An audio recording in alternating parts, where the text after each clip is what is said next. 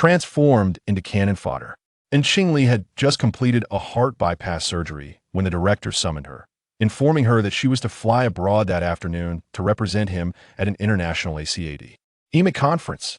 The female protagonist, Heroine, possessed a mutated ice spirit root, exuding a serene elegance. Yet her fortune was chaotically fiery. Despite her cultivation being limited to the foundational stage, the male supporting character who harbored feelings for her was on the verge of a significant breakthrough. And Qingli chuckled softly. After all, Heroine was the leading lady, powerful and poised, supported by a formidable sect and an equally powerful master. These prematurely introduced male characters were destined to remain mere supporting roles, unable to sway the frosty and proud heart of the protagonist.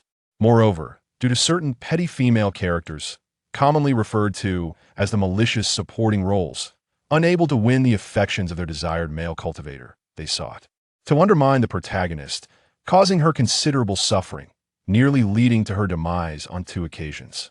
Ironically, that mid-foundational female cultivator shared the same name as in Qingli, prompting her to curse under her breath aboard the plane. Why target anyone other than the protagonist? Heroine was fated to survive until the grand conclusion. She was not someone who could be thwarted midway by others, a clear testament to the adage that the ignorant fear are nothing. Just as in Qingli was lamenting the folly of others, the airplane suddenly plummeted, descending sharply. There was no time for screams to escape their throats before she succumbed to an all-encompassing darkness. Subsequently, news reports revealed that a meteorite from beyond struck the aircraft, igniting a fire that led to its catastrophic descent, with no survivors among the passengers. As the truth emerged, people mourned the loss of their compatriots while marveling at the minuscule odds of such an event occurring. Uncertain of how long she had slumbered in the boundless darkness, when she finally opened her eyes, an acute pain throbbed in her small posterior. "Cry, for heaven's sake, cry!" A midwife struck her gently on the bottom, her aged eyes brimming with tears. And Qingli stared at the woman for a moment, her mind a tumult of unfamiliar thoughts, rendering her head dizzy on the brink of fainting. "My child, you must not slip away. If you do, how shall I face your father? You must live." The beautiful young mother, recently delivered, disregarded her frail condition and struggled to rise. This child represented her future glory. She could not afford to lose him. The desperate cries of the mother roused the dazed and Qingli, who slightly turned her head, striving to gaze at the stunning woman rushing towards her. This was the mother of the infant, yet she was merely a beautiful but selfish woman of pity for the Qingli of the cultivation realm. The suffocating life of Qingli in the cultivation world continued to swirl in her mind, the final image frozen in her memory, depicting a monstrous beast's gaping maw. The Qingli aboard the airplane had perished, as had the Qingli in the secret realm of the crow's nest. Yet this worldly family, this small infant Qingli, had survived. This surreal rebirth. Not only had it failed to erase the memories of her past life, but it had inexplicably endowed her with the memories and emotions of the Qingli from the cultivation realm, thusum, arcing her existence as one spanning 3 lifetimes. 3 lifetimes, little Qingli, with her eyes half closed, sighed in wonder. The realm of cultivation? The realm of cultivation. Her heart raced fervently, and a broad smile lit up her face. The midwife, startled by the wrinkled countenance of the infant's smiling face, trembled slightly, suddenly recalling a piglet from over a decade ago that had once resided in her Malise pigsty. That piglet had a peculiar habit of tilting its head and grinning at people, its bright eyes sparkling with mischief, often eliciting an unsettling laugh from those who encountered it. Eventually, the family could no longer endure its antics and sold the little creature, deeming it a mischievous spirit. Now, this newborn girl, having just entered the world, bore an uncanny resemblance to that piglet, her tiny face crinkled and yet smiling without having opened her eyes. The smile sent shivers down the midwife's spine once more.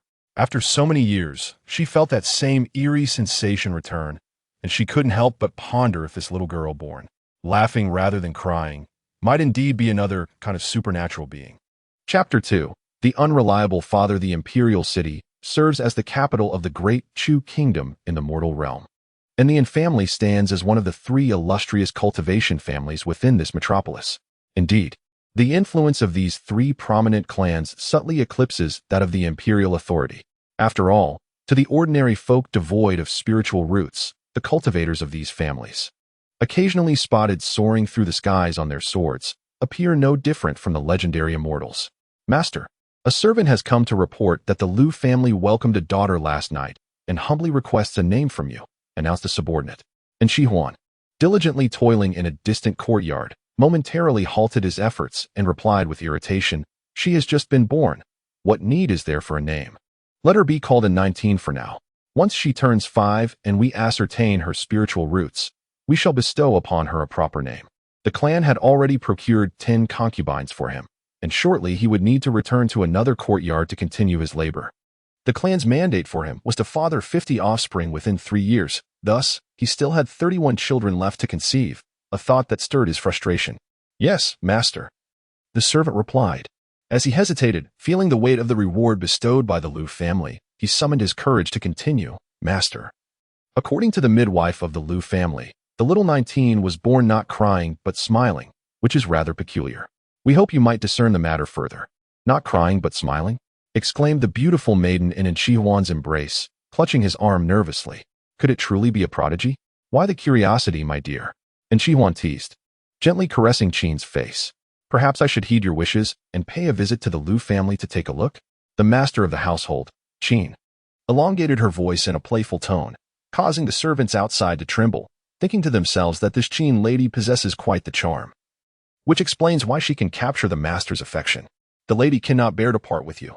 Besides, it is rare for you to visit her. She wishes to bear you another child, so do not disappoint her heartfelt intentions." Indeed, the lady is fortunate to be capable of bearing children. Thus, considering the children Qing and Huan, the master decided to acquiesce to her wishes today. And Huan disregarded the servants outside, immersing himself in his grand endeavors. How infuriating it is to deal with that old hag from the Qing family. Lu's expression twisted with disdain, for the Qing lady was fertile. Among her 5 children, 2 possessed spiritual roots. Truly, a mother's worth is elevated by her offspring. Not only did they enjoy the finest of provisions, but she also had the audacity to flaunt her pregnancy in front of the concubines, often seeking to provoke them. The younger and more alluring they were, the more resentment the Qing lady harbored towards them. She had even treated Lu as a mere maid for a considerable time, thus effortlessly securing her position at the top of Lu's list of contemptible rivals. In the cradle, Qingli, well-fed and content, gazed at Lu's contorted face for a moment and thought, "Dear mother, there is no need for such jealousy." In a few days, when 5-year-old Qingmiao is tested and found to possess a singular spiritual root, you will have to ally with the Qing lady to contend with Qingmiao's mother, providing ample opportunity for you to showcase your wit and cunning. As anticipated, 2 days later, and second son, Huan, had a daughter, Qingmiao, who was revealed to possess the rare, singular water spiritual root, causing quite a stir among the upper echelons of the family. In this world, individuals possessing spiritual roots are exceedingly rare, and among those with such roots, most are of mixed nature, typically comprising 4 or 5 spiritual roots. A singular spiritual root, however, is considered a treasure even within the vast realms of cultivation, let alone in the mundane world. After 6 centuries, the family has once again produced an individual with a singular water spiritual root. Astonishing even the reclusive foundational establishment elders who emerged from their seclusion to bestow a name upon this unique talent. However, due to the significant drawbacks associated with a singular water spiritual root, the upper echelons of the family have suppressed the news, presenting a unified front, claiming to the outside world that Qingmiao possesses both water and wood spiritual roots, with the water root being of exceptionally high purity. The family in Tianzi City rejoices in celebration, with the esteemed Huan and the Qin family particularly overjoyed. Huan has received a foundational elixir as a reward from the clan, while the Qin family, currently at the 2nd layer of Qi training, has been promised the position of Huan's primary wife, allowing her to move into the family's main residence ahead of schedule and prepare for their upcoming nuptials. Amidst this jubilance, others are fraught with anxiety. The Qin family, in particular, finds themselves restless, initially confident with their 2 children possessing 3 spiritual roots as their support. They had anticipated that Huan's closest companions would be from their lineage. To their dismay, The emergence of the Qin family as a dark horse has shattered their aspirations of becoming the matriarch, while simultaneously jeopardizing their children's prospects. Every 5 to 6 years, the Yin family traditionally sends their 5 most gifted children to the illustrious and family ancestral home. Based on past experiences, the Qin family's pair of 3-rooted offspring had a substantial chance of being selected. Yet, with the unexpected rise of Qingli, one coveted spot has been irrevocably lost. Moreover, within the sprawling Yin family, dozens of infants are born each year, ensuring that more 3-rooted or dual-rooted talents could emerge, further diminishing their chances. The Qin family found themselves engulfed in an unprecedented sense of crisis, prompting them to summon their 2 children, who approached Heroine with tearful grievances. They expressed their wish not to hold on to him until old age, but rather to ensure that their 2 offspring secure a place in the family lineage. And Heroine, who was preparing to enter seclusion to refine his foundation after obtaining the foundation establishment pill, endured his impatience and offered some comforting words to the Qin family. He then reasoned with Qingli and Qinghuan, reminding them that the allocation of family slots was not within his control. Furthermore, if 3 out of the 5 slots were filled by his own children, it would inevitably incite discontent among other relatives. Rather than plead with him, it would be wiser to diligently cultivate their skills and triumph over the other 3 competitors with 3 spiritual roots. Encouraged by their father's words, Qingli and Qinghuan brimmed with determination, vowing to intensify their training to surpass the remaining contenders. While the Qin matriarch acquiesced verbally, her thoughts wandered far into the future. As a mere mortal, her beauty waned with age, and the prospect of her children potentially distancing themselves from her weighed heavily on her mind. Thus, she resolved to secure her own interests. Consequently, she reached out to Qinghuan's promising concubines under the pretense of celebrating the master's joy at having a son, though the true intentions were well understood by all involved. Among them was Lu, carrying the swaddled Qingli, who also eagerly joined the fray. The poor infant, barely a month old, endured the jostling of the carriage, resulting in a torrent of milk being expelled over himself. Unable to articulate his discomfort, he could only wail and protest. At last, the sisters had all gathered. The weary Qin matriarch finally spoke, lowering her demeanor with a tinge of regret for having struck Chun in the past.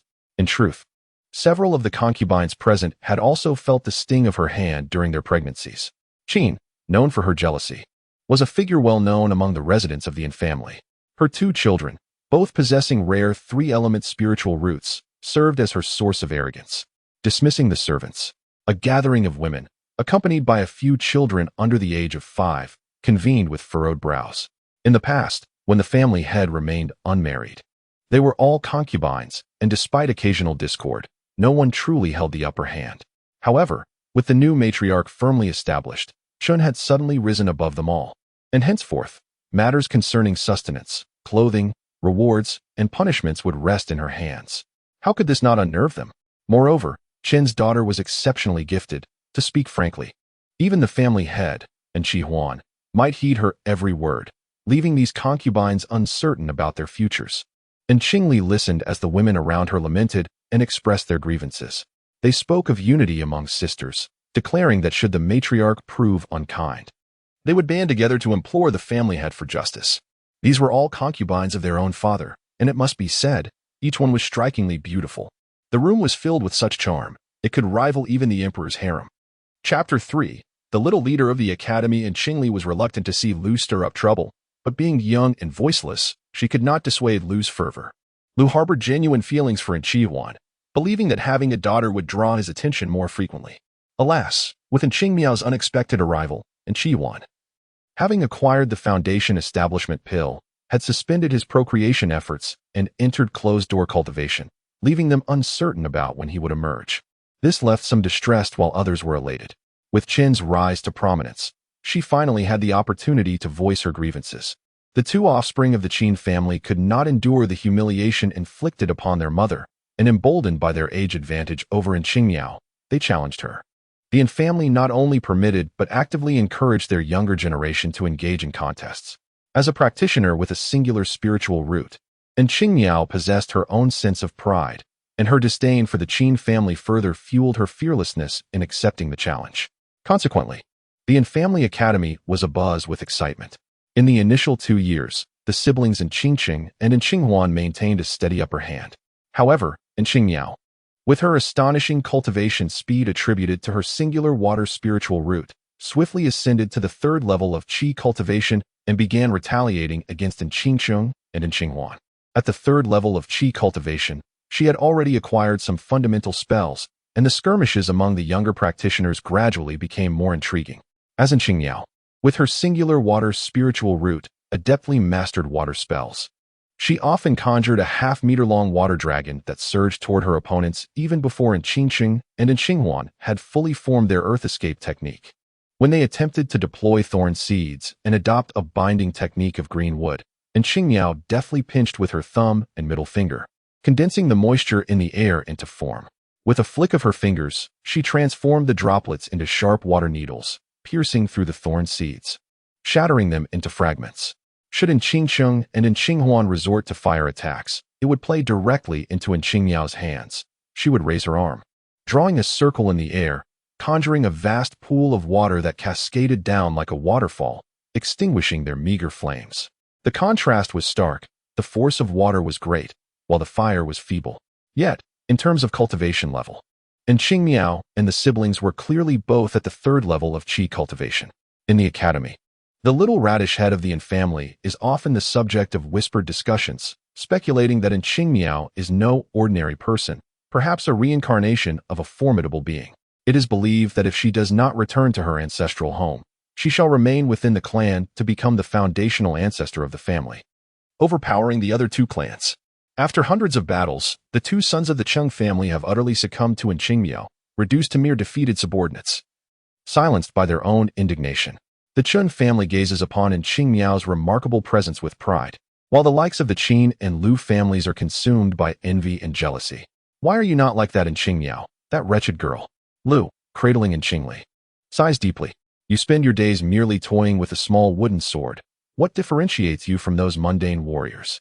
Look at Qingli, observe Qingcheng and Qinghuan. Their prowess is truly commendable.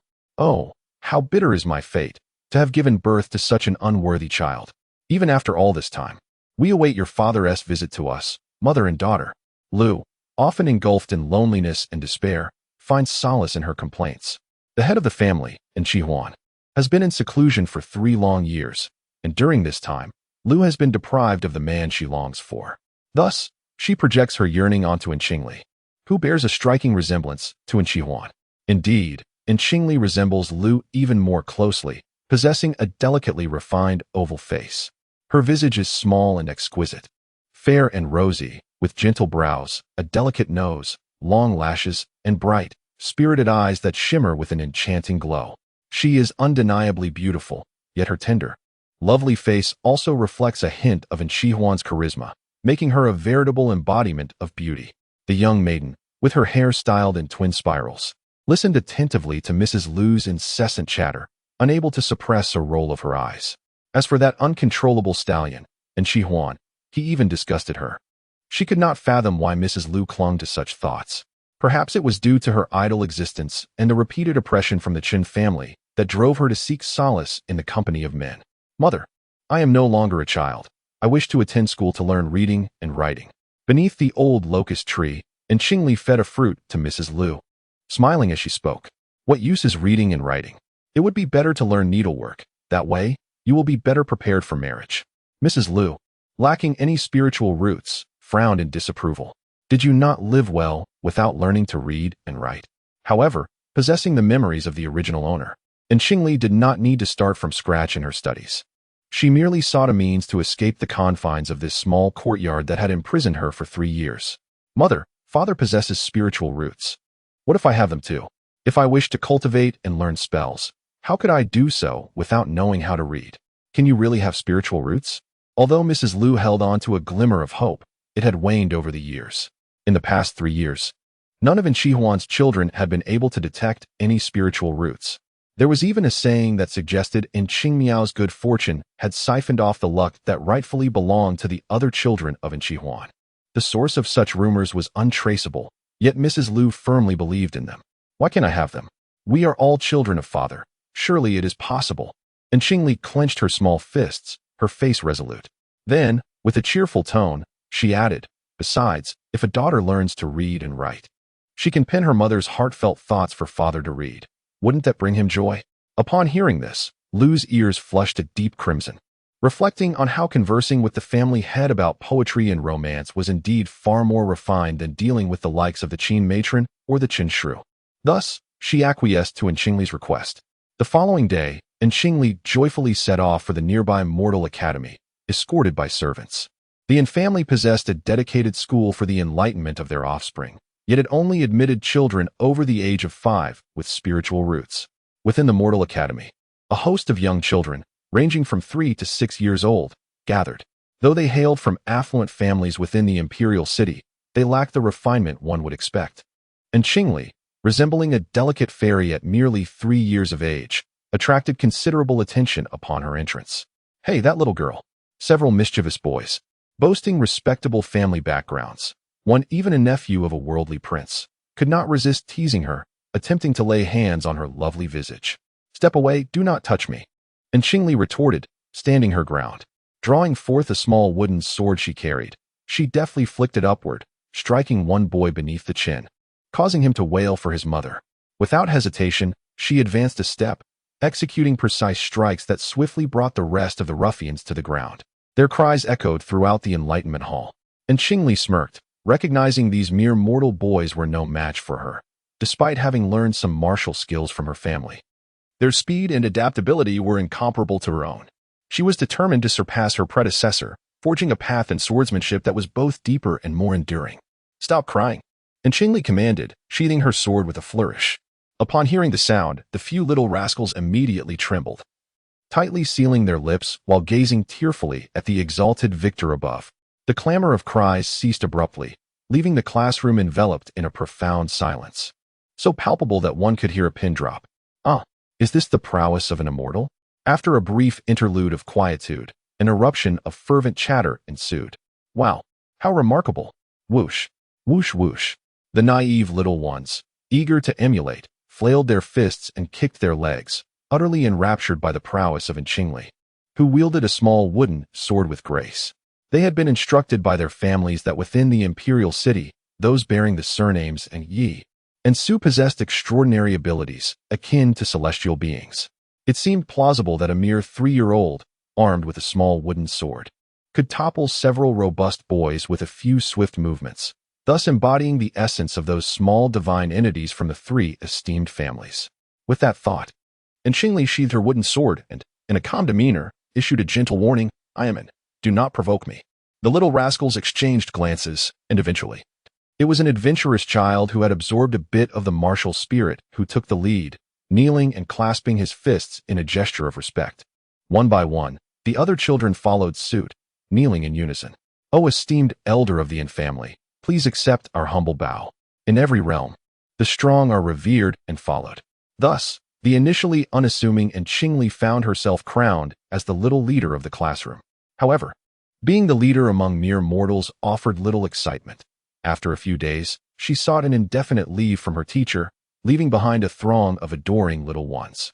Guided by the memories of her predecessor, she, accompanied by the household servants, ventured to the only marketplace in the imperial city associated with cultivators. The market is rather small and somewhat desolate, with most goods catering to the needs of Qi refinement period cultivators. Although Qingli possesses spiritual roots, she is still too young, and her roots have yet to fully mature. Premature cultivation could be detrimental to her well-being, so she does not rush into it. Qingli specifically visits the market with the intention of acquiring a few herbal books to deepen her understanding of the properties of various herbs, facilitating her future endeavors in alchemy. Being an alchemist is indeed a lucrative profession, and in order to avoid bowing to the demands of spirit stones in the future, she must prepare diligently. In the original narrative, Qingli agreed to assist the female antagonist in secretly harming the protagonist primarily due to her lack of spirit stones needed to forge a life-bound artifact. Such herbal books, which are quite commonplace in the cultivation world, can be exchanged for spiritual pearls. 100 spiritual pearls equate to a low-grade spirit stone. The 20 or so spiritual pearls in Qingli's possession are a reward bestowed upon her during the birth of the Lu family's daughter. The Lu matriarch cherishes them dearly, with half embedded in her hairpin and garments, and the other half hidden away for future reliance. Qingli discreetly acquired them. exchanging them for 3 herbal books and an introductory text on alchemy, and she also made a special purchase of a damaged broken sword. The original owner wielded a sword, and Qingli harbors a particular fondness for it. She thinks it would be quite suitable to practice her moves with the broken sword in place of a small wooden one. The matriarch, realizing that the spiritual pearls have vanished, is infuriated and chases Qingli around the courtyard with a vine, declaring her intent to toss those books into the stove and burn them to ashes. With the broken sword wrapped in cloth on her back, Qingli swiftly ascends the large locust tree in the courtyard, cradling the books in her arms, and soothingly reassures, "Mother, please do not be anxious. How could I possibly engage in such a losing venture?" The child devised a plan to venture into the surrounding mountains and wilderness in the near future, seeking herbs to sell, as detailed in the book, promising to return with 20 spirit orbs. Really? Lu was skeptical, considering that this little girl was merely 3 years old. Could she truly embody the saying about the young being astute beyond their years? Indeed.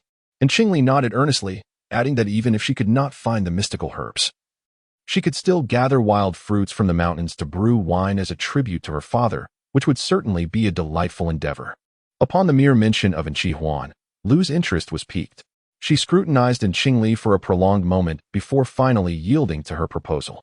Thus, the following day, she summoned 2 servants and, under the auspices of the family, hired several robust young men to safeguard the 3-year-old and Qingli as they ventured beyond the city into the mountains. Naturally, the group dared only to wander at the foot of the mountain, refraining from delving deeper into the forest. After all, the mountains harbored wolves, and it was rumored that there existed man-eating monsters capable of devouring even those adept in the arts of cultivation. Lu, cradling the sparkling spirit orbs, beamed with joy, embracing Qingli and extolling her as a wonderful daughter, urging her to continue striving and accumulate more spirit orbs for her mother, to eventually serve as her dowry. Qingli, however, was reluctant to relinquish her savings to Lu, having stashed away a considerable amount, which displeased Lu greatly. Lu frequently wore a stern expression, pointing at Qingli and reprimanding her for being a money-obsessed little creature devoid of conscience. Qingli was at a loss, well aware of Lu's temperament. Even if she acquired spirit orbs, Lu would undoubtedly find ways to curry favor with Heroine. Thus, she suggested that Lu accompany her into the mountains, promising that whoever discovered the herbs first would claim them as their own. Chapter 4. Sacrifice of wealth does not guarantee escape from disaster. Having ambled around the foot of the mountain for 2 years, Qingli had become thoroughly acquainted with the diverse flora in the area. Her small frame had not only grown robust, but she had also managed to accumulate 10 low-grade spirit stones. With her spirit stones amassed, Qingli planned to venture into the market to acquire the alchemy furnace she had long yearned for. Although the alchemy furnace was a rather inferior, low-grade magical artifact, it was sufficient for Qingli, a novice of the most elementary level. 10 low-grade spirit stones were a substantial fortune for the 5-year-old Qingli, so she had hidden them beneath a floor tile against the wall under her bed. However, upon crawling under the bed and lifting the floor tile once more, Qingli was overcome with incandescent rage. "Who pilfered my spirit stones?" In the light mist of the early morning, a childish voice roared ceaselessly, immediately alarming the entire courtyard. Lu Shi, waving her fan with a delicate, willow-like grace, sauntered over, seemingly enjoying the misfortune, and remarked, 19. How many spirit stones were there to cause such a commotion? Didn't I advise you to entrust your spirit stones to your mother for safekeeping? Now, hasn't a thief made off with them? Qingli clutched the broken sword tightly in her small hand, contemplating felling the thief who had stolen her spirit stones. Were those merely 10 spirit stones? They were her alchemy furnace, the cornerstone of her future prosperity. Heavens, why are your eyes reddening? Lu Shi, still possessing some affection for her daughter, embraced the little girl and quickly inquired, how many spirit stones were there to cause such a ruckus? Qingli wiped her face and replied, 10. 10. Lu Shi's voice suddenly soared.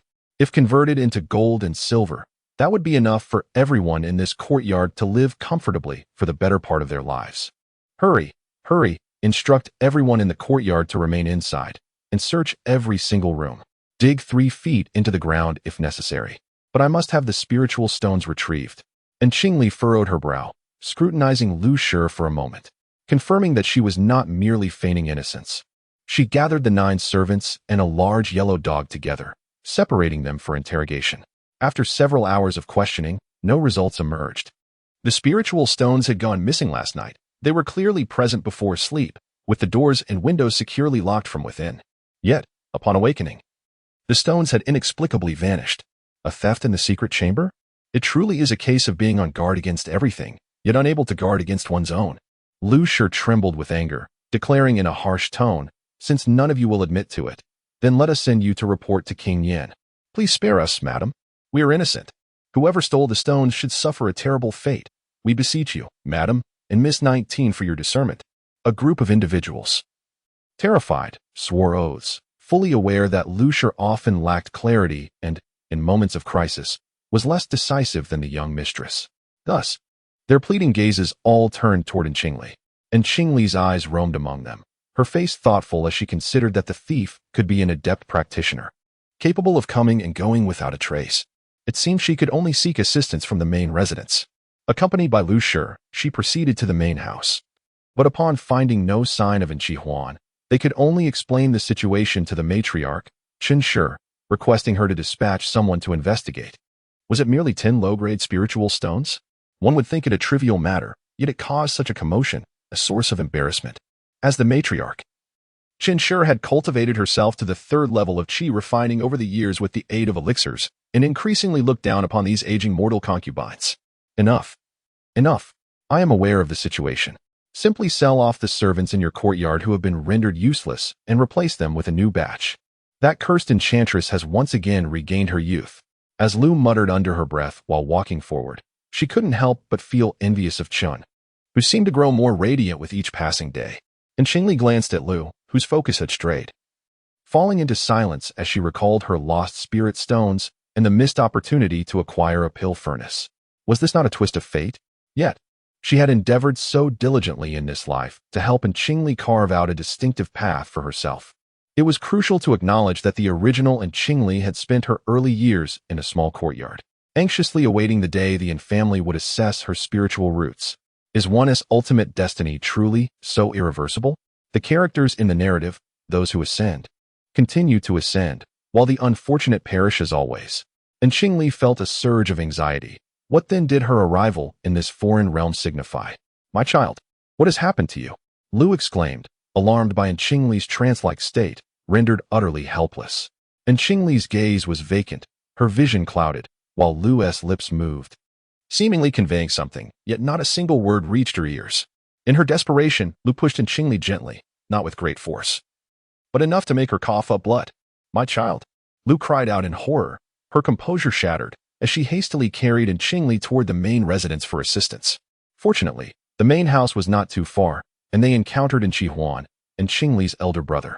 Lu hurriedly recounted the events leading to Qingli's bleeding, causing Heroine and several elders to exchange concerned glances. Could it be that she had fallen prey to a dark obsession? The 7th elder voiced his confusion. However, his statement contained both truth and fallacy. Young Qingli was merely ensnared in a fleeting delusion, a temporary bondage that could scarcely be deemed a heart demon. This ephemeral state was abruptly shattered by Lu's intervention, which nearly cost Qingli her life. "Nonsense," the Grand Elder retorted immediately, asserting that at such a tender age, how could one possibly harbor a heart demon? Upon hearing of this girl's precociousness, it was evident that this was the renowned moment of enlightenment. Enlightenment often stems from profound comprehension of the Tao, while heart demons typically arise from fear, regret, greed, and ignorance regarding people and events. Nevertheless, the nature of the world is not absolute. Some individuals, endowed with exceptional insight, may transcend their heart demons and, through adversity, attain enlightenment.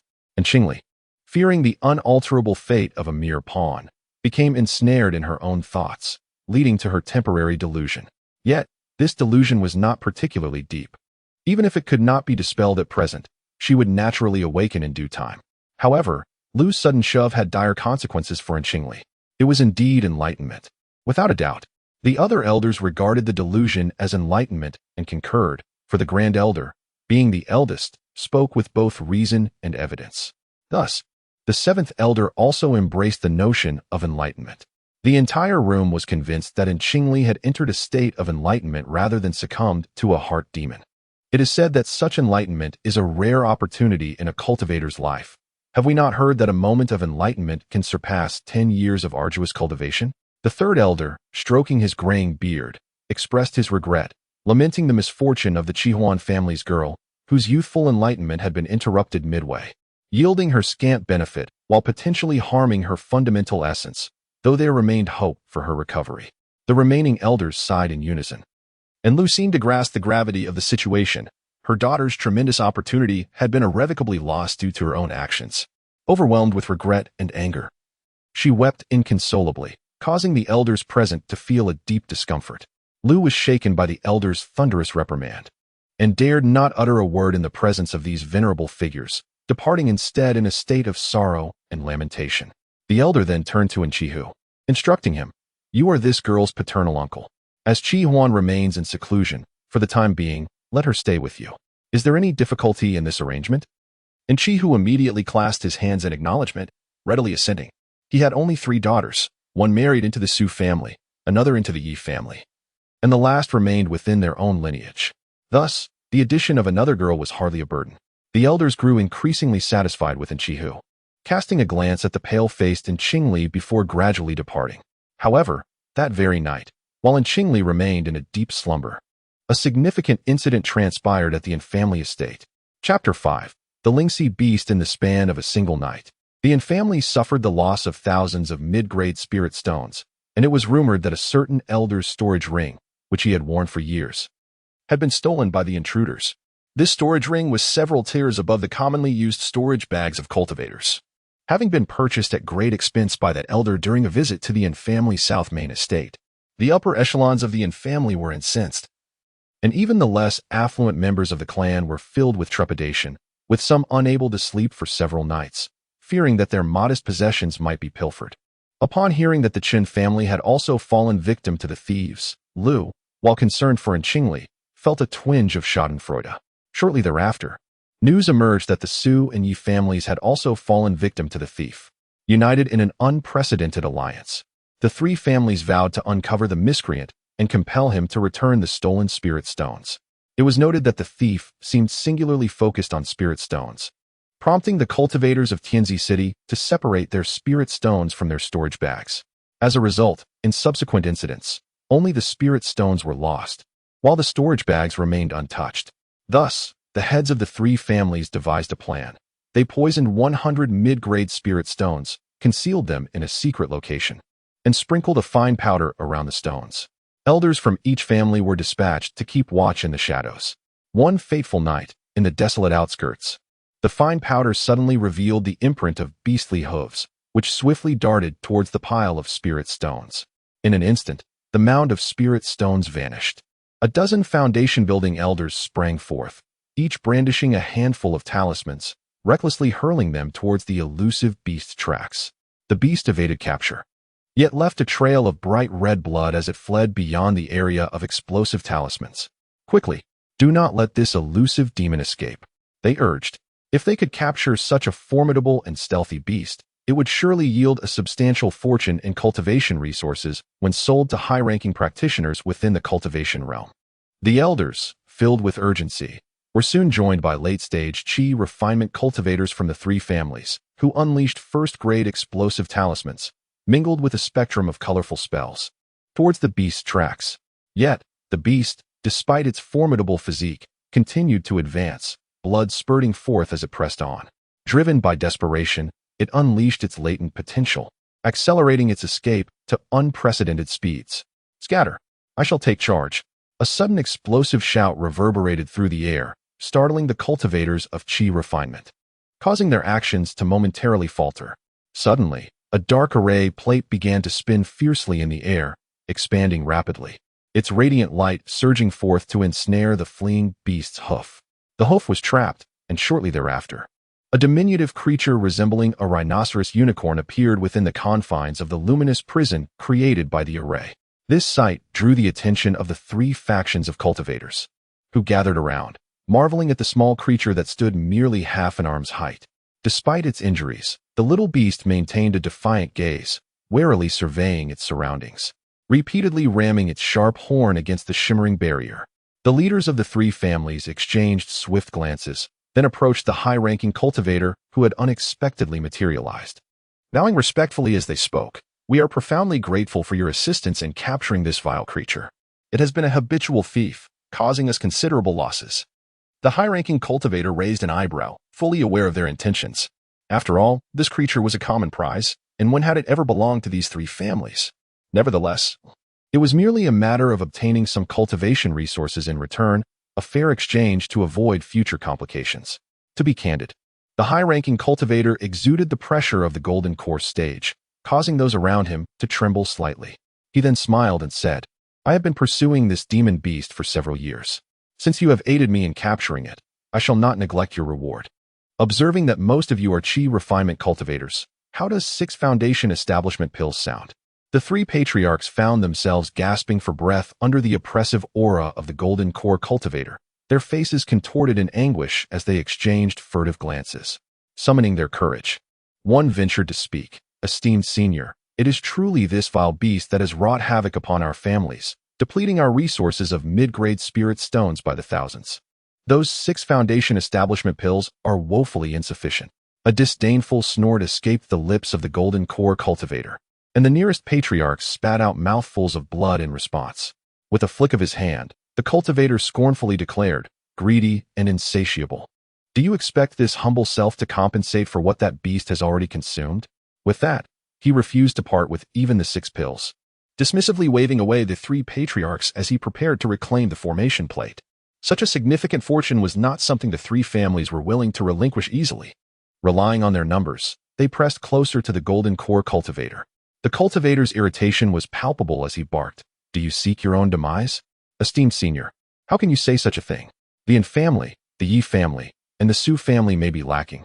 But if our ancestors of the nascent soul were to learn of our incompetence, they would surely chastise us. Shameless and impudent. Without my assistance, how would you have captured this beast?" The golden core cultivator was incensed, angered by these insignificant mortals who, in their ineptitude, dared to invoke his name for intimidation. The Yin family and the Yi family were not mere second-rate clans. They were backed by a formidable first-rate sect, not to be trifled with. 6 foundation establishment pills, 1,000 mid-grade spirit stones. No, it must be at least 20,000. Suddenly, chaos erupted as someone shouted, "The beast has escaped." Panic ensued among the crowd. The golden elixir cultivator was infuriated, his spiritual sense rapidly expanding in search of the elusive lynxy beast. With a forceful stomp of his right foot, he transformed into a streak of light that surged skyward, heading deep into the dense forest. The matter of the concealed demon beast had become a hot topic among the 3 clans. Coincidentally, members of the Yin family had arrived at the imperial city to select disciples. The experienced cultivators of the Yin family, well-versed in such matters, informed them, based on the description provided by the Yin elder, that it was indeed a rare lynxy beast, known for its preference for toxic spiritual herbs and elixirs, possessing immunity to all poisons. It was said that if a cultivator were to consume its fresh blood, they could also be cured of myriad toxins. It seemed that the scarcity of spiritual resources in the mortal realm had compelled the creature to resort to consuming spirit stones. No wonder the spirit stone had been tainted with lethal poison. The lynxy beast had suffered no ill effects from it. The elders sighed, lamenting the unfortunate loss of 6 foundation establishment pills. 6 foundation establishment pills? The cultivators of the Yin family were left speechless. According to their analysis, the young lynxy beast had awakened a unique innate ability, allowing it to blend seamlessly with its surroundings, rendering it undetectable to cultivators. It was likely that even 600 foundation establishment pills would not suffice to procure it. The members of the Yin family were on the verge of tears, mourning the lost opportunity of such a windfall, while simultaneously resenting the avarice of the golden elixir cultivator, who had offered an exceedingly low price. Chapter 6. Testing the Spiritual Roots. The contest for quotas in their haste to escort and select disciples. The cultivators of the Yin family conducted a thorough reassessment of the spiritual roots overnight.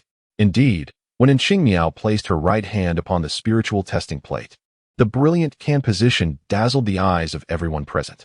Qingli possessed a singular water spiritual root with a purity of 8, truly remarkable.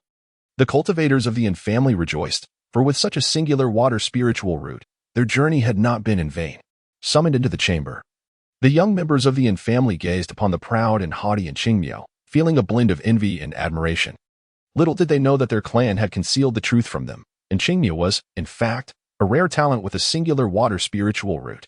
Suppressing their feelings of jealousy and envy, the other 5 young members of the family sequentially placed their hands upon the spiritual testing plate.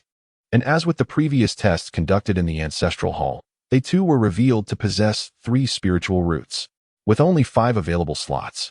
And in Qingmiao already securing one, it was inevitable that one of the remaining 5 would be excluded from the main family. Initially, it was proposed that among the 5 slots, 3 should be allocated to the lineage of Heroine, with the hope that one member would voluntarily relinquish their claim. However, the Qin family was unwilling to concede, as her 2 children, Qingcheng and Qinghuan, were only slightly weaker than Qingmiao. Thus, they allied with the concubines of Qinghuan and several uncles tasked by the clan to bear children, pleading before the clan leader and elders. They argued that since the clan allowed Qinghuan and others to produce multiple offspring, they should not deny the younger children a fair opportunity to compete. The reluctant uncles, motivated by their own children's interests, fervently cited clan regulations. The clan leader, being the grandfather of Qingcheng and Qinghuan, naturally inclined to favor his grandsons. Consequently, the decision regarding who would be chosen and who would remain was left to the practitioners of the main family. The practitioners of the family were quite agreeable, suggesting that the young ones engage in direct competition to determine their fates, which suited Qingcheng and Qinghuan perfectly, as they had significantly improved their skills through their encounters with Qingmiao over the years. Furthermore, the other 3 young members had been excessively pampered, one of whom often slacked off from his studies, possessing the potential of 3 spiritual roots, yet only having reached the first level of qi cultivation. The 3 little ones naturally dared not challenge the 2 from the city, so they clumped together, yet being delicate and pampered, their skirmish was hardly remarkable. While the trio of fledgling children pecked at each other, and Qingli, draped in a white fox fur cloak, was hurriedly carried over by Qihu. It was no wonder she was clad more warmly than the others. She had been ensnared by a magical affliction that had been abruptly interrupted, leaving her with lingering injuries that had yet to heal completely. I. And Qingli, her hair styled in twin buns, raised her little hand anxiously. I turned 5 several days ago, but the clan has been too busy capturing demon beasts to assess my spiritual roots. You frail child, why add to the commotion? The 3 children's direct relatives were none too pleased. There were already insufficient slots, and now a potential contender was being added. Clan rules must not be disregarded. And Qingli placed her small hand on her hip, gazing earnestly at the clan leader. Grandfather, don't you agree? This little girl was quite articulate, indeed clever and perceptive. The clan leader, Bai Hong, held a fondness for her and, chuckling, scooped her up as he approached the clan's esteemed cultivators, respectfully stating, according to our customs, all children who turn 5 must undergo a test of their spiritual roots. Esteemed elders, I humbly request an assessment. The clan's cultivator, not wishing to refuse the clan leader's request and harboring little expectation for Qingli, presented the spiritual testing plate, inviting her to extend her hand for the assessment. Qingli, feeling a mix of trepidation and anticipation, reached out her small hand. She was well aware of her original spiritual roots, yet she was uncertain if her identity as an otherworldly visitor would alter anything. To her delight, the testing plate illuminated in response to her touch, revealing vibrant flames and lushwood, confirming her as a dual-rooted cultivator of fire and wood. I am Qingli. The trepidation that gripped her heart finally subsided, replaced by a sense of tranquility. Indeed, she possessed the dual attributes of fire and wood, portending a future of immense promise. The visages of those within the courtyard were a tapestry of emotions, a testament to the astonishment that rippled through their ranks. This young girl, a scion of dual spiritual roots, was blessed with an extraordinary destiny. The progeny of the lineage are endowed with exceptional aptitudes, one mused. In bygone eras, the mantle of representation was often borne by disciples of merely 3 spiritual roots. A cough emanated from a member of the family's main branch, signaling the commencement of the formal pronouncement. And Qingli, he declared, possesses the dual attributes of fire and wood. The purity of her fire spiritual root is 7, while that of her wood spiritual root is 6. A commendable achievement, indeed. This lass is of considerable merit, another declared. May the progeny of our clan surpass us in each successive generation. The patriarch of the 3 spiritual roots was naturally elated, his heart swelling with pride. However, for the scions of the city, Qingcheng and Qinghuan, Joy was a sentiment conspicuously absent. The limelight had been stolen by that girl, and Qingli, a circumstance to which they had grown accustomed. Yet, the emergence of another dual-rooted prodigy was an unwelcome development. Why must father beget so many children? They lamented. Are they merely intended to vex us? At least that lad, Heroine, has proven his mettle. A voice dripped with sarcasm. Now that she has arrived, let us adhere to the precedent established by the senior members of the main branch. The allocation of places shall be determined by the outcome of a trial. Let the young Qingli enter the arena and vie for her rightful place. It is unseemly that the offspring of Heroine should monopolize 4 of the 5 available slots. Grandfather speaks with sagacity. And Qingqing and Qinghuan echoed, their allegiance shifting. The prospect of another dual-rooted nuisance within the main branch was anathema to them. And Qingli retorted, her voice laced with indignation. As per the clan's regulations, precedence is granted to those disciples who possess superior spiritual roots. As a dual-rooted individual, my claim supersedes yours. You continuously invoke the clan's regulations, one sneered. But what purpose would you serve in the main branch, a mere waste of resources? Would the main branch be burdened with the responsibility of sustaining your incompetence? The 3 children, their squabble momentarily forgotten, ceased their skirmish and joined the chorus of denunciation against Qingli. The 4 siblings of Qingli are utterly detestable. Why is it that other uncles and aunts are merely average, yet they have produced such exceptional offspring? I am not worthless. My injuries simply require time to heal. Once I am recovered, I shall diligently cultivate my skills and serve my family loyally. And Qingli hastily expressed her allegiance to her family. There was no other choice. The realms of cultivation and the mundane world truly lie worlds apart. Not to mention the abundant spiritual energy in the cultivation realm, which far surpasses that of the secular world. Thus, I must spare no effort in securing this opportunity. She quickly pulled out several herbal books from her pocket, showcasing her strengths. Dear uncle, please take a look at these herbal texts and the introductory alchemy book. I have memorized them thoroughly. Feel free to test me. Should I falter, I shall no longer contest for this opportunity. As the saying goes, fortune favors the prepared. These volumes were specifically brought by her in anticipation of this moment. The onlookers were astonished, at merely 5 years old. While many peers were just beginning to learn their letters, this girl boldly claimed to be thoroughly versed. Is that truly the case? The family cultivators remained skeptical, after all. Children often boast without a hint of embarrassment. This is her own uncle. And Qingli cast a grateful glance at Qingli. An epiphany? The family cultivators exchanged surprised glances at Qingli. Could it be that such enlightenment has come at such a tender age, marking her as an extraordinary prodigy?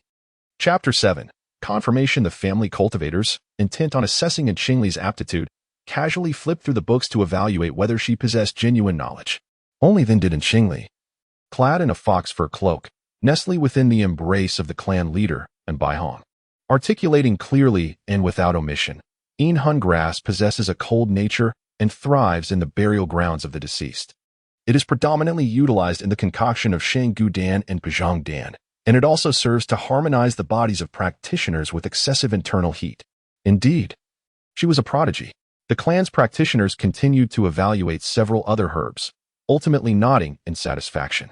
And Qingli, too, felt elated, for it appeared that she had secured her position through merit. This girl was truly extraordinary. An elder, consumed by envy, lamented that the girl was not of their direct lineage. A group of onlookers turned their gazes towards Qingli, which incited a surge of anger within Qingli. Whenever she was present, all attention ought to revolve around her. How could it be that this seemingly useless girl with dual spiritual roots seized the limelight? Thus, Qingli refused to yield. Leveraging her single spiritual root, she pouted her delicate lips and childishly declared, I dislike this girl. If she goes, I shall not. Indeed, indeed. Echoed Qingqing and Qinghuan, rallying in support. If she goes, we shall not go either. How can the clan admit a useless child who cannot even stand? Exactly. The 3 children, displeased by the sudden emergence of Qingli, threw themselves to the ground in a fit of petulance. After all, being young afforded them the privilege of such antics. And Qingli, her face darkened with frustration, thought to herself, I earned this position through my abilities. These little brats simply cannot abide other success. Truly, excellence breeds envy, a lesson she had learned all too well in her previous life. Enough of this nonsense, the clan leader admonished. Especially in front of the clan members, these youngsters are a disgrace. Whoever causes a scene will automatically relinquish their position, allowing another disciple to take their place. The patriarch's words held weight, and the few unruly juniors promptly fell silent, their gazes fixed upon Qingli. Over the years, the disciples of the family academy have naturally looked up to Qingli as their leader. However, Qingli, who has just turned 5 and has never attended the family academy even for a day, is unfamiliar to them. Qingli crossed her arms and stared at the ailing Qingli, as if she herself were the head of the family, speaking imperiously. Little Li, you have sustained a serious injury, and it remains uncertain whether you can recover. I shall grant you 5 years. If you heal within that time, then it will not be too late for you to return to the main family. Older sister Miao, you are merely a junior and cannot make decisions on behalf of our family, uncle. Regarding the advancement of cultivation over the next 5 years, it is best to treat your injuries as soon as possible, which is why I, Qingli, shall not yield an inch. Furthermore, our family uncle has already nodded in agreement. You cannot force him to go back on his word. Humph. Qingli is aware of her shortcomings and values her single spiritual root, yet she continues to act presumptuously. After all, it's either you or me, family uncle. You must choose one. Sister Miao, as a dual spiritual root, I cannot compare to you. Why must you make things difficult for me? Qingli felt disheartened. Such a petty-minded Qingli, it is no wonder that she would ultimately bring ruin to the family. Humph. Qingli flushed with indignation, saying, I simply cannot stand your presence. You had best not appear before me. Family uncle, but I truly wish to go to the main family. Qingli gazed pitifully at her uncle from the clan, not that she wished to feign innocence. While such behavior might be deemed shameful, it proved effective. The clan's cultivators found themselves in a predicament. Allowing Qingli to return to the clan was not the issue, but they feared offending the promising Qingli. Particularly given Qingli's narrow-mindedness, she was not one to be easily dealt with. Thus, with a sigh, the clan cultivator had made up his mind. Qingli's face lit up with joy, yet Qingli lamented her own insignificance. Despite her fervent efforts, she remained obstructed by Qingli's petty nature. Upon acceptance, the clan cultivator's consciousness jolted as he received a message from their ancestral Golden Core elder. It turned out that this mission was of great significance due to the presence of the singular spirit root in Qingli, prompting the clan to dispatch an elder for protection. Consequently, the immediate relatives of the 3 children had no objections, although Qingli and the 2 sons of the city still regarded Qingli with disdain. Nevertheless, given the firm stance of the clan cultivator, they dared not voice their grievances further. Qingli, naturally elated, expressed her gratitude with a respectful bow towards the clan cultivator. Then to her family head and uncle.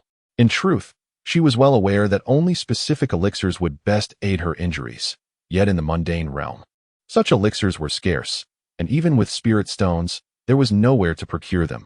She had no choice but to seek solutions within the realm of cultivation. Ultimately, her opportunity to return to the clan was secured, and surprisingly, the child who had been eliminated felt a flicker of delight. Serving at the clan was far more appealing than languishing in the mundane world. Having only reached the first level of Qi training, he had initially feigned truancy. Lu Shi was summoned back to the clan, bidding farewell to Qingli. After 5 years of companionship, the mother and daughter found themselves at a loss for words. The emotions of Qingli towards Lu Shi are rather intricate. Although she emerged from Lu Shi's womb, she does not regard Lu Shi as her mother. Her true mother belongs to her previous life. In fact, she perceives Lu Shi more as a sister, albeit one who is somewhat naive and selfish.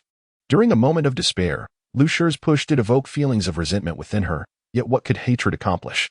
Ignorance absolves one of guilt. And Lu Shi's action was merely a common response of a mortal in that situation. Lu Shi's feelings towards Qingli are equally complicated. Originally sold into the family due to her beauty, she had hoped to rely on this daughter for her future. However, before she could depend on her or expect her to win over Qiyuan, this daughter suffered a setback. Now, this daughter has gained a tremendous opportunity to ascend to the esteemed family, leaving uncertainty about when they might meet again. My child. Lu Shi could no longer contain her sorrow and embraced Qingli, weeping profusely. After all, she is a piece of her flesh, and seeing her in such a feeble state fills her with an overwhelming sense of guilt, with no one to confide in. Chapter 8. Qingli causes trouble. Lu Shi's incessant weeping and confessions ultimately led to Qingli comforting her in return. The 6 children, having packed their belongings, knelt in gratitude at the family ancestral hall, paying their respects to the ancestors before being escorted out of the city by the family's cultivators. As they reached a secluded area, one of the cultivators produced a leaf-like flying vessel, which grew in size with the wind, expanding to over 10 feet in length. The children were captivated by this spectacle, and Qingli, taking the lead, leapt onto the vessel with grace, followed closely by the other children. Only Qingli, having witnessed a plethora of superior flying artifacts in her past life, felt a semblance of tranquility within. Alas, her injuries and short legs rendered her ascent to the flying vessel rather unceremonious, as she clumsily employed both hands and feet to climb aboard. The embarrassment was palpable, as she could hear the derisive laughter of the other 5. Yet being an adult, she deemed it unnecessary to engage with these youthful miscreants. Fortunately, a practitioner from her clan raised his hand and employed a technique to assist her, enabling her to board the vessel with relative ease. Grateful, she expressed her thanks to her uncle from the clan, and Qingli's face flushed with fatigue. She could not deny that the push from the Lu family had indeed caused her considerable distress. The clan practitioner also stepped onto the flying vessel and cheerfully introduced himself. "I am Qishan, simply call me Seventh Uncle." And Qingli nodded obediently, retrieving her magic sword from her back and placing it before her, positioning herself at the edge of the vessel to recuperate. Her fundamental injury prevented her from channeling energy into her body, thus rendering her unable to utilize a storage bag. Most of her belongings had been entrusted to her 7th uncle for safekeeping, leaving only this sword at her side. "Thank you for your efforts, 7th uncle." And Qingqing and Qinghuan, seemingly by chance, bumped into Qingli, eagerly positioning themselves beside Qishan, earning an encouraging glance from Qingmiao. And Qingli stumbled forward, feeling a sudden pressure against her chest, yet when she quickly reached out, her hand grasped only emptiness. Surely, something was amiss. And Qingli understood this instinctively, but maintained her composure. As they were bound by blood, why such discord? And Qishan, with a stern expression, admonished the younger generation, helping Qingli to her feet. "Our family's bloodline must stand united against external threats. Do not squander your energies on infighting amongst kin." The 2 young men from the Chung family, feeling somewhat embarrassed, retreated, yet they thought to themselves that this 7th uncle was merely a family errand runner, hardly comparable to the promising Qingmiao. Thus, they did not regard Qishan with much esteem. And Qishan, perceptive to their lack of respect, chose not to engage further in conversation. Moreover, the young girl, Qingli, had been specifically taken under the wing of the esteemed nascent soul ancestor, so a bit of extra care towards her would undoubtedly be prudent. With her small hand gripping the magical sword tightly, Qingli recalled how the Chung brothers had met their demise seemingly before her own time. The specifics of their deaths did not concern the original owner of her body, nor did she inquire about them. Once settled, Qishan, in a nonchalant manner, instructed to place several spirit stones into the recess of the flying vessel, which then ascended gracefully into the sky, accelerating southward. The clouds drifted close at hand, and Qingli adjusted her thick cloak. Though her hands and feet were cold, her heart swelled with boundless joy. At last, her journey into the realm of cultivation was set to commence. The other children eagerly leaned over the edge of the flying vessel, their heads bobbing as they gazed downward, exuberantly exclaiming. They had previously soared through the skies upon their elders' swords, yet they had never ascended to such heights. The novelty and excitement, along with a yearning for their family, was unprecedented. However, after the initial thrill wore off, boredom soon crept in. The vessel continued its southward flight for 3 days, during which Qishan replenished the spirit stones multiple times before finally descending near a city outskirts. "Have we arrived?" the children clamored, excitedly leaping out of the vessel and inquiring eagerly. The spiritual energy here was considerably more potent than that of their previous home in Tianzi City, explaining why their elders had so fervently encouraged them to cultivate in the family estate. "Not yet." And Qishan cradled the curled-up figure of Qingli, retracted the flying vessel, and smiled, saying, "This place serves as a confluence between the mortal realm and the world of cultivation. Beyond the city, travel south through 3 more cities, and you will arrive at Luofeng City." Luofeng City is the ancestral gathering place of our family. "Luofeng City?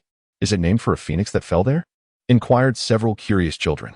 "Not merely a single phoenix," Qishan replied, lifting the frostbitten lips of Qingli. After paying the entrance fee, he continued walking with the children, explaining, "Ancient texts record that hundreds of thousands of years ago, Luofeng City was merely a vast expanse of desolate mountains, a dwelling place for the Phoenix clan. However, after a series of great battles, the spiritual energy of the Bianlan continent diminished significantly, leading to the extinction of various divine beasts, including the phoenix itself. Subsequently, This barren land was gradually occupied by human cultivators, giving rise to the flourishing Luofeng city we see today. Are there still phoenixes within Luofeng city? After a moment of contemplation, Qishan replied, for tens of thousands of years, no southern cultivator has encountered even a single phoenix feather. It is likely that in our realm, the phoenix has become extinct. Besides our realm, are there others? And Qingmiao interjected, I shall ascend and see for myself. And Qingmiao declared, filled with ambition. Laughter erupted along the bustling streets, as passers-by turned to gaze at the audacious young girl. In this realm of cultivation, no cultivator had ascended in 5,000 years, yet this young girl in the Qi refinement stage dared to dream of ascension, truly a fanciful thought. It is worth noting that even the prodigious disciples of prominent sects and esteemed families would not dare to utter such grandiose claims. And Qingli sighed with her eyes closed. According to the memories of the original owner, this side of the Lan continent had indeed been devoid of ascended cultivators for 5 millennia. However, the original owner had not lived a century, and that book never revealed its final conclusion. It seemed that if anyone were to ascend in this realm again, it would likely be led by the heroine, Yijilan. As for Qingmiao, after the destruction of the Yin family, she had been pursued by a late-stage nascent soul cultivator from Tianyun sect, and whether she lived or died remained unknown to her. What are you laughing at? When had Qingmiao ever faced such contempt? Her anger surged, and inexplicably, amidst a throng of mocking cultivators. She fixated on Qingli's sorrowful demeanor as she sighed with her eyes shut. Did even this useless girl look down on her? Enraged and humiliated, Qingmiao swiftly formed hand seals, and the air around her surged with energy, shimmering like rippling waves. Soon, a crystalline little water dragon surged forth, aimed directly at Qingli's pale face. Damn it! Qingli's eyes widened in alarm. As a sickly person, she had yet to even stabilize her condition, let alone evade a strike from Qingmiao, who was at the 5th level of Qi refining. If she could not dodge this attack, disfigurement would be the least of her worries. Her very life was at stake. Fortunately, Qishan, who was holding her, intervened just in time, conjuring a soil shield that effortlessly blocked the water dragon, reprimanding her in anger. What nonsense is this? Frustrated, Qingmiao swiftly executed another series of hand seals, summoning an even larger water dragon that charged toward an elder of Qi refining who was laughing heartily to the side. With a single impact, the elder was sent crashing to the ground, blood spurting from his mouth, unable to rise again. With a fierce kick, Qingmiao vented her anger upon the old man. Only then did she stand tall and declare emphatically, I am of the singular water spirit root. What is there to? Silence. Qishan's expression shifted, and he immediately cast a silencing spell upon Qingmiao. Singular water spirit root, you say? A prime choice for an alchemical furnace, particularly for those of humble origins. The news of a singular water spirit root would swiftly be claimed by influential figures. There were, of course, parents who, concealing their children's potential, secretly sent them to various sections. Becoming disciples of a major sect would naturally spare them from the calamity of being used as alchemical vessels. However, the bountiful waters seldom flowed to outsiders, and most singular water spirit roots ended up as dual cultivation partners for the talented practitioners within the sections. Many gazes directed towards Qingmiao bore the lustful tinge of greed. Moreover, the sole protector of this singular water spirit root was none other than Qishan, who had merely reached the late foundation establishment stage. Realizing her faux pas, Qingmiao instinctively drew closer to Qishan.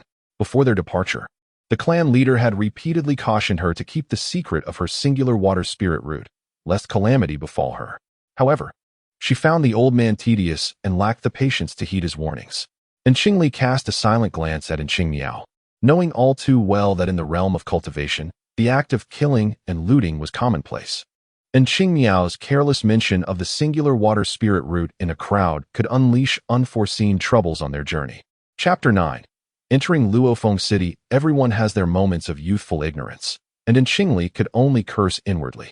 Yet, it was evident that the other naive youths were still woefully unaware of the impending disaster. Let us part ways, Qingli whispered, tugging at Qishan's sleeve, signaling with her lips. Qishan's face was as dark as a soot-covered pot. He communicated telepathically with Qingmiao, instructing her to follow the ancestor. The term ancestor left Qingmiao bewildered. Suddenly, an overwhelming pressure immobilized everyone present, as a massive golden hand descended from the heavens, seizing Qingmiao and whisking her away into the clouds, vanishing in an instant. Ah, someone has made a move to snatch away the singular water spirit root. It was a Yuanian practitioner, was it not? The news of the singular water spirit root being taken by a Yuanian cultivator spread like wildfire. Thief. And Qishan tightly embraced Qingli, feigning a fierce reprimand, and called upon 4 other disciples of the family, declaring with indignation, "We must pursue." The 4 family disciples, utterly perplexed, followed behind Qishan as they traversed the vast city, neglecting even to replenish their rations, continuously rushing out of the city. Upon reaching the outskirts, Qishan wasted no time. He summoned a flying vessel and sped towards the next city, leaving the 4 disciples panting heavily. Although Qingli was cradled in Qishan's arms, the jarring journey stirred her blood and energy. Why are we fleeing? The 4 young ones sat cross-legged on the flying vessel, utterly confused. Because the singular water spirit root draws too much attention, Qishan explained, distributing several energy-replenishing pills to everyone. He extended his consciousness to remain vigilant in the surrounding area, ensuring no one approached, before bitterly stating, "We cannot rule out the possibility of being captured," leading them back to Qingyao's whereabouts. So what if we are captured? We do not even know who took Qingyao, do we? One of the pampered children remarked. "You fool," Qinghuan interjected, "if we are caught, we will undoubtedly face severe torture for information. Can your frail body withstand that?"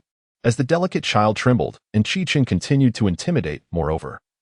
"I am aware that high-level cultivators possess the soul-searching technique. Once this technique is employed, regardless of whether you speak or remain silent, all that resides within your thoughts will be laid bare for others to see, and the individual subjected to the soul search will either perish or be rendered a fool." The children fell silent, gripped by fear, while Qishan involuntarily shuddered, for this was precisely what he dreaded. There was no need for excessive worry. After a moment of contemplation, the precocious Qingli spoke to reassure Qishan.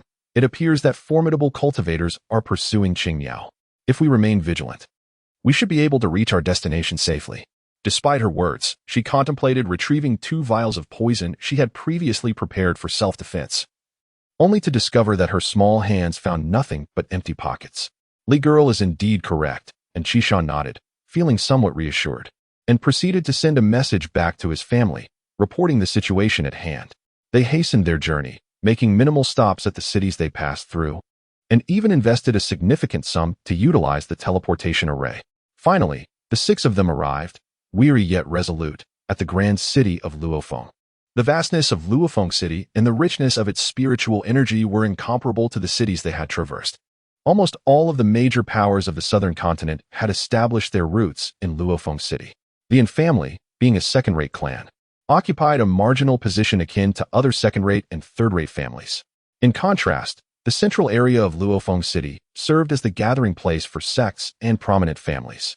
After more than a month of wandering, Qishan felt a weight lift from his heart, and his tone became more relaxed.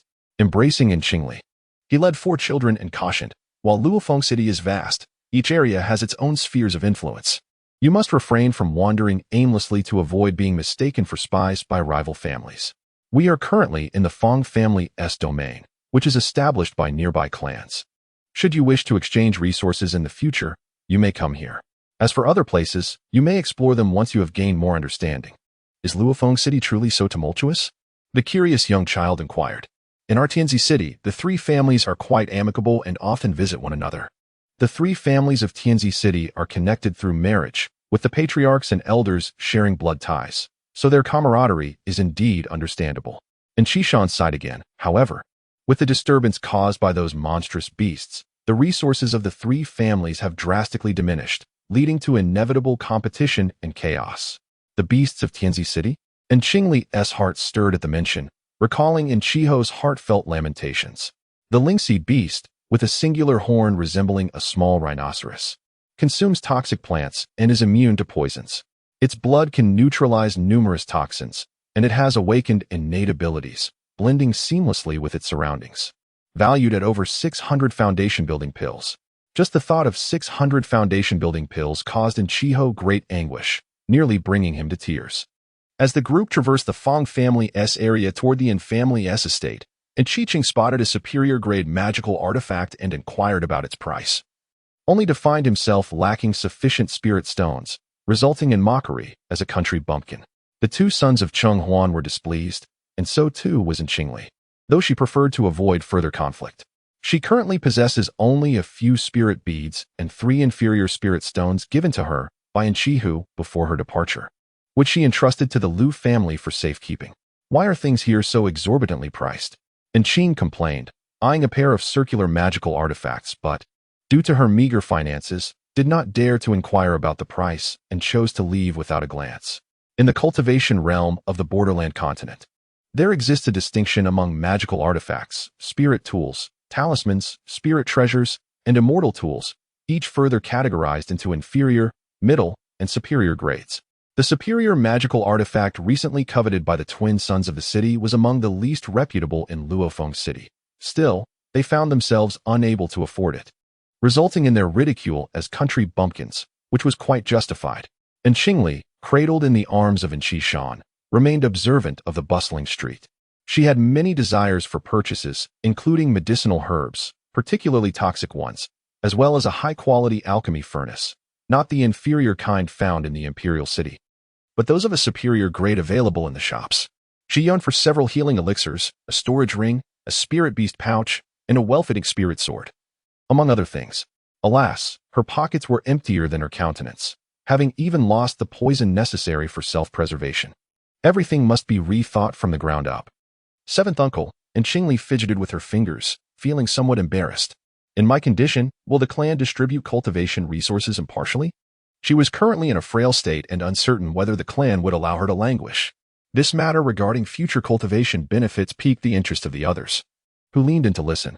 Well, this requires discussion within the clan. Your situation is one I have not encountered before, replied Qishan, with a hint of awkwardness on Qingli's face. The original master, endowed with dual spiritual roots, seamlessly integrated into the esteemed and family, devoid of any concerns. In this lifetime, she drags her ailing body, oblivious to the events that will unfold. And what about us? The others inquired eagerly. You will engage in cultivation studies at the family academy until the age of 15, during which you shall receive monthly distributions of training resources. Each month, you will be granted 50 low-grade spiritual stones and 2 qi condensation pills, with additional rewards for those of exceptional talent. Wow! 50 low-grade spiritual stones and 2 qi condensation pills. Every month, they exclaimed, astonished. 2 qi condensation pills. Such treatment is unheard of for us in the Imperial City. Chapter 10. Provocation. The entry into the alchemy chamber. It is no exaggeration to say that the secular realm and the cultivation realm are worlds apart. While the Imperial City does offer elixirs, they are predominantly of inferior quality, laden with toxins. Hence, unless faced with life-threatening situations, cultivators generally refrain from consuming pills. Were it not for the support of the family's elixirs, the infamily in the secular realm would likely not have even a single foundation-building cultivator. Meanwhile, Qishan led the group to the elder in charge to hand over their tasks. Are all 5 disciples of the Imperial City present this year? The elder inquired as per usual protocol. These disciples from the secular world are situated too far away and possess average talent. Had it not been for the emergence of a singular water spiritual root this year, the family would not have intended to send anyone to retrieve them. However, this singular water spiritual root is indeed a treasure, prompting a glimmer of joy as he asked, which one among you possesses the singular water spiritual root? Is it the child cradled in your arms? And Qingli felt somewhat embarrassed. Her special treatment was not due to her spiritual root, but rather her frail constitution. This girl is not the one. And Qishan responded on her behalf, stating that she was in Qingli, possessing both fire and wood spiritual roots, with an exceptional talent for alchemy specifically entrusted to him by the esteemed ancestor Mingyuan. The mention of ancestor Mingyuan surprised Qingli. It dawned on her that the one who had abducted Qingli was indeed the ancestor Mingyuan. Since the ancestor had made a particular request, it was imperative for her to inform the alchemy hall. The presiding elder then inquired with a smile, and what of the singular water spiritual root? To which she replied, I am uncertain. The elder stroked his beard, suggesting that perhaps the clan had other arrangements unbeknownst to them. What the elder says is indeed true, and Qishan nodded. Entrusting several of the infamily children to the elder, and after receiving his rewards, prepared to depart. And Qingli hastily called out to him, Seventh uncle, may I accompany you? The infamily was vast, and lacking the ability to protect herself, it would be best to stick close to someone familiar. Are you so timid, little girl? And Qishan chuckled. Throughout the journey, this little girl had shown no signs of distress, maintaining composure and even demonstrating a remarkable tolerance for teasing. Resembling a small adult, yet now she appeared so fragile. I merely do not wish to part from you, seventh uncle. And Qishan affectionately tousled in Qingli's hair and replied, "It is rather inconvenient for a grown man like me to bring you along. You should report to the alchemy hall. With your intellect, the elders will surely take care of you. Here's my communication jade slip. Keep it with you and reach out to me if there is a need." And Qingli accepted the jade slip with both hands. Feeling somewhat disheartened, yet respectful as she said, "Thank you, seventh uncle." Soft-hearted child. The two scions of the Qinghuan family gazed upon her with unabashed disdain. This frail creature, throughout the journey, had only feigned weakness and submissiveness to curry favor with Qishan. Even upon reaching the ancestral grounds, she clung to him, oblivious to the fact that he had long since lost interest in her. And Qingli, clutching the enchanted sword gifted by Enqihu, merely tucked away the communication jade slip from Qishan, wholly disregarding the Qinghuan siblings. After all, they would soon be irrelevant to her. They were not worth expending any energy upon. Moreover, the notion of her being spineless seemed more fitting for the two of them in the future. The Qinghuan siblings were taken aback by Qingli's audacity to openly ignore them. How could this be tolerated? A sickly individual incapable of cultivation was no different from a mundane mortal. In the realm of the secular and family, those of the surname and who could not cultivate were excluded from the family tree, relegated to competing for positions as servants among their kin. In the eyes of the Qinghuan siblings, this worthless and Qingli was already synonymous with the lower class of servants. The fact that they, of a higher status, were being disregarded by someone they deemed inferior was unbearable. Ultimately, the Qinghuan siblings were merely children of around 10 years old, their anger clearly etched upon their faces. They ground their teeth in frustration, raising their hands to impart a lesson upon Qingli. After all, their uncle Qishan had already distanced himself, leaving this frail girl without protection. Furthermore, the elder steward nearby wore a smile, showing no intention of intervening. The Yin family had always encouraged competition among its disciples, as long as no one was gravely harmed. A glance exchanged between the Qinghuan siblings dispelled any hesitation. Today, they would teach this frail girl a lesson in the ways of the cultivation world. With an air of arrogance, Qinghuan lifted her chin, reminiscent of how Qingmiao once regarded her. She lightly tapped her waist pouch, retrieving a thorn seed, and with a surge of her inner energy, hurled it at Qingli's feet. The moment the thorn seed touched the ground, it took root and rapidly sprouted, sending forth a dozen spiky branches that resembled menacing little serpents, all aimed at Qingli's delicate, pale visage. Qinghuan's own face was rather ordinary, unable to bear the sight of Qingli's exquisite features. How dare she mar her beauty? Qingli seethed inwardly but did not retreat. Instead, she raised her nearly equal-height magical sword and fiercely swung it towards the encroaching thorn vines. Her movements were surprisingly swift, and with a flash of bright sword light, she managed to sever one or two of the thorny tendrils, relying solely on the sharpness of her blade. The elder in charge chuckled, narrowing his eyes in surprise. He had not anticipated that this seemingly frail girl, who rarely let go of her sword, had indeed devoted effort to her swordsmanship. Had she not been hindered by her frail constitution, she would have been an excellent candidate for sword cultivation. "Oh, the sickly one dares to resist," and Qingqing scoffed, crossing her arms and leading the mockery, while the other two pampered children flanked her, joining in the laughter. This sickly girl, despite possessing some mundane martial skills, could only endure for so long. Her audacity was laughable. She would have been better off begging for mercy from the beginning, perhaps sparing herself some pain. This sickly girl is truly foolish. Who claimed she was precocious? How amusing. Indeed, without the enhancement of spiritual energy. Qingli's face turned pale after a few sword swings, beads of sweat dotting her brow, her hands beginning to tremble. This frail body was proving to be a significant burden. With a slight falter in her hand, the sword was drawn more slowly, and a slender vine grazed the blade, striking the left cheek of Qingli.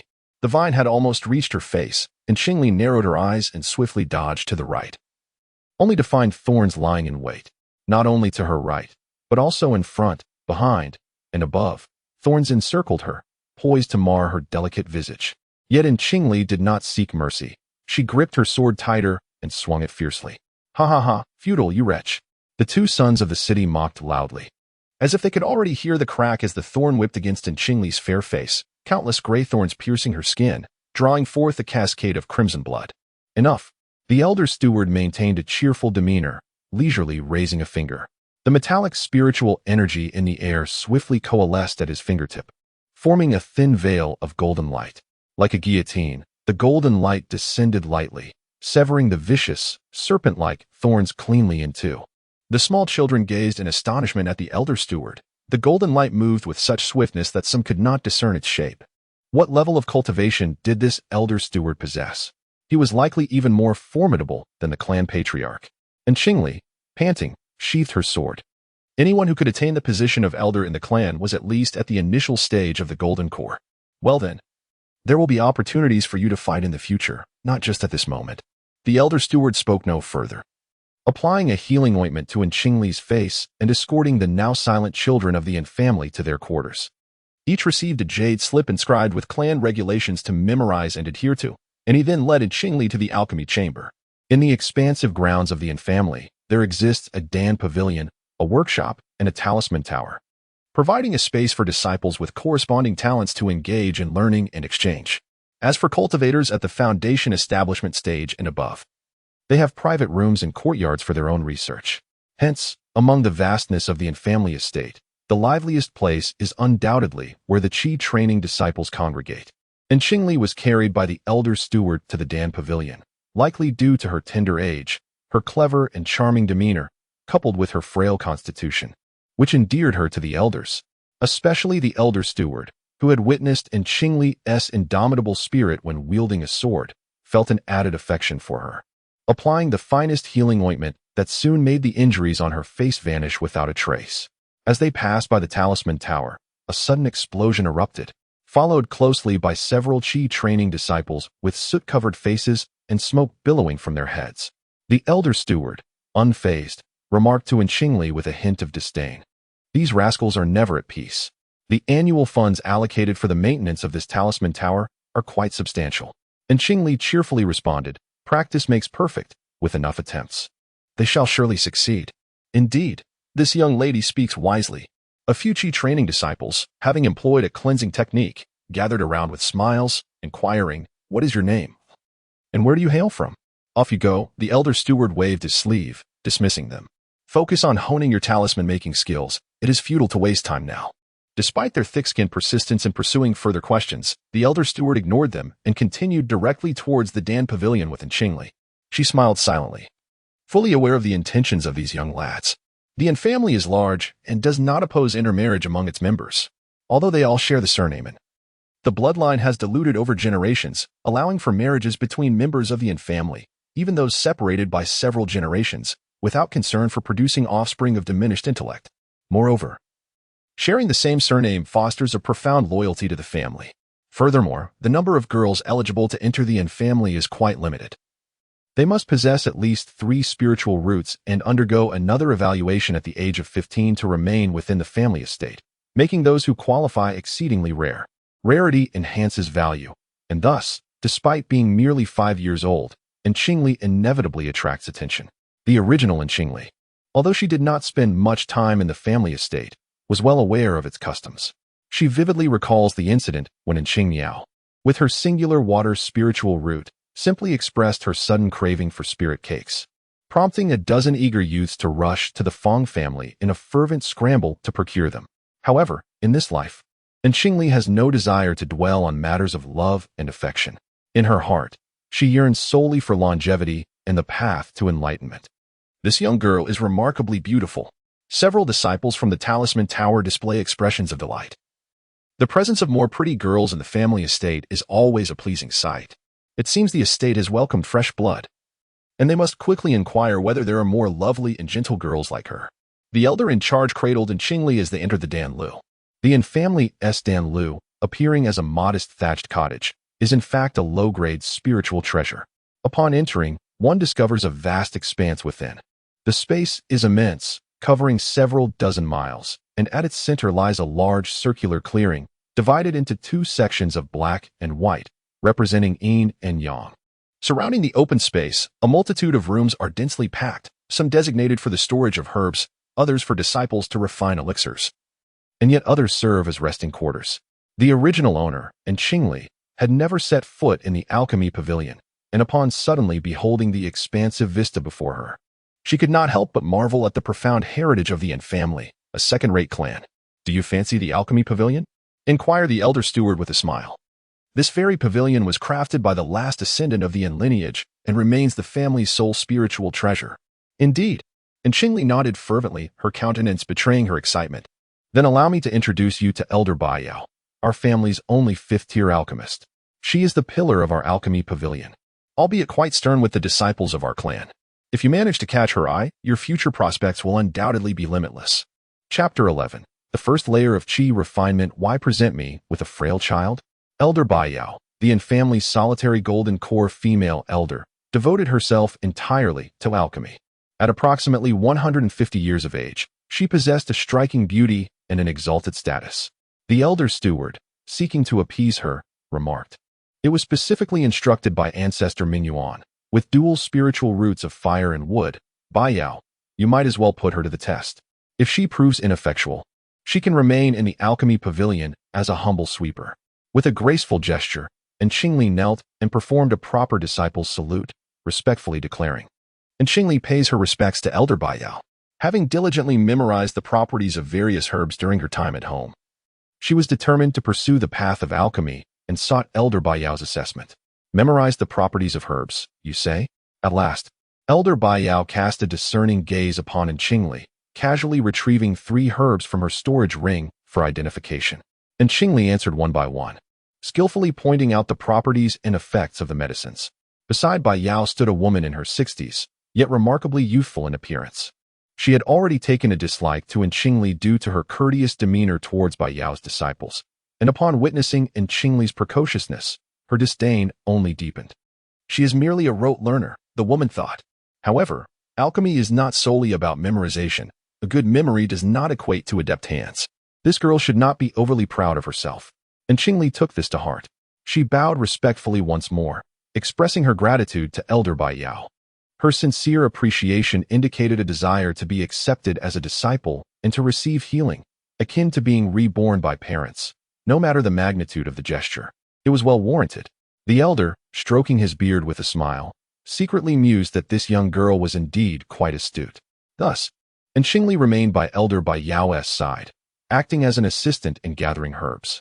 Although there was no formal recognition of a master-disciple relationship, the essence of such a bond was certainly present. Qingli was taciturn, wholeheartedly dedicated to learning from Baiyao, and their temperaments were well matched. Consequently, Elder Baiyao was inclined to nurture this young talent, and even crafted a batch of 5th-grade foundational elixirs to mend Qingli's damaged meridians.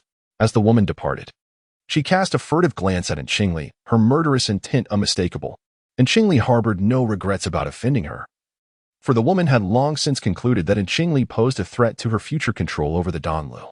The animosity had been brewing for quite some time. How could Qingli allow such a danger to linger nearby? Since she was temporarily unable to confront it, she would have to seek assistance to remove the threat. As for the future control of the Danlu, it is still far too early. It will depend on when Baiyao enters seclusion to break through to the nascent soul stage, which will require at least 200 or 300 years.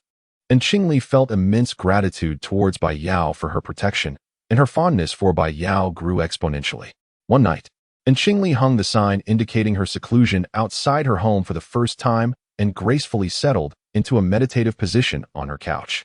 With the memories and cultivation insights of the original owner, the subsequent process did not seem overly daunting. With her legs crossed, Qingli maintained an upright posture to ensure the smooth flow of her meridians. She then formed a hand seal, dispelled distracting thoughts, and focused her mind, silently reciting the incantation to gradually enter a state of self-forgetfulness. Her 5 senses and consciousness began to lighten, becoming ethereal, while her mind grew increasingly clear, placing her in a state of profound tranquility. After approximately an hour, she finally sensed flickering points of light surrounding her. These luminescent dots varied in size and intensity, constantly shimmering, with red and blue lights being the most vibrant, completely overshadowing the other hues. And Qingli remained vigilant, concentrating on the incantation and silently drawing those light points into her body. In this state of self-forgetfulness, she lost track of time until she felt the surrounding lights cease to enter her. Gradually awakening, She kept her eyes closed, but was greeted by a foul odor permeating the room. The source of the stench was herself. It turned out that she had successfully drawn qi into her body, and the impurities of her mortal form had been expelled. She had reached the first level of qi cultivation. The long-awaited first level of qi cultivation had finally arrived, albeit belatedly. And Qingli beamed with delight, donned fresh garments, and skipped joyfully towards the bathing area within the Danlu. Upon entering the first layer of qi cultivation, she officially stepped into the realm of immortality. Beyond qi cultivation lie the stages of foundation establishment, golden core, nascent soul, god transformation, tribulation crossing, and ultimately, ascension to immortality. Setting aside distant aspirations. The journey of 1,000 miles begins with a single step. Her path of spiritual cultivation has commenced. Although she currently remains a novice in qi cultivation, her daily habits do not differ significantly from those of ordinary mortals. Typically, higher-tier cultivators require only a simple cleansing spell to maintain their purity, yet at Qingli, having just entered the threshold of the cultivation world, is still confined to the first layer of qi and cannot yet wield spells. Thus, she must resort to the bathhouse for her ablutions. Moreover, within this alchemical abode, there are many young disciples in the qi cultivation phase, necessitating the provision of separate male and female bathhouses. At this late hour, although illuminated by luminous pearls, the bathhouse is devoid of others. Thrilled and unable to sleep throughout the night, and Qingli practiced with her sword, honing her skills. When fatigued, she contemplated the alchemical recipes she had mastered over the past year, preparing to report to Master Baiyao at dawn about her intention to commence alchemical refining. This marks her very first attempt at alchemy, a moment of great significance. And Qingli plans to refine a batch of qi-gathering pills. As their preparation is not overly complex, the materials are inexpensive, and the demand is substantial. As dawn broke, and Qingli eagerly approached Elder Baiyao, her face radiating a desire for praise. "Have you reached the first layer of qi cultivation?" Elder Baiyao inquired, lifting his gaze. "Indeed, Master Baiyao. I wish to officially begin refining pills from today." After a year of interaction, and Qingli is well aware of Elder Baiyao's kindness towards her, which inevitably fosters a sense of closeness, leading her to express a more lively demeanor in his presence. "You haven't wasted any of my precious herbs." The Elder of 100 Medicines handed over an empty storage ring, which could be utilized by those at the first level of qi refinement. "This is for you. First imprint it with your consciousness, and I shall provide you with the herbs necessary for alchemy." "Thank you, Master Baichao, for your immense kindness." And Qingli accepted the storage ring with both hands, her eyes sparkling as she declared, "I shall diligently practice alchemy, striving to refine the herbs into elixirs and return them to you at the earliest opportunity." It is worth noting that the path of an alchemist demands a substantial investment in herbs from the apprentice stage to that of a fully fledged alchemist. Moreover, even upon successful condensation of elixirs, the success rate varies among alchemists, and many of the potions produced may not be worth the cost of the herbs utilized. Thus, while alchemy holds great promise, it is highly dependent on both the initial investment and individual talent, causing many to abandon the path, with only a select few ultimately achieving mastery. "What elixir do you intend to concoct?" And Qingli had already made her decision, the qi condensing pill. Consequently, Elder Baichao provided her with 10 portions of the requisite herbs for crafting the qi condensing pill, not anticipating that she would succeed in producing any elixirs. Instead, he hoped she would glean valuable insights from her 10 attempts at failure, returning to seek more herbs thereafter. And Qingli eagerly accepted the herbs and stored them in the ring, then bowed deeply to Elder Baichao before dashing into the alchemy chamber designated for disciple solitary practice. Elder Baichao shook his head with a smile, pondering, "I initially thought this young girl to be reserved, but she is, in fact, quite spirited." Within the alchemy chamber, there was a specialized alchemical furnace, each equipped with sealed geothermal flames beneath. Simply lifting the specially designed cover would allow access to the geothermal fire. The intensity of the flames could be controlled by adjusting the position of the cover. Throughout the year, following 100 herbs in the alchemy chamber, she has witnessed countless scenes of alchemical practice, numbering in the thousands, if not more. She has also paid careful attention to the failure analyses of her fellow disciples.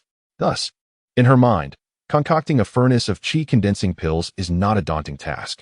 She retrieved a portion of medicinal herbs and gently lifted the fire cover to preheat the alchemical furnace. And Qingli then calmed her mind and, adhering to the recorded formula, began her methodical preparations. Alchemy is not merely about igniting flames and boiling herbs. It requires the appropriate hand seals to channel spiritual energy, while simultaneously employing one's consciousness to monitor the conditions within the furnace. Without this vigilant observation, a plethora of herbs would fail to transform into a perfect pill. And Qingli was diligent and focused, and as she held her breath to perform the final hand seal, she clapped the lid of the furnace. The lid lifted, releasing a waft of fragrant herbs. In Chapter 12, once again hearing of Tianyuan sect, the first pill was successfully completed, and Qingli cautiously extracted the solitary pill and placed it into a pre-prepared brown vial. Although the success rate of pill creation was disappointingly low, achieving a successful concoction on her first attempt was worthy of celebration. With each subsequent practice, her mindset towards alchemy grew increasingly relaxed, and her success rate gradually improved. By the time she exhausted her 10 portions of herbs, and Qingli had harvested 46 inferior qi condensing pills, and remarkably, she had even produced 2 mid-grade pills. Indeed, she possessed a unique talent for alchemy. The herbs felt familiar, and it was no wonder she had chosen to be a physician in her previous life. And Qingli reveled in her accomplishments, confident that as her cultivation progressed and her spiritual energy replenished, crafting superior qi condensing pills would be a matter of course. After collecting her pills and leaving the alchemy chamber, she sought out 100 herbs. With her herbs depleted, she inquired about the reasons for her previous failures. Bai Yao held a tattered scroll in his hands, accompanied by a pot of exquisite spiritual tea. The herbs had been exhausted. Master, this is the elixir I have concocted. And Qingli retrieved all the pills she had refined from her storage ring. You have succeeded in pill creation, Bai Yao exclaimed, hastily taking the vial to inspect it. He counted the number of pills, particularly fixating on the 2 medium-grade qi condensation pills placed separately, his hands trembling slightly. Did you truly refine all of these? And Qingli nodded obediently. Bai Yao was utterly astonished, exclaiming, Is this truly your first attempt at pill refining? I recall that when I first began, I failed over 100 times before I succeeded. Indeed, and Qingli replied, her confidence unwavering. This was indeed her first endeavor in pill refining, and she had achieved success. Bai Yao scrutinized her from head to toe, his lips twitching slightly. You cannot possibly be a prodigy, can you? Master, what are you saying? And Qingli chuckled, adopting a modest demeanor. This is merely the result of accumulated experience. Spending this year by your side, observing and learning, has allowed me to grasp the techniques. In her previous life, she had always excelled in learning, mastering skills that others struggled with after countless repetitions, often grasping them after just 1 or 2 tries. She had advanced rapidly through her studies, ultimately choosing to wield a scalpel as a physician. This was indeed a reasonable assertion. Bai Yao exhaled slowly, marveling, even so. Your talent for pill refining is astonishing. However, one must not outshine the forest. You should temper your brilliance in the future. Thank you for your guidance, Master. I shall remember your words, and Qingli replied, fully aware of the wisdom behind them. Her unreserved display of skill before Bai Yao was merely an earnest hope for further enlightenment. Bai Yao took a sip of tea to calm her nerves. Pondering the extraordinary talent of this young man, whose future achievements might well rival her own. Could it be that she would cultivate a master alchemist? It is noteworthy that, at present, the entire Bianlan continent boasts only 2 ninth-grade alchemy masters. Thus, this young man's horizons are unlikely to be confined to the modest and family. Qingli, with a solemn expression, suddenly inquired, Do you wish to join a grand sect? What grand sect? And Qingli asked, her heart stirring with a vague realization, wondering if it could be the Tianyuan sect. The original owner's path to the Tianyuan sect had been rather convoluted. Typically, disciples from collateral branches were not permitted to transfer to other sects, as loyalty to the main family could not be assured if they were sent away before being adequately nurtured. However, that year, when the Tianyuan sect sought disciples, they specifically requested an Qing Miao, who possessed a singular water spirit root. Yet, before she could be claimed, an elder from the Tianyuan sect acted swiftly, offering rewards and forcibly abducting the 13-year-old Qing Miao, thus consummating the arrangement. The An family found themselves powerless against the Tianyuan sect and could only report the matter truthfully to the Tianyuan sect. To express their regret, they sent Qingli, who possessed dual spirit roots, as a substitute. The grand sect I refer to is none other than the Tianyuan sect, one of the 3 major sects of the South. Bai Yao's expression reflected aspiration as she spoke of the Tianyuan sect, Wanjian sect, and Tianyuan sect, which stand as the triumvirate of the southern sections. Among the only 2 ninth-grade alchemy masters in the Bianlan continent, one is Master Mu Xing from the Tianyuan sect. Master Mu Xing, of course, is a name that Qingli recognizes. Regrettably, Despite spending decades at the Tianyun sect, the original owner never once caught a glimpse of this illustrious master.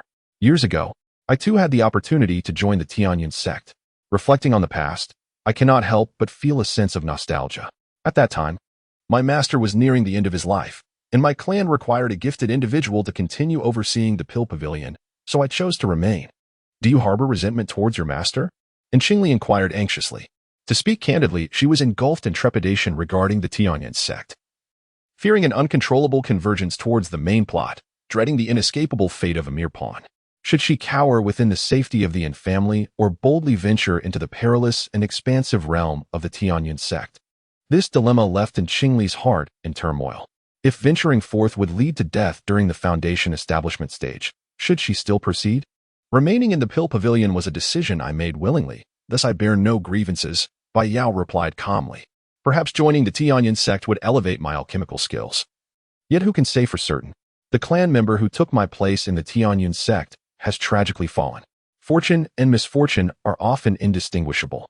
Moreover, over the years, my clan has granted me unparalleled freedom and abundant resources for alchemy, for which I am deeply grateful. I am content with my current circumstances. As for you, Qingli, you can certainly traverse further along the path of alchemy. Must it be the Tianyun sect? And Qingli remained resistant. Her aversion to the Tianyun sect had been ingrained since her very birth. A persistent voice within her urging her to stay far away from the Tianyun sect and its people, particularly the extraordinarily fateful protagonist, Yijilan.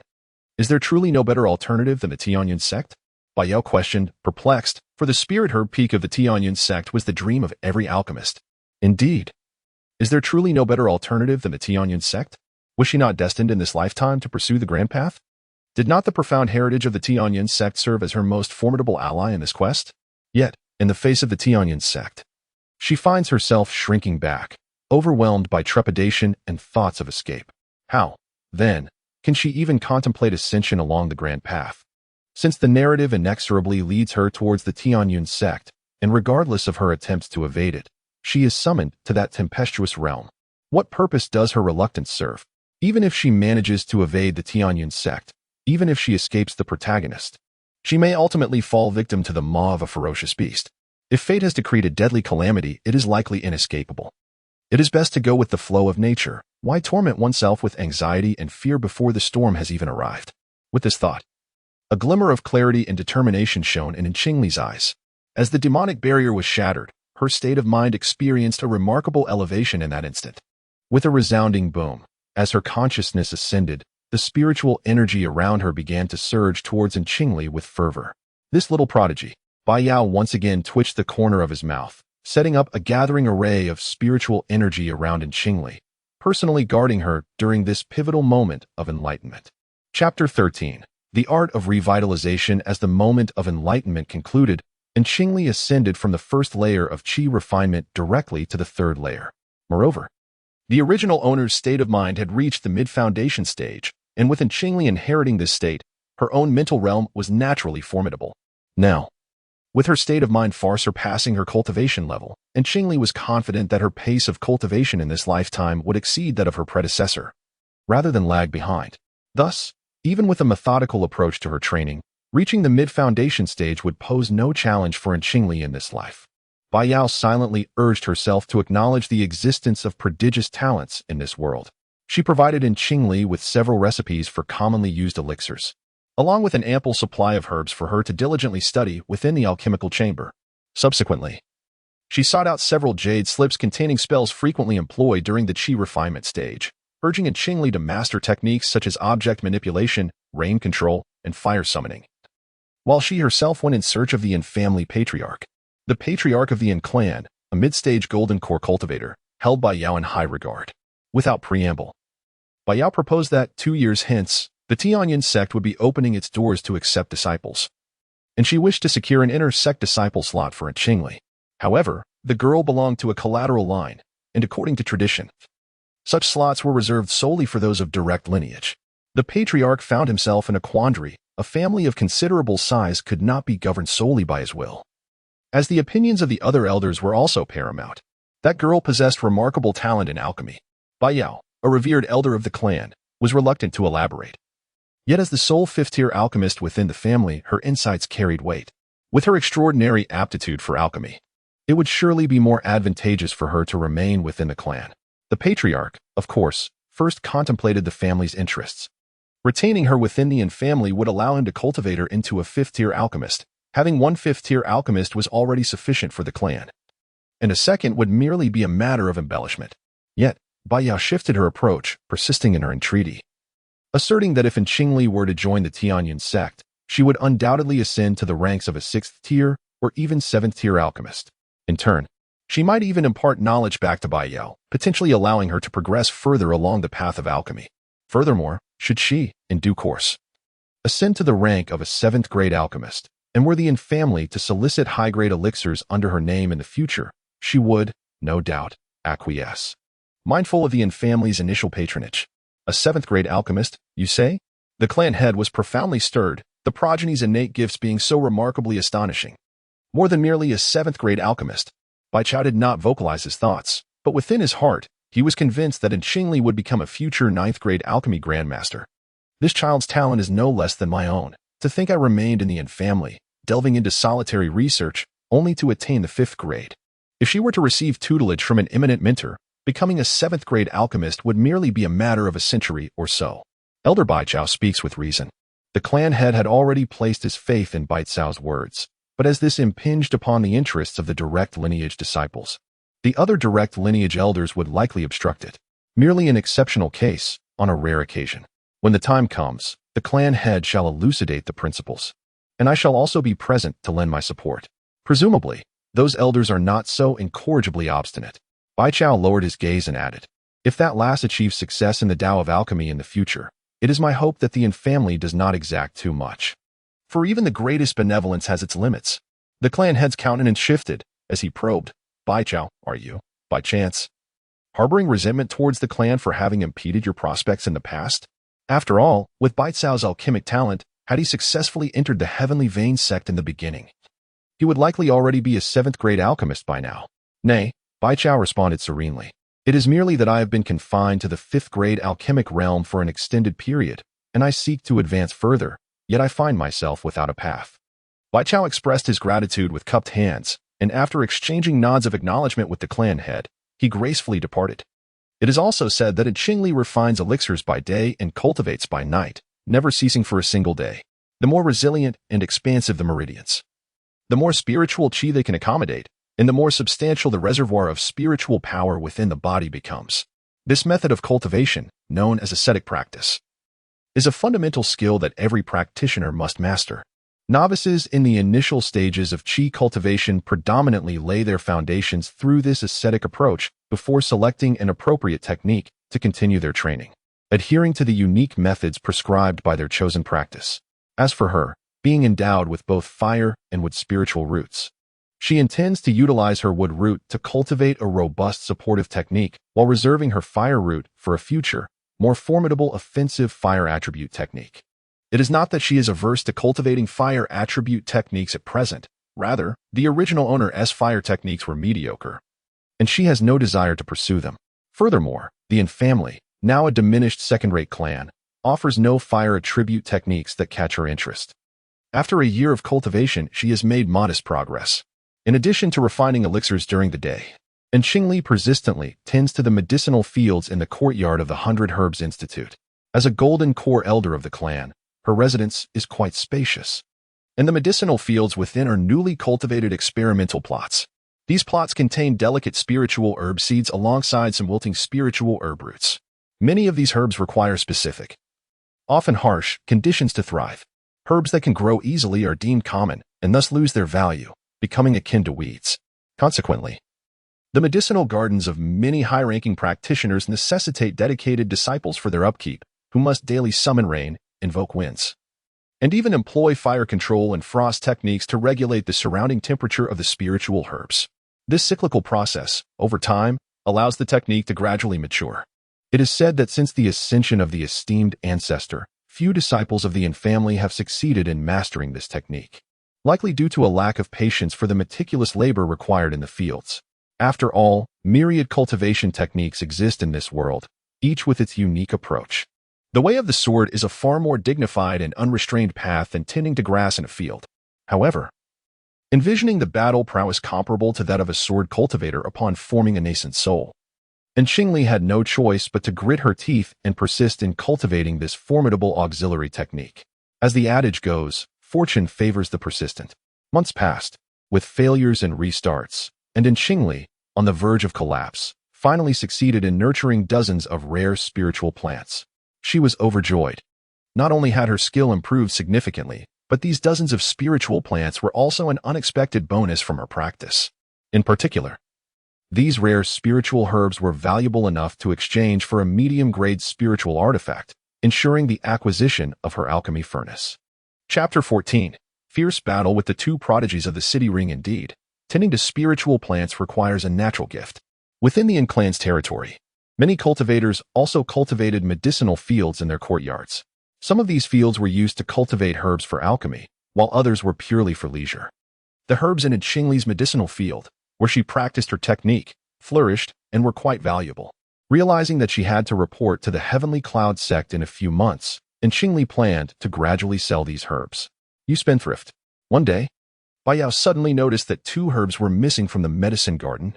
Upon inquiry, he learned that Qingli had taken a jade box, filled it with fresh herbs, and had a disciple from Danlu sell them for about 10 medium-grade spirit stones.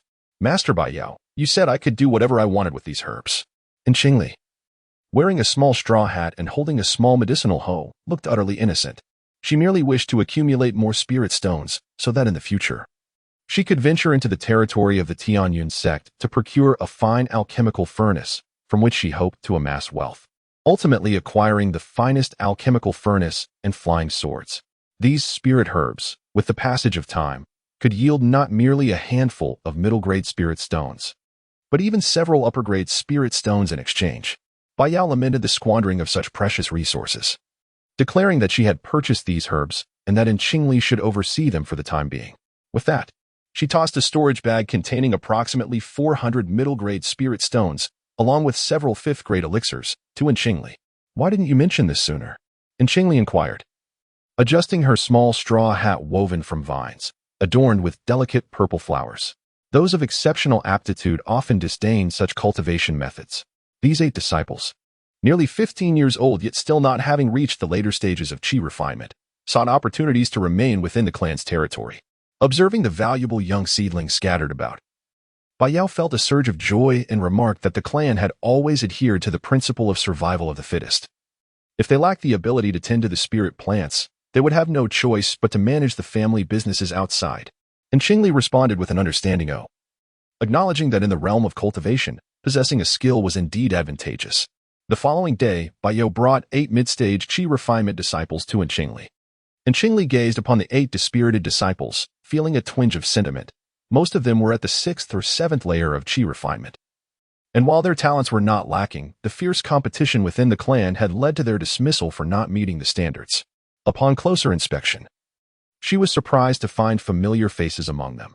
Qingqing and Qinghuan, both nearing 15 years of age, were indeed among the group. Qingli reminisced that in her previous life, these 2 individuals had failed to remain in the ancestral land. As she recalled, they were assigned to guard one of the family's spirit mines, and for reasons unknown, they perished prematurely. The 2 lowered their heads even further, their faces flushed with shame. They had joined the main family at the age of 10, and over the years, they had been constantly ordered around, their elixirs and spirit stones seized, their pride eroded, and their personalities had become meek and easily bullied, resulting in slow progress in their cultivation. The other 6 were in a similar plight, as their weakness led to relentless bullying. The law of the jungle prevailed in the cultivation world, and the family's ancestral land was no exception. Qingqing and Qinghuan had sought assistance from Qingmiao, but she had dismissed them, stating that she had no need for 2 useless individuals to pledge allegiance to her, and told them to fend for themselves. The 2 sons accused Qingmiao of disregarding the fraternal bond they shared, but Qingmiao retorted, questioning when they had ever regarded her as a sibling. Thus, after being rejected by Qingmiao, the 2 brothers suffered even more at the hands of bullies. Originally, this branch from the secular world had always had a difficult time in the ancestral land. As Qingqing and Qinghuan were being bullied mercilessly, they finally remembered the long-forgotten sickly Qingli. After several inquiries, they discovered that she had not only recovered from her injuries, but had also become an apprentice alchemist under Elder Baiyao. Alchemy. An alchemist. What they needed most right now were elixirs. If only they could procure some elixirs from Qingli. The two despondent individuals seemed to glimpse a ray of hope. On a night several months prior, they had confronted Qingli with a brazen demeanor, demanding elixirs as if they were mere roadblocks, much like the other members of the family who sought the same from them. That night, the moon hung high in the sky, casting silvery light everywhere. The gentle breeze carried the distant croaks of frogs, enveloping the entire family estate in a serene and tranquil moonlight, exuding an extraordinary sense of peace. In the realm of cultivation, the abundance of spiritual energy was evident. With lush vegetation thriving everywhere, particularly in the family estate, where pest repellent powders were scattered every 10 days or so. The wildflowers and grasses along the path had not been deliberately pruned and grew taller than the 7-year-old Qingli. With her hands clasped behind her back, Qingli strolled through the fragrant, dense grass. The hushed rustle of the grass, coupled with the hurried breaths, roused her vigilance. "Come out," she commanded, frowning slightly. Such splendid moonlight, yet someone dared to intrude. Upon scanning with her consciousness, she found it was a familiar face, a half-brother.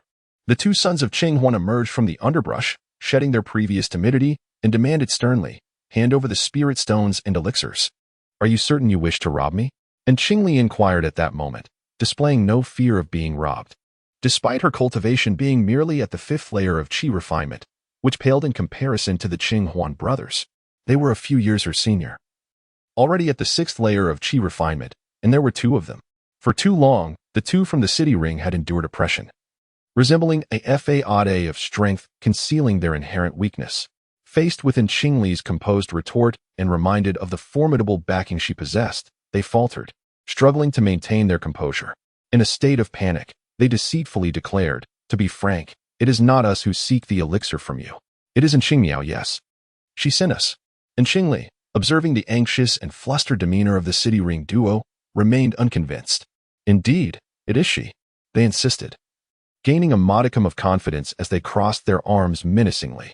"Qingmiao is the most favored disciple of our clan, as you well know. She harbors a deep disdain for you. It would be wise for you to comply and hand over the elixir. We could even speak favorably of you before Qingmiao. Otherwise. Qingli arched her elegant brows, swiftly unsheathing her spiritual sword. Over the past 2 years, she had predominantly practiced swordplay alone in her modest courtyard. Although she possessed the techniques and skills of the original owner, she lacked real combat experience against fellow cultivators. Meanwhile, Baiyao Yisin had been urging her to refine her alchemy skills, aiming for her to enter Tianyin's sect, using her talent in alchemy as a stepping stone to apprentice under a renowned master, rather than wasting time and energy on duels. Now, with 2 willing sparring partners presenting themselves, how could she possibly let this opportunity slip away? As the city ring duo beheld Qingli brandishing her sword, they were immediately struck with fear, stammering, "What do you intend to do? Who is truly the aggressor here?" "A duel," she declared, "and it is high time to settle some old scores." In the bright eyes of Qingli, excitement was barely concealed as she declared, "Defeating me means settling old scores. I shall return your elixirs."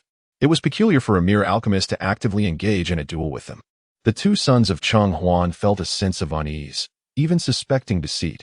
Having grown accustomed to cowardice, they hesitated, taking a step back as if contemplating retreat. 2 cultivators at the 6th level of qi were considering fleeing from a mere 5th-level cultivator. "Fear not, I bear no poison," Qingli reassured casually. However, before her words could fully resonate, she executed a swift, diagonal strike with her sword. The crimson sword energy, akin to a tangible razor, surged rapidly toward the 2 sons of Qinghuan. Forced back several meters, they realized that Qingli was indeed serious. In their panic, they clenched their teeth in defiance. After all, they were at the 6th level of qi and had engaged in numerous duels with Qingmiao. How could they allow this girl, who had barely trained for 2 years, to trample upon them?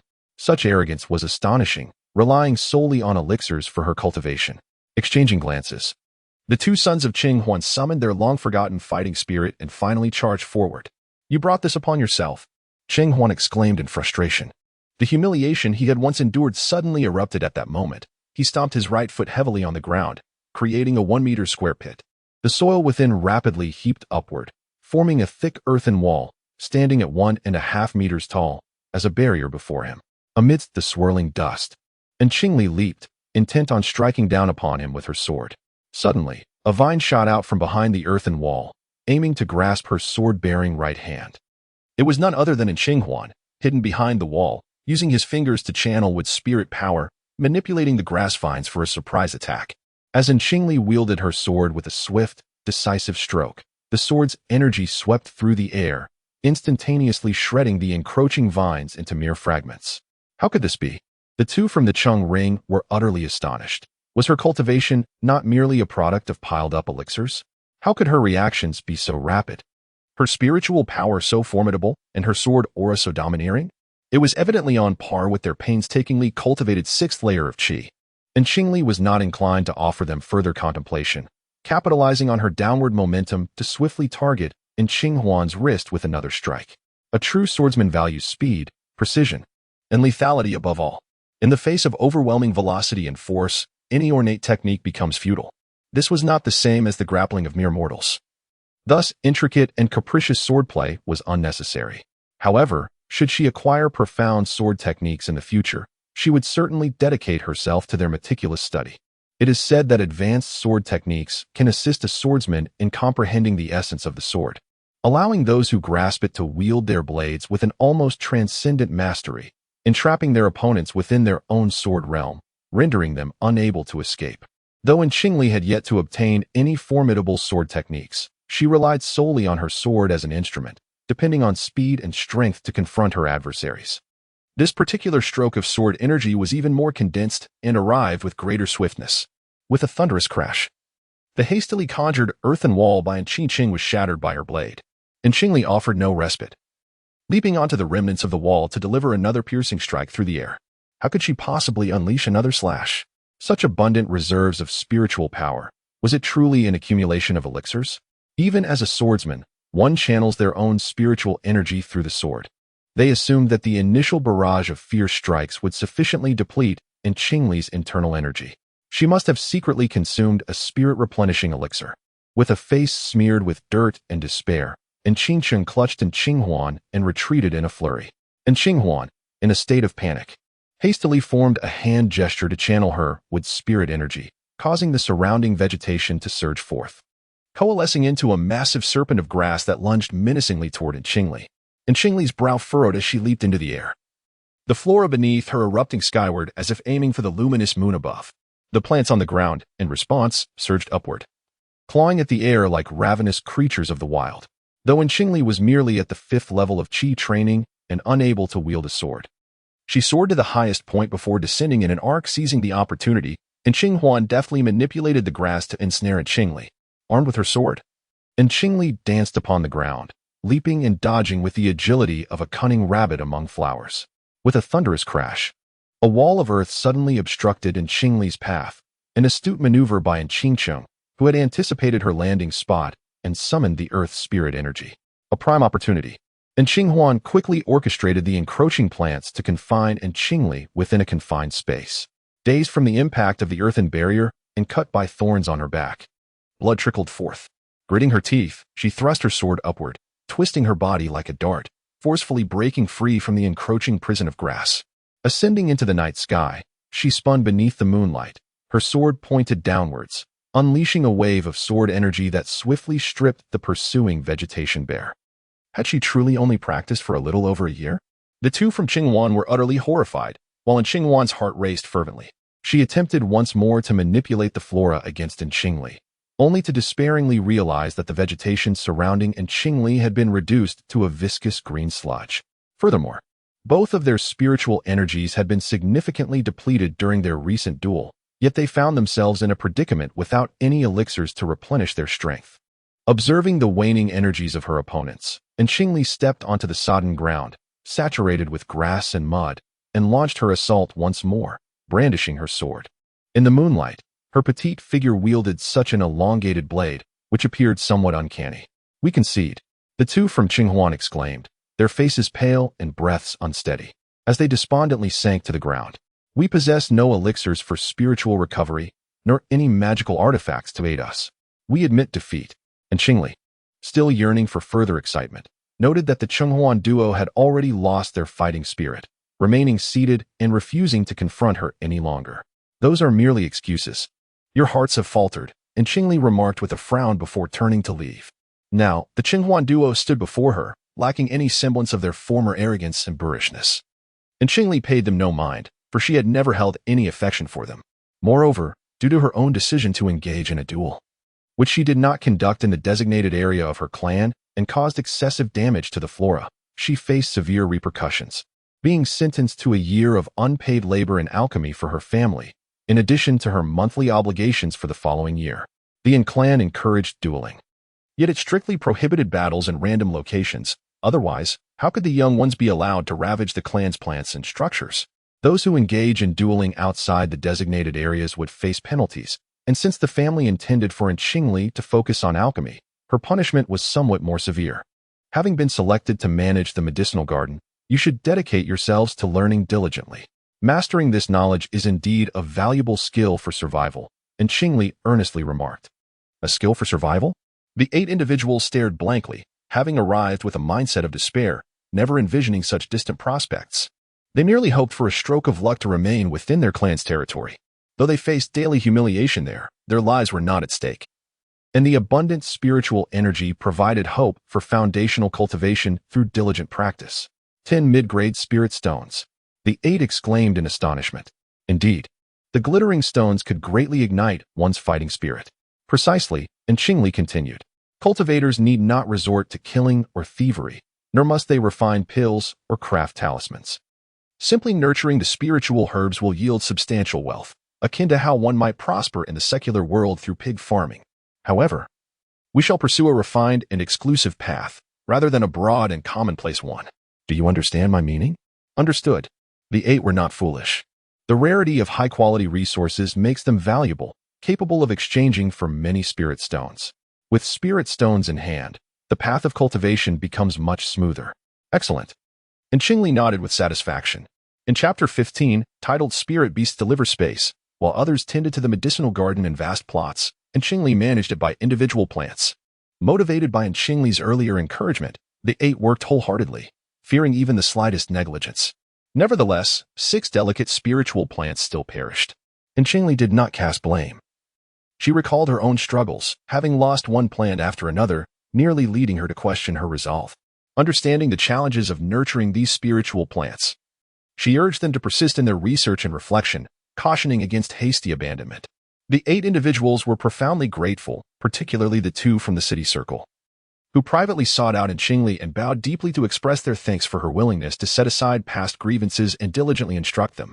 And Qingli exchanged few words with them, merely advising them to take good care of the spiritual plants and strive to remain within the clan's territory. Elder Baiyao was somewhat satisfied with the performance of the 8 and sought an audience with the clan leader to propose that they be allowed to stay and tend to the medicinal fields. Upon hearing this, the clan leader furrowed his brow, realizing that Elder Baiyao was about to act impulsively, potentially disrupting established customs. According to the clan's rules, disciples under 15 who had not yet reached the latter stages of Qi training, regardless of their lineage, must leave the clan's grounds. With no other option, Baiyao led the clan leader to tour the medicinal garden, appraising its value.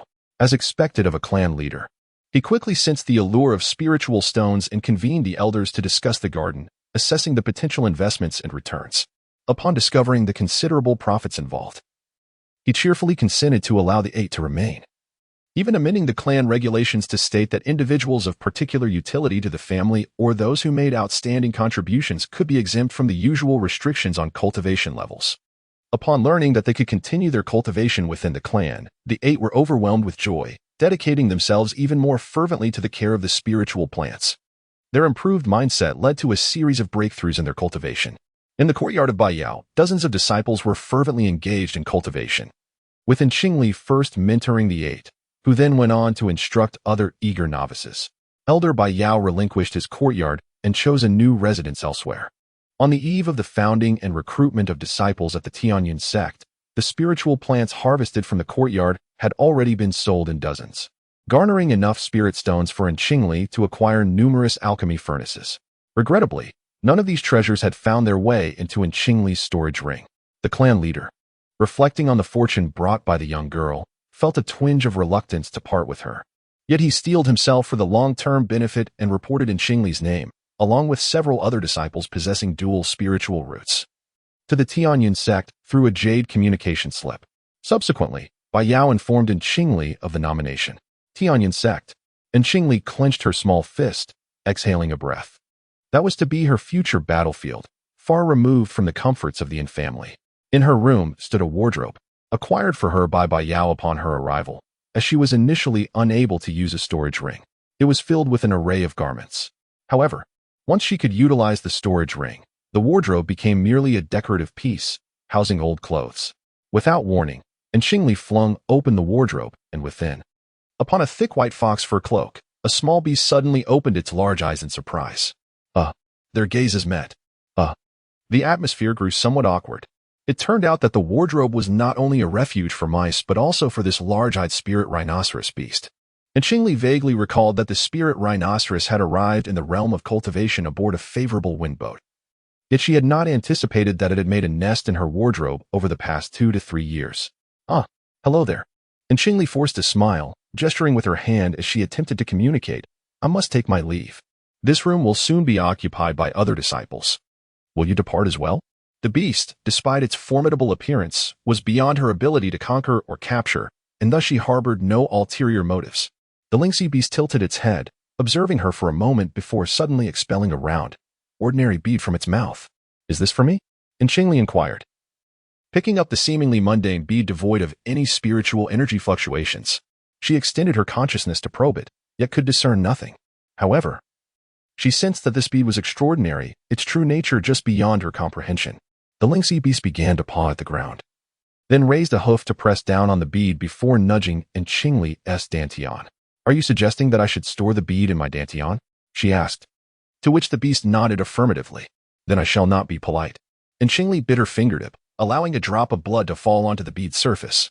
As her blood touched the orb, it swiftly enveloped the bead, causing it to emit a flash of red light before instantly transforming into transparency. Peering into the bead, she was astonished to find miniature mountains, flowing streams, and small groves within, an emerging microcosm. Heavens! A mustard seed space, an ancient relic of celestial craftsmanship. Thank you. And Qingli rejoiced internally, never anticipating that this diminutive lynxy beast would bestow upon her such an extraordinary opportunity. She quickly inscribed her consciousness onto the bead, and with a mere thought, it seamlessly entered her body. And Qingli promptly projected her consciousness inward, discovering that the bead lay peacefully within her dantian. However, the consciousness continued to probe but was obstructed by the pearl. It seemed that only by completely refining this pearl could one discern the circumstances within. You could not utilize it, which is why you have given it to me, correct? And Qingli, feeling grateful, gently stroked the unicorn horn on the head of the lynxy beast and reassured, rest assured, once I refine the pearl, if there is anything within that you desire, you may take it freely. The lynxy beast nudged in Qingli's hand affectionately, suddenly rearing up on its hind legs and forcing out a drop of its essence blood, which entered in Qingli's forehead. It then remembered to seize the white fox fur cloak beneath it and swiftly darted into the pearl within Qingli's body. Chapter 16. The tormenting bat demon having been struck by such an immense opportunity, and Qingli felt a swell of pride. Indeed, a kind-hearted beauty like her would not be overly unfortunate. The gluttonous lynxy beast, eager to enter the mustard seed space, voluntarily formed an equal contract with her. Bound by this pact, and Qingli could distinctly sense the current state of the lynxy beast, which seemed to have feasted well and was now frolicking amidst a pile of poisonous herbs.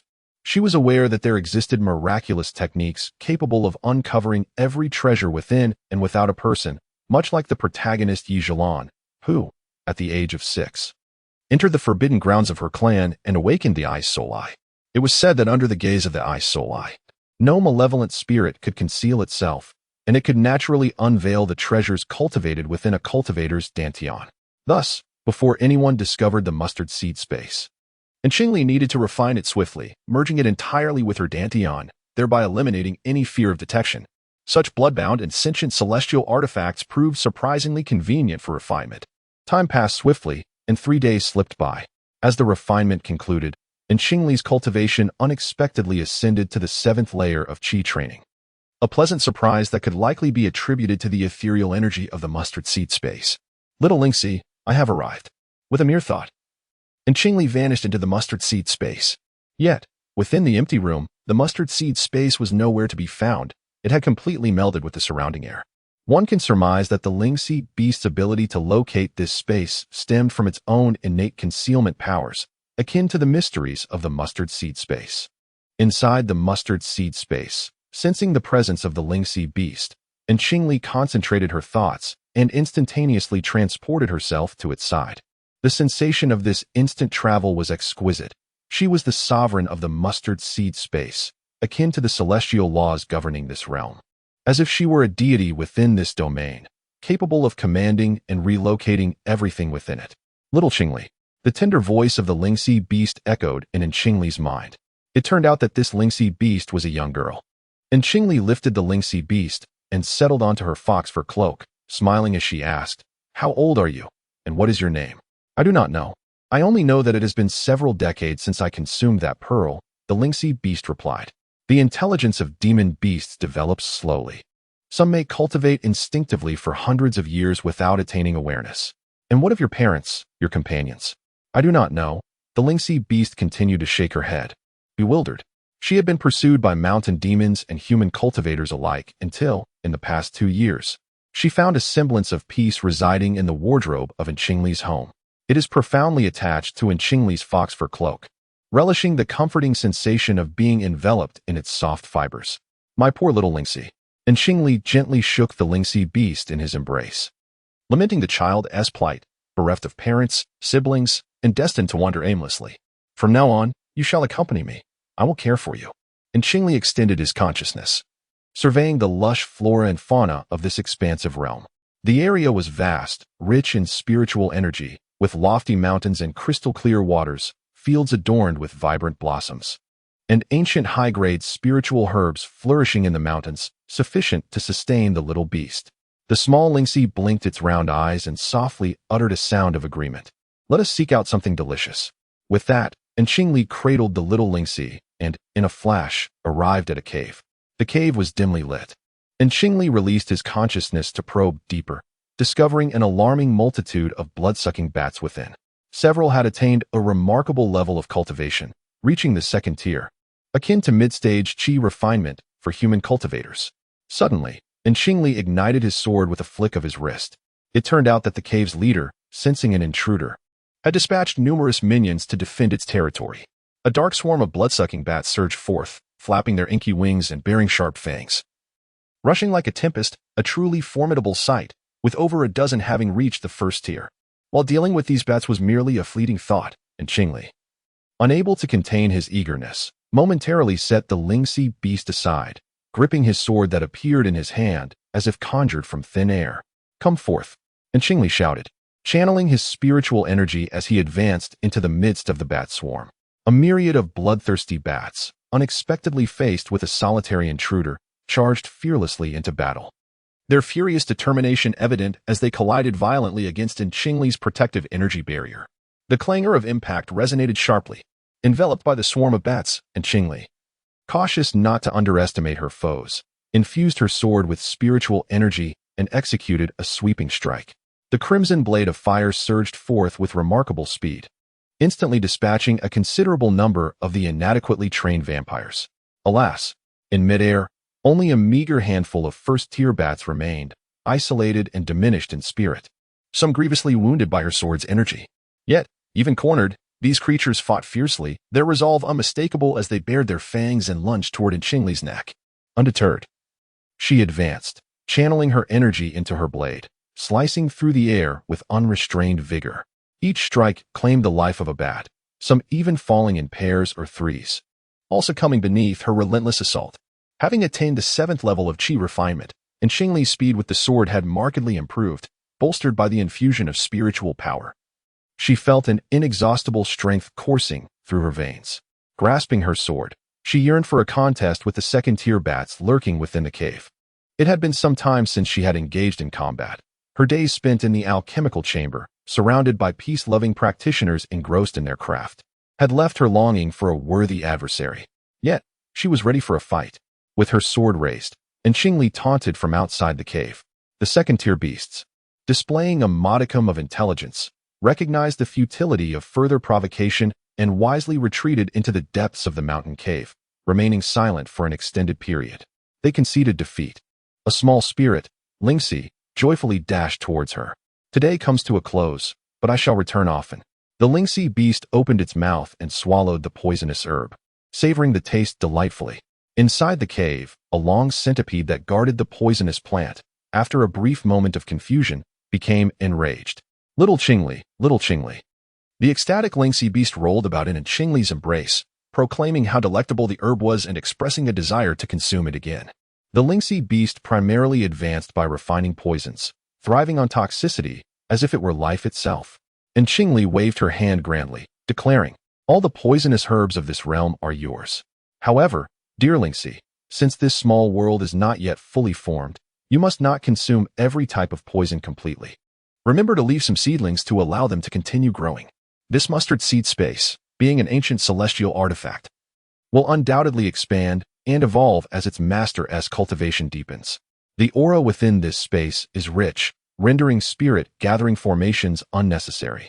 I will transplant some spiritual herbs and fruits here, creating my personal medicinal garden, your inexhaustible granary." The Lingxi beast leaped joyfully, pleased that it had entrusted the pearl to the right companion. After playing for a while, Qingli calculated the time to set off for Tianyun sect.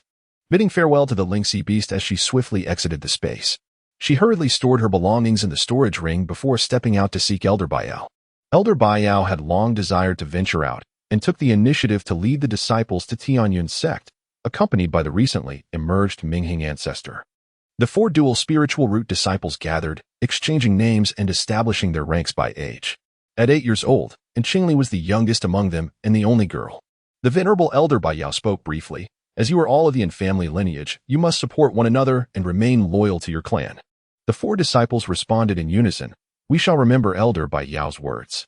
Then let us depart." Elder Baiyao summoned a delicate pearl flower, which spun gracefully in midair and transformed into a partially open blossom. The 4 disciples leaped into its embrace, and Elder Baiyao followed suit. "Do not leave." A sharp exclamation echoed, accompanied by a flash of crimson as a figure swiftly approached, soaring on a sword. Elder Baiyao, displeased, waved his sleeve and sent the impudent young one tumbling to the ground. The fiery figure sprang up, pointing her sword at Qingli, her face flushed with indignation. "She is not even a disciple of our family. If she is allowed to go, why am I not? I possess a single spiritual root. While she boasts a dual spiritual root, what merit does she hold to be chosen over me? It is I who ought to go to Tianyun sect." And Qingli turned to face her, recognizing the newcomer as Qingmiao, clad in striking red, a visage so bold that it nearly eluded her recognition after 3 years. However, in her past life, Qingmiao had already been captured by the nascent soul elder of Tianyun sect. Qingmiao, my admission to Tianyun sect is due to my alchemical talents and my significant contributions in nurturing rare spiritual plants. What have you accomplished for the family, except to incessantly demand the best for yourself? Qingli stepped forward, unperturbed by Qingmiao's fury. Such eloquent reasoning. You have merely ingratiated yourself with Elder Baiyao. Qingmiao suddenly launched an attack, sending a slender water needle hurtling towards Qingli's dantian. How malicious her intentions were, aiming to destroy my dantian. Qingli's expression turned stern as he formed a seal with his hands, summoning 2 crescent blades that sliced through the air, one aimed at the water needle, while the other surged toward Qingmiao. Malicious and capricious. Chapter 17. Encounter with the female protagonist as one of the 3 great sects in the south. The Tianyun sect has numerous families of varying stature in its fold. The Yin family, a second-tier clan in Luofeng City, has long been affiliated with the Tianyun sect. Every decade, the sect recruits disciples, and they always send the 4 most talented individuals from their lineage to become inner disciples of the sect. This year is no exception. However, a slight anomaly arises within Qingli, a disciple from a collateral branch. The other 3 disciples accompanying him hail from the main Yin family, one of whom is the direct nephew of the clan leader, possessing both gold and earth spiritual roots, and is the unspoken heir apparent to the Yin family. Named Qijin. Qijin? Qijin? Upon first hearing this name, Qingli couldn't help but conjure images of slender, elongated objects. Suppressing a chuckle, he understood that in the Yin family, any name incorporating the 5 elemental attributes of gold, wood, water, fire, and earth signifies exceptional spiritual roots. For instance, and Qingli possesses dual spiritual roots of gold and earth, while the earth attribute is rather mediocre with a purity of 5. The gold root boasts an astonishing purity of 9, truly enviable to others.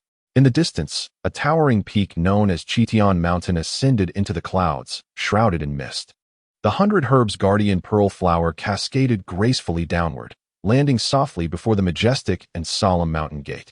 Inscribed in gilded characters upon the gate were the 3 words, Tianyan sect.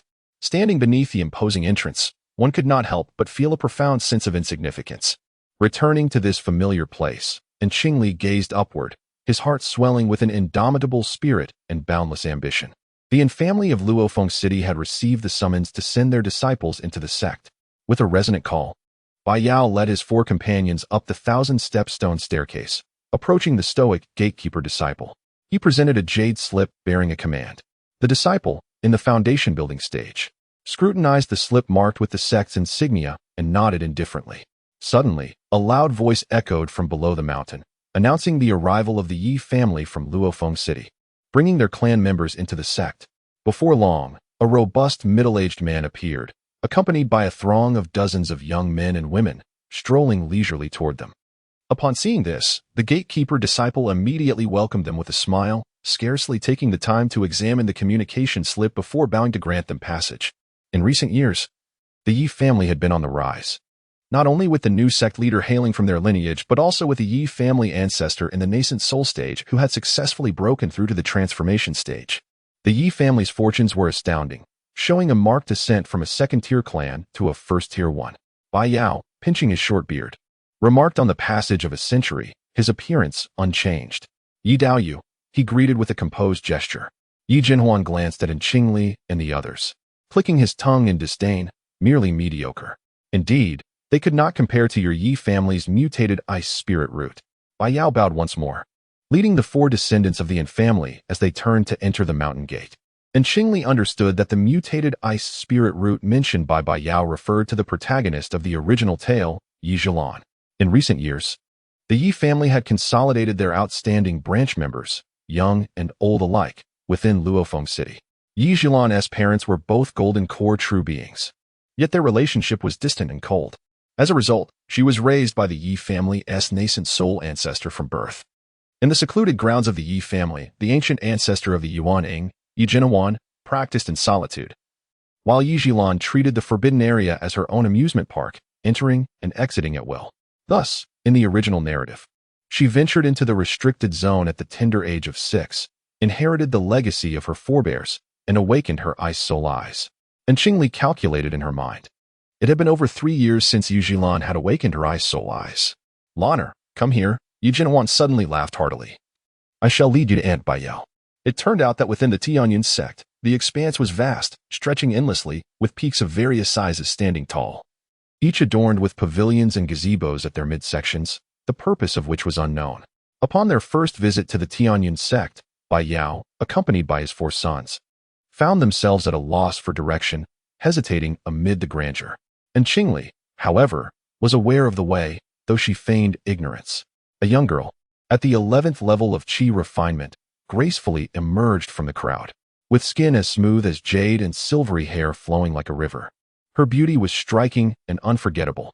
Yi Zhilan cast a fleeting glance at Qingli, disregarding the courtesy of greeting Bai Yao, and proceeded ahead with her companions toward the higher echelons of the service hall. What a personified ice sculpture! The 3 sons of the family exchanged glances, understanding that silence was prudent, lest they invite trouble. And Qingli followed closely beside Bai Yao, remaining silent, reflecting that the protagonist truly embodied the essence of a protagonist, exuding a chilling aura as if she had mourned her husband 1,000 times over. No wonder Qingli harbored no fondness for Yi Zhilan. After all, the original Qingli had met her demise at the hands of Yi Zhilan. Were these the so-called inept offspring of the family? In recent years, the Yi family had risen to prominence, and the younger generation, accustomed to a life of ease, had inevitably fostered a sense of arrogance. Wasn't there supposed to be a singular spirit root furnace? Did it come or not? Though the whispers were soft, the cultivators possessed remarkable hearing, rendering them incapable of missing even the faintest of sounds. Was there not a young girl? A simple touch would reveal the truth. The scions of the Yi family cast their gazes upon the fair-complexioned Qingli, chuckling derisively. The three disciples of the Yin family encircled Qingli, glaring fiercely at the impertinent members of the Yi family. Qingli silently noted their faces, according to the original owner's memories. These individuals had been rather audacious within the Tianyin sect for some time. Yi Daoyu, your Yi family members are hardly impressive, remarked Bai Yao. Her brows slightly furrowed as she raised her hand to cast a silent spell, effectively sealing the mouths of the offending disciples. They are merely children, and it is only natural for Mu Xiaoai to act as such. Yi Jinhuan laughed heartily, then lifted his hand to lift the silent spell from the disciples, adding, "What use does your Yin family have for that solitary water spirit root? Should you choose to send it to my Yi family, we would be willing to nurture it at a loss." Such disrespect. Bai Yao snorted coldly, sending forth her divine sense to locate the Hall of Elders. With a flick of her sleeve, she scattered a cloud of medicinal powder, leading her four disciples past Yi Zhilan as they hastened forward. Qingli silently praised Bai Yao's formidable presence as she moved ahead. Behind her, gasps of astonishment arose. It turned out that the inadequately skilled young disciples, unable to maintain their protective barriers, were afflicted by the slightest touch of the powder, resulting in a flurry of red rashes upon their skin. "Stop!" Yi Jinhuan barked, intercepting Bai Yao as the members of the Yi family surged forward to confront her. "What are you doing?" Bai Yao retorted, displeased. "Why harm the children of my Yi family?" Yi Jinhuan admonished angrily. "Having insulted my Yin family first, they deserve retribution," Bai Yao replied coldly. "Is it not so that this Tianyin sect belongs to your Yi family alone, permitting you to brazenly insult others?" The voice of Bai Yao was not loud, yet it resonated clearly within the vicinity of the Hall of Elders, where disciples and elders from various factions were present. They all extended their spiritual awareness. Drawn to the commotion. "What nonsense!" Yi Jinhuan exclaimed in anger. "When did I ever utter such words? Quickly, bring the antidote. A few days of pain will naturally pass." Bai Yao then turned to his four disciples, bestowing upon each of them a vial of poison in public view. "This is a new poison I have formulated, and the antidote has yet to be created. If anyone dares to bully you in the future, simply use this. At worst, their elders will come seeking vengeance." Qingli received the vial with both hands and proclaimed her agreement, not expecting her master, Bai Yao, to possess such a fiery temperament, which only made him more endearing. Chapter 18. Who hinders my path within the Tianyin sect? All individuals below the Golden Core stage are referred to as disciples. They are further categorized into outer disciples and inner disciples. Inner disciples are subdivided into ordinary inner disciples, registered disciples, and true disciples. Outer disciples predominantly possess 4 or 5 spiritual roots, with some having 3, forming a vast multitude who toil hard yet receive minimal rewards. Nevertheless, during the decade's sect recruitment day, countless wandering cultivators and small families bring their children to seek acceptance. Once outer disciples reach the foundation establishment stage, they may ascend to the inner sect. The treatment for inner disciples is, of course, superior to that of outer disciples. Inner disciples are scattered across various peaks, with ordinary inner disciples studying and cultivating under their respective peaks. Registered disciples are attached to a particular elder, signifying a form of mentorship. True disciples, often distinguished by their exceptional comprehension and character, typically possess single or dual spiritual roots and are personally instructed by golden core or nascent soul elders, truly embodying the cream of the crop. For instance, Yi Zhilan, possessing a mutated ice spirit root, entered the sect and became the foremost disciple of the esteemed Shanjin Jun at Wanfa Peak. Shanjin Jun, nearing 3 centuries of age, has reached the late stage of the nascent soul, overwhelming contemporaneous cultivators and earning the title of the foremost figure beneath the transformation realm, a true paragon of heaven. This year, dozens of Yi family disciples joined the sect, with Yu Zhilan and another disciple of the Earth Spirit root respectively becoming true inheritors under the guidance of a nascent soul elder. Additionally, 5 others became true inheritors under the tutelage of a golden core master. Those of lesser merit were designated as inner sect registered disciples, while the least fortunate were merely ordinary inner sect disciples. The Yi family is ambitious, sending forth their exceptional branch members into the sect. Much like other first-rate families allied with the Tianyin sect, the power shifts within the sect from generation to generation unfold in such a manner, with some families rising while others decline. Take the Yin family, for example. Within the Tianyin sect, there exists an Yin family nascent soul ancestor. However, This ancestor has lived for nearly 2 millennia, and if no further breakthroughs are achieved, he may face the regret of passing into oblivion without fulfillment. Moreover, after nearly 2,000 years, the lineage has proliferated across countless generations, leading to a dilution of familial ties, unless it pertains to the extermination of the clan. Other matters are seldom attended to. The original character, Qingli, has resided in Tianyuan sect for nearly a century without ever encountering this in-family ancestor. Qingli, after the departure of Bai Yao, the attending disciple led Qingli beneath a mountain peak and casually tossed her an identity jade slip. Qingli's expression darkened as she allowed the jade slip to fall to the ground. This was not the spirit medicine peak she intended to visit. Within her storage ring lay swords, several of them, and she longed to plunge any one of them into the chest of the attending disciple before her. You possess both fire and wood dual spiritual roots, and from now on, you shall remain at the treasure weapon peak. The disciples in charge no longer pay her any heed, feeling guilty and wishing to depart. Qingli suppresses the urge to draw her sword and refrains from stopping the disciple.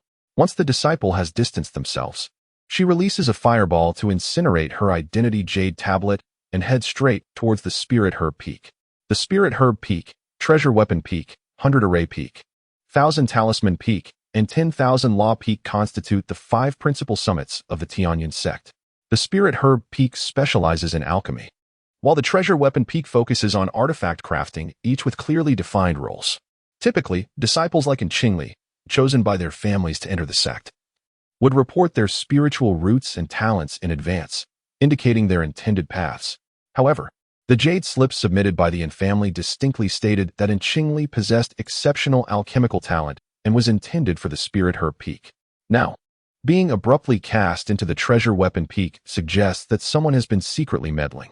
Qingli decides to set aside her inquiries about the perpetrator and waits at the foot of the Spirit Herb Peak for several hours. Finally, she spots an elder from the Spirit Herb Peak whom she recognizes from her previous life. This elder is known for being upright and protective. Qingli hurriedly approaches and performs a respectful bow. Who is this little girl? The elder frowns, while the surrounding disciples shake their heads in confusion. 3. Third grade elixir. The elder of the Spirit Herb Peak's expression twitches. How old are you this year? 8 years old, Qingli replies without a hint of embarrassment. As this body is indeed 8. This is the perfect opportunity to appear endearing and pitiful. At 8, to concoct a third-grade elixir. And at the 7th level of Qi training. The elder is visibly unsettled. How could such a talented young disciple be squandered at the Treasure Weapon Peak? Then follow me to the peak to practice alchemy. If you successfully create a third-grade elixir, I will report to the Peak Master to have you retained. As the words fell, he dispatched a trusted disciple to investigate the matter concerning Qingli. Accompanied by Elder Guan, Qingli ascended the Spirit Herb Peak, retrieving the alchemical furnace gifted to her by Bai Yao. In the presence of many, she skillfully opened the furnace and began to concoct a third-grade beauty pill. The beauty pill is highly coveted among female cultivators, boasting excellent sales, and has always been in short supply. Once the elixir was completed, it would serve as a delightful gift for the senior sisters of the Spirit Herb Peak. This young girl possesses a certain charm. Elder Guan, discerning Qingli's subtle intentions, chose not to expose her, recognizing her adeptness in alchemy. He understood that, despite her tender age, her ability to refine a third-grade pill may be somewhat exaggerated. The other disciples present shared their skepticism, doubting that an 8-year-old could truly forge a third-grade elixir. The creation of such a pill demands exceptional control over spiritual energy. Insufficient skill could lead to a cracked pill, or in severe cases, an exploded furnace. They reflected on their own experiences, knowing that at 18, being able to craft even a second-grade pill would grant them considerable prestige on the Spirit Herb Peak. Yet, Qingli's mastery over spiritual power approached that of the original owner at the mid-stage of Foundation establishment, making her ability to create a third-grade pill not entirely inconceivable. Thus, living multiple lives can indeed have its merits. One might ponder, can this young girl truly succeed? Upon hearing the 8-year-old's audacious claim of crafting a third-grade pill, many disciples of the Spirit Herb Peak gathered around. Some even set up a betting pool at the foot of the mountain, wagering either spiritual herbs or pills. Naturally, the majority of the disciples placed their bets on Qingli's failure, for as practitioners of alchemy, they understood better than outsiders the challenges of concocting a third-grade pill. Many among them have lingered at Lingyao Peak for decades, transforming from youthful children into elderly figures, spending the majority of their lives meandering as third-tier alchemists. Elder Guan extended his spiritual sense to discern the gambling activities below the mountain, subtly communicating with his disciples and discreetly handing one of them a storage bag, instructing him to place a bet on Qingli's success in alchemy. As an elder of the peak, he possessed a unique insight, lamenting the vast disparities among individuals. Some, on the brink of death, remain mere disciples. For instance, many outer disciples may never establish their foundation, while numerous inner disciples may never achieve the stage of core formation. Thus, some individuals remain disciples throughout their lives, while others, at a tender age, ascend to become revered ancestors within the sect, much like the prodigious Master Shangshan. And Qingli, engrossed in her alchemical pursuits, exhibited little interest in her surroundings. Had it not been for her fervent desire to remain at Lingyao Peak, she would not have dared to showcase her talents by refining pills publicly. During her time in the Yin family, only one person was privy to her true alchemical prowess. She intended to conceal her brilliance upon entering Lingyao Peak, unaware that others would impede her progress, preventing her entry into the esteemed sect. Chapter 19. The Sect Master's Downfall. A third-tier beauty pill. The girl has truly succeeded in refining a third-tier beauty pill. One disciple rushed towards the foot of the mountain, exclaiming loudly.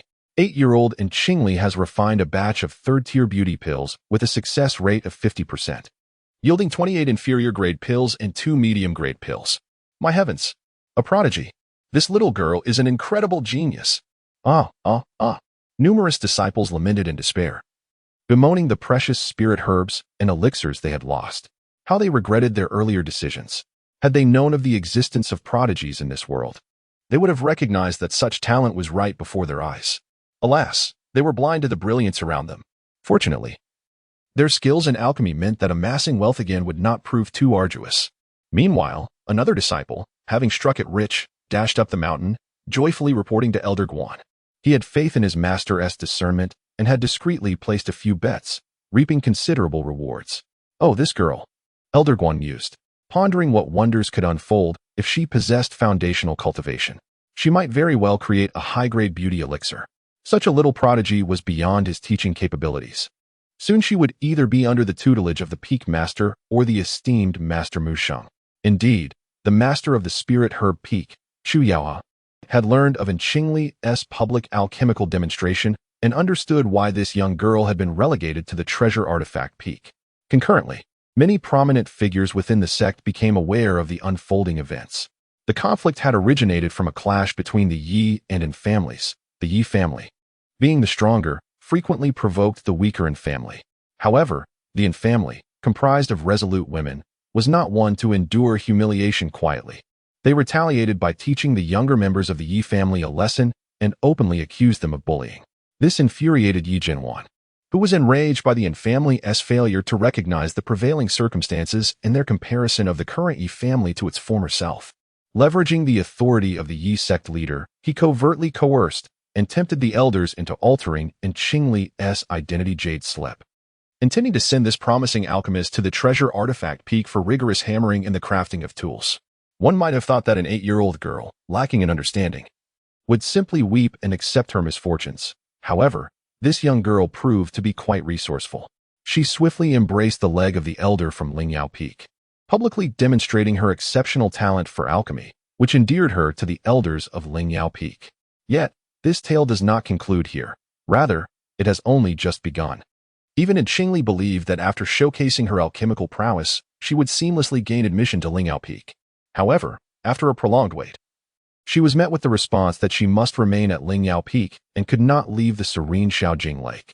Shaojing Lake, situated on the mountainside of Lingyao Peak, is a tranquil body of water, its crystal-clear surface perpetually enveloped in mist. Surrounded by lush greenery that exudes an air of elegance and tranquility, rich in spiritual energy, akin to a celestial realm. What, then, has transpired within the Tianyin sect? Standing beside Shaojing Lake, Qingli felt perplexed. When did someone of her caliber in alchemy become so overlooked by the Tianyin sect?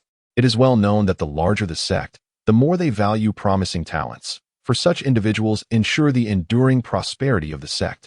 Yet, Shaojing Lake remained undisturbed, silent, offering no answers to Qingli. Outside its serene confines, however, a tempest was brewing. The upper echelons of the Tianyun sect saw dozens of elders jointly impeach the newly appointed sect leader, vehemently accusing them of neglecting the sect's interests in favor of familial gain. This was an unforgivable transgression. As the leader of a sect, one must prioritize the sect's welfare above all else, for the interests of the sect should reign supreme. Yet, merely 2 or 3 years into their tenure, the Yi family, still not a first-rate family but merely second-rate, had already begun to enjoy the privileges of a first-rate family, sending dozens of disciples into the inner sanctum. Pray tell, by whose authority was such power granted to the Yi family? It is, of course, the newly appointed sect leader Yi, who exploits his position to advance the private interests of his kin. Furthermore, Yi Jinhuan, an elder of the Yi family and an individual wholly unconnected to the sect, dares to meddle in the internal affairs of the order, emboldened by the sect leader's influence. Such audacity begs the question, from whence does his power derive?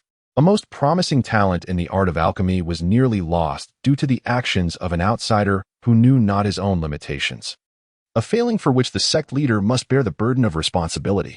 The more exceptional and Qingli proves to be, the greater the culpability of the one who holds the mantle of sect leader. If the newly appointed sect leader Yi is incapable of governing even the minor affairs of the Yi family, how can he possibly manage the vast expanse of the heavenly essence sect? A sect leader of such manifest incompetence is better dispensed with. Better dispensed with, indeed. Many elders echoed in agreement. The newly appointed sect leader Yi was filled with trepidation. Such a concerted impeachment effort by dozens of elders was an infrequent occurrence, unseen for millennia, and yet he had the dubious honor of witnessing it firsthand. His ascent to the position of sect leader was not due to any inherent ability, but rather the result of compromises forged amidst the power struggles of various factions within the sect. Though the heavenly essence sect is a great order, the families that depend upon it, particularly those of the first rank, have been entrenched within its structure for thousands upon thousands of years, becoming an undeniable force with considerable influence. First-rate families are loath to see another family ascend to their level, while second-rate families are equally unwilling to be overshadowed by a newly elevated first-rate family. These factions, therefore, coalesced in a concerted effort to suppress the Yi family, which was eager to rise in prominence. The head of the Yi clan was never an extraordinary talent, had he been content with maintaining the status quo. He might have held his position with relative stability. However, the ambitions of the Yi family were revealed too soon, as they sought to leverage the authority of the sect leader and the newly ascended divine ancestor to entrench their power within the sect. It is unclear whether it was the sect leader's folly or that of the family head, but they failed to grasp the adage that haste makes waste, thereby shattering the delicate balance of power that had been maintained for years. The position of sect leader is merely a title. There are numerous more suitable puppets than the current sect leader. As for the newly appointed divine ancestor, it is common for first-rate families to have 2 or 3 such formidable figures in their ranks. Thus, one can only fault the Yi family for their overreaching ambitions. Had they proceeded with caution over a century, with the sect leader firmly established and the emergence of another divine ancestor from the Yi family, perhaps their aspirations could have been realized. After allowing the Yi family to flaunt their arrogance for several years, it is now time to reel them in. The interests of the sect must take precedence above all else. So we implore Elder Yi to relinquish the sect leader's golden seal, that we may collectively appoint a capable successor. Dozens of elders spoke in unison, their stance unwavering. The Yi sect leader was drenched in sweat. As a mere nascent soul cultivator, how could he stand against these numerous prepared nascent soul practitioners? Moreover, some of these elder cultivators would not tolerate his use of sect authority to serve familial interests. Chapter 20. Gaining a mentor through merit for a full 5 years. And Qingli resided at the Mirror Lake on the Spirit Herb Peak, seeming as though he had been deliberately exiled and forgotten. During these long years, not a single soul came to visit this once promising alchemical prodigy. In the span of 5 years, and Qingli has transformed from a lively and charming young girl into a graceful and ethereal beauty. Her bright eyes resemble clear waters, and her green hair flows like clouds. With her already exceptional appearance, she has been further nurtured by the abundant spiritual energy of the Little Mirror Lake, and through her diligent daily cultivation, she has unknowingly cultivated an otherworldly beauty. It is often said that a cultivator's progress relies on talent, comprehension, and opportunity, and the Little Mirror Lake has proven to be in Qingli's immense fortune. The concentration of spiritual energy here surpasses that of her mustard seed space by a factor of 2. enhancing her beauty and significantly accelerating her cultivation speed, far exceeding that within her own space. Otherwise, with the ordinary purity of her dual spiritual roots, even with a driven mindset, how could she possibly reach the 12th level of Qi refinement, the so-called pinnacle of perfection, within a mere 5 years? Although she has been isolated in the Little Mirror Lake, deprived of new knowledge, the opportunity to spar with her peers, and the chance to venture out for experience and mental fortitude, this seclusion has allowed her to focus solely on her cultivation. She can also practice against magical beasts and refine elixirs in her leisure time. Indeed, fortune and misfortune often coexist. Particularly, in half a year, a secret realm will open, accessible only to Qi refinement cultivators, with the disciples sent by the sect predominantly at the 11th and 12th levels. With her mediocre dual spiritual roots, and at the age of 13, the original and Qingli had only reached the 8th level of Qi refinement, rendering her unqualified for entry. However, in this world, with the extraordinary spiritual energy of the Little Mirror Lake as her aid, and Qingli has effortlessly cultivated to the pinnacle of Qi refinement, thus earning the right to brave this challenge, a privilege bestowed upon her by the Little Mirror Lake and 5 years of relentless training. Although it remains uncertain whether one can venture to the Little Mirror Lake, over the span of 5 years, she has flourished in both beauty and cultivation, nourished by its essence. If in Qingmiao dazzles like a bewitching enchantress, and Yi Zhilan stands with her silvery hair in solitary pride, then in Qingli embodies the quintessential ethereal elegance of the immortal realm.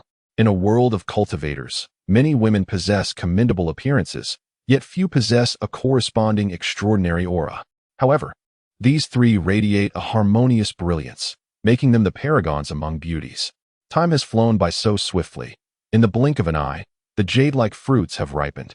Savoring the aroma of the fruit, 13-year-old and Qingli gently parted her ruby lips, gazed thoughtfully, and with a delicate step, disturbed the tranquil lake's surface, gracefully alighting beneath the jade fruit tree. The jade tree is a rarity, thriving only in places rich with spiritual energy, and within the entire Tianyin sect, there stands but this solitary specimen. The jade fruit ripens once every century, and each tree bears merely one fruit at a time. Today, the millennium-old jade tree bears its singular jade fruit, and it cannot be denied that Qingli has timed her fortune perfectly. Mine, all mine, she suddenly exclaimed with an exuberant laugh, as a crescent blade of condensed with spirit energy soared toward the fruit stem. The jade fruit, resembling its namesake, exudes an extraordinary fragrance when ripe. For cultivators, consuming it enhances their internal spiritual power, purges impurities and Dan poison, and gradually transforms their bones into jade. Purge the Dan poison, transform into jade bones. I've struck it rich, I've struck it rich. And Qingli rejoiced, cradling the jade fruit in her hands, casting a cleansing spell upon its surface, and preparing to take a bite.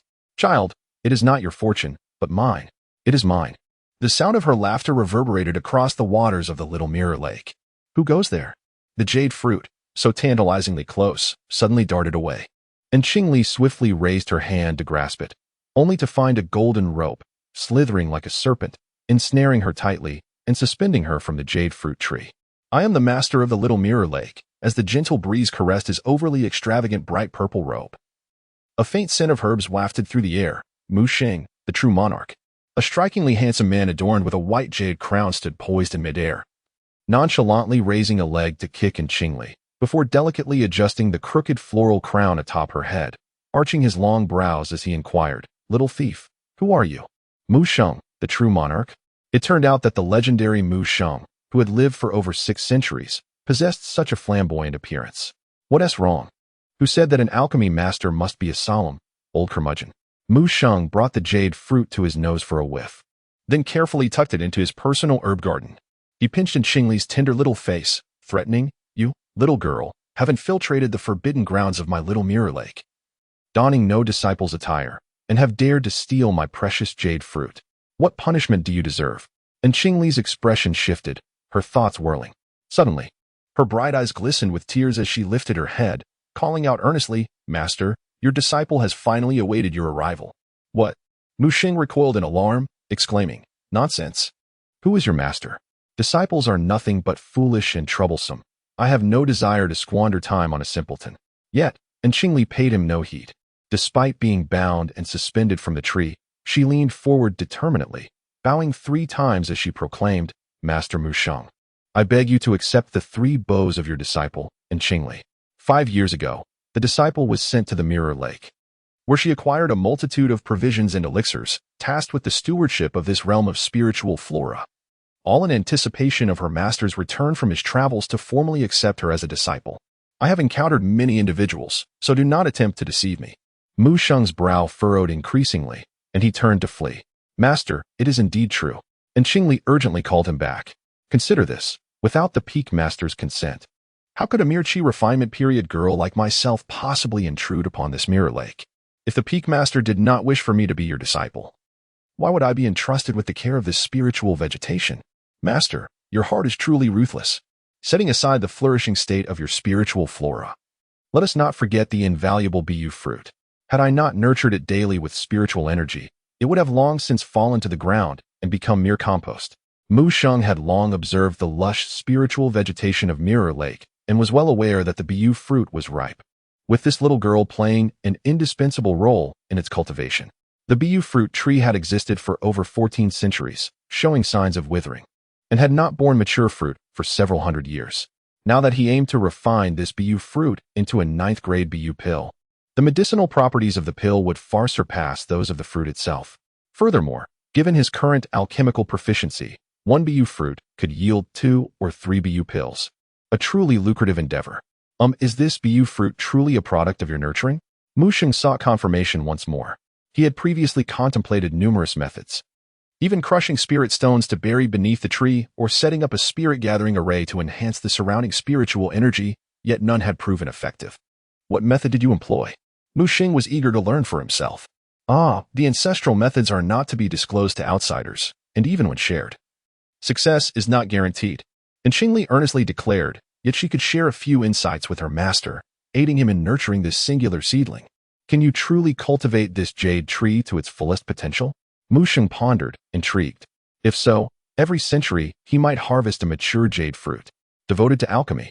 His current cultivation level, achieved through the painstaking accumulation of elixirs and spiritual stones, had inevitably led to a significant buildup of medicinal toxicity within him, which would undoubtedly hinder his future advancements. Should he procure a jade fruit every 100 years, he could potentially refine no fewer than 20 jade elixirs within a millennium. With these 20 jade elixirs, the prospect of breaking through to the divine transformation stage in this lifetime would be immensely promising. The art of nurturing medicinal trees is indeed what I have mastered.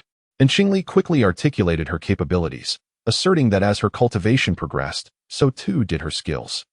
To be frank with you, Master, 5 years ago I could already concoct 3rd-tier elixirs, and now having reached the pinnacle of Qi refinement, I am capable of producing high-tier pills. If you accept me as your disciple, I assure you will not regret it. Well, this girl possesses quite a talent, her master remarked, but brilliance in youth does not always guarantee greatness in adulthood. In my 600 years of existence, I have encountered many such individuals.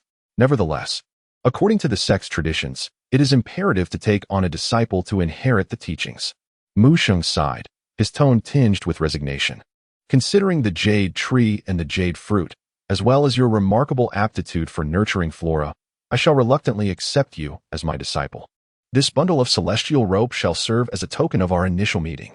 With those words, Mu Qing erased his divine consciousness from the immortal binding rope, draped it around Qingli's neck, feigned a tightening pull, and solemnly cautioned, "This is my first time being anyone's master, so let's get one thing straight. I abhor being bothered. Aside from alchemy, don't come to me with other matters, and don't expect me to teach you anything else." Chapter 21. How did I end up on the protagonist's bad side? Rest assured, Master, and Qingli replied, your disciple has ample experience being left to her own devices. Aside from alchemy, I will certainly not trouble you with trivial matters. And Qingli completed the formal apprenticeship ceremony with utmost sincerity before standing up, earnestly vowing. She received the newly acquired immortal binding rope with both hands, imprinted it with her divine consciousness, stored it within her storage ring, and then tugged at Mu Qing's sleeve, cheerfully saying, "Master, may I discuss 2 matters with you?" 2 matters? Mu Qing's eyelids twitched, and he retreated several yards, creating distance. Displeased, he said, "Who is it that just promised not to trouble their master with trivial matters?" "No trouble at all. Very simple." And Qingli stepped forward, closing the gap, and quickly explained. "The first matter is, could you possibly give me the core of the jade fruit? Over the past 5 years, She had attempted to transplant all the spiritual herbs by the little mirror lake that were not already in her mustard seed space, and she had succeeded with quite a few. However, she had also tried to graft a few branches of the rare ninth-order jade tree, but without success. That's not a problem, Mu Qing readily agreed. I intend to refine the jade fruit flesh into a ninth-grade elixir. I'm just lacking 2 spiritual herbs. Once I find those 2 herbs, I'll give you the core. Thank you, master. And Qingli exclaimed with delight. With the fruit pit, she could cultivate saplings within her mustard seed space. Once the saplings matured and bore fruit, those fruits would yield more pits, which would then generate new saplings. In a few centuries, even if she couldn't concoct jade elixir, she could still consume jade fruit directly to expel toxins and develop jade bones. The mere thought was delightful. No need for gratitude, my dear disciple, Mu Qing responded with a smile. After all, even if the fruit pit grew into a tree and bore jade fruit, the fruit would eventually end up in his possession. He was, after all, one of the only 2 ninth-grade alchemists in the current cultivation world. And Qingli advanced several steps, stopping before Mu Qing. After a moment of contemplation, she began, Master, I've been confined to this little mirror lake for 5 years now, and I'm completely ignorant of the events outside. Could you perhaps enlighten me on the current situation? My master is indeed astute, and Qingli had suspected as much. If it were truly a punishment, she would have been cast to the gale-swept cliff of contemplation or the bone-chilling ice cave. But to be confined in such a spirit-rich, blessed land was, on the surface, a confinement, but in reality, it was to protect her from the Yi family's retaliation. So, who have you offended? Mu Qing raised an eyebrow, wondering if this disciple he had rashly accepted was a troublemaking imp. And Qingli offered a sheepish smile. Then, master, you can inquire with Peak Master Shirshu first. Your disciple has formally completed the apprenticeship ceremony, and from now on, I am your responsibility. No returns accepted. Oh dear, you troublesome disciple. Mu Qing delicately caressed his brow, a faint memory surfacing of his master sighing in much the same way years ago.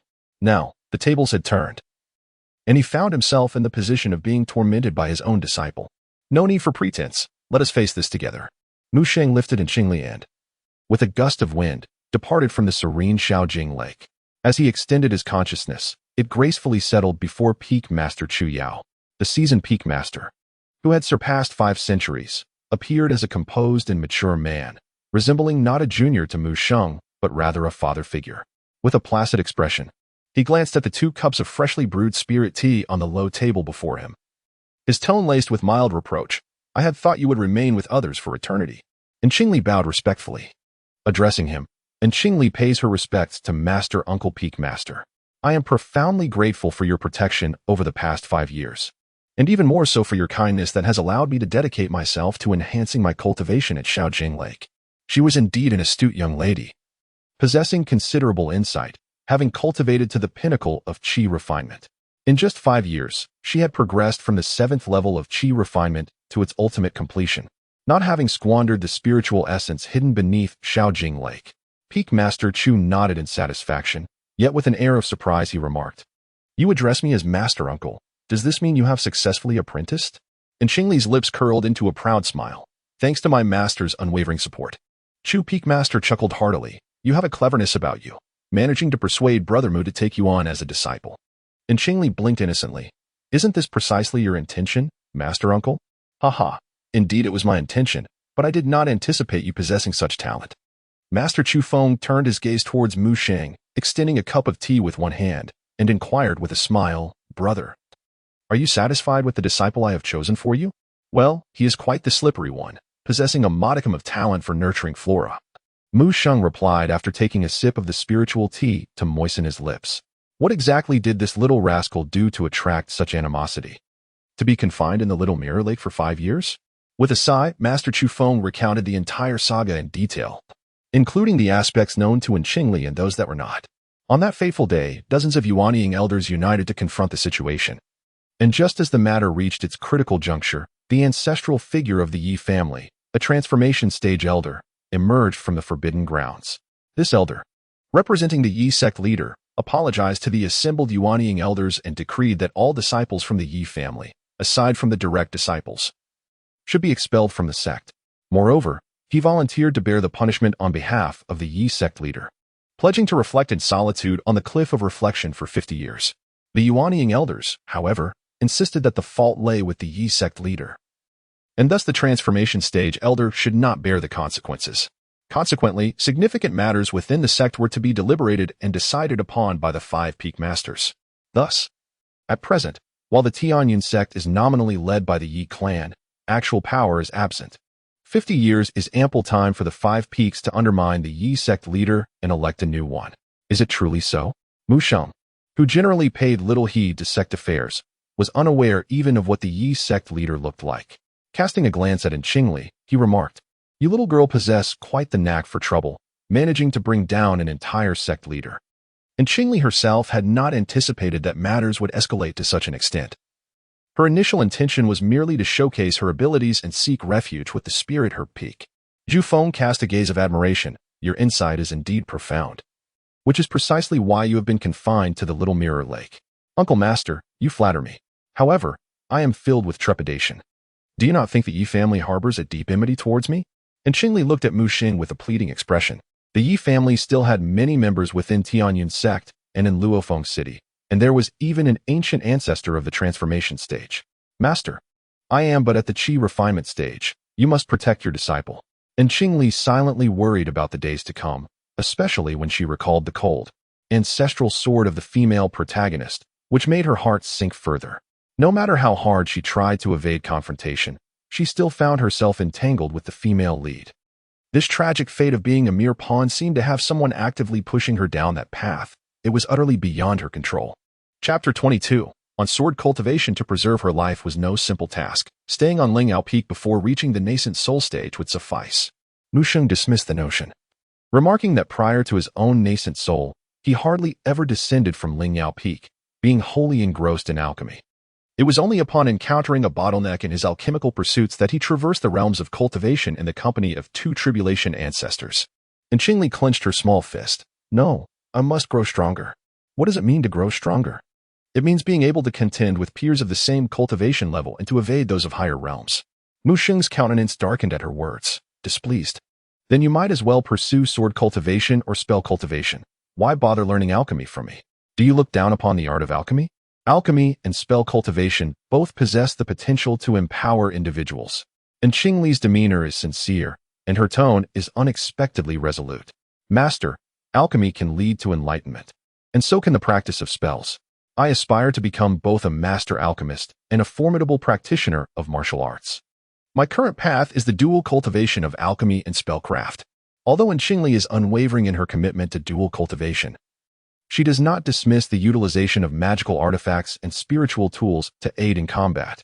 Both the original host and she herself lean towards the sword as their weapon of choice. She intends to diligently practice swordsmanship in the future, but does not dare to identify herself solely as a sword practitioner. The definition of sword practitioners in the realm of cultivation varies.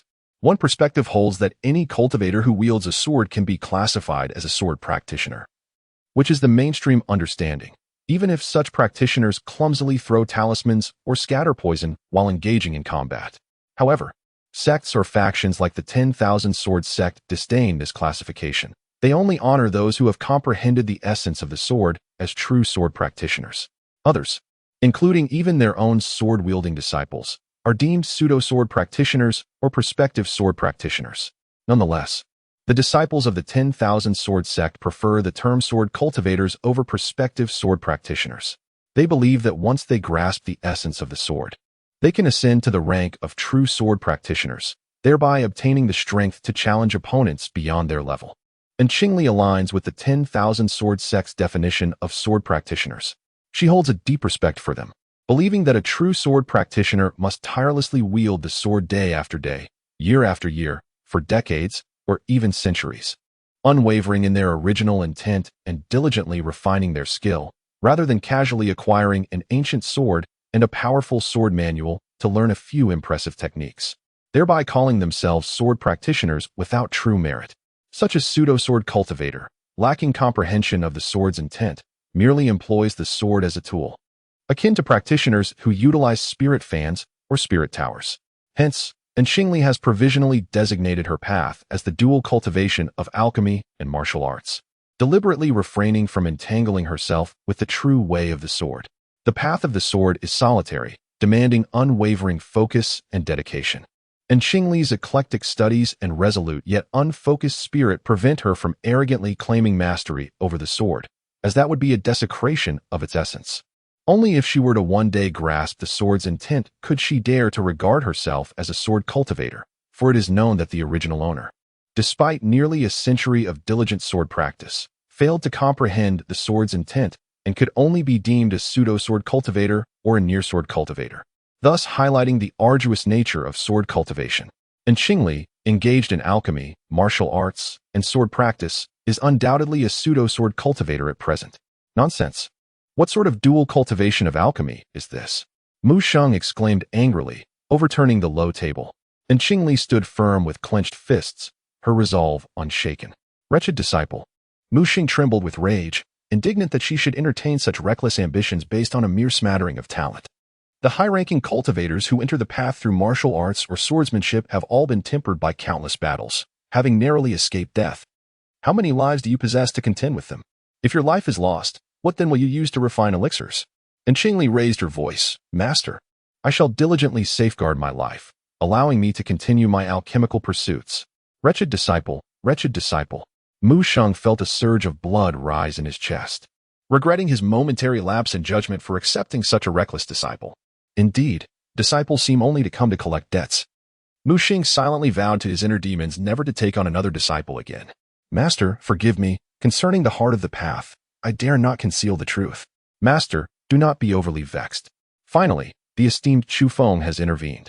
It is rare for this young lady to possess the heart of a true warrior, a quality that neither you nor I, nor the disciples of Ling Yao Peak, can claim. Yet, that does not preclude her from having it. Every cultivator has their own path to tread. We cannot impose our smooth journeys upon her.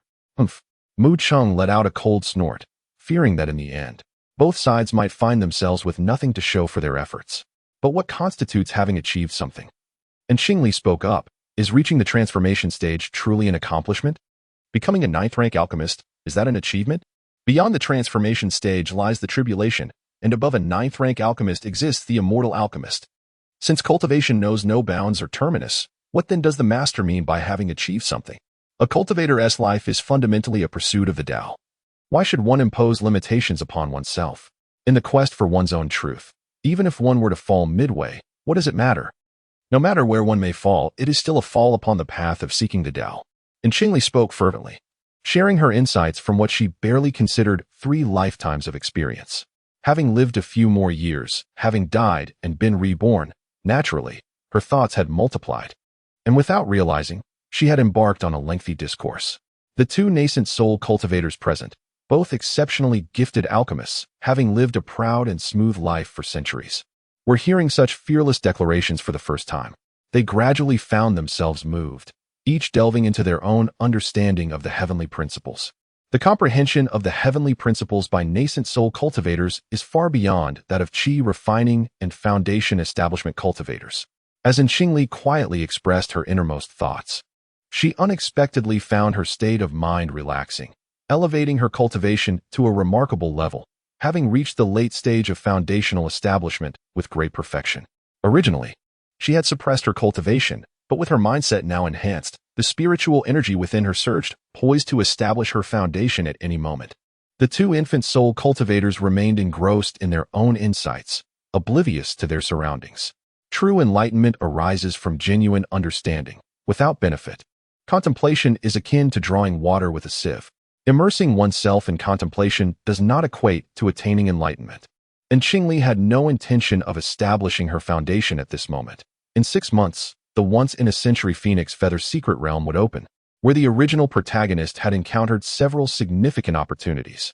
Given the vastness of the secret realm and her own advancement to the peak of qi refinement, she wished to explore it.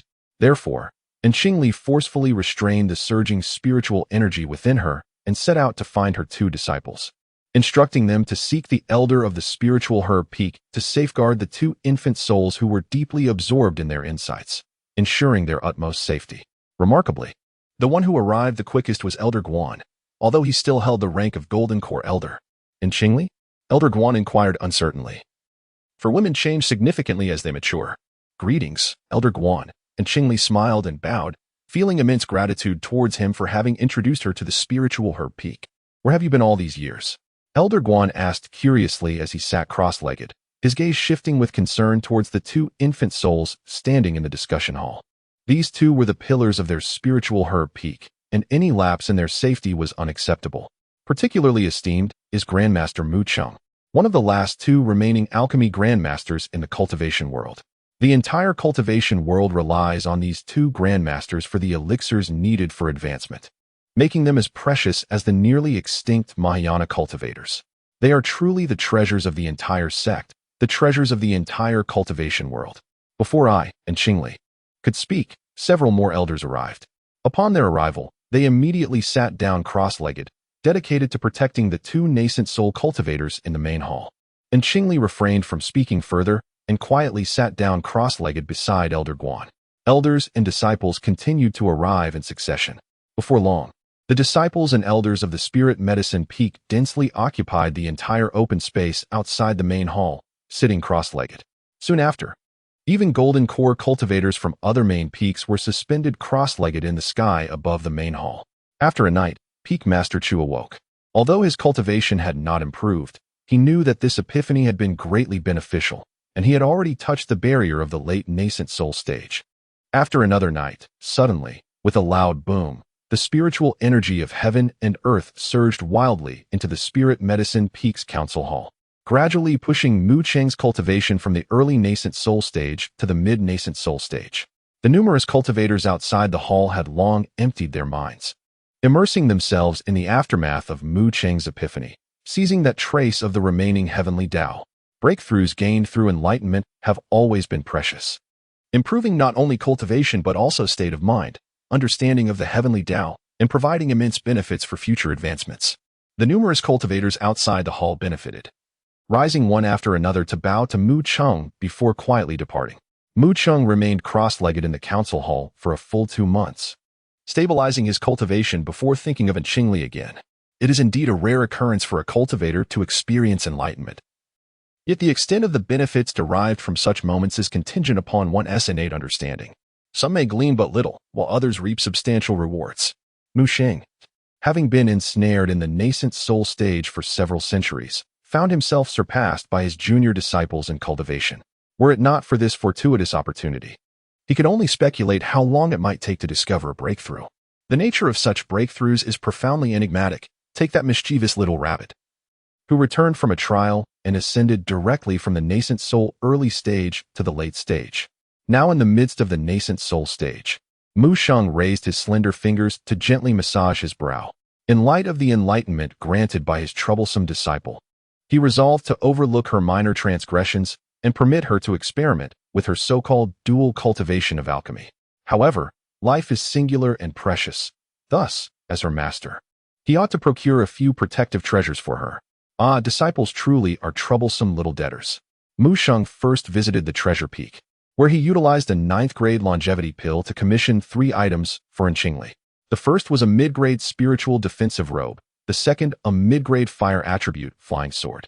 Given her current cultivation level, wielding spiritual artifacts would be more suitable, and it would afford her some protection from covetous eyes. The final item was a growth-type magical treasure, a substantial alchemical furnace in the shape of a phoenix, which could be nurtured within her dantian. Growth-type magical treasures are challenging to refine and are valued comparably to ordinary spiritual treasures. Thus, this alchemical furnace would require some time to complete. The master of the treasure peak joyfully accepted this transaction, had it not been for the emergence of a 9th-grade alchemist within their Tianyun sect. Acquiring a longevity pill would have been an unattainable feat. The longevity pill allows nascent soul cultivators to extend their lifespan by 500 years, truly priceless in the market. How many exceptionally gifted individuals have succumbed to the confines of the nascent soul?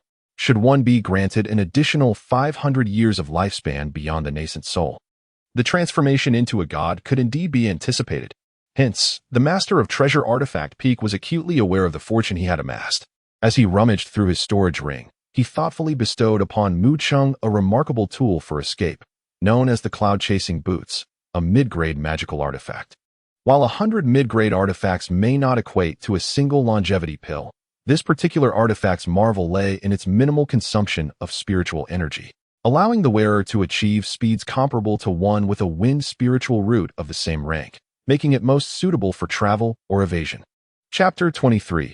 A gift from the master. Given the immense utility of the longevity pills, Mu Cheng resolved to continue utilizing them. After all, he, along with Chu Yao, had each consumed one, presented another to the master of treasure artifact Peak, and set aside one for Qingli, deciding to offer the remaining 3 to others. After all, he had previously indulged in the spiritual herbs of various peaks. The sect tacitly permitted his indulgence in the spiritual herbs, and it was the accumulation of countless spiritual plants that had solidified his esteemed status as a master alchemist. Otherwise, no matter how prodigious his talents, without the myriad of spiritual plants for practice, how could he have surpassed even his venerable master step by step to reach the pinnacle? The longevity pill is indeed a premier treasure within the realm of cultivation. Should it be auctioned in the black market, it would undoubtedly be presented as the crowning gem, fervently sought after by various factions without regard for cost. Exchanging a single longevity pill for 3 cultivation cities would hardly be considered an exaggeration. It is exceptionally rare for cultivators to auction off such exquisite treasures as longevity pills. These invaluable items are typically reserved for personal consumption or bestowed upon the most cherished individuals. After all, 5 centuries of life, 5 centuries of existence, cannot be quantified by mere material wealth. However, Mu Cheng, whose affluence is immeasurable and perhaps surpasses that of anyone in the entire Tianyuan sect, views his wealth as a mere abstraction, too vast to even contemplate. Furthermore, having already consumed a longevity pill himself, he no longer appreciates its true worth. Consequently, he has chosen to exchange the remaining pills for treasures from various peaks. Longevity pills are not only exclusive to 9th grade alchemists, but the ingredients required for their concoction are also exceedingly rare. Many of these components are obtained by transformation stage cultivators who risk life and limb to seize them from high-level demonic beasts. Fortunately, Mu Cheng is one of the only 2 grandmaster alchemists. Esteemed figures throughout the cultivation world tirelessly scour the land for high-grade spiritual plants, meticulously assemble them according to the alchemical formula, and reverently present them to Mu Cheng. According to the customary rules of the cultivation world, those who seek elixirs must either provide 3 sets of ingredients, 2 for the alchemist and 1 for the seeker, or provide only 1 set, with the alchemist claiming 60% of the resulting pills. This practice of alchemists taking the lion's share is the reason for their extravagant wealth. The higher the grade of the alchemist, the more immeasurably wealthy they become, beyond the wildest imaginations of others. As for those who seek 9th grade elixirs, an entirely different set of rules applies. The refinement of 9th grade elixirs is a formidable endeavor. After enduring countless trials and gathering materials over many years, if one could successfully produce a single pill, it would be a cause for immense gratitude. There remains no room for the notion that the alchemist could claim 60% of the yield, nor can the solitary pill be divided. Thus, the established protocol for seeking 9th grade elixirs dictates that regardless of the outcome, the alchemist bears no responsibility. Should the elixir materialize, the seeker is not entitled to inquire about the quantity produced. They may only take their rightful single pill in silence. The 9th grade longevity elixirs that Mu Cheng has acquired are the fruits of his labor over the years, surplus from assisting others in their alchemical pursuits. Accumulating 5 such pills over several centuries is indeed a remarkable feat now, in a gesture for his wayward apprentice. He is willing to part with these reserves in exchange for valuable items, which does not evoke too much sorrow. This illustrates the advantages of being within a prominent sect. The higher-ups possess treasures that are often invaluable and unattainable, regardless of the number of spirit stones one may offer. Thus, these esteemed figures are accustomed to bartering, exchanging resources as needed. In the realm of southern cultivation, few sects rival Tianyuan's sect in their mastery of alchemical, talismanic, and artifact creation. Their prowess stands unparalleled. The items exchanged among these dignitaries are coveted by the other 2 major sects, inciting envy. Consequently, Mu Cheng made his way to Qianfu Peak, where several high-tier talismans can only be crafted by a handful of advanced talisman makers, another source of envy for the other forces in the south, who are unable to produce such exceptional goods. The peak is presided over by a female leader of the nascent soul stage, who holds a particularly high regard for Mu Cheng. When she was still an esteemed golden core elder, she had transplanted a millennia-old Ganoderma lucidum beside her cave dwelling, a rare treasure she had procured from a secret realm. It was on the verge of attaining sentience and transforming, yet it fell victim to the mischief of a 3-tailed fox nurtured by Mu Cheng. After the fox indulged in the exquisite herb, it ascended to the fifth tier, evolving into a five-tailed fox, and even awakened the extraordinary ability of shape-shifting. Utilizing its newfound powers, it evaded Mu Sheng's talismans through a series of perilous teleportations. While Mu Sheng reveled in this unexpected turn of events, the elder harbored murderous intent towards both the fox and its master. The alchemical prodigy Mu Sheng, who indulged his demonic pet in scouring various mountain peaks for rare herbs, had earned the ire of countless cultivators across those heights. The Tianyun sect spanned nearly 10,000 miles, boasting 5 prominent peaks and thousands of lesser summits. Once disciples established their foundations, they could select one of these designated peaks to cultivate their cave dwellings. Each of these mountains, nourished by underground spiritual veins, flourished with verdant vegetation and an abundance of spiritual herbs, including high-tier varieties. Initially, Mu Sheng's demonic pet, clad in the attire of the spirit herb peak, merely sought out unclaimed spiritual flora across the various peaks. After all, the vast expanse of Tianyun sect contained many uncharted wilderness areas. However, this audacious creature, lacking full cognitive maturity, acted solely on its whims, occasionally raiding even the meticulously tended herb gardens of cultivators. Had it not been for Mu Sheng's generous compensations each time, this little beast would have long since met its demise at the hands of irate cultivators. Ultimately, Mu Sheng's indulgence led to calamity, as the fox brazenly devoured the millennia-old Ganoderma lucidum that had been basking in the sun beside another's cave dwelling. The eternal spirit grass has awakened its intelligence, having accompanied the elder of the Golden Core for several decades. A profound bond has formed between the elder and the herb, awaiting the moment when the spirit grass can take shape and establish a covenant. The sect forbids its disciples from harming one another. The female elder, a rare talent in talisman crafting, is a once-in-a-thousand-years prodigy and hails from a wealthy lineage, rendering her indifferent to Mu Sheng's compensation. She boldly issued a challenge, seeking to engage Mu Sheng, who is at the later stage of the Golden Core, in a life-and-death duel, even permitting him to bring his demonic pet into the fray. This was clearly a scheme to deal with both master and servant.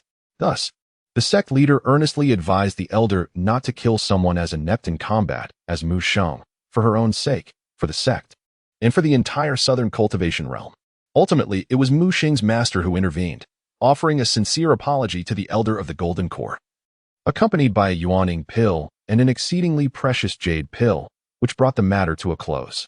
Although the incident was resolved, the disdain lingered. Now, several centuries later, Mu Sheng returned once more, presenting the peak master of the Thousand Talismans peak with a 9th-grade longevity pill. The master scoffed coldly, refusing to take advantage of Mu Sheng, and instead emptied his storage bracelet of talismans, unceremoniously tossing them to Mu Sheng before dismissing him. Mu Sheng collected a vast array of talismans, yet did not rush to count them, instead proceeding to the 100 arrays peak. There, he exchanged another 9th-grade longevity pill for numerous array discs and received a complimentary usage jade slip for an array disc from the peak master. Finally, Mu Sheng made his way to the 10,000 methods peak. The Wanfa peak stands as the most formidable among the principal summits, boasting the greatest number of disciples. Its teachings encompass a vast array of disciplines, yielding a plethora of talent. The majority of the sect leaders throughout the history of the Tianyun sect hail from Wanfa Peak, exhibiting an air of superiority, believing themselves to be the foremost within the sect, with the array peak trailing closely behind. The remaining peaks dedicated to talismans, alchemy, and weaponry are merely perceived as supplementary repositories. Mu Sheng visited Wanfa Peak, inquiring if there were any rapid cultivation techniques available. The peak master chuckled, remarking that if powerful techniques could indeed be mastered swiftly, what need would there be for cultivators to endure arduous training? Many cultivators spend their entire lives without fully comprehending the techniques they acquire. Mu Sheng then contemplated the dual cultivation path of his wayward disciple, presenting a 9th-grade longevity pill to the peak master in exchange for permission for his disciple and Qingli to select any high-level technique from the hidden skill pavilion of Wanfa Peak. Furthermore, he requested that the peak master pledge a solemn vow, akin to that of guiding his own daughter, to diligently mentor in Qingli without withholding any knowledge. The peak master swiftly accepted the 9th-grade longevity pill and readily swore the oath, declaring that as disciples of the Tianyun sect, there was no need to differentiate between Wanfa Peak and the Spirit Herb Peak. He vowed to treat the ambitious young disciple and Qingli as his personal student. For 2 full hours, peak master Zhu meticulously sorted through various spiritual herbs and elixirs from his storage ring, adding them to Qingli's collection before handing over the two carefully organized piles to Mu Sheng. Upon receiving the substantial gift of spiritual tools, talismans, formations, and medicine, along with the promise of a growth-type magical treasure and a high-level technique awaiting her, Qingli was so moved that she wept tears of joy. Originally, she had intended to wander the marketplace before the opening of the Phoenix Feather Secret Realm, selling elixirs to purchase equipment. However, to her surprise, her master had already prepared an array of fine goods for her. In the days to come, she merely needed to devote her efforts to studying the applications of advanced talismans and array plates. Having a master of such caliber is indeed a blessing. She truly possesses remarkable foresight to have secured such a golden opportunity. You, this wayward disciple, have brought me quite a bit of trouble as well. Stop crying, it's unsightly. Mu Xing remarked disdainfully. Isn't this just a display of overwhelming emotion? And Qingli wiped away her tears of gratitude, rising to her feet with a smile. Master, are there any spirit plants you desire within the Phoenix Feather Secret Realm? I will keep an eye out for you. Master, I would like to accompany you. And Qingli spoke up, knowing she would need to remain in the Phoenix Feather Secret Realm for 3 years and procure various sundries. Since you are going, I shall refrain from joining to avoid the hassle, Mu Xing replied, for he detested complications and was impatient with the eager gazes of younger female disciples. Alas, being excessively beautiful is indeed a burden. Although no one dared to cause trouble at the sect's marketplace, the enmity with the Yi family made one vulnerable to hidden attacks. Here, take this little fox as a bodyguard. The little fox Mu Xing referred to as his contracted beast, a variant of the nine-tailed demon fox. This variant gained an additional tail with each ascension, and the current little fox boasted 7 tails, categorizing it as a 7th-tier demon beast, equivalent to a human in the nascent soul stage of cultivation. What do you require of me? The little fox, emerging from the spirit beast pouch, shook its 7 fluffy crimson tails, exuding an air of majesty. And Qingli gazed at the fluffy, soft fox fur, her eyes brightening. She mused that such exquisite fox fur would surely delight her little lynxie. Indeed, within the mustard seed space, the lynxie beast, sensing in Qingli's thoughts, clamored to emerge and bask in the warmth of the fox fur. However, Qingli could only urge the lynxie beast to remain calm. Allowing it to manifest now would undoubtedly expose the existence of the mustard seed space. This was her greatest secret, one that she could not reveal under any circumstances. Little girl, are you mesmerized? Look at me, with my 7 swaying tails. I am simply stunning, unmatched by anyone. Master, how should I address this beautiful fox sister? And Qingli longed to touch the luxurious fox fur. Surely, the fur of a 7th-tier demon beast would be far more comfortable than the fox fur cloak she had as a child. Mu Xing, with the imposing fox resting on his lap, gently stroked it and replied, I can't be bothered with names. When she first followed me, she was just a little fox, so I have always called her Little Fox. She enjoys pretending to be young, so you may call her Little Fox as well. Yes, master. Thus, and Qingli, adorned with her new identity jade slip and clad in the fresh robes of a direct disciple from her sect, strode confidently into the sect's market, accompanied by the 7-tailed little fox. Chapter 24. The female protagonist actually comes to seize opportunities. Have you heard? Have you heard? Heard what? About that prodigy who ventured into the spirit herb peak 5 years ago, the one even more remarkable than the Grandmaster in his time? They've made an appearance again. Where? I didn't see anyone. I ventured into the marketplace, adorned in the attire of an esteemed disciple, accompanied by a 7-tailed fox. Esteemed disciple? Which elder's esteemed disciple, pray tell? You speak of which elder's esteemed disciple? The 7-tailed fox is the cherished companion of Master Mu Xing. Do enlighten me as to which elder's esteemed disciple this is. Good heavens, Master Mu Xing has finally taken a disciple. That remarkable prodigy has indeed bowed beneath the tutelage of Master Mu Xing. Is it not a gathering of extraordinary talent? Who can argue otherwise? That girl is truly blessed with immense fortune. Such discussions rapidly circulated among the inner disciples of the Heavenly Abyss sect. Some were envious, others filled with jealousy, and a few remained skeptical. Humph. What was that girl's name again? After 5 years of seclusion, she now makes such a grand appearance. Does she not fear retaliation from the Yi family? Oh, but you are unaware, for she now possesses the backing of Master Mu Xing. Who would dare to harm her? As long as she does not seek trouble with the Yi family, all is well. Furthermore, the disciples of the Yi family are currently treading carefully, are they not? Who claims that? The Yi family's ice spirit root, Yi Zhilan, has a master who is the esteemed true monarch of the Wanfa Peak. During the last sect competition, she emerged as the foremost among those in the Qi refinement stage. Who would dare to provoke her? Tell me, who is stronger? The one from the Yin family or the one from the Yi family? Foolish. The prowess of the Yin family's disciple surely stems from the overindulgence in elixirs. How can she possibly compare to Yi Zhilan? Yi Zhilan is the undeniable champion in the Qi refinement stage within the sect, and even the male disciples concede defeat with respect. Yet, the Yin family has their expertise in alchemy. Indeed, it is possible that we may one day find ourselves beseeching her for alchemical concoctions. In any case, both are formidable beings who must be duly respected. Within the sect, discussions abound, while outside, the marketplace bustles with lively activity. The seven-tailed fox undoubtedly draws considerable attention, and Qingli had no desire to attract such notice. Yet this particular fox revels in the spotlight, refusing to remain confined within the spirit beast pouch and insisting on basking in the fervent admiration of the crowd. Its exquisite beauty was meant to be admired. Having resided in the Tianyun sect for several centuries and possessing a penchant for wandering, anyone of age within the sect is well aware that it is the cherished companion of Mu Cheng. Now, in Qingli, at the Qi refinement stage, strolls through the marketplace with Mu Cheng's emissary, leaving many to ponder her identity.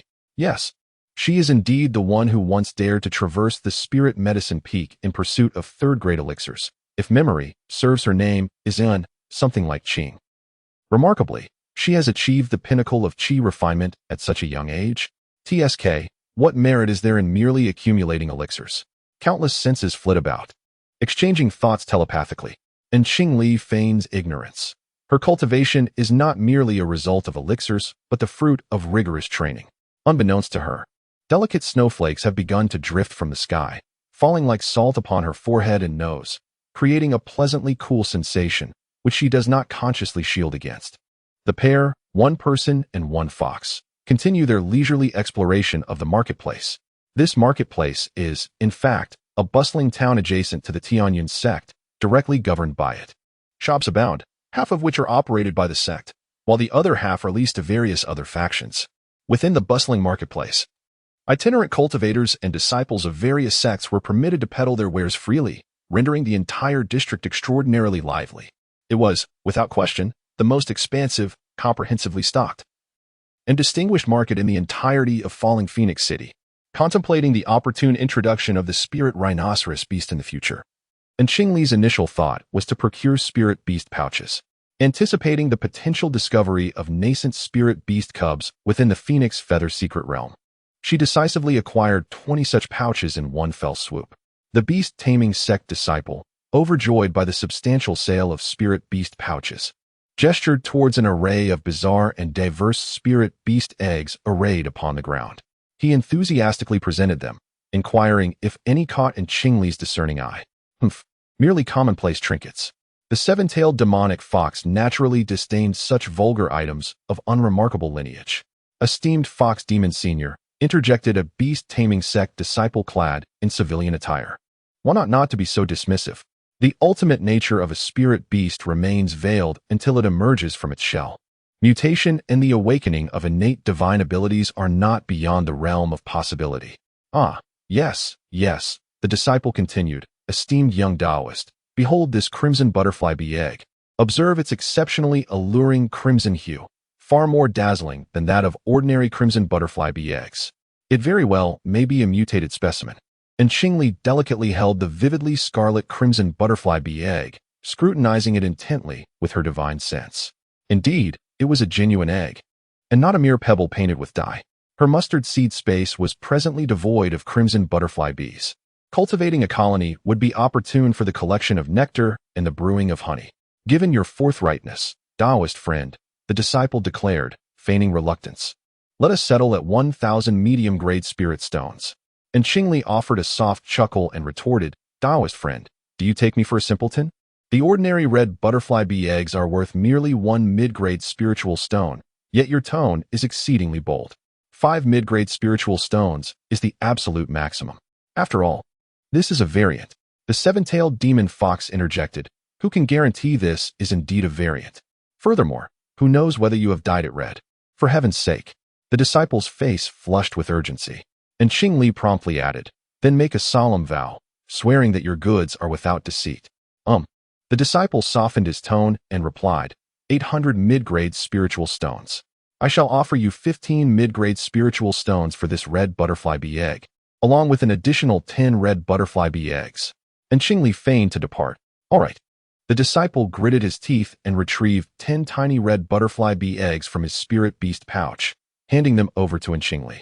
And Qingli held the red butterfly bee eggs in his hand and was about to present 15 mid-grade spiritual stones to the disciple of the beast master sect when suddenly a silver-haired maiden approached from afar. With a sidelong glance at Qingli's grasp of the red butterfly bee eggs and then at the seven-tiered demon fox, she suppressed the urge to act impulsively and succinctly stated, I am willing to pay double for those red butterfly bee eggs. I am not inclined to do so. And Qingli recognized the silver-haired figure and, without a moment's hesitation, tossed the red butterfly bee eggs into his spirit beast pouch, followed by throwing the spiritual stones to the disciple of the beast master sect. The disciple hesitated to accept the stones, given that someone had offered double the price for the goods. However, glancing at the seven-tiered demon fox, he ultimately restrained himself from changing his mind.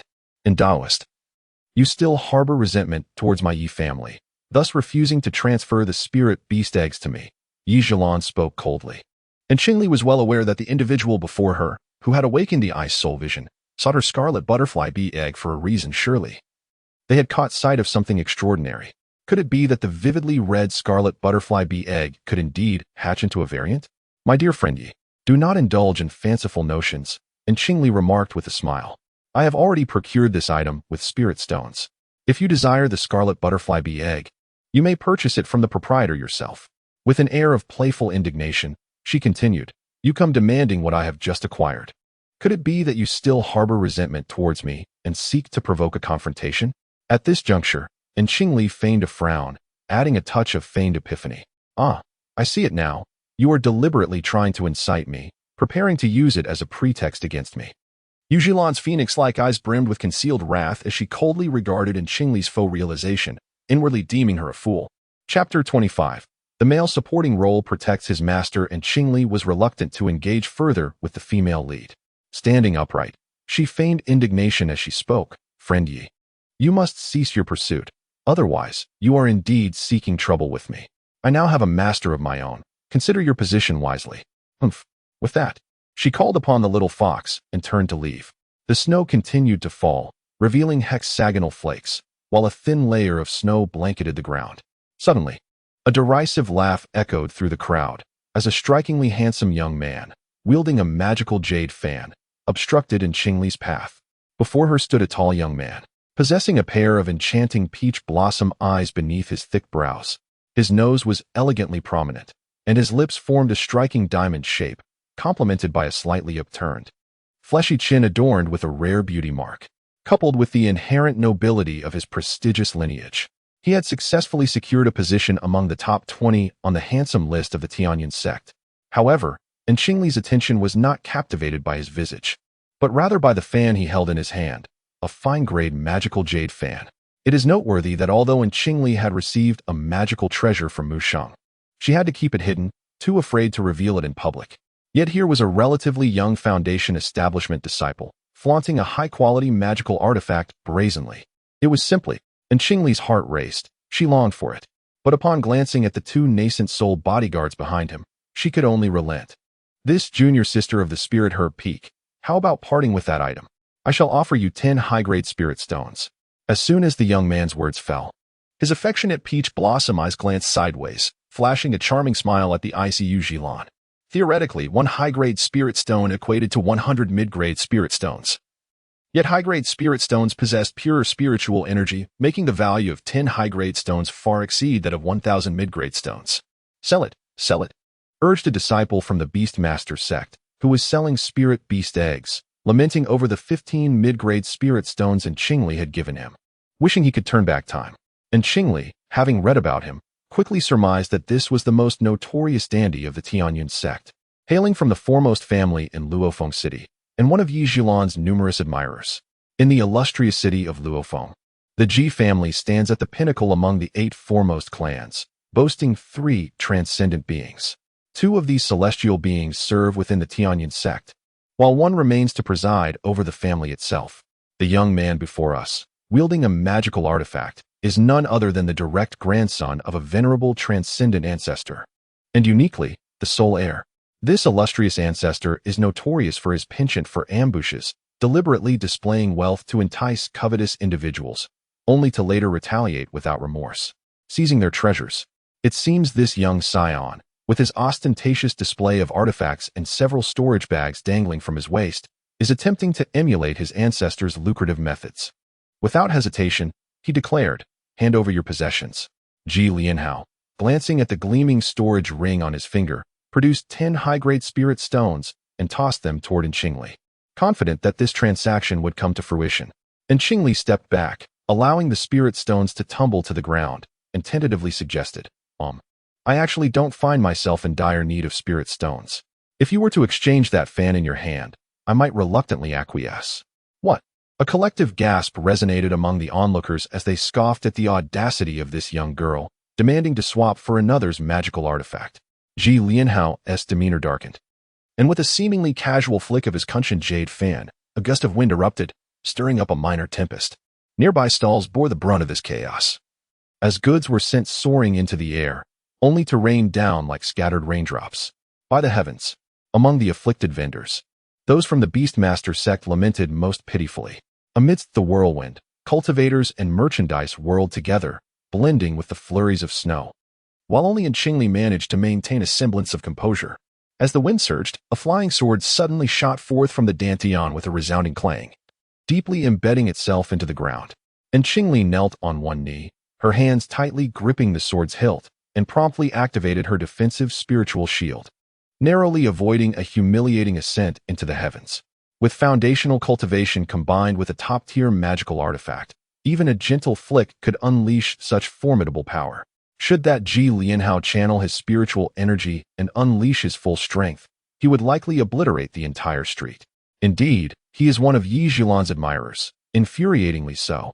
As the storm subsided, and Qingli gracefully rose with her sword, the snow-laden wind tousled the wisps of hair on her forehead, revealing her flawless, pale face, which radiated indignation, leaving those nearby utterly mesmerized. The realm of cultivation boasts many beauties, yet this young lady before them, with her bright, luminous eyes and ethereal charm, undoubtedly stood as a paragon of elegance. How dare she behave so recklessly in my presence? The little fox narrowed its fox-like eyes, clearly displeased.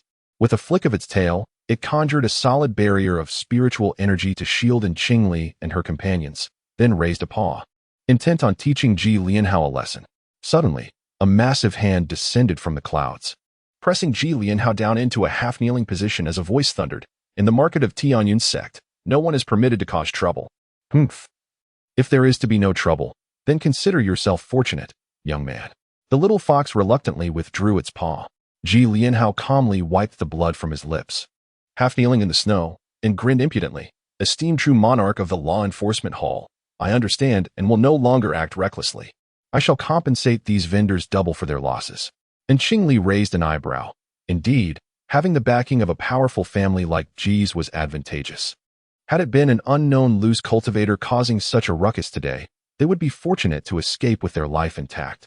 Ji Lianhao swallowed a pill and stood up with an air of nonchalance, casting a charming smile at Yu Zhilan before turning his cold gaze back to Qingli. He resumed the previous topic, saying, "Isn't it rather audacious of junior sister to act so shamelessly?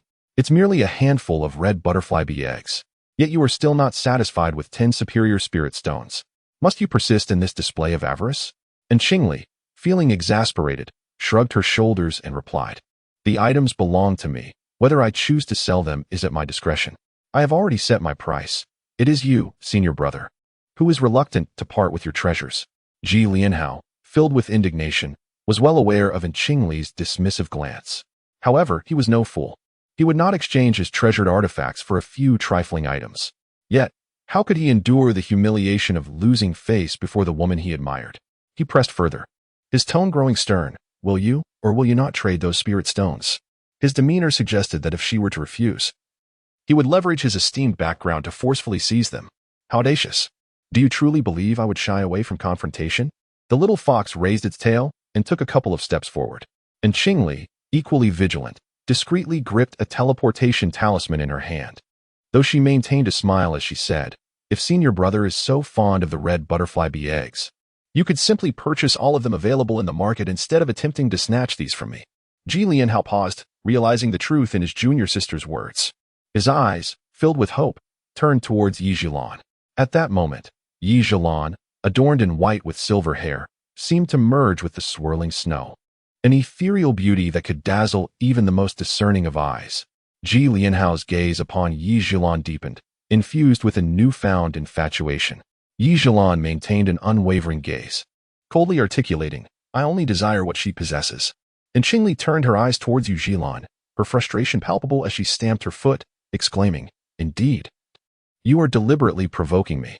With that, she embraced the little fox, shattered a teleportation talisman, and vanished amidst the ensuing chaos.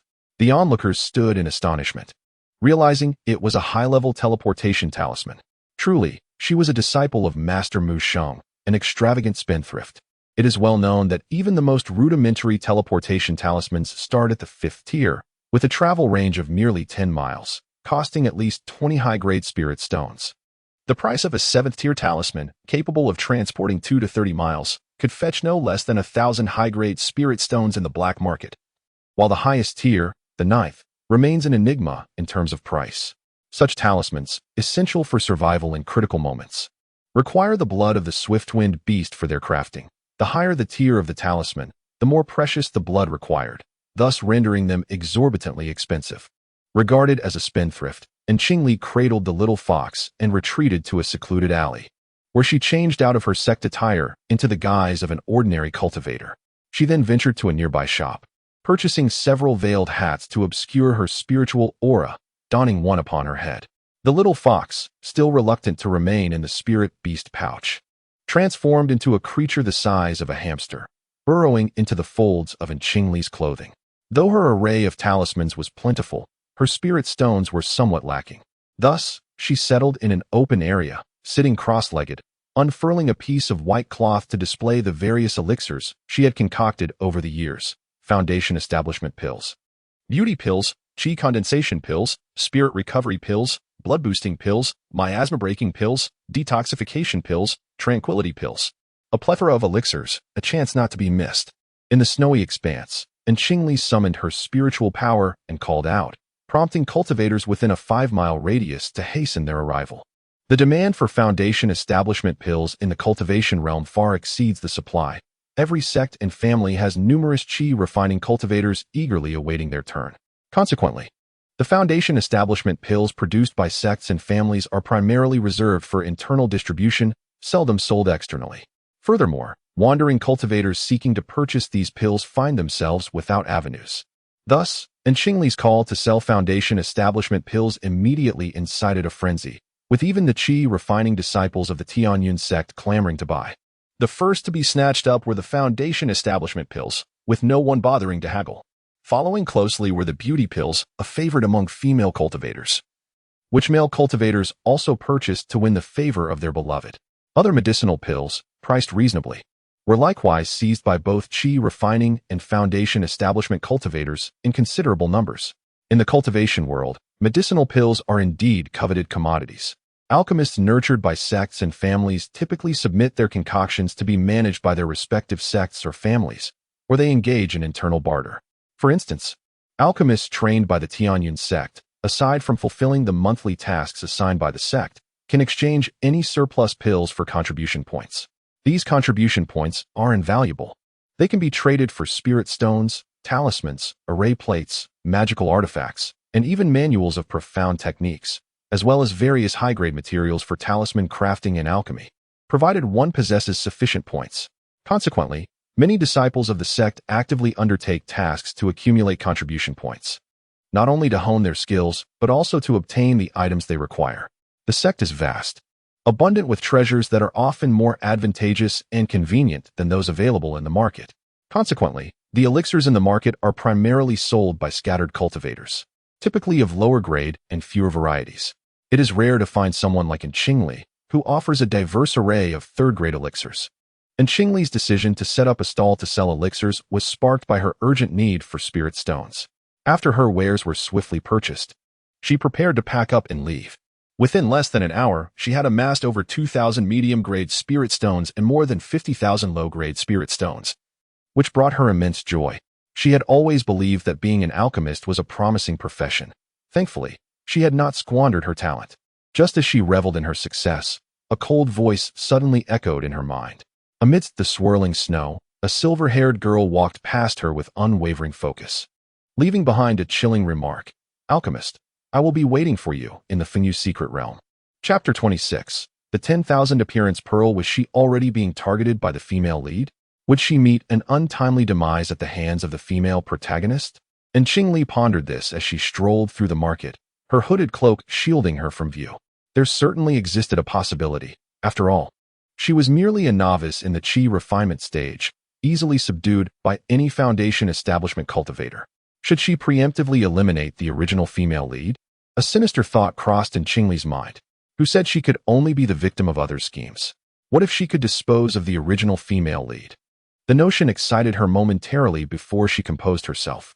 It was wiser to avoid provoking a favored child of destiny, lest she inadvertently invite disaster upon herself and become mere cannon fodder. Upon realizing this, Qingli steadied her resolve, deciding that she would continue to navigate around Yijilan. After all, the Phoenix Feather secret realm was vast, and encounters were not easily made. "Little ear, what are you pondering?" inquired the diminutive fox, now the size of a hamster. And Qingli smirked slightly. "Yijilan is formidable. I am contemplating how to preserve my life." Furthermore, she reached the 11th level of qi refinement 5 years ago. Given her pace of cultivation, she could have long since established her foundation. Yet she has deliberately restrained herself for the sake of the Phoenix Feather secret realm, refraining from any breakthroughs. Indeed, how audacious for a mere girl from the Yi family to dare to slay a direct disciple of Mu Sheng. Even the Ji family would not possess such gall. The little fox asserted with conviction. That is not entirely the case, and Qingli mused thoughtfully. Many have perished within the secret realm, and without witnesses, who could ascertain the identity of the perpetrator. Moreover, regardless of how powerful your backing may be, death is death, even if vengeance is exacted posthumously. What significance does that hold? The little fox recalled a time in its youth, when it innocently consumed a piece of transforming 10,000-year spirit grass, thus acknowledging this truth.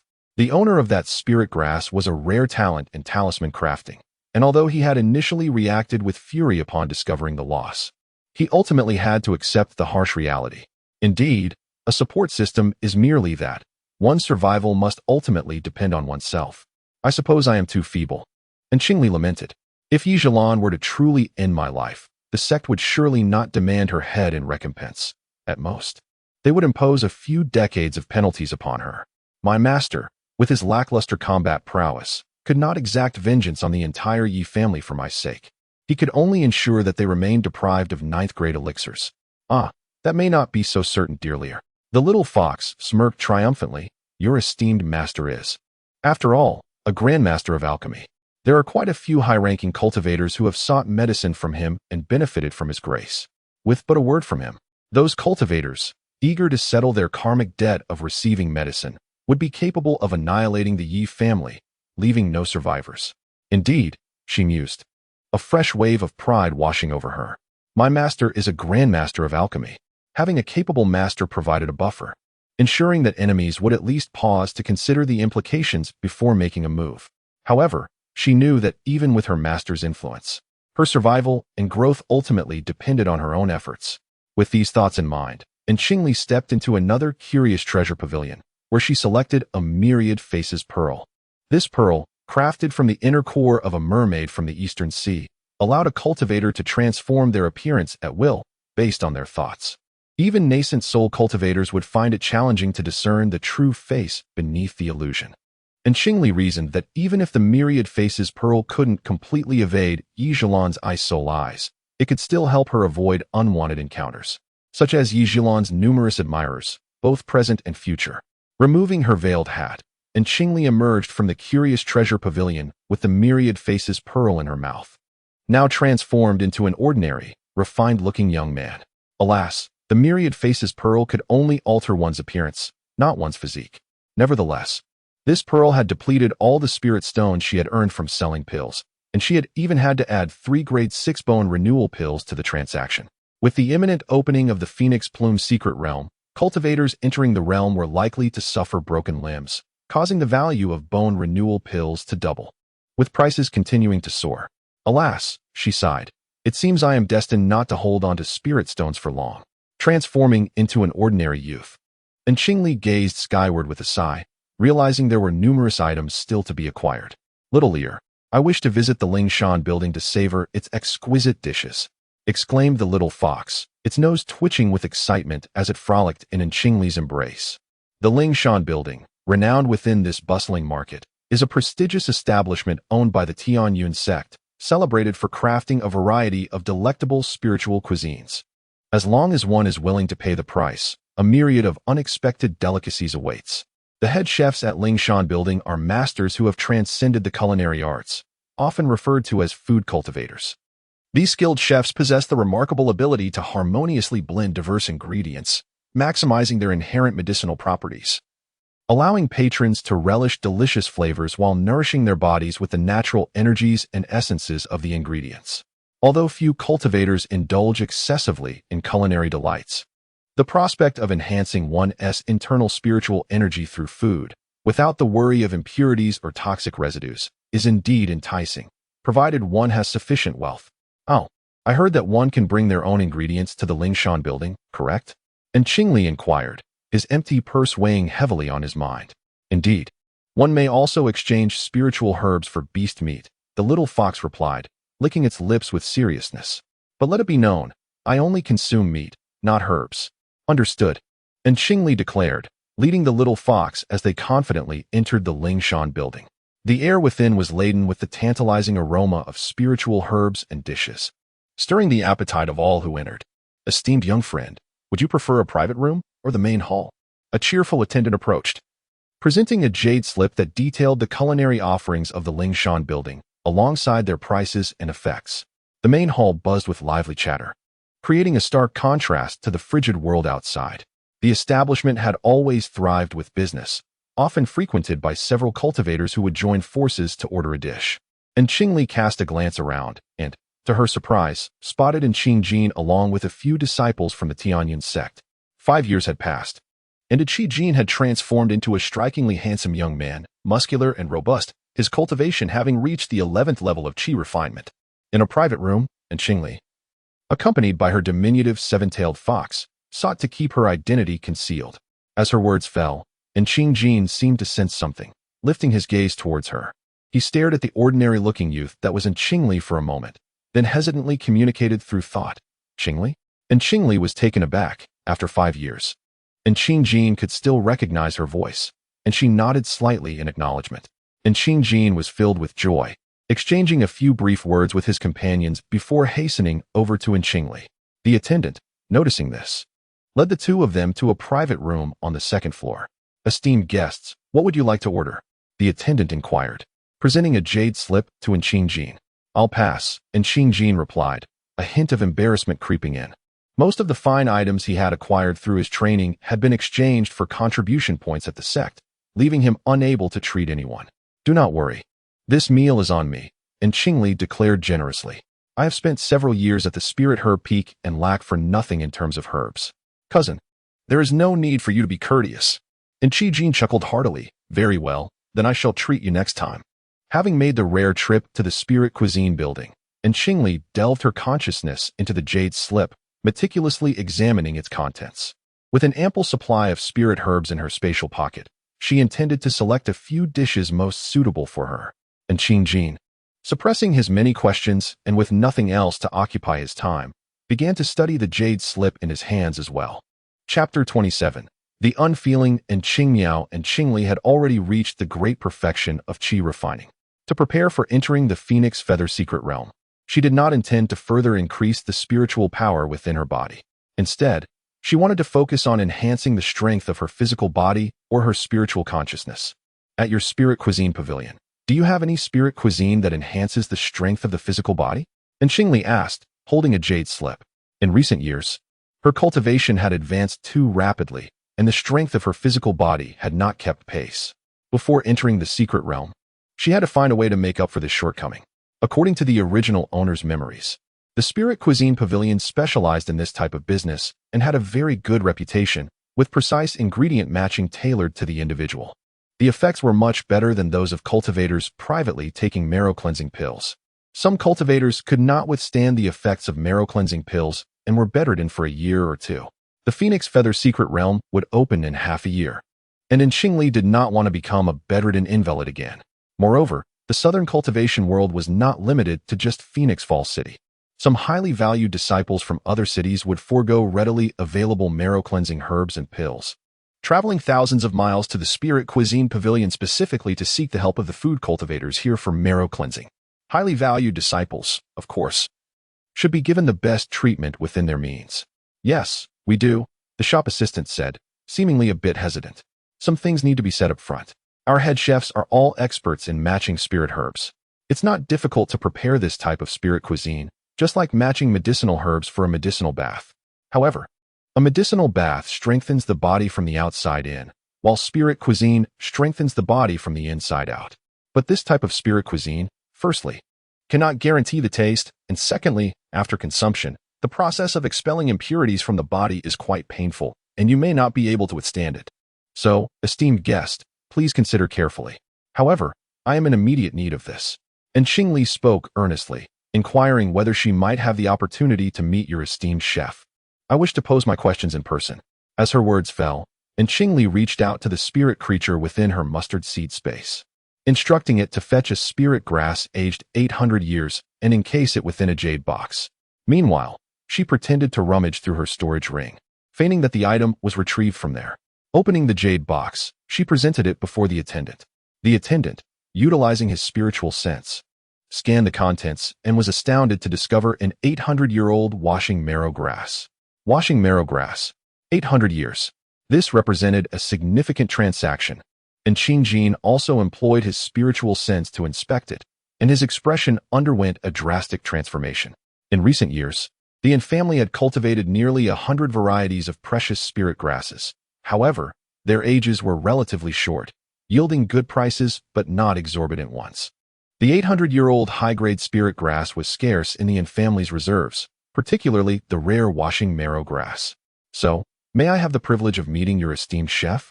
And Qingli closed the jade box to prevent the spirit energy of the grass from dissipating. The attendant's delight was palpable, and he spoke with hurried excitement. Esteemed guest, please hold on a moment. I shall summon our most skilled chef, the prodigious culinary genius of our Spirit Cuisine Pavilion, who will tailor a creation just for you. Please wait, I implore you.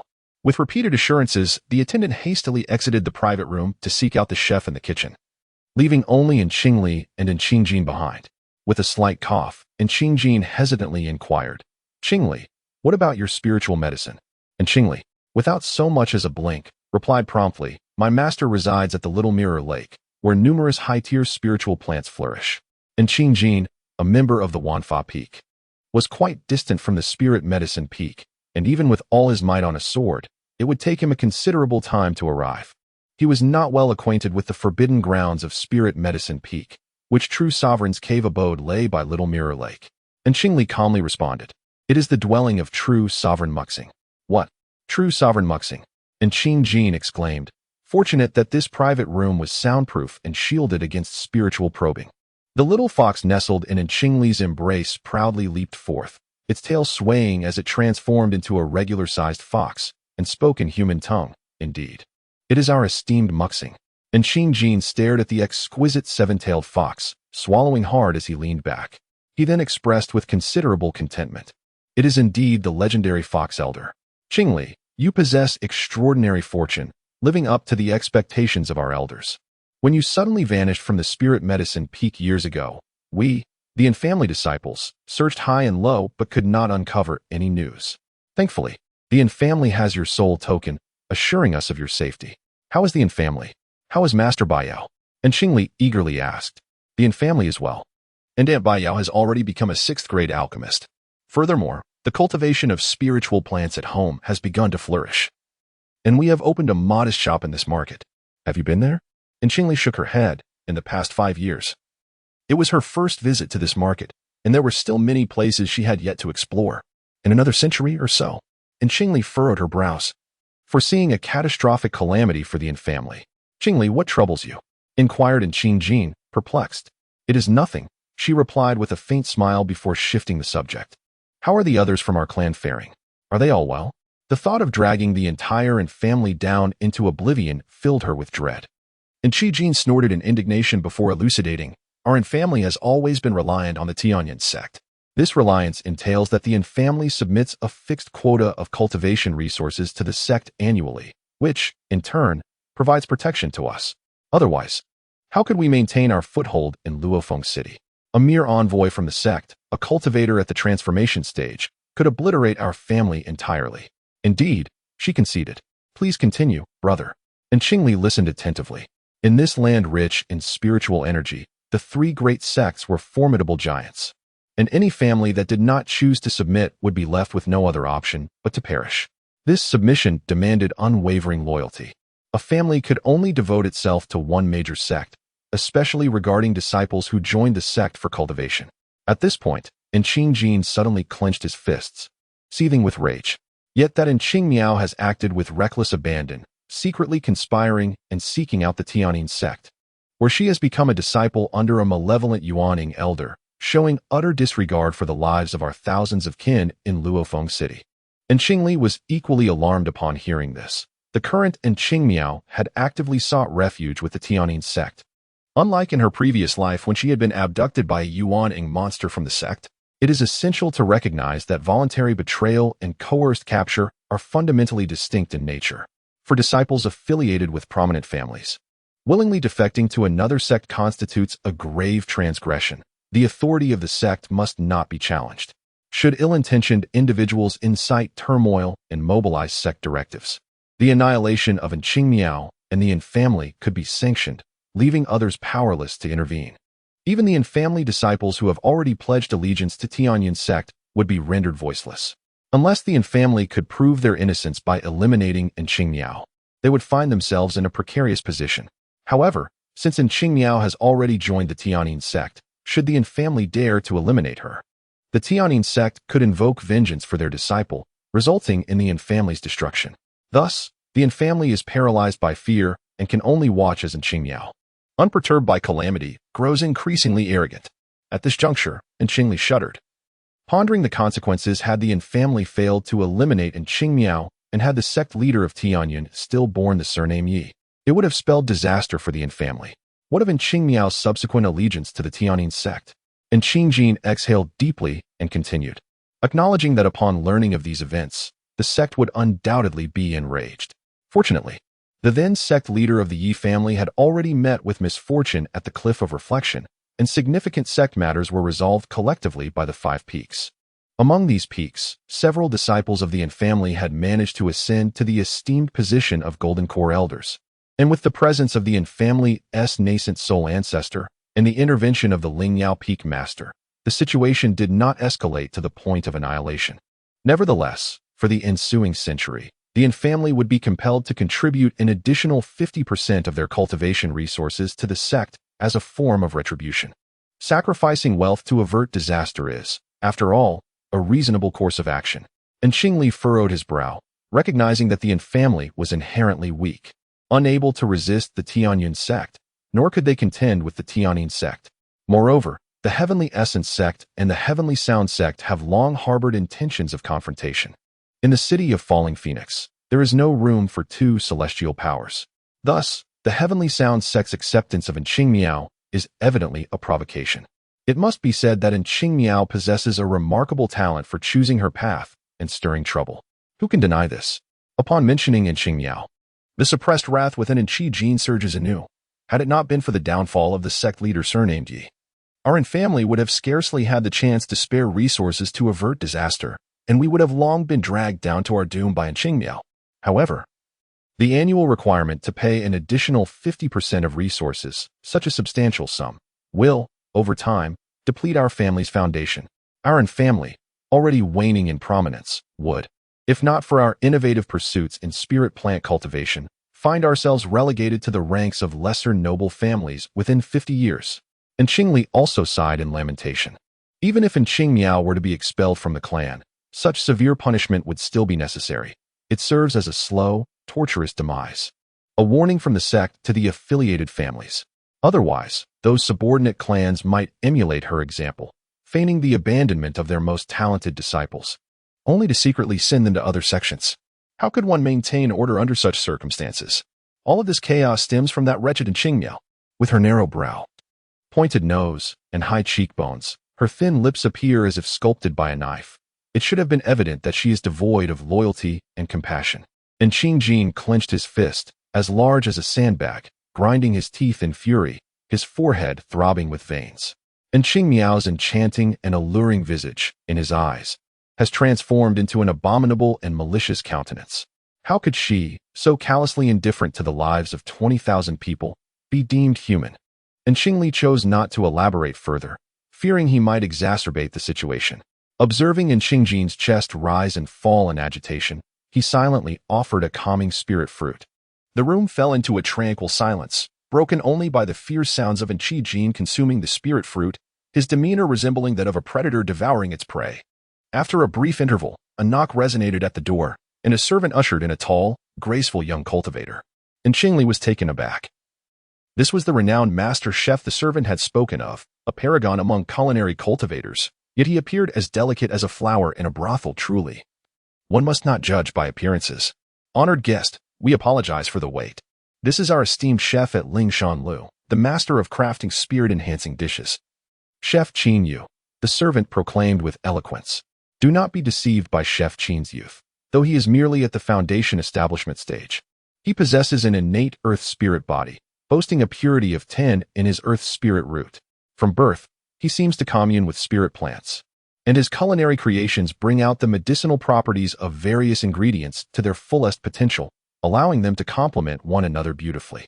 However, with spirit-enhancing dishes, if the medicinal properties are too potent, it can harm the cultivator's meridians, potentially damaging their foundation. Conversely, if the properties are too mild, the desired effects may not be achieved. Is he truly that formidable? The little fox inquired, wagging its tail as it leapt onto Qingli's shoulder, scrutinizing Qingli intently. Indeed, the servant affirmed, thumping his chest. Not a single patron who has tasted Chef Qing's expertly crafted spirit-enhancing dishes has ever walked away dissatisfied. Esteemed guest, please feel free to articulate your requirements in detail. Chef Qing shall undoubtedly tailor the most suitable refinement plan for you. The reward upon successful completion shall be that rare 800-year-old cleansing herb. And Qingli, holding a jade box, stood and inclined her hand towards Qingli, saying, Then my brother and I shall trouble Chef Qing, and my beast meat. The little fox added hastily.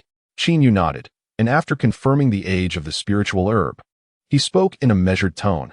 Please share your requests and detailed information. And Qingli began, I am 13 years old, possessing both fire and wood spiritual roots, with the purity of my fire root being 7 and the purity of my wood root 6. I have reached the pinnacle of qi refinement and only require an enhancement of my physical strength, without the need for additional spiritual power. Do you mind if I probe your body with my spiritual sense? Qingli inquired softly. In the realm of cultivation, it is considered exceedingly rude and a blatant provocation to inspect another's body without permission. I do not mind, and Qingli replied, stepping forward with composure. Just as a tailor measures fabric to create a fitting garment, a skilled culinary master must first examine the physical condition of a customer to better select the ingredients. Qingli released his spiritual sense to assess Qingli's skeletal and meridian condition, suddenly feeling his ears flush slightly. A girl? Chapter 28. The temptation of the cleansing herb. As the Wanxiang pearl was taken out, and Qingli revealed her true appearance. Her skin was as smooth as congealed fat, and her bright eyes sparkled with intelligence. When she remained composed, she appeared dignified and respectable. Yet, with a gentle smile, her dimples emerged, adding an enchanting liveliness. And Qingli gazed in astonishment and exclaimed, Qingli, you are truly breathtaking. And Qingli chuckled lightly, twisting her wrist, conjuring a herbaceous flower seemingly out of thin air. With a graceful gesture, she adorned her hair with the flower, exuding an air reminiscent of her master, Mushang. With a playful touch upon her forehead, she narcissistically remarked, Mediocre, mediocre, third in Tianyun sect. The little fox, unable to contain itself, burst into laughter, leaping onto Qingli's shoulder, its tail wagging in delight. Little ear, your comprehension is indeed remarkable. You have perfectly emulated your master Mu Shang's self-admiring demeanor. In response, Qingli cleared his throat, saying, "Excessive beauty invites calamity. It is prudent to adopt a more ordinary appearance." This sentiment held merit, serving merely to allow them to recognize my true visage. Qingli then placed the Wanxiang pearl beneath her tongue, her thoughts shifting, transforming her into a reasonably attractive and refined female cultivator. Qingli exhaled in relief. Now this is much better. After this brief distraction, Qingli felt a measure of awkwardness dissipate and resumed probing Qingli with his spiritual sense, revealing a blend of astonishment and perplexity as he inquired with keen interest, "Your internal spiritual energy is exceptionally pure, your foundation solid, and your meridians broad and resilient. Your cultivation level is surely not merely the result of pill accumulation. Yet, you possess both fire and wood spiritual roots, with a purity that is quite ordinary. How is it that at such a tender age, you have achieved the pinnacle of qi refinement? Indeed, the pinnacle of qi refinement, and not through mere pill accumulation?" Qingli echoed, displaying a look of surprise. Qingli, cradling the little fox, answered candidly, "It is simply that I encountered some troubles and was confined in a secluded place for 5 years, diligently cultivating without pause. By chance, I experienced a moment of enlightenment, which led to my current level of attainment. A friend so young, yet capable of such enlightenment. Your fortune is indeed extraordinary." Qingli felt a tinge of disappointment. Having anticipated the discovery of some extraordinary treasure that could yield miraculous effects, had such a wonder existed, he would have endeavored to acquire it and delve deeply into its mysteries. With a shift in conversation, Qingli's voice, tinged with a subtle excitement, remarked, "Considering your suppressed cultivation, it must be your intention to venture into the Fenyu secret realm. In the past, this realm has been known to produce the rare washing spirit herb. Should you be fortunate enough to obtain it, feel free to seek me out. I shall, without charge, assist in cleansing a weaker spiritual root for you, and I will strive to minimize any adverse effects the herb may have." The notion of using the washing spirit herb to purify spiritual roots intrigued Qingli. He was well aware that this herb was an exceedingly rare medicinal plant in the realm of cultivation. Its consumption could effectively cleanse a cultivator's weaker spiritual roots, transforming 5 roots into 4, into 3, and even dual roots into a singular root. The allure of fewer roots, which would expedite the training process, was undeniably tempting for cultivators. However, after a moment of contemplation, Qingli found his interest waning. Firstly, the herb's potent properties could be overwhelmingly dominant. While it could indeed purge one's spiritual root and enhance initial cultivation speed, cultivators who had consumed the washing spirit herb faced considerable challenges in advancing beyond the nascent soul stage, with the prospect of reaching the divine transformation realm becoming bleak. Furthermore, during the ancient era when spiritual energy was abundant, having more spiritual roots was advantageous, as a greater number of roots meant a more substantial reservoir of spiritual power. Additionally, during confrontations, the ability to combine and transform spells of differing attributes would bewilder opponents, often leading to unexpected victories. Thus, Qingli harbored no envy for those with singular roots. He genuinely believed that his dual roots were quite satisfactory. Meanwhile, Qingli, standing nearby, was inexplicably thrilled at the prospect of possessing a singular golden spiritual root. Lost in an entranced soliloquy, Qingli, originally endowed with both earth and metal spiritual roots, lamented the encumbrance of his earth root, which possessed a mere purity of 5, in contrast to the exceptional 9 of his metal root. He mused that the ablution of his earth root, thereby achieving the singularity of a metal spiritual root, would be transformative for both his cultivation velocity and the potency of his metallic spells. A singular metal spiritual root was, after all, universally acknowledged as the most formidable among the 5 elemental attributes in terms of offensive capabilities.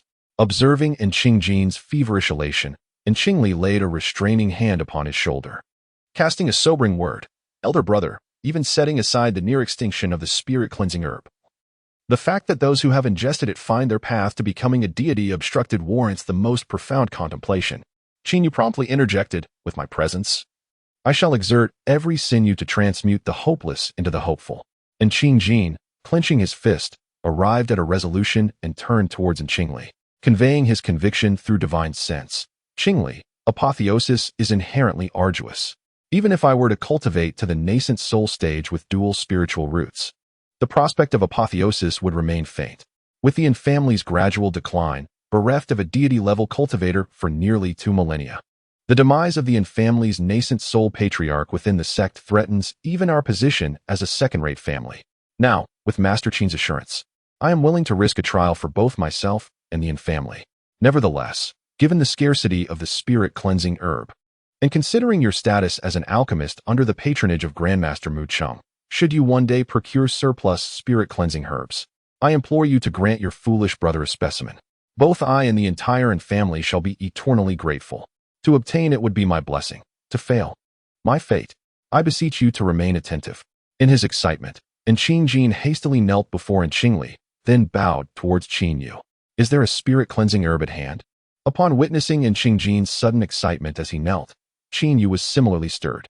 Their pursuit of cultivation, akin to the alchemical endeavors of a pill master, necessitated a substantial investment of resources, with an insatiable thirst for rare spiritual herbs that rivaled that of any alchemist.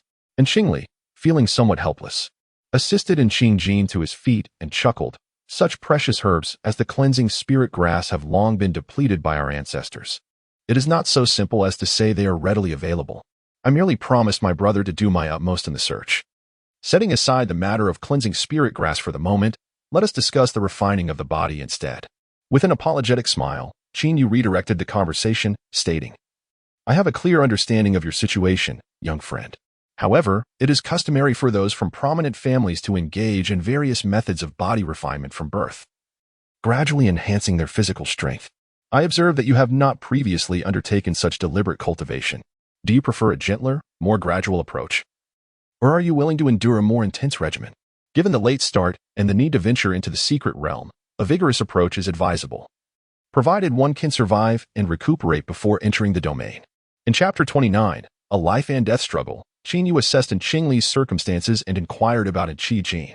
Qingli candidly shared his situation, noting that due to the inherently domineering nature of his gold-based cultivation technique, he possessed an integrated method of body refinement, thus negating the need for additional training. He merely needed to elevate his cultivation from the 11th layer of qi refinement to its perfected state, which would enhance his chances within the secret realm. This should not pose a significant challenge. Please wait a moment. Upon receiving the 800-year-old soul-cleansing herb from Qingli, Qingyu established a dark enchantment within the chamber to shield against prying eyes and spiritual senses, thus commencing the preparation of the spiritual cuisine. Each practitioner possesses a unique method for processing and cooking their ingredients, which remains a closely guarded secret. Qingli's dish consisted of a combination of 10 varieties of spiritual herbs, including a mere sprig of the soul-cleansing herb, aged only 200 years. For Qingli, still in the qi refinement stage, this was the utmost limit of her capacity. In contrast, Qingli's dish featured not only spiritual herbs, but also included the meat of a 6th-tier demon beast, supplemented with 2 drops of spiritual essence, presenting a harmonious blend of flavors that appeared more appetizing than Qingli's offering. As for the little fox's portion, it was predominantly comprised of demon beast meat, accompanied by an array of secret spices that released an enticing aroma, with the spiritual herbs merely serving as embellishments to enhance its visual appeal. As the enchantment lifted, 3 plates of spiritual cuisine soared gracefully towards the trio, each exuding an exquisite combination of color, fragrance, and flavor that stimulated the appetite. "How delightful!" exclaimed the little fox, wagging its tail in satisfaction as it seized its generous portion of demon beast meat and leapt onto the rafters. "Truly splendid," Qingli remarked, carrying his plate to the wall, where he cast another enchantment and sat cross-legged to partake in his meal, gazing at her elegantly simple plate of spiritual herbs. Qingli stored the Wanxiang pearl she had been holding, steeling herself to confront the impending anguish of body refinement. Clenching one fist while raising her chopsticks with the other, she prepared to bring a substantial portion to her lips. The process of cleansing the soul has always been fraught with peril. Prior to this moment, the Spirit Cuisine Tower had required her to sign a waiver, permitting her to halt proceedings at any time. Once the little fox finished its meal, it would return to guard her. "Wait a moment. The potency of this medicine is formidable. Allow me to administer it to you." Qingyu sighed, contemplating the vast array of herbs that would soon be ingested, fearing they might induce immediate agony. It was perhaps better to entrust the medicinal properties to the master, for which Qingyu felt grateful. Qingli nodded, relinquishing her chopsticks. and established a transparent barrier that severed her spiritual perception, encircling both herself and Qingli. The little fox, having indulged heartily, wagged its tail contentedly, reclining beside the barrier as a guardian for Qingli. Qingli settled cross-legged before Qingli, first dipping a wooden chopstick into the broth and bringing it to her lips. Qingli closed her eyes to savor the taste. The broth was palatable, yet a subtle pain began to stir in her lower abdomen. "Can you endure?" Qingli inquired. "Just about," Qingli replied with a nod, then channeled her spiritual energy to combat the discomfort within. Qingli offered another sip of the spiritual broth, which, upon entering her throat, transformed into an inferno, scorching her insides and contorting her expression in agony. As the broth settled in her stomach, it felt as though flames ignited within her. "Why does it hurt so much?" Qingli gasped, beads of sweat streaming down her face. Her teeth clenched as the pain threatened to overwhelm her. Qingli, observing and documenting Qingli's condition, spoke earnestly. "The torment of body refinement is arduous, even for male cultivators. You have chosen the path of rapid efficacy, one fraught with suffering. If you wish to cease, you may do so at this juncture." Again, Qingli trembled, yet resolutely settled into position, opening her mouth once more. Qingli nodded encouragingly and fed her several small pieces of spiritual herb leaves. Qingli closed her eyes and swallowed hard, feeling as though a myriad of needles were piercing through her body. Her once exquisite features instantly turned pale and ghastly, resembling a ghostly apparition. To her astonishment, her skin began to rupture as impurities mixed with blood started to ooze out. At this moment, Qingli bore no semblance of a female cultivator. Her entire body convulsed and twitched on the ground, rendering her no better than a beggar on the street.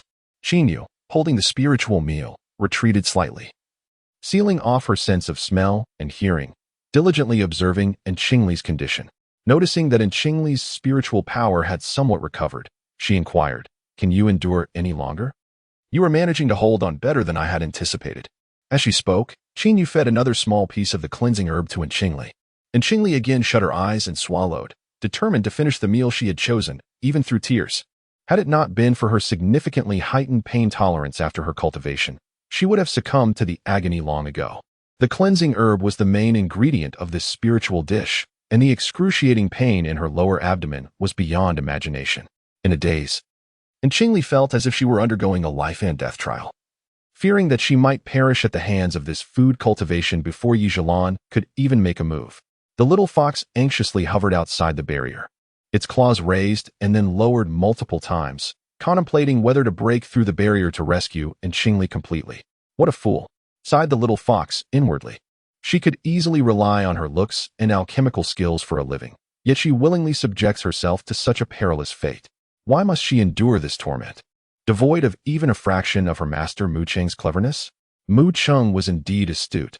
He embraced the path of alchemy, dedicating himself wholeheartedly to refining pills, not engaging in arduous cultivation. He skillfully carved out time for alchemy from what should have been his cultivation hours, accumulating his prowess through elixirs and spirit stones, ultimately reaching the yuaning stage. Fortune has indeed been unkind, as plans seldom withstand the tides of change.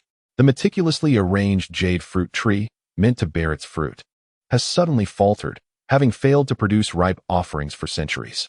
This misfortune has burdened him with the affliction of the poison pill.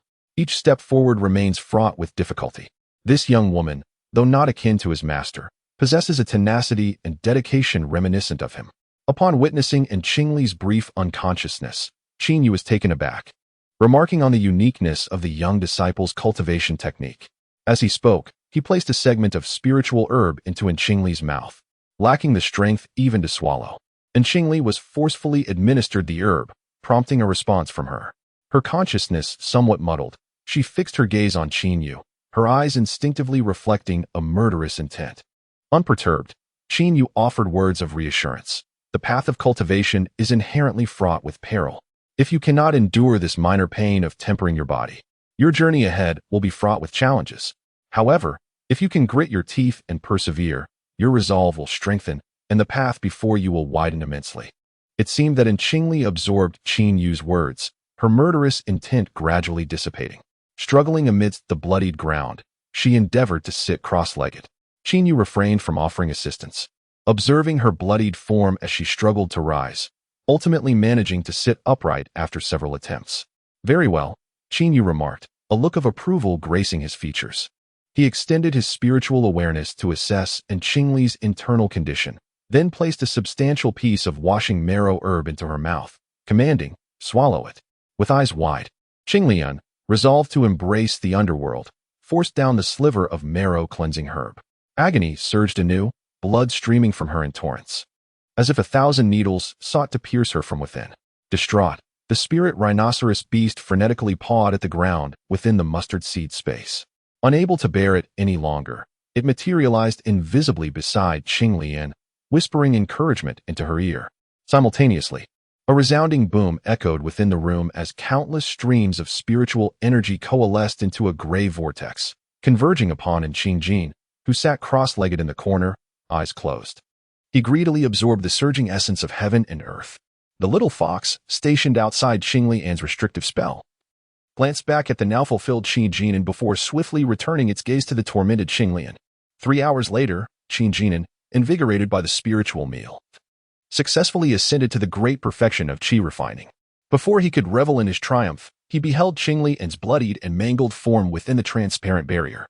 His heart ached with sympathy. Without pausing to stabilize his cultivation, he hastened to the barrier and sat down cross-legged. "How much longer?" Qingli inquired. His face etched with concern as he questioned the little fox, aware of the excruciating pain from his own experiences with body-tempering elixirs. Yet, Qingli's ordeal was akin to enduring years' worth of elixirs all at once, her suffering unimaginable. She's only consumed half the herb. There's more pain to come." The little fox replied, flicking its tail. It leaped onto Qingli's lap, nestled into a comfortable position, and narrowed its long, bewitching fox eyes. Fortunately, she possesses the fortitude to endure, far surpassing her master in that regard. Chapter 30. The joy of settling down in Qingli could not bear to see Qingli covered in blood, leaving the little fox to keep watch. He exited the spirit meal pavilion, stepping onto his flying sword and swiftly gliding over the thick snow toward the newly opened shop of the family in the market. The establishment, named Yong'an Shop, was modest in size and offered a limited selection of goods.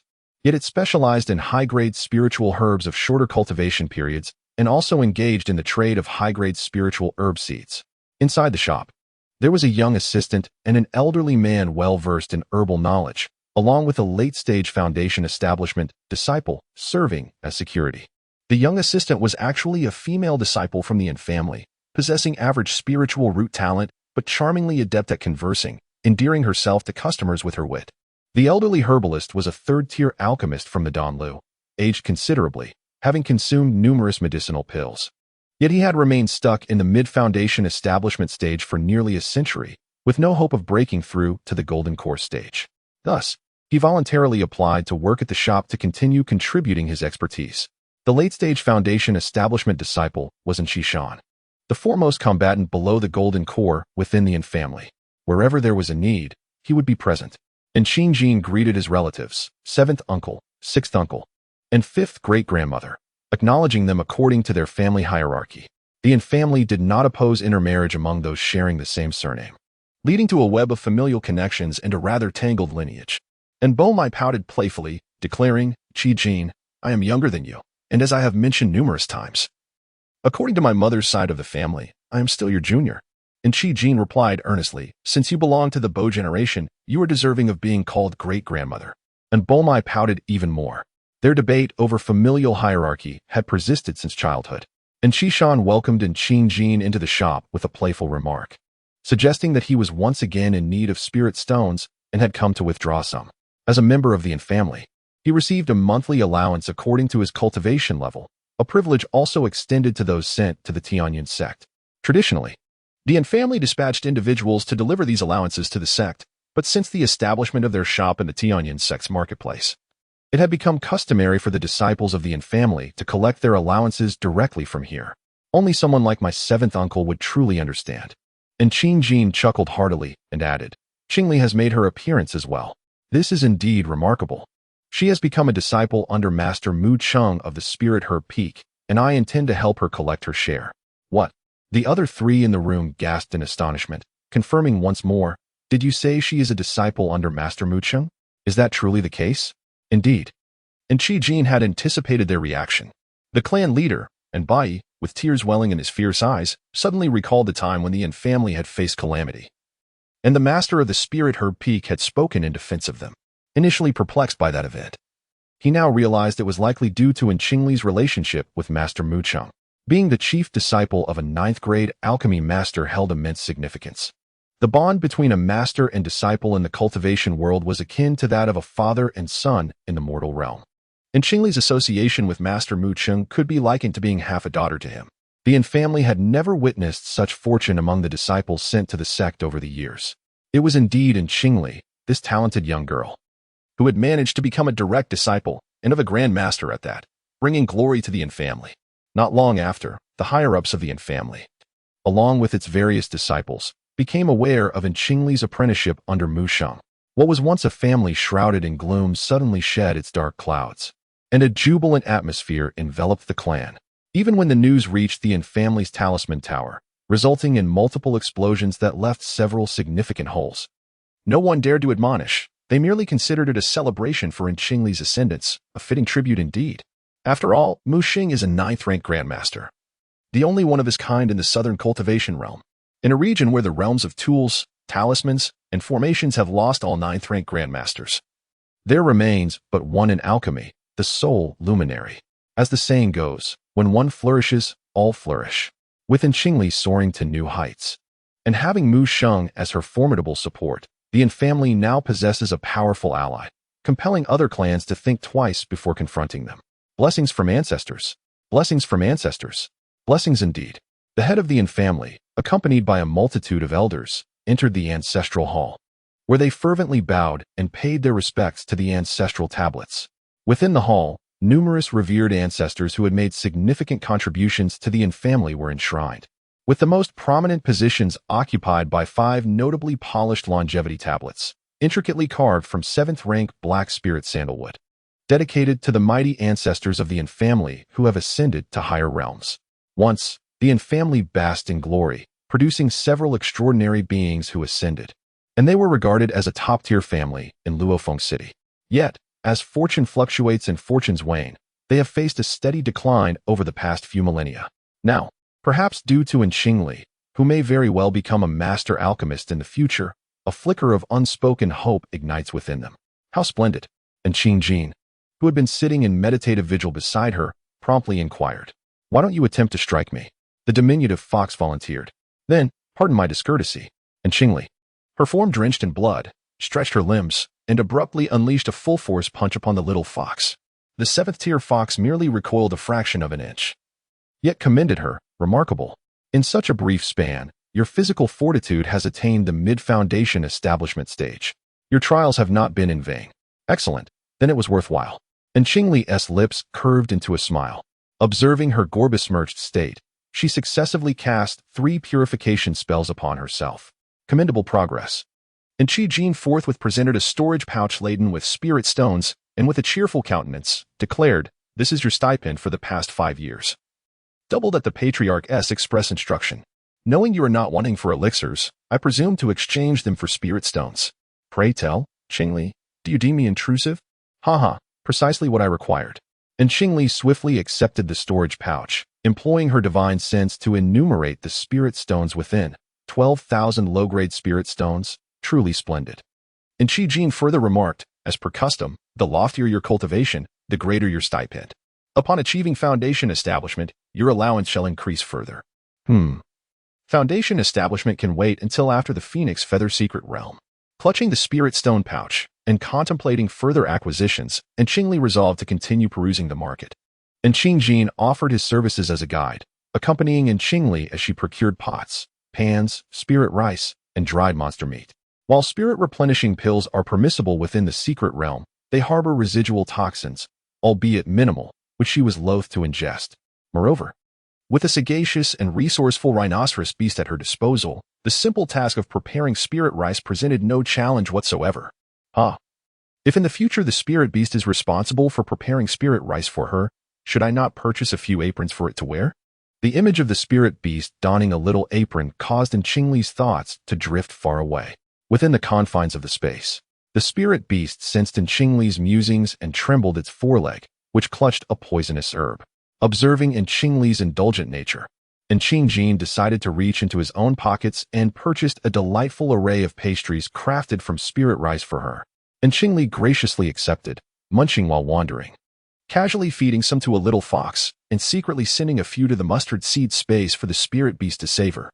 With over 10,000 inferior spirit stones in her possession, and Qingli carefully selected several maps of the Phoenix Feather Secret Realm. She then visited the tavern, purchasing 10 jars of body refining spirit wine, gifting 2 jars to Qingjin and entrusting him with 2 jars for Qishan, while retaining 6 jars for herself. She also acquired a few large empty jars and several smaller ones. Indeed, the body refining spirit wine was not inexpensive, and her spirit stones were nearly depleted. The Little Mirror Lake is abundant with spirit fruits, which can be collected for brewing wine, proving to be an excellent endeavor. And in Qingli's mustard seed space, the spirit fruits far exceeded those found at the Little Mirror Lake, many having fallen to the ground and turned to mud. To suppress her cultivation, she had refrained from consuming those spirit fruits in recent months. Now, with the jars on hand, she could select the finest fruits to brew into wine, which could either be gifted or exchanged for spirit stones, a most favorable arrangement. Would you like my assistance? It is rare to find a young man who does not appreciate fine wine. He has a particular fondness for spirit wine, especially the stronger varieties that invigorate the senses. A quality spirit wine can rival the effects of pills that replenish spirit and energy without the concern of pill toxicity. And Qingli hesitated for a moment. The Little Mirror Lake is a forbidden area, inaccessible to outsiders. However, if my brother is interested, perhaps he could assist me in seeking out superior brewing recipes. Indeed, and Qingjin joyfully remarked, setting aside our clan members. I am acquainted with quite a few wine enthusiasts within the sect. I doubt you will find yourself lacking in spirit fruits. Here, take this. While speaking, and Qingjin handed over his communication jade slip and added, let us stay in touch. Should you require assistance, do not hesitate to inform me. Otherwise, I, as your elder brother, would find it difficult to continue owing you any favors. The family stands firmly behind us and shall wholeheartedly support your advancement. So do not fear inconveniences. The young clan leader, and Qingli teased, deftly accepting the communication jade slip. I do not possess one yet, but I will prepare it for you. I shall create several to distribute among the companions venturing into the Fenyue secret realm. Suddenly, Qingjin adopted a serious tone. It would be prudent for us to stick together, lest we encounter members of the Yi family, particularly that ice needle, Yi Zhilan. Chapter 31. The 8 Desolations in Netherworld art. And Qingjin referred to Yi Zhilan as an ice needle due to her elongated, pointed visage, reminiscent of a shard of ice. While he acknowledged that her sharp features were striking, framed as they were by 2 strands of silver hair, the mere thought of her lineage filled him with distaste. And Qingli found the term ice needle to be remarkably apt, far more so than ice fairy. Beneath the mountain gate, a thick blanket of snow covered the ground, and a group of individuals gathered brazenly in the open. Many bore snowflakes upon their shoulders and hair, resembling youthful old men. Among the most conspicuous of these was the dandy from the Ji family, nonchalantly reclining in the center of the crowd, flanked by 2 young maidens, who bowed their heads and gently massaged his shoulders. It is fortunate that Qingli held the Wanxiang pearl in her mouth, concealing its true appearance. Otherwise, she would undoubtedly have been beset by that scoundrel Ji Lianhao, who would have demanded the mutated Qi eggs. And Qingli and Qingjin descended gracefully on their swords, employing lightness techniques to tread lightly upon the snow, appearing to pass by the group of individuals as if they were merely ordinary. Behind them, they could still hear a few voices tinged with melancholy discussing their plight. Senior Brother Ji, the snowstorm is so frigid, and we have been waiting here for 2 or 3 days without any sign of the people. Should we not send someone to the market to inquire? Foolish. What good would it do to go to the market? The disciples of the sect dare not cause a ruckus there, for they know it would only worsen their punishment. Surely that is better than waiting idly here. To withstand the ravaging snowstorm on the mountain, we must continuously channel our inner spiritual energy. The spirit-replenishing pills in my storage bag are nearly depleted. I truly wish to avoid further suffering. They say Qingli is beautiful. How does she compare to that little junior sister who just passed by? I have seen Qingli. She is indeed on a different level altogether. And Qingli paid no heed to the ensuing conversation, for she was certain that the Ji family's wastrel would not have a long life, and until his dying breath, he would never garner a glance from Yi Zhilan. Mu Xing held a particular fondness for the spiritual meals at Ling Shanlu, especially when accompanied by the little fox, who chose his favorite dish. After using his inner true fire to warm the spiritual meal, Mu Sheng shared it with the little fox, and then, in response to Qingli's request, he took her to Wanfa Peak to seek out the peak master, Qiu Xianjing. Recently, Master Qiu had been in high spirits, embodying the saying that one feels invigorated when encountering joyous events. A few days ago, he had just acquired a longevity elixir. Last night, from the Tianji Peak faction, a message emerged proclaiming, "Change is upon us, fortunes will rise and fall, and the position of the sect leader shall be occupied by the capable." Each day, Tianji Peak resonates with foretelling, indicating that the realm of cultivation is either on the brink of great decline or poised for remarkable revival. The phrase that the position of the sect leader belongs to the capable further implies that turbulent days lie ahead, necessitating a leader of profound ambition and fortitude to steer the sect's affairs rather than allowing mediocrity like the Yi family to maintain the status quo. Currently, with the position of sect leader vacant, the only one with both the capacity and the willingness to contest it is the old man from Baizhen Peak. However, that elder is preoccupied with preparations for transcending to the divine realm, should he be ensnared by the mundane affairs of the sect for several centuries. He may find himself unable to wait. Thus, it is highly probable that the mantle of leadership will rest upon his shoulders. Master Qiu gazed up at the overcast sky, which seemed poised to unleash a tempest, yet he could not help but exclaim with delight, "Today's weather is truly splendid. Congratulations to Master Qiu." As dark clouds loomed, Mu Sheng led Qingli through the air, their mutual understanding unspoken. Disciple Qingli pays respects to Master Qiu, and Qingli said, approaching with utmost reverence. Master Qiu Xianjing let out a hearty laugh, surveying Qingli before praising, "Your young disciple exudes pure spiritual energy and possesses a robust physique, indeed, a promising candidate for cultivation. Have you decided which type of technique you wish to pursue? If you are willing to endure the hardships of cultivation, I shall not hinder you. Come, follow me." Thus, Qiu Xianjing led Mu Sheng and his disciple to the of Wanfa Peak. Each of the 5 principal peaks harbors its own, each overseen by an elder of the nascent soul stage. Qiu Xianjing exchanged greetings with the elder of the pavilion, then took out her identity jade slip, presenting it respectfully with both hands. This disciple shares a profound connection with her. I kindly asked the elder to deduct the corresponding contribution points from the jade slip, allowing her to select a cultivation technique on the highest floor. "Thank you for your assistance, elder." And Qingli also extended her identity jade slip with both hands. The elder verified Qingli's identity slip and then turned to Mu Sheng, saying, "So it is Master Mu's beloved disciple. That explains much. However, is this young girl not being a tad greedy by pursuing both alchemy and martial arts?" Mu Sheng sighed. This wayward disciple does not wish to squander her alchemical talent while also seeking to outshine others. In the coming 1 or 2,000 years, she will have ample opportunity to strive. After all, the path she chooses is one she must endure the hardships of herself. Indeed, at such a tender age, achieving the pinnacle of qi refinement, her innate talent is truly extraordinary. The elder refrained from further comments, deducting 100,000 contribution points from Qiu Xuanjing's identity jade slip. He then made a hand seal to unlock the restrictions of the pavilion, leading Qingli to a small teleportation array that ascended directly from the lowest level to the highest 9th floor of the pavilion. Qingli briefly surveyed the vast array of techniques on the first floor and recognized that the profound heritage of Tianyun's sect, accumulated over more than 100,000 years, far surpassed that of the other 2 sects, particularly in the techniques housed within the pavilion. Yet, on the highest level of the pavilion, there were only a scant 100 or so jade slips of techniques, neatly and orderly floating in midair, accessible only to those destined to obtain them. The highest 9th level harbors celestial techniques, many of which trace their origins to the ancient and even primordial eras, with a few being the unparalleled creations of ascendants from the past 100 millennia. Each tome is a treasure in its own right. Every cultivator may acquire at most one, though the likelihood of leaving empty-handed remains significant. The esteemed Master Qiu, who reluctantly sacrificed 100,000 contribution points, also did not achieve his desires within the 9th level.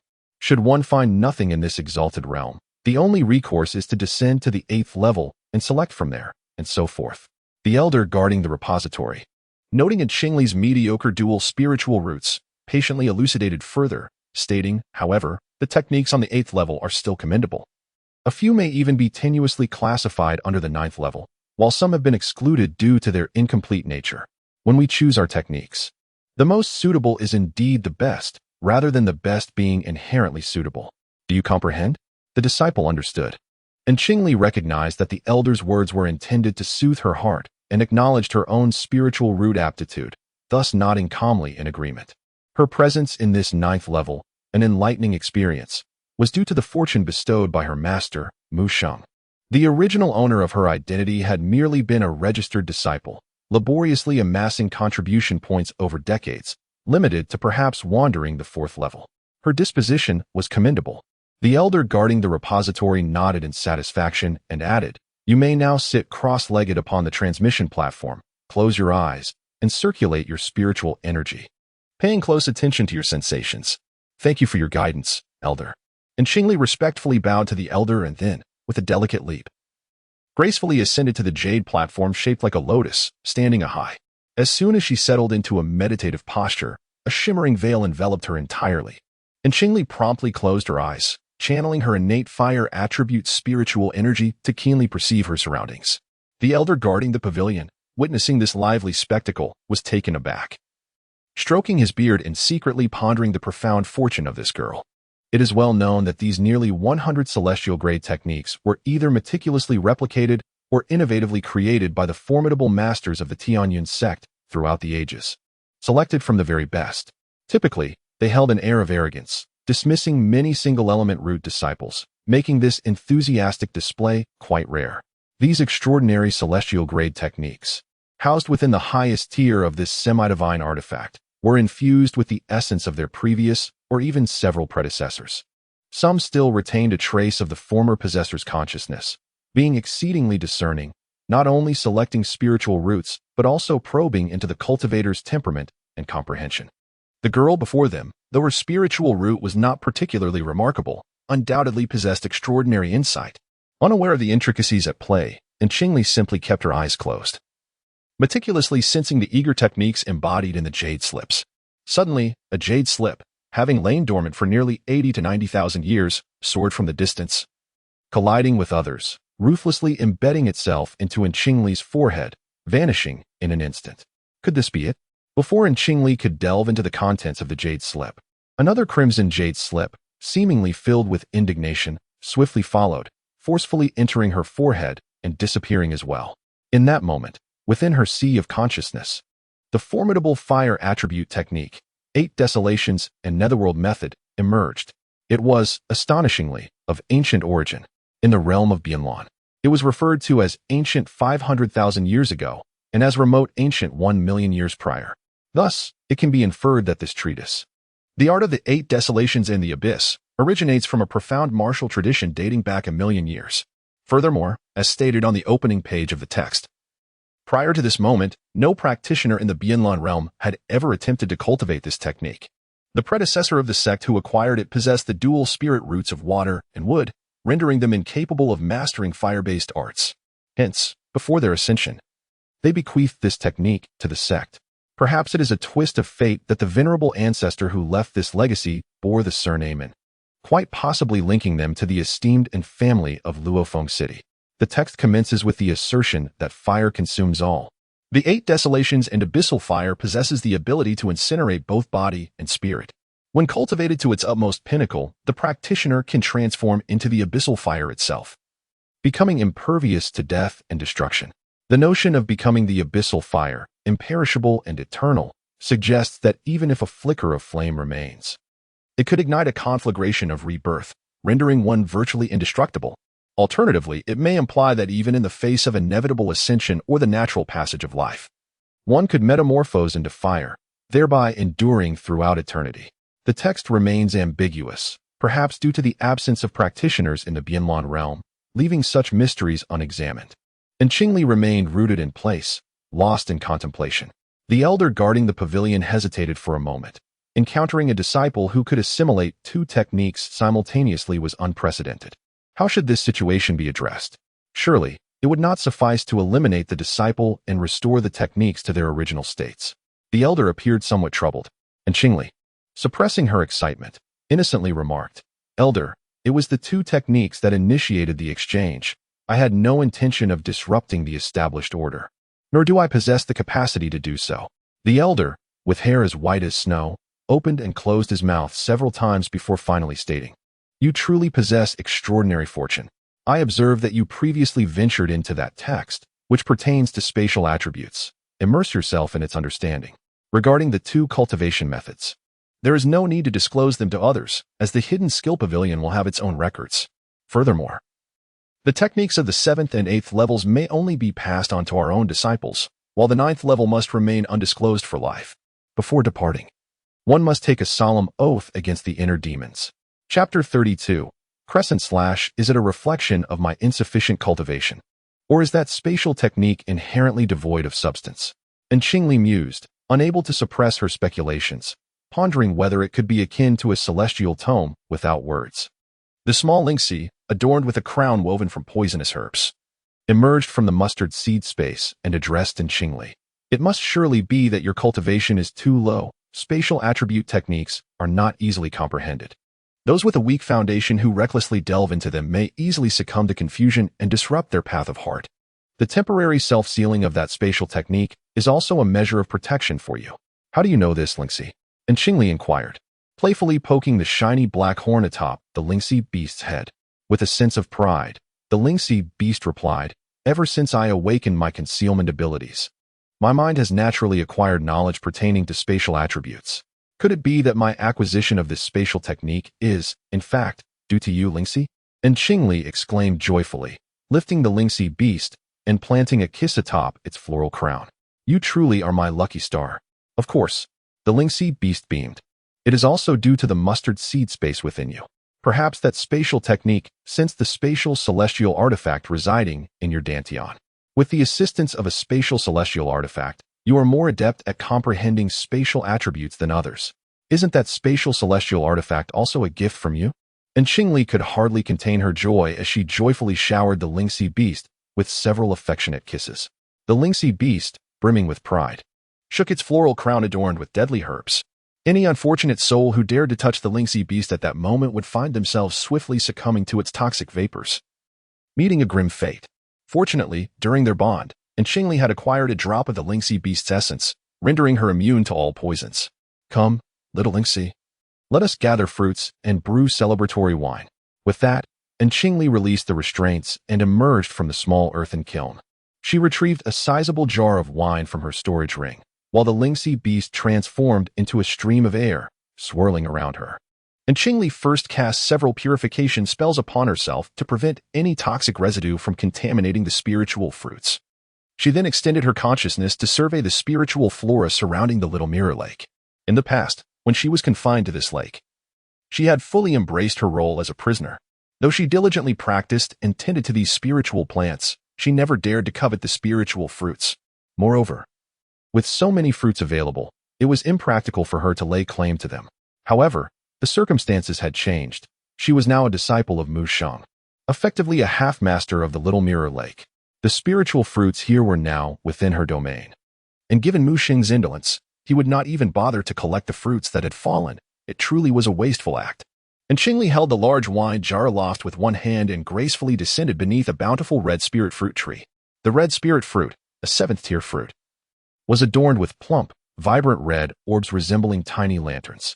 Rich in spiritual essence, they were delectably soft and sweet, fetching no less than 100 mid-grade spiritual stones each in the marketplace.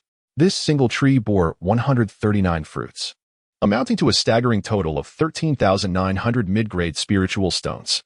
A tree laden with fruit is equivalent to 1,000 years' worth of monthly allowances for a disciple cultivating their energy. And Qingli's eyes sparkled with excitement. This 7th-tier spirit fruit wine could swiftly replenish the spiritual power consumed by practitioners, acting more effectively than the finest restorative pills. It proved invaluable when a cultivator's energy was depleted and their life hung by a thread, hence its exorbitant price.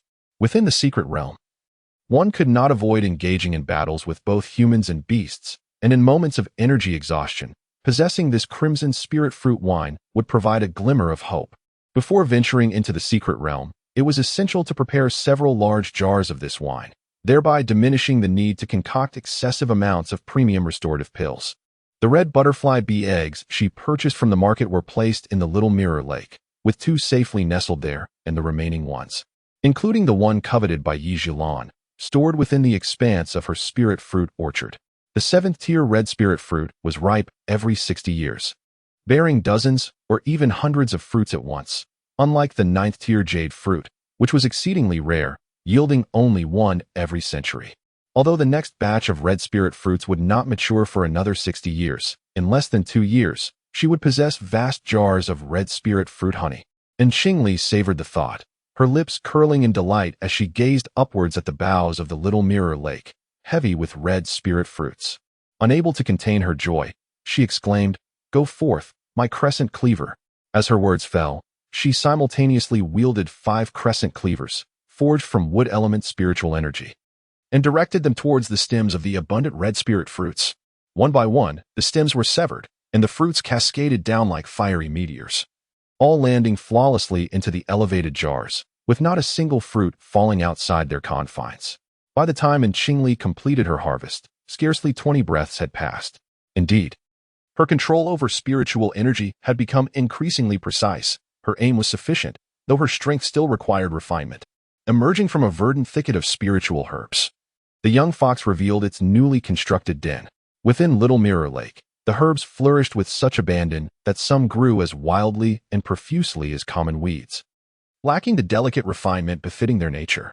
This was largely attributable to the indolence of Little Mirror Lake's proprietor, Mu Qing, who had, for centuries, permitted the herbs to proliferate unchecked. Had Qingli not dedicated 5 years to their cultivation, Little Mirror Lake would likely have devolved into a desolate wilderness. Fortunately, her endeavors had not been in vain. During her tenure tending Little Mirror Lake, Qingli honed her control over spiritual energy, yielding considerable progress. The path of a required either communion with the spiritual energies of, or the concentration and external projection of one's own spiritual energy, demanding impeccable speed, force, and precision. Her crescent moon slash, an attribute-neutral technique inherited from the original owner of her body, could be practiced regardless of spiritual root, with its potency varying depending on the practitioner.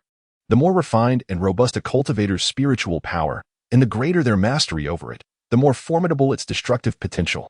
In this life, Qingli frequently employed the crescent moon slash for mundane tasks such as weeding and harvesting fruit, refining her precision with each delicate task, and gaining increasingly intuitive command over the technique.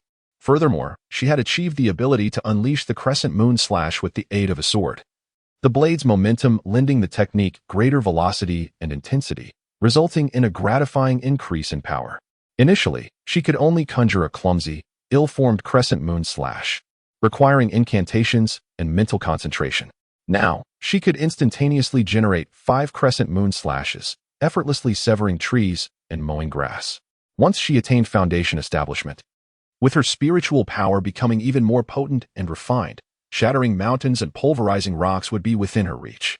Should she wield the crescent blade once more, challenging opponents of lesser rank would pose no difficulty, for she is already engaged in numerous duels with the demonic beasts within the confines of the mustard seed space. Qingli temporarily stored the jar of red spirit fruits into her storage ring and, cradling a small jar, approached a diminutive tree standing half her height. Though modest in stature, the tree bore 6th-tier gray hemp fruits, each as small as a black ant, possessing a flavor that was both pungent and spicy, making them ideal for spiritual meals or the brewing of potent liquor. Qingli condensed 5 crescent blades, delicate as the finest eyelashes, and with focused breath and intent. She maneuvered them to harvest the tiny gray hemp fruits, an endeavor that proved even more mentally taxing than her previous gathering of red spirit fruits. Through her diligent efforts, she managed to scour the small mirror lake for its spiritual fruits before sunset. While brewing liquor requires a certain level of skill, it pales in complexity when compared to alchemy. Qingli displayed remarkable efficiency, presenting Qingli with dozens of brewing recipes by nightfall, each varying in utility, enhancing the body, replenishing spirit, restoring energy, reviving blood, nurturing beauty, prolonging life, treating hidden ailments, and aiding fertility, among others. Furthermore, he provided her with a jade slip detailing interpersonal relationships, meticulously organized by Qingli himself. Within it, he thoroughly documented the members of the family within the Tianyin sect, their allies and adversaries, complete with a clear indication of the danger levels posed by the latter. Qingli extended her spiritual sense to glean the information contained within the jade slip. She mused that the young clan leader indeed possessed an astute understanding of interpersonal relationships, particularly regarding the potential adversaries in the Fenyu secret realm. Aside from Yi Zhilan, there was a singular soil spirit root from the Yi family, along with several formidable opponents at the peak of Qi refinement. Notably, she was cautioned that a Qingli, who had defected to the Tianyin sect, was also included in the list of adversaries. Chapter 33, Duel of Magic, Netherflame, Gratitude for Monthly Votes and Evaluations. A substantial update of 5,000 words. Upon reflecting on Qingli furrowed her brow. In this lifetime, it seemed that some things had changed, while others remained constant. Indeed, Qingli still harbored resentment towards the Yin family, having sought refuge in the Tianyin sect. In her previous life, Qingli's animosity stemmed from the Yin family's failure to protect her, or perhaps their insidious intent to sell her to the ancient Yuanian cultivator of the Tianyin sect. However, in this incarnation, her ire was directed at the Yin family's inequitable dealings, as they preferred to secure a future for Qingli, who possessed dual spirit roots, rather than consider the prospects of Qingli, who had but a singular water spirit root. Given Qingli's vengeful nature, it was unsurprising that she harbored ill will towards Qingli. The Yin family, having incurred the wrath of this ungrateful wretch, sought to sever all ties with Qingli, hastily erasing her from the family register and avoiding any association with her. Furthermore, as revealed by Qingjin, prior to Qingli's betrayal, the higher echelons of the Yin family had inexplicably harbored an aversion towards her. Even the first Yuanian ancestor to meet her felt an immediate distaste, an inexplicable sentiment that could not arise without reason, as those who had attained the Yuanian realm possessed a certain understanding of the principles of karma. When the two nascent soul ancestors decisively decided to expel Qingli from the clan, they felt no remorse whatsoever. Even though she possessed the exceptionally rare singular water spiritual root, and even though she had the potential to cultivate to the nascent soul stage, thereby becoming yet another revered ancestor of the Yin family, Qingli remained silent upon hearing this. She reflected on how, in her previous life, Qingli had annihilated the entire Yin clan, making it unsurprising that these esteemed figures harbored no affection for her. Alas, yet another foe had emerged, and it was one of their own. Sighing, Qingli set up restrictions and, with the spiritual fruits harvested from the Little Mirror Lake, entered the mustard seed space. Within this space, Qingli was the sovereign. Without the need to exert spiritual energy, a mere flicker of her thoughts summoned countless spiritual fruits from all directions, cascading into the river before her. She poured the spiritual fruits collected from the Little Mirror Lake into the river, allowing the currents to cleanse them. With another thought, she categorized the fruits into jars. Without needing to lift a finger, Qingli sat cross-legged on the ground, using her mind to orchestrate the fruits as they danced through the air. Some jars contained pure fruit wine, while others were concoctions of various spiritual fruits blended with spiritual herbs, resulting in elixirs with unique properties. These high-grade spiritual fruits and herbs produced wines of a superior quality, far surpassing those available in the marketplace, both in flavor and potency. After sealing and labeling the meticulously prepared wines with their names and effects, Qingli buried a significant portion of them on the spot, while also interring many in the Little Mirror Lake and bestowing the remainder upon Qingjin. The brewing recipes of Qingjin were not obtained without effort, particularly a few that were specifically marked as exclusive secrets. Thus, Qingli took special care to offer Qingjin an additional jar of those wines labeled with exclusive recipes. Qingjin, delighted with the jar, recognized that while some were indeed exclusive, the rare ingredients were difficult to procure, rendering the recipes somewhat futile.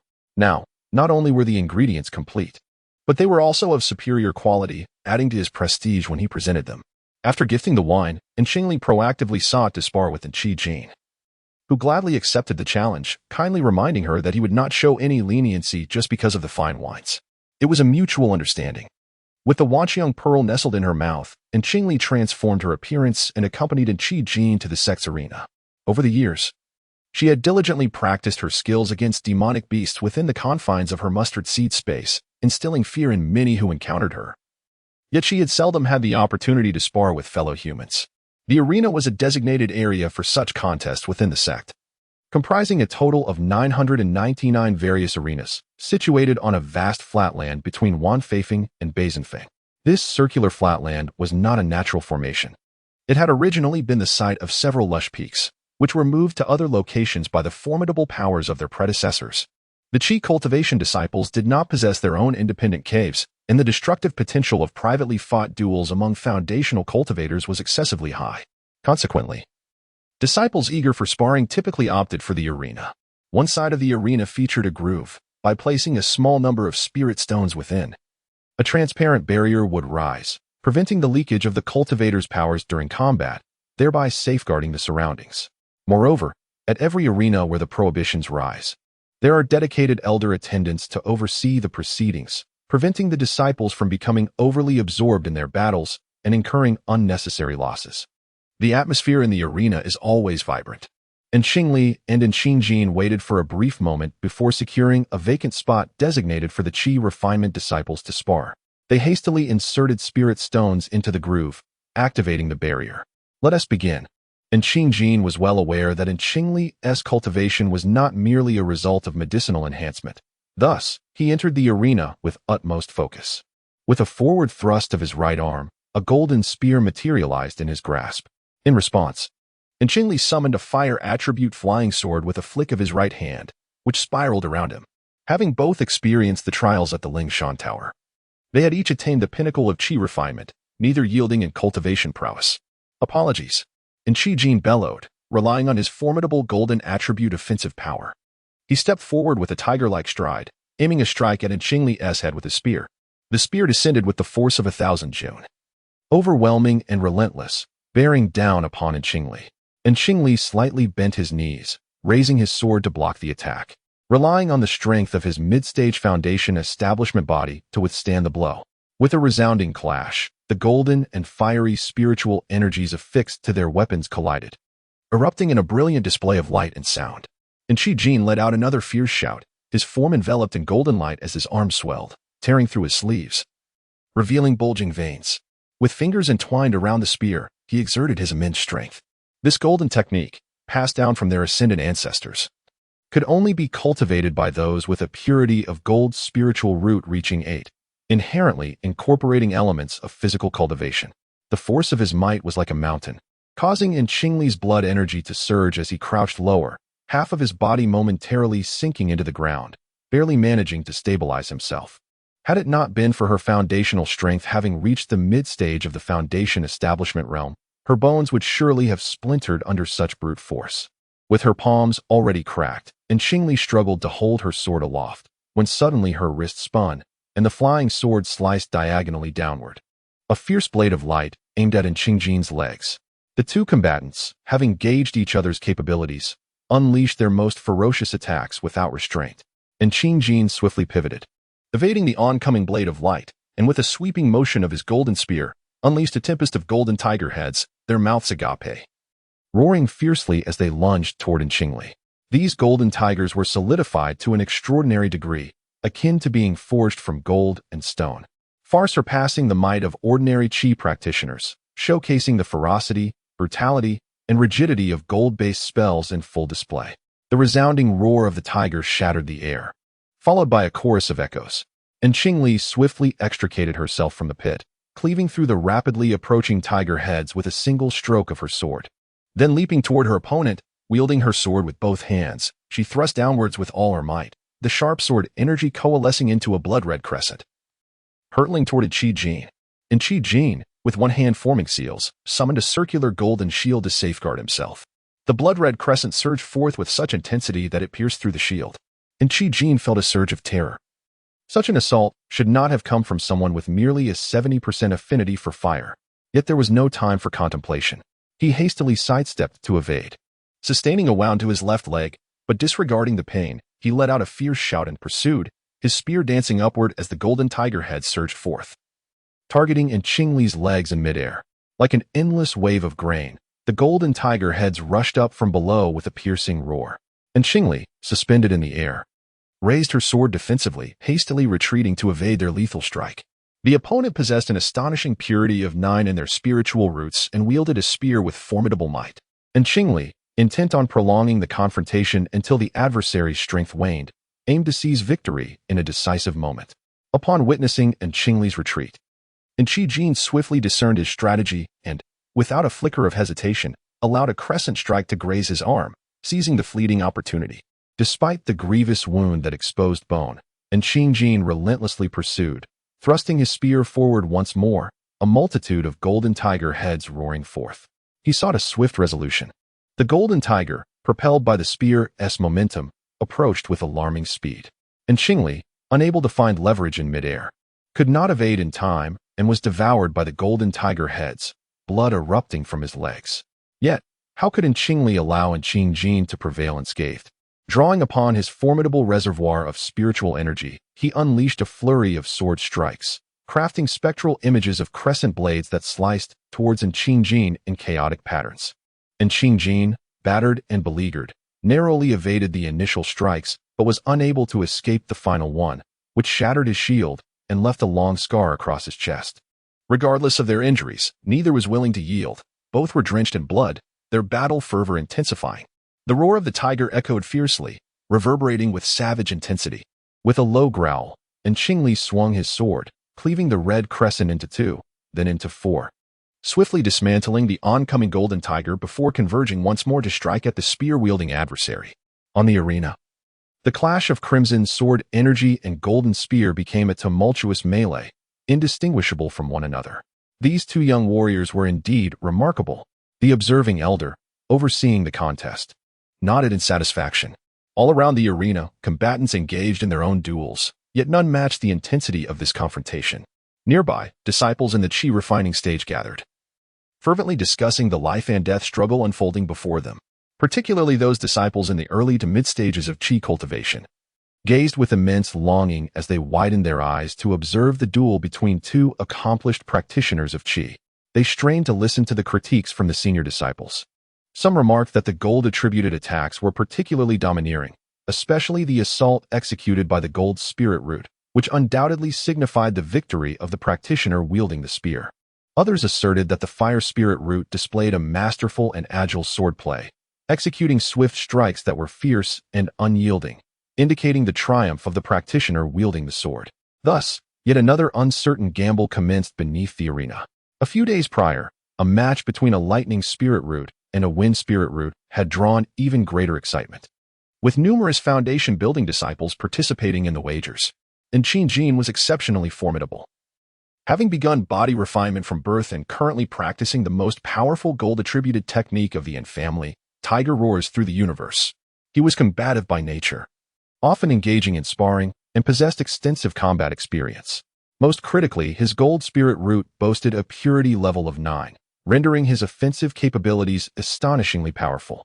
Nevertheless, the victor turned out to be Qingli, who had relentlessly trained against various beasts in her spatial domain for many years. Notably, several swift second-tier blood-sucking bats had been nurtured to the third tier through her medicinal elixirs, equivalent to the foundation-building early stage of humanity, thus becoming her reliable sparring partners. Exhausted and drained of spiritual power, Qingli lay sprawled on the arena floor, exclaiming in exhilaration. He had never encountered a female cultivator as tenacious and indomitable as Qingli, whether within their clan, at Tianyun sect, or during external excursions. However, it was customary in such sparring matches to refrain from using spirit-replenishing elixirs. Otherwise, the outcome might have been different. Covered in blood, Qingli generously divided a portion of her elixir to aid Qingli in healing his wounds, leaving behind a jade slip to communicate her desire for solitude, as she intended to navigate the Fengyu secret realm independently. Qingli comprehended her intentions and did not press her further.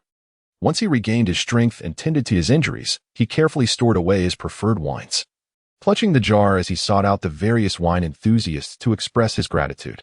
The potency of the wine was remarkable, and he cautioned them to savor it slowly upon opening. As he departed, he reiterated his advice. However, one of the wine lovers, unable to resist the temptation, discreetly opened a jar, only to be met with the exquisite contents and the rich spiritual essence within. Startled, he quickly took a couple of sips before sealing the jar again, resigned to wait for the right moment to indulge in the spiritual wine, if circumstances permitted. Qingli would have preferred to retreat for another 3 to 5 years. Yet, time slipped by, and in a matter of months, the opening of the Fengyu secret realm was imminent. As Qingli calculated her exit, she flipped her palm, and a cluster of eerie, Shadowy black flames suddenly emerged from her hand. Indeed, it was black fire, not the familiar yellow or red, but the color of ethereal flames. Throughout these months, she diligently practiced her fire-attributed spiritual arts, repeatedly circulating her energy to impact the blood vessels within her body. Though it may sound straightforward, the process was far from easy. Not only did she endure the pain of her spiritual energy colliding with her blood vessels, but filling those vessels with energy required a relentless application of her technique, demanding considerable time. Furthermore, cultivating advanced techniques was akin to the arduous journey of a cultivator's progression. The further one advanced, the more challenging it became, with even the slightest elevation often requiring a prolonged passage of years. In the realm of cultivation, it is customary for practitioners to retreat into seclusion for rigorous training. Those influential figures who need not worry about livelihood and mundane affairs are even more so inclined to this practice, often isolating themselves for decades or even centuries, indifferent to worldly matters. Among them are also those who wander the world, either itinerant cultivators striving for survival or disciples from prestigious sects venturing forth for experience, or even those who, having encountered a bottleneck in their cultivation, must emerge from seclusion in search of opportunities. Some prominent figures who have transcended to the divine realm may travel for 5 or 6 centuries without returning to their sects, akin to a certain peak master atop the Wanfeifing. Having acquired the coveted high-level cultivation method, particularly the celestial grade technique from the 9th level of the Hidden Skill Pavilion, and Qingli is naturally devoted to diligent practice. To complain about the time-consuming and arduous nature of this technique would be sheer folly, inviting the ire of the heavens. However, the infernal flame has indeed exceeded her expectations, proving to be exceedingly formidable. Within the confines of her spatial realm, and Qingli, having barely unlocked half of her blood veins' spiritual power, employs this infernal flame to torment several 4th-tier demonic beasts who are accustomed to hardship, causing them to wail in agony. 4th-tier demonic beasts are comparable to human practitioners at the late Foundation establishment stage. Ordinary water cannot extinguish this infernal flame, as Qingli has confirmed through her attempts with the rain condensation technique. The infernal flame clings to the tough, resilient epidermis of the demonic beasts like a parasitic worm, persistently scorching them with its dark, searing essence, as if intent on burning through their skin to the very core, until they are reduced to ashes. Initially, the demonic beasts feign calmness, yet they are gradually driven to the ground, rolling in torment and emitting cries of despair. And Qingli gazed at the flickering black flames, understanding that the spectral fire burned so languidly only due to her brief period of cultivation. Given time and the fortification of several blood apertures, the spectral fire could become more potent, rendering the annihilation of the 4th-tier beast merely a matter of moments. The beasts, writhing in agony, could not extinguish the black flames that clung to their forms. They could only roll into the river, yet to no avail, ultimately resorting to severing limbs and tails, casting fearful and resentful glances towards Qingli. Within the mustard seed space, the few remaining 4th-tier beasts would serve as her future sparring partners, and thus Qingli did not mistreat them, providing healing elixirs and several freshly ripened spirit fruits. It seemed that the spiritual wine buried in the little mirror lake was now ready for tasting, and Qingli took to her sword, journeying to the site of the buried wine, where she found a vast pit and a few shattered, empty jars. Moreover, the little fox and her master were not reckless individuals. Even in the pursuit of wine, they would never shatter the jars. How could it be that the hundreds of jars, both large and small, were completely uprooted? The fur-shedding little fox emerged from its den, indignantly declaring, "We've been robbed. And we couldn't even fight back. Who dares to steal from our little mirror lake?" And Qingli gently cradled the injured little fox, soothing it. "Where's master? Did he not intervene?" The little mirror lake is a forbidden area of the Spirit Herb Peak.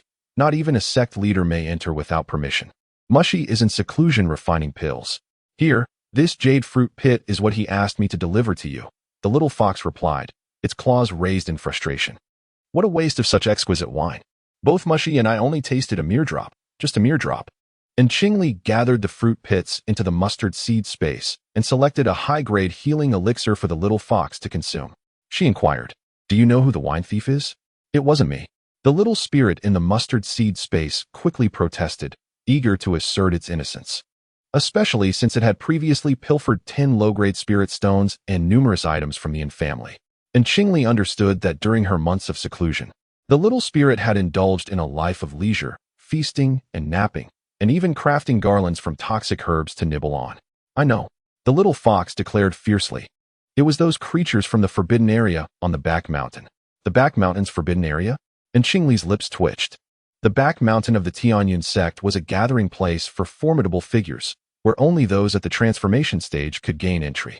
The place was shrouded in mystery, and over the past 100,000 years, countless extraordinary cultivators had sought to visit the Tianyun sect's forbidden grounds, many entering with their lives, yet few returning. Chapter 34. Gathering in the Secret Realm, and Qingli cradled the little fox as they sought out Mu Sheng, who had just succeeded in refining a 9th-grade jade elixir, leaving him in an exceptionally jubilant mood. With his cultivation having advanced to the mid-yuaning stage, his success rate in alchemy had also increased, enabling him to produce 3 jade elixirs in one go.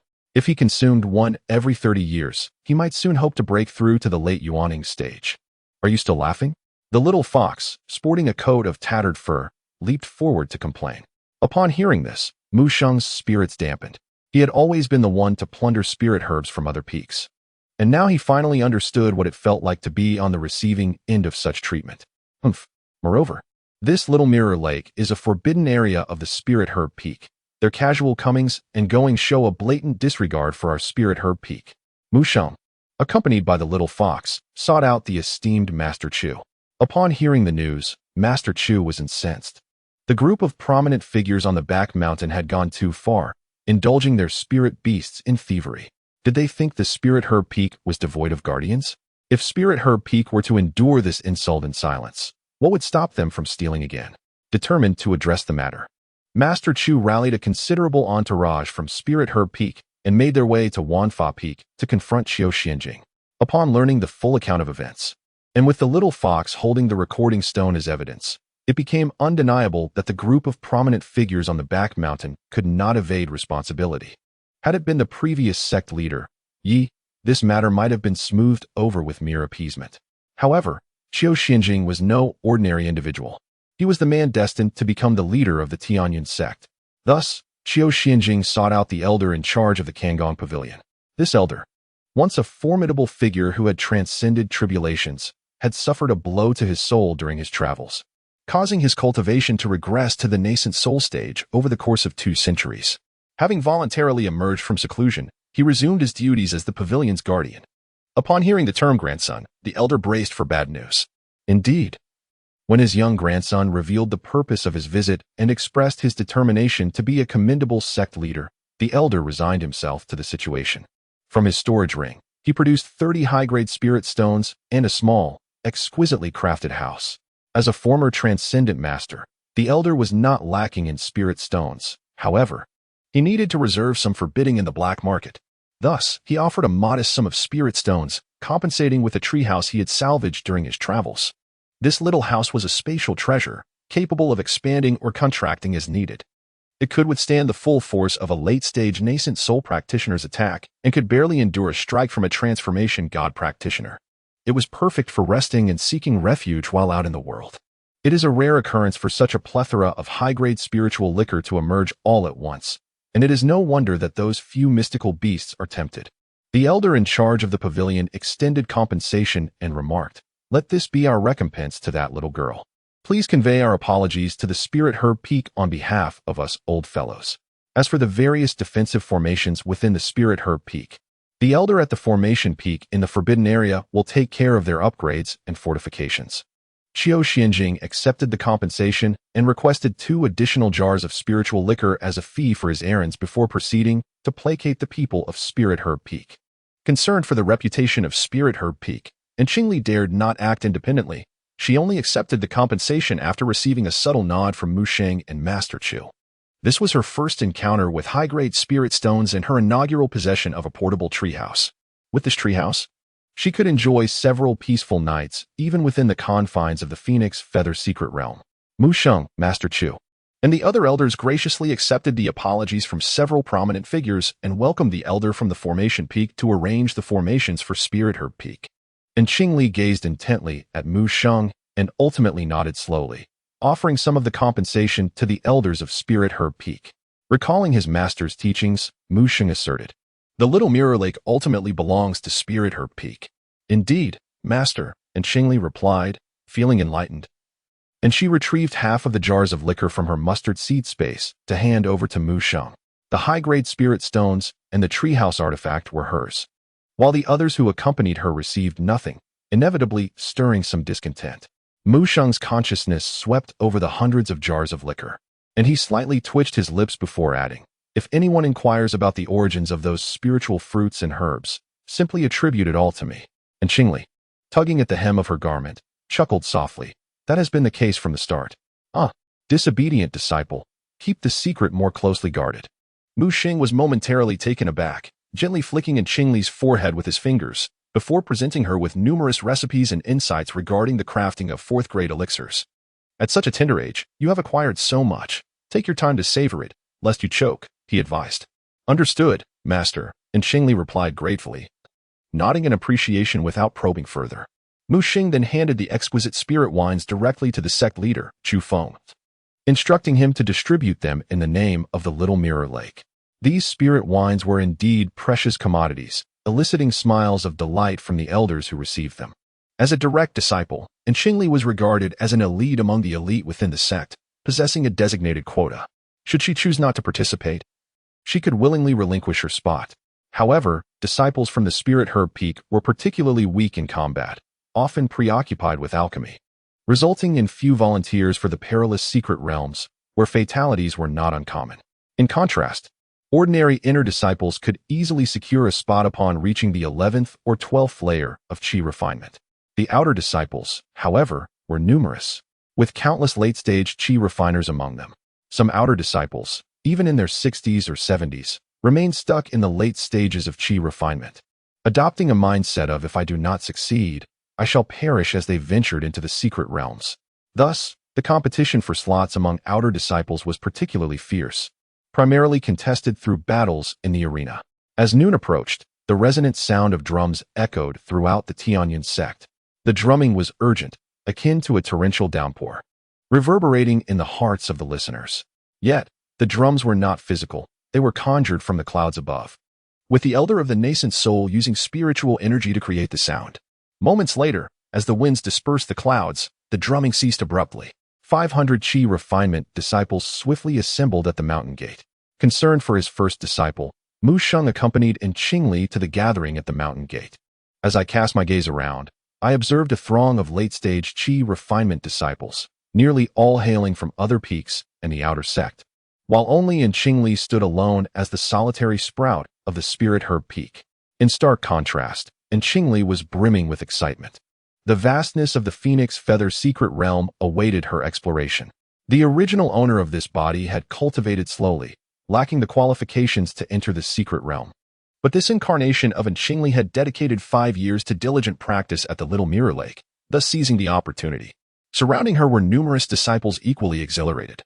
Adventurous souls who embraced the path of cultivation, a journey that defied the heavens, competing against both man and fate.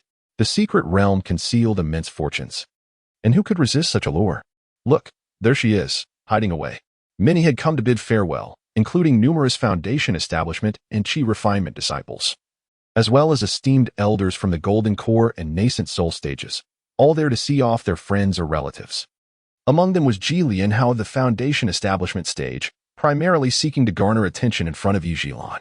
However, before Yu Jilan made her appearance, he spotted Qingli amidst the crowd. One could hardly blame Ji Lianhao for his distraction, and Qingli's striking beauty, with her raven hair and bright eyes, complemented by her upright posture from sword practice, rendered her a standout among the youthful throng. His heart raced as he noted that beauty often requires comparison under such scrutiny. And Qingli's grace and allure were indeed exceptional within the Tianyan sect, albeit slightly overshadowed by his beloved Yu Jilan. Just then, his thoughts of Yu Jilan were interrupted as the silver-haired beauty, accompanied by the venerable Master Shanshan, gracefully descended from the skies. A hush fell over the crowd, and Qingli looked up and beheld the almost painterly figure of Master Shanshan, a wave of awe washing over her. How could such an exquisite being exist in this world, standing there in serene elegance, transforming the very atmosphere into a captivating tableau? Chapter 35. The Secret Realm of Phoenix Feathers, such a striking figure, akin to a painting. Captivated even in Qingli. With brows like willows and a stature resembling a jade tree.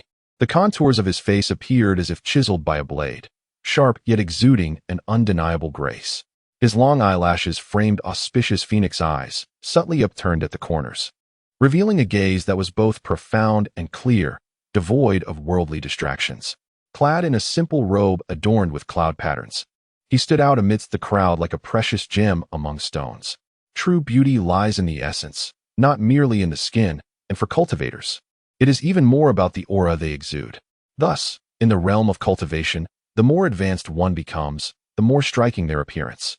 The esteemed Master Shangshan, not yet 300 years old and already in the later stages of the nascent soul realm, surpassed even his youthful form. Many disciples were entranced by Master Shangshan, with numerous female disciples captivated by him, while many male disciples found themselves enchanted by Yi Zhilan. Additionally, there were quite a few who became infatuated with the pair of them. Although the Tianyun sect is one of the three major sects, a prestigious establishment with a lasting reputation, the internal dynamics were quite lively. Yi Zhilan had been hailed as the most beautiful woman of the Tianyun sect, while Master Shangshan had long been recognized as the most handsome man in the southern cultivation world. Despite their teacher-student relationship, a small faction of unconventional individuals secretly concocted tales about the two. Look at that lad. He must harbor a grudge against his master. A sudden burst of divine consciousness erupted in Qingli's mind. It was Mu Xing's voice, filled with exasperation, warning her not to provoke him lest she suffer the consequences. Is he truly more handsome than me? Mu Xing's jealousy permeated the transmission. Well, some undeniable truths cannot be ignored. Yet it is the beauty of the spirit that truly reigns supreme. And Qingli's dark, glistening eyes turned toward Mu Xing, and she offered a sweet smile, transmitting her thoughts. Master is the most handsome in the world. Mu Xing, finally charmed, felt a wave of delight, thinking to himself that this disciple was indeed sincere and discerning.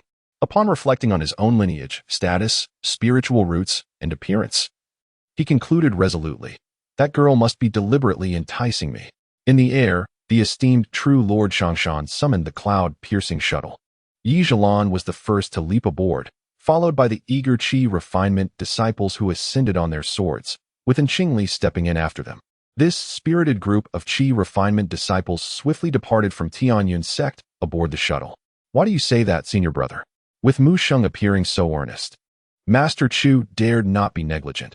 He presented a cup of ethereal spirit tea, preparing for an intimate conversation.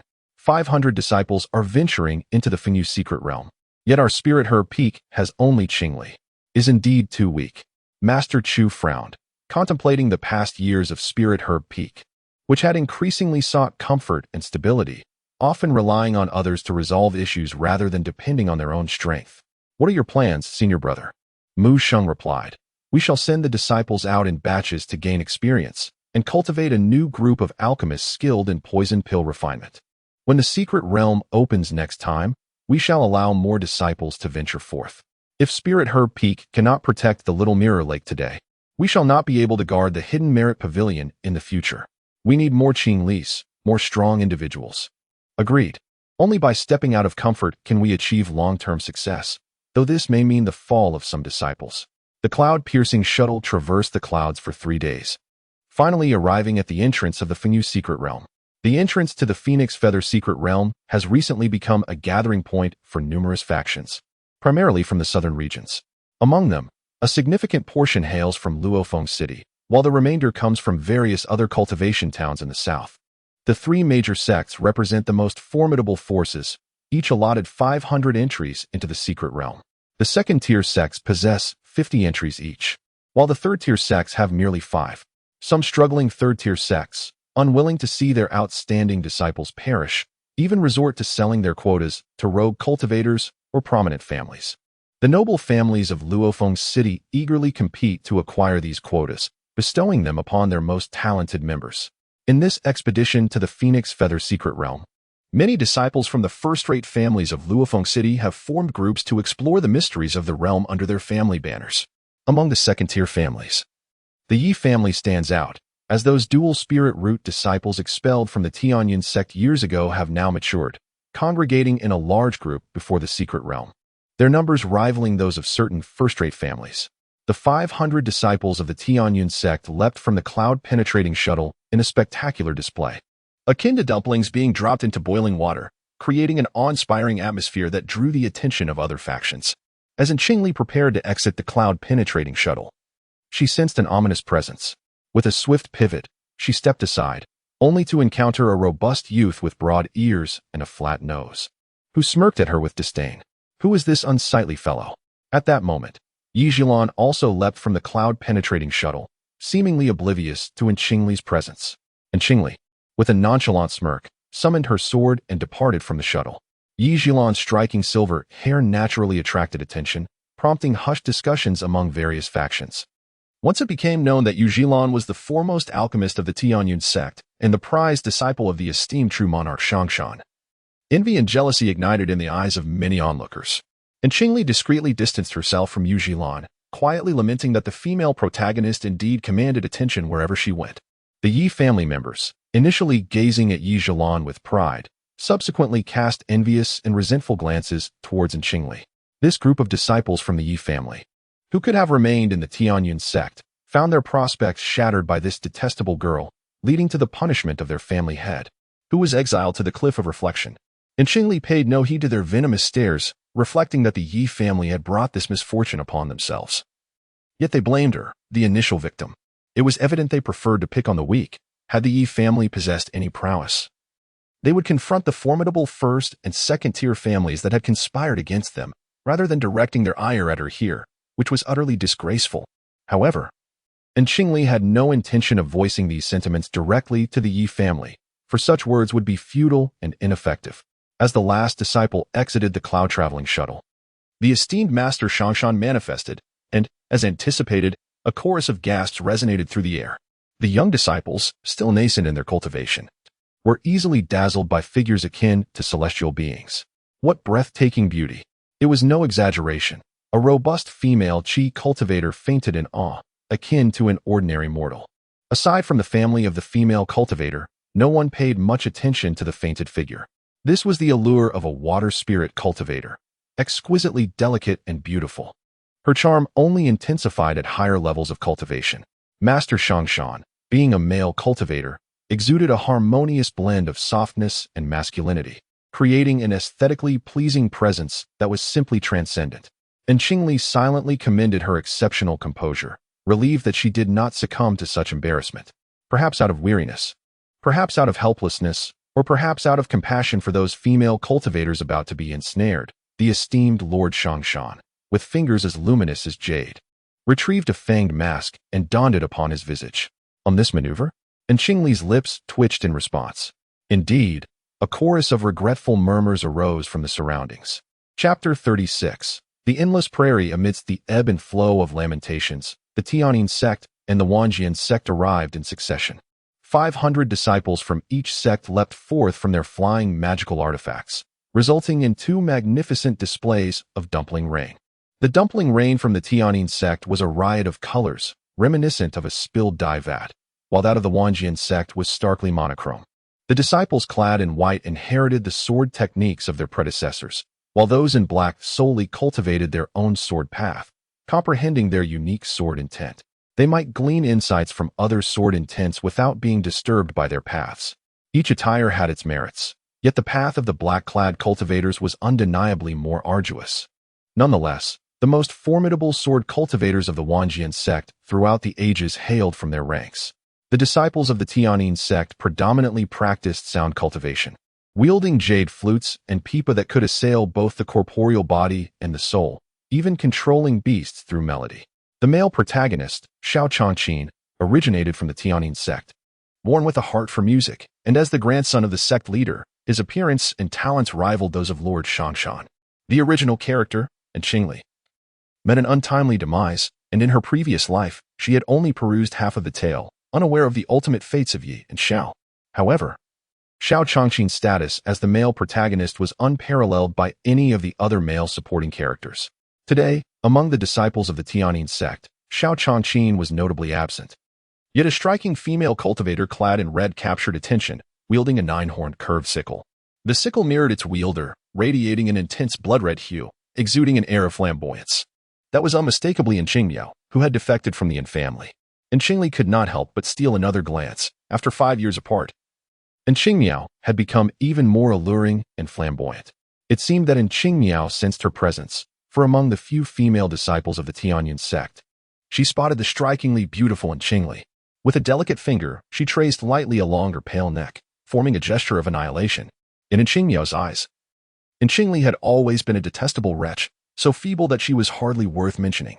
Even now, though Qingli had achieved the pinnacle of qi refinement, it did nothing to alter her perception. She remained synonymous with weakness, easily obliterated.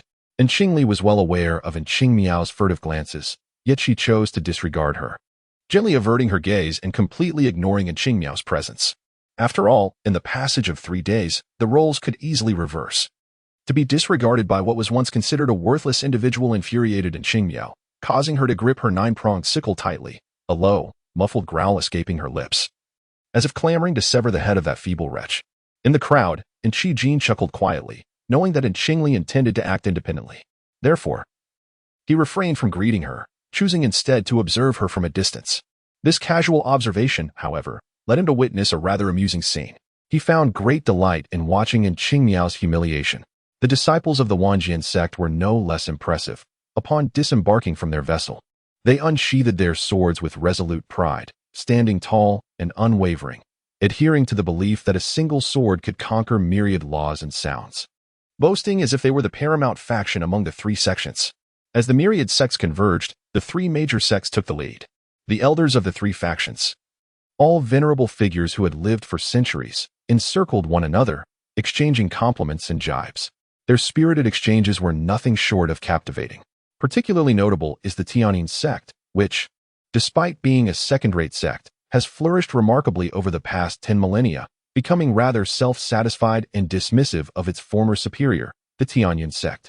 Conversely, the Tianyin sect holds the Tianyin sect in contempt, viewing it as a nouveau riche upstart, and harbors a deep-seated disdain for its lack of decorum. As it repeatedly issues provocations, especially given that both sects share the same prefix Tian. As for the Wanjian sect, it remains indifferent to the intricacies of schemes and plots. To provoke the Wanjian sect is tantamount to declaring war. Whether it be the Tianyin sect or the Tianyin sect, the members of the Wanjian sect are unafraid of combat. They relish the opportunity for conflict and eagerly await a chance to engage. The 3 elders engage in verbal duels, yet none dare to jest openly at Shangshan, for he is not only regarded as the most handsome man in the southern cultivation realm, but is also revered as the foremost cultivator below the transformation stage. Even fellow sword cultivators do not dispute this. In his early days, when Shangshan was merely at the nascent soul stage, he wielded his life-bound treasure, the weak water-mixed element banner, to single-handedly eradicate 11 nascent soul cultivators within the Hehuan sect. Had it not been for the timely communication from the Hehuan sect to the Tianyin sect, it is likely that not a single golden elixir cultivator would have remained. Moreover, Shangshan's esteemed mentor, a formidable figure of the tribulation transcending stage, avenged his disciple by effortlessly slaying the lone transformation stage lord of the Hehuan sect. Once a second-rate sect in Luofeng City, the Hehuan sect specialized in dual cultivation practices, aligning itself with the Tianyin sect.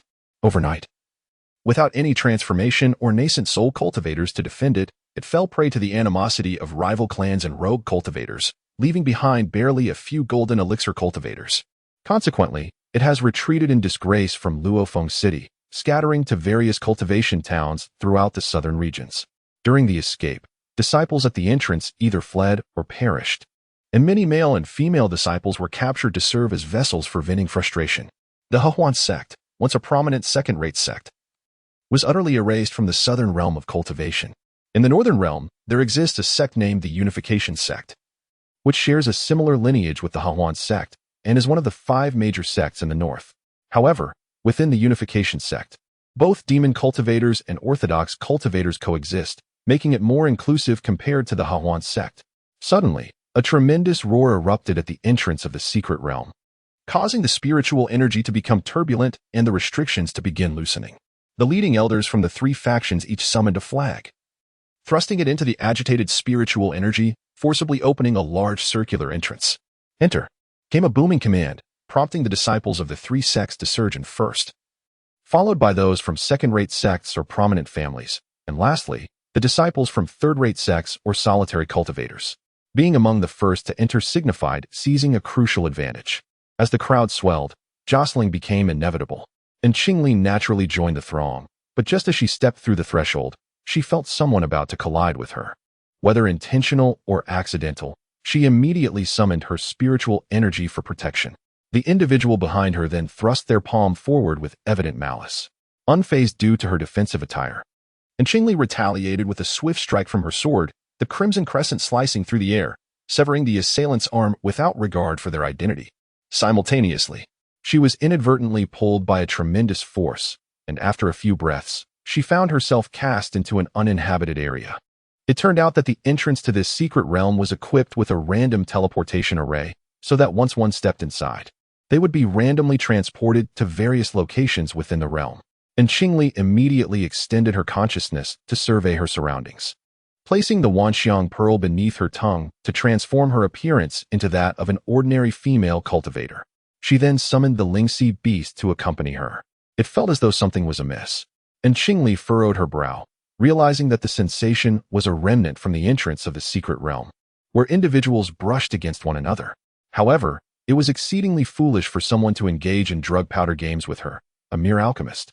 Being a beast, the Lingxi beast was particularly sensitive to such powders. It was beast-attracting powder. How despicable that person was. The Lingxi beast stomped its front hooves in indignation, treacherous and vile. Should they meet again, it would be without mercy. And Qingli leaped to the treetops and retrieved a map, seeking to ascertain her current location. Yet, all around her was a vast expanse of hills and grasslands. The limited range of a chi-refining cultivator's consciousness was insufficient for Qingli to determine her precise whereabouts. To make matters worse, the compass within the secret realm was rendered ineffective, implying that even the cardinal directions were jumbled, making navigation challenging. Thus, the various maps circulating in the market were often inconsistent, lacking clarity on north and south, providing only relative positions deemed accurate. Given this predicament, she had no choice but to select a direction and proceed forward. She was aware of the original protagonist's opportunity, though the secret realm was vast, and she had yet to find the right path. Moreover, the original text mentioned that Yi Zhilan's most significant opportunity lay within a secret cave at the cliffs of Wudong Mountain. The map of Wudong Mountain did mark its location, but how to find and enter the secret cave remained an enigma. With her cloud-chasing boots, Qingli hurried across the grassy terrain, simultaneously releasing her consciousness. Amidst the dense underbrush, she occasionally spotted a few low-tier, frail spiritual herbs, which she deftly collected into her mustard seed space. Within the secret realm, there was no sun, moon, or stars, yet a distinction between day and night persisted. Within the secret realm, numerous high-ranking demonic beasts, which lurk during the day and emerge at night, eagerly venture forth in search of sustenance as dusk falls. The guide particularly highlights a species known as the giant-mouthed demon frog, which is scattered throughout the domain. By day, it slumbers underground, only to emerge under the cover of night. Its enormous mouth can expand to the size of a grinding stone, and upon detecting prey, it emits a cacophony of croaks. Despite its short hind legs, it leaps higher than a human, specializing in the pursuit of flesh that moves. Even cultivators cloaked in concealment talismans cannot evade its wrath. They hunt in packs, and once they have set their sights on a target, they will relentlessly pursue it until dawn, or until the last of their number falls. Every century, a new wave of human chi practitioners enters, undoubtedly becoming one of their most favored delicacies. While poetry romanticizes the chorus of frogs, within the secret realm, an atmosphere of lethal peril prevails. With the gruesome lessons learned from their predecessors, the cultivators who follow remain vigilant at night, refraining from reckless actions. And Qingli, having encountered several fresh human bones, wisely abandons her defensive array at night, choosing instead to meditate and rest within its confines. The protective capabilities of the array, acquired through Mu Sheng's assistance, far surpass those set by ordinary chi practitioners. After a night of tranquility, Qingli stows away the array and resumes her swift journey. However, after another half-day of relentless travel, she finally confirms that she has indeed arrived at the endless prairie, as marked on the map. How frustrating. Moreover, the guide to the Fengyu secret realm mentions that this endless prairie is notoriously barren, with scarcely any valuable treasures ever discovered. How fortunate it would be to be directly transported to a lush spirit herb garden, brimming with high-grade spiritual plants cultivated over millennia, ripe for the picking without a hint of danger. Yet, how is it that she finds herself ensnared in a tangle of countless weeds? However, this is not the time for lamentation, since the grand opportunity with Yijilan is separated by vast distances. It is prudent to set aside such thoughts and focus on escaping this barren land, which is of utmost importance. Even the spiritual rhinoceros beast seems to disdain this place, where the spiritual energy is scarce and not a single delectable poisonous herb is in sight. And Qingli pressed on, hastening her pace for several days, when suddenly, a vine of vibrant green grass entwined around her ankle, causing her to stumble. What is this? A vine demon? And Qingli's expression shifted as she swung her sword to sever it. Chapter 37. Golden Tremella, Gratitude for your support. An additional chapter, a few grass seeds struck in Qingli's knee, causing her no pain whatsoever. Even without protective garb, those seeds posed no threat. The diminutive vine demon was merely a 2-foot-long main stem, adorned with delicate branches and leaves that resembled a centipede festooned with foliage. Moreover, the little vine demon's hue was a rather lackluster green. As a plant demon, its appearance was akin to a sickly figure among cultivators. The irate little vine demon struggled to eject grass seeds towards Qingli, causing its body to tremble violently, reminiscent of an enraged centipede. So, you are this weak. The little spiritual rhinoceros, with bright eyes gleaming with sympathy, gently advised Qingli, little Qingli, it is truly too feeble. Cultivating plant demons is no easy feat. Let us spare it. Indeed, a demon plant born in such a barren land cannot be very formidable. And Qingli, brandishing her sword, was disinterested in this first-level minor demon plant. Such low-tier demon flora resembled their low-tier beast counterparts, lacking even the utility of those beasts, which could at least provide sustenance. Your weakness reflects the frailty of your entire lineage. I am quite ferocious. The demon vine felt deeply insulted, unleashing a flurry of seeds towards Qingli's back with reckless abandon. With a resigned sigh, Qingli turned around and said, "Oh, minor demon plant, possessing little prowess yet a formidable temper. Were it another person, you would have been uprooted by now." With a sly smile, Qingli continued, "I am well read, and you cannot deceive me. Where might one find a golden tangenbora like you? Setting aside the fact that tangenbora is a tree while you are but a vine. Consider the color. Tangenbora radiates a resplendent gold, whereas you are clearly a tempestuous green vine." The minor demon plant paused, retorting, "Is it forbidden for one to experience stunted growth?" And Qingli's eyes sparkled with mischief. "And how shall you prove your authenticity?" With pride, the demon plant declared, "Our divine plant lineage is beyond reproach. I am indeed a genuine tangenbora, unblemished and beyond deceit. How can one trust that you are not a mere charlatan?" And Qingli mused, tapping her cheek in contemplation. "By your appearance, you resemble not a divine plant, but merely a vine capable of expelling seeds. You, little vine, possess quite the cleverness. Could it be that you harbor intentions to deceive me, a human maiden, into providing you with sustenance for an indefinite period?" "Absolutely not," the minor demon plant stammered, feeling a pang of guilt. In the vast expanse of the endless prairie, it is a rarity for cultivators to linger, and even more so to encounter a naive individual with abundant wealth. Naturally, one must strive to attach oneself to such a fortunate soul, in hopes of escaping this desolate realm with its scarce spiritual energy. And Qingli shook her head and sighed, turning to leave, declaring, "Indeed, a scammer. I am not deceiving you.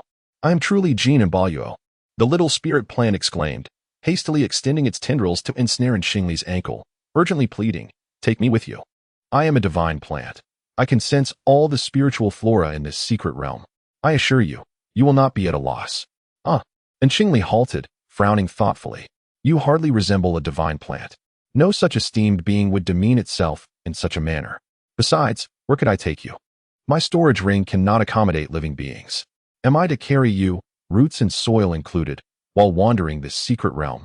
The little spirit plant's tendrils thrashed violently as it lamented, "All you need to do is plant me somewhere else. The spiritual energy here is far too thin. I am truly struggling. Oh, I am in such dire straits." And Qingli exchanged a glance with the little Lingxi, who blinked innocently and communicated telepathically. "What if we took it into the mustard seed space? It truly is pitiful." And Qingli pondered before speaking, "Little tendril, if you are not a divine plant, then I would be a fool to accept you. If you are indeed a divine plant, I would be loath to let you go. I am no great benefactor. So you tell me, what should we do? The little spirit plant was taken aback. You wish to form a contract with me? And Qingli chuckled softly. That is indeed my intention, but the prerequisite is that you must be a divine plant. Oh, what a kind person. The debt of gratitude is beyond measure. The little vine spirit, brimming with excitement, lunged forward. What does this mean? And Qingli stepped back, feeling a twinge of regret. Come now, my token of sustenance. Surrender a drop of your vital essence. Suddenly, the little vine spirit twisted and coiled in a chaotic manner, accompanied by an obscure and incomprehensible chant. Incessantly twisting until it formed a spiral shape. It continued to twist and twist until dusk nearly fell, finally extracting a tiny droplet of transparent liquid. The essence of its being.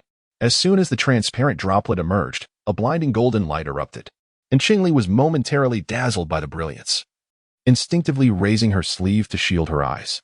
When she lowered her sleeve once more, she beheld the scene, within 100 paces. All the weeds and humble plants bowed down, trembling as they pressed into the muddy earth. That small droplet of transparent essence had transformed into a resplendent golden hue, radiating an overwhelming brilliance.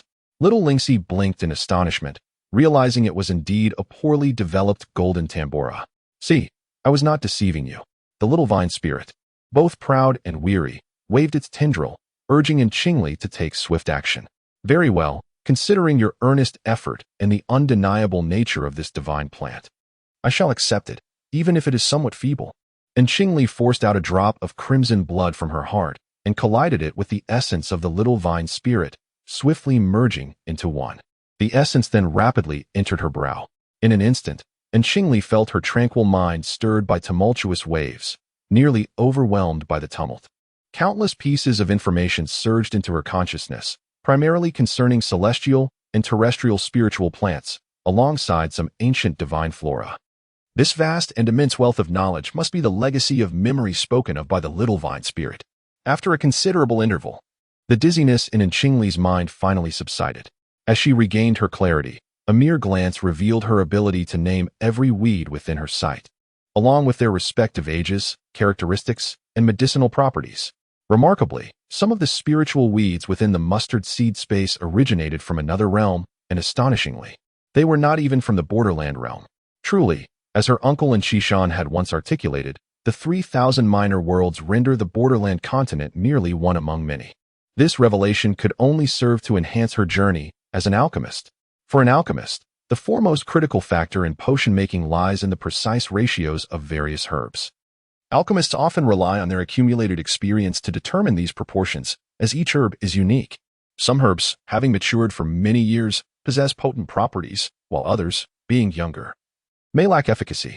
Thus, in the realm of herbal dosage, an alchemist can readily distinguish between the adept and the inexperienced. A proficient alchemist skillfully adjusts the quantities, striving to achieve a harmonious balance of medicinal effects, resulting in both the quantity and quality of the elixirs produced being exceedingly pleasing. Conversely, those lacking experience may merely follow a formula, carelessly tossing a handful of herbs into the cauldron, yielding meager results. Formulas may be fixed, yet the potency of the herbs in hand varies significantly. This variance elucidates the challenge of becoming a high-level alchemist, as the crucial initial step of determining the proper ratios necessitates the expenditure of countless herbs for repeated experimentation and refinement. Master Mu Sheng also imparted wisdom, stating that the first step for an alchemist is to identify herbs, not only to recognize their medicinal properties but also to ascertain the specific degree of those properties. Consequently, when crafting potions, even the rarest high-grade spiritual herbs are meticulously trimmed rather than used in their entirety. In this present age, and Qingli's bond with the divine plant has propelled her herb identification skills to unprecedented heights, making her unparalleled across the entire Bianlong continent. Should her mastery over the medicinal properties of herbs surpass that of all others, even eclipsing her master Mu Sheng, does this not imply that her future success in alchemy, as well as her achievements in the art of pill crafting, may ultimately outshine her master? The thought sent her heart racing. While the realization may not be certain, the prospect is certainly tantalizing. Chapter 38. Another dupe, haha? The little demon vine, nay, it should be called the underdeveloped golden twilight, shook its tendrils with glee, exclaiming, "From now on, we shall be inseparable companions, bound together in life and death. You shall never rid yourself of me. I feel so ethereal, to the point of being misshapen. If I become any more insubstantial, my life may soon be forfeit. Might I request some spirit stones for sustenance? And Qingli gazed down at the boisterous little demon vine, her smile growing ever more triumphant. With your legacy of memories, I too have become a living compendium of spiritual flora. Not only that, I have also acquired knowledge of numerous celestial and divine plants from the upper realms. Henceforth, should I encounter any celestial or divine flora, I shall no longer fear misjudgment. Aha! Little demon vine, do you have any surprises yet to reveal? Surprises shall come later. I assure you, you will be most pleased. The little demon vine jabbed in Qingli's right leg with its tendril, excitedly demanding, spirit stones. I crave spirit stones. And Qingli joyfully squatted down, playfully tugging at the little demon vine's tendril, her eyes crinkling in mirth. I still need spirit stones to activate the array, but I do have some spirit wine and spiritual fruits. Would you like those instead? Yes, yes, yes. The little demon vine was filled with joy. Indeed, it had made a splendid choice in selecting a companion of considerable means. Come, let me lead you to a more delightful place, it exclaimed. Where to? The little demon vine felt somewhat perplexed, being at the first level and unable to shift its form. The little spirit, using its hooves to dig into the soil, declared with pride, it's a marvelous place. A gift for my dear Qingli. And Qingli cast out a formation disc, establishing restrictions around them, and then, accompanied by the little demon vine and the little spirit, they entered the mustard seed space together. Wow, a spatial artifact. A growing spatial artifact at that. How splendid, and the spiritual energy is so abundant. The little demon vine entwined itself around in Qingli's neck, blooming two small flowers in its excitement, and said, Little girl, you are truly wealthy. I absolutely adore this place. As long as you like it, it's well worth it. Without some means, how could I care for you? And Qingli thought for a moment and then planted the little demon vine, still muddy, into the earth, gently stirring its tendrils with her fingers. She smiled and said, We are now bound as companions, so do not call me little girl. My surname is In. You may call me Qingli, or just like the little spirit. You can call me little Qingli. Understood? And girl, oh no, little Qingli. The little demon vine responded eagerly, showing great promise. And Qingli, with another thought, conjured a jar of fruit wine that immediately floated before the little demon vine. Little Jean Tin, this fruit wine is brewed by me. Apart from the red spirit fruit wine that replenishes spiritual energy, you and the little spirit may drink the rest as you wish. However, do not discard the jar after drinking. Keep it for future brewing. Got it? Brewing wine. Leave it to me. The spirit beast will lend a hand. And I assure you it will be even more delicious than yours. Little golden vine eagerly inserted the vine into the wine jar, greedily consuming the spiritual essence within. In an instant, the jar was drained of its energy, leaving only a bland pool of water. What a refreshing respite after a prolonged drought. Little golden vine indulged in 100 jars of spiritual wine before finally succumbing to a hazy stupor. With a careless sway of the vine, he addressed in Qingli, Qingli, I believe I am quite intoxicated and need to rest. I am still rather weak, and since we are bound by a life and death contract, please remember to protect yourself, as well as me.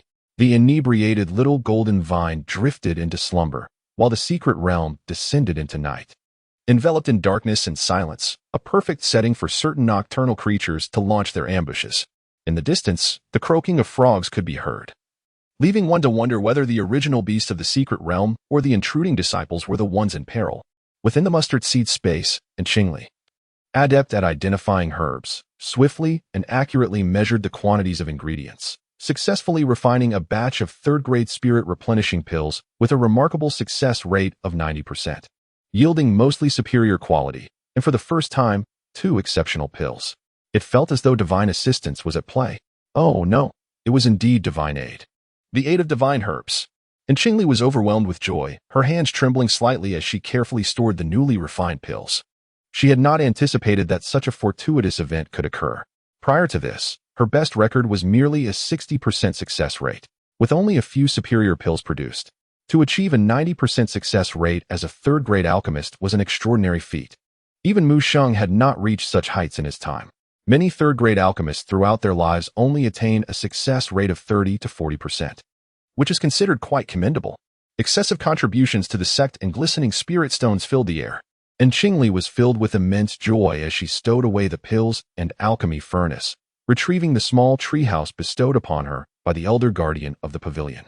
With a casual toss, the treehouse suddenly transformed into a two-story structure, suspended majestically upon the gnarled branches of an ancient peach tree. This venerable tree, the oldest in the orchard, bore exceptionally large and sweet pale pink peaches, while the surrounding peach trees were its progeny. Alas, these trees were of too low a grade. Despite being nourished by the spiritual essence within the mustard seed space, they had yet to awaken their consciousness. However, who can say what the future holds after a millennium or 10? After all things possess a spirit. Even soulless objects like jade and pipa can attain enlightenment under fortuitous circumstances, let alone sentient flora. Cultivators often delight in elegance, and Qingli was no exception. Choosing to place the treehouse within this orchard, providing a tranquil and comfortable abode for the little golden gourd, which could not move its form. Qingli gazed upon the orchard with great satisfaction, designating it as her future sanctuary for rest and cultivation within the mustard seed space. When the little golden gourd awakened from its intoxication, it discovered its new location, a large wine jar positioned by the window within the treehouse, offering a splendid view of the blossoming pale pink peaches. "Do you like it?" inquired the vigilant little spirit, Lingxi, with wide eyes. This frail little gourd was now bound to Qingli, their fates intertwined, and any misstep was unacceptable. "Why is it pink?" The little gourd expressed disappointment, examining its leaves closely, which faintly shimmered with golden edges, and then joyfully declared, "I prefer gold even more. Gold is the most beautiful color beneath the heavens." However, within the mustard seed space, there is yet to be a golden tree. The little Lingxi, digging with its forehooves, spoke, "But when we encounter one in the future, let Qingli bring it in." "That would be splendid." Little Jintan, delighting in the beauty of its golden-edged leaves, reveled for a while before inquiring, "Where is Qingli?" "I still wish to savor the spirit wine. Our Qingli is quite diligent. She is currently in another room, engaged in closed-door cultivation." Little Lingxi exhaled, releasing a plethora of spirit fruits, and with wide, sparkling eyes remarked, "Some spirit wine cannot yet be consumed. These spirit fruits are specifically prepared for you by Qingli." Little Jintan, showing no hesitation, inserted its golden-edged vine into the spirit fruit and instantaneously drained the essence within. Having formed a bond with Qingli through a profound contract, their souls intertwined, it naturally gleaned certain secrets of the Lingxi beast through Qingli. "Little Lingxi, you possess the bloodline of divine beasts, and your being creates its own space. Might you provide something extraordinary?" Little Lingxi, wide-eyed and retreating a step, brimming with vigilance, retorted, "You are being unkind. Qingli has no designs on my internal space, yet you dare to. You wouldn't be considering me a fool, would you? You truly harbor ill intentions. You are nothing but a glutton." "Ah, one mustn't speak in such a manner." Little Jintan interrupted, extending a vine to grasp the singular horn atop Lingxi's head, sighing like an elder, and imparting wisdom with heartfelt earnestness. "Now that I am one with Qingli, my well-being is her well-being. Her flourishing equates to your prosperity. In summary, my well-being is tantamount to yours. Furthermore, once my true form is able to roam freely, I shall take you on a tour of the Phoenix Feather secret realm, where an abundance of high-level poisonous herbs await your indulgence. Should you find yourself unable to consume them all, you may cultivate them within this mustard seed space, nurturing them to maturity for further consumption." "Is that truly the case?"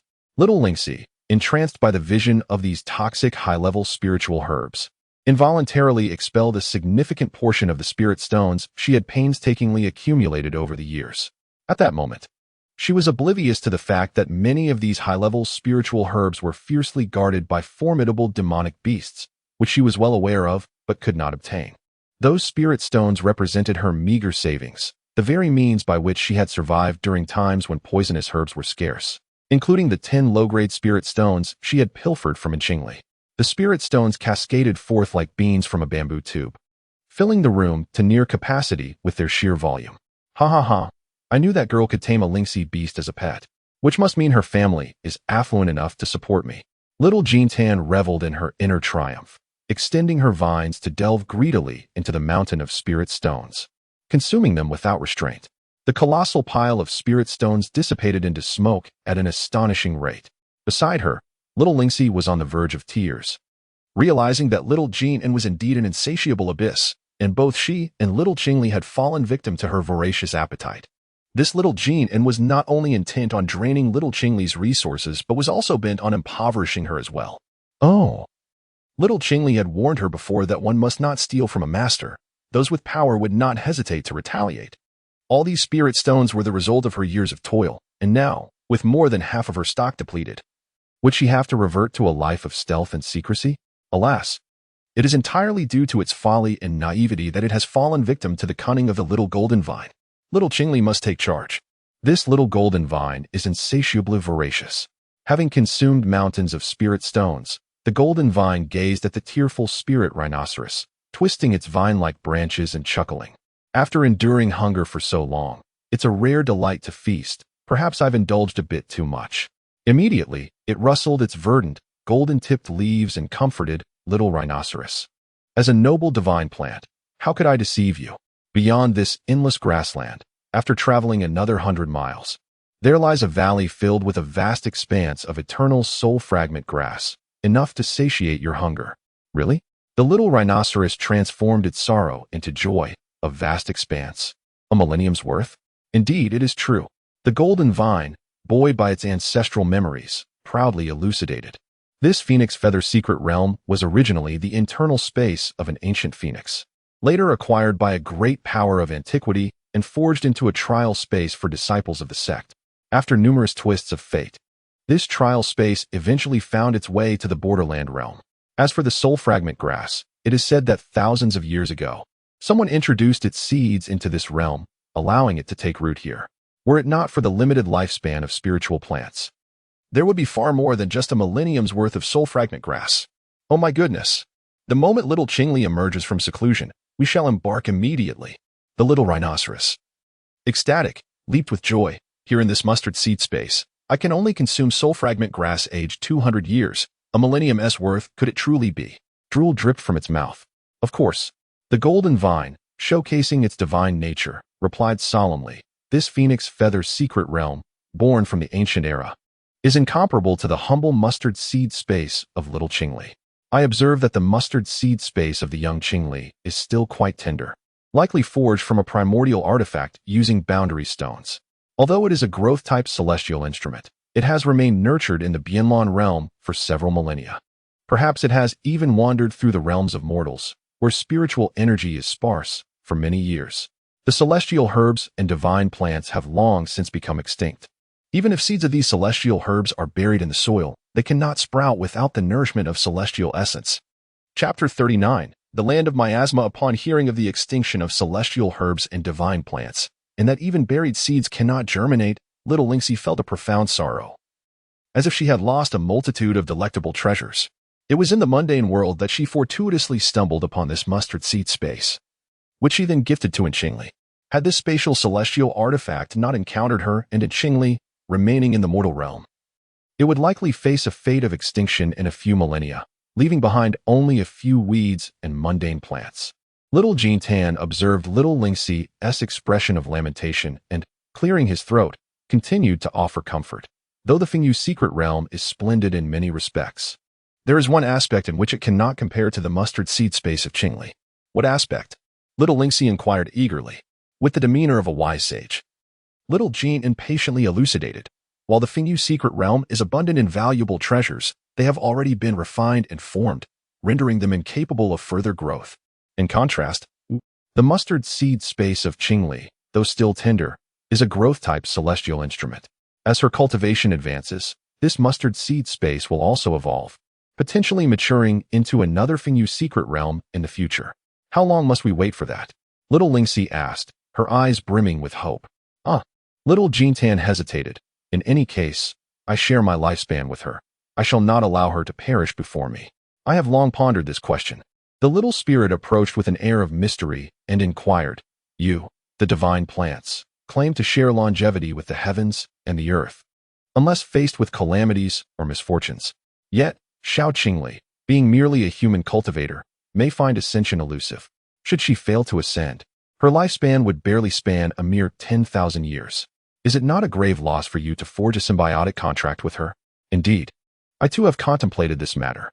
Having completed her cultivation, Qingli extinguished the two spheres of dark, ethereal fire in her palms and stepped through the door.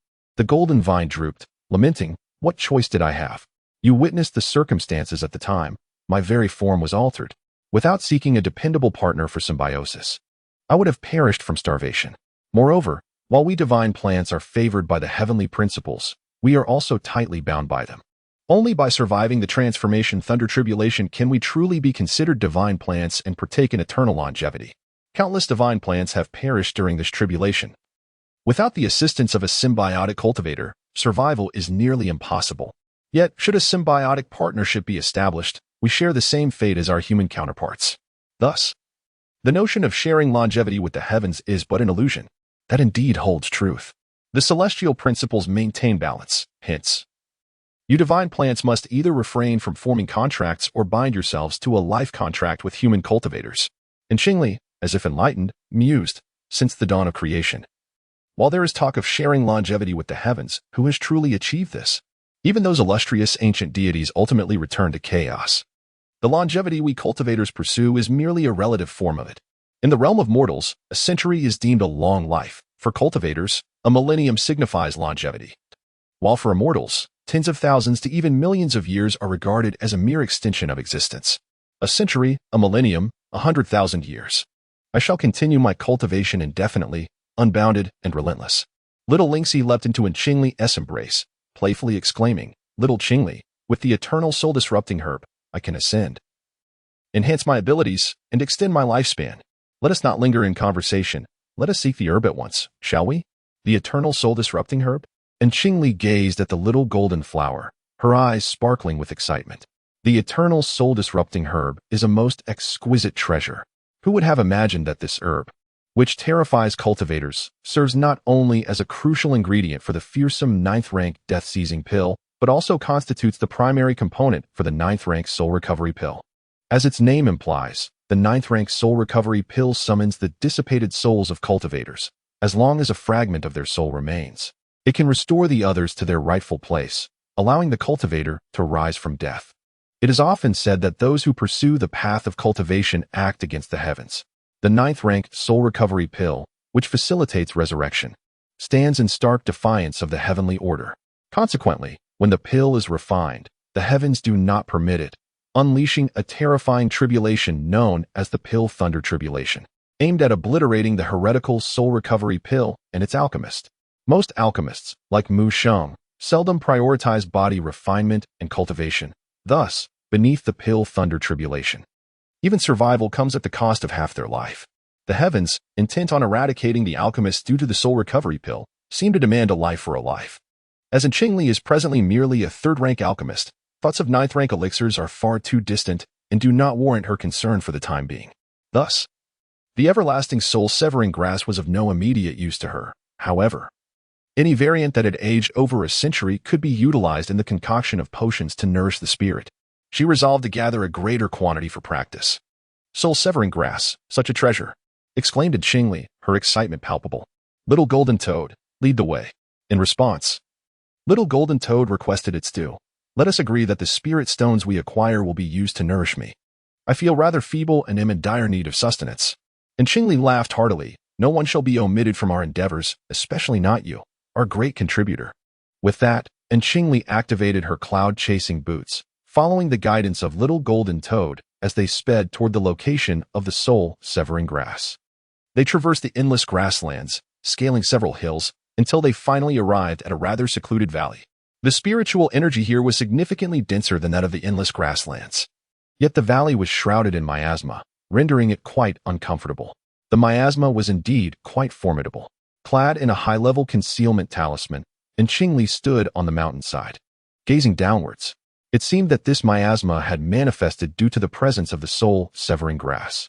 However, what formidable beasts might lurk within? Qingli dared not recklessly probe with her spiritual sense and sought counsel from Little Golden Toad. "There are indeed many, and they are not few," Little Golden Toad replied. "The area where the soul-severing grass thrives is rife with toxins.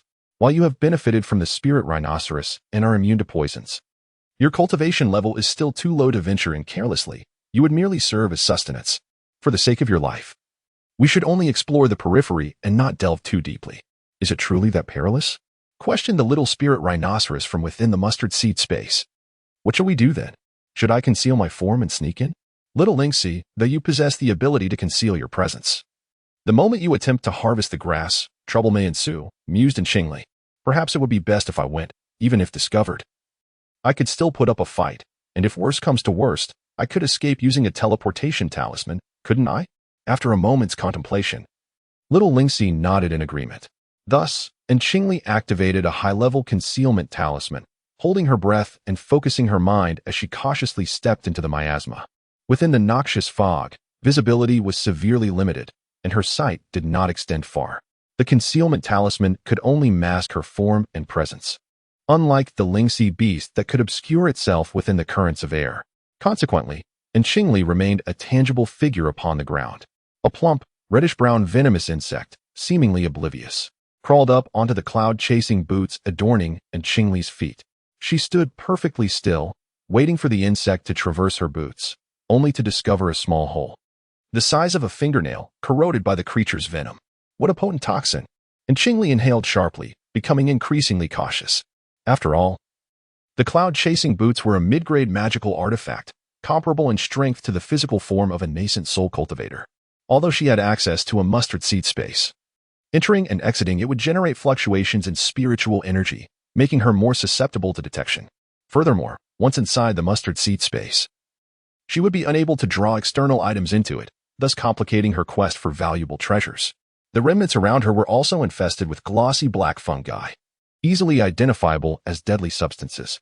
Little Qingli, I wish to consume that, little Lingxi remarked as it salivated within the mustard seed space, drawn to increasingly toxic items for their nourishing properties.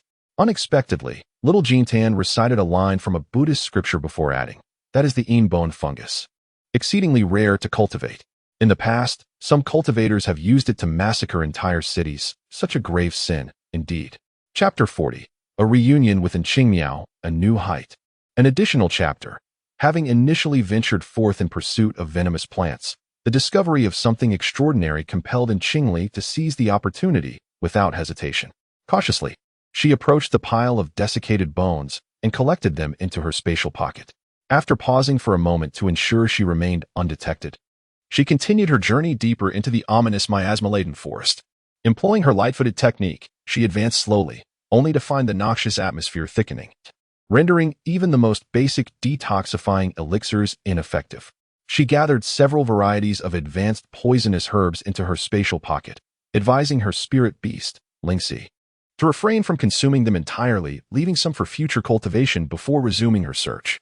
In this eerie and tranquil forest shrouded in miasma, she meticulously sought after rare herbs for over 2 months. Her efforts bore fruit as she discovered a considerable quantity of toxic plants, including several strands of soul-severing grass. Regrettably, their age was not particularly advanced, with the oldest being merely a millennium, which she could only locate through the sensitivity of her small golden flower. However, as she traversed this territory, she had encountered numerous ferocious beasts. Had it not been for her judicious choices, her presence would have surely been revealed. It seemed prudent to refrain from venturing further, for this area was already the domain of 5th-tier beasts, and deeper exploration would surely invite greater peril. The small golden flower cautiously voiced its concerns. Although the allure of the millennium-old soul-severing grass was tempting, their cultivation levels were insufficient. To perish foolishly for the sake of riches would be an act of sheer folly. Beasts were categorized from the 1st to the 9th tier, with 1st and 2nd-tier beasts corresponding to human cultivators in the Qi refinement stage, 3rd and 4th to the foundation establishment stage, 5th and 6th to the golden core stage, 7th to the nascent soul stage, 8th to the divine transformation stage, and the 9th tier representing those who had transcended to the tribulation stage or beyond. 5th-tier beasts were tantamount to human golden core cultivators. Though the small Lingxi felt somewhat disheartened, the acquisition of the millennium-old soul-severing grass made the expedition worthwhile. Are these individuals foolish?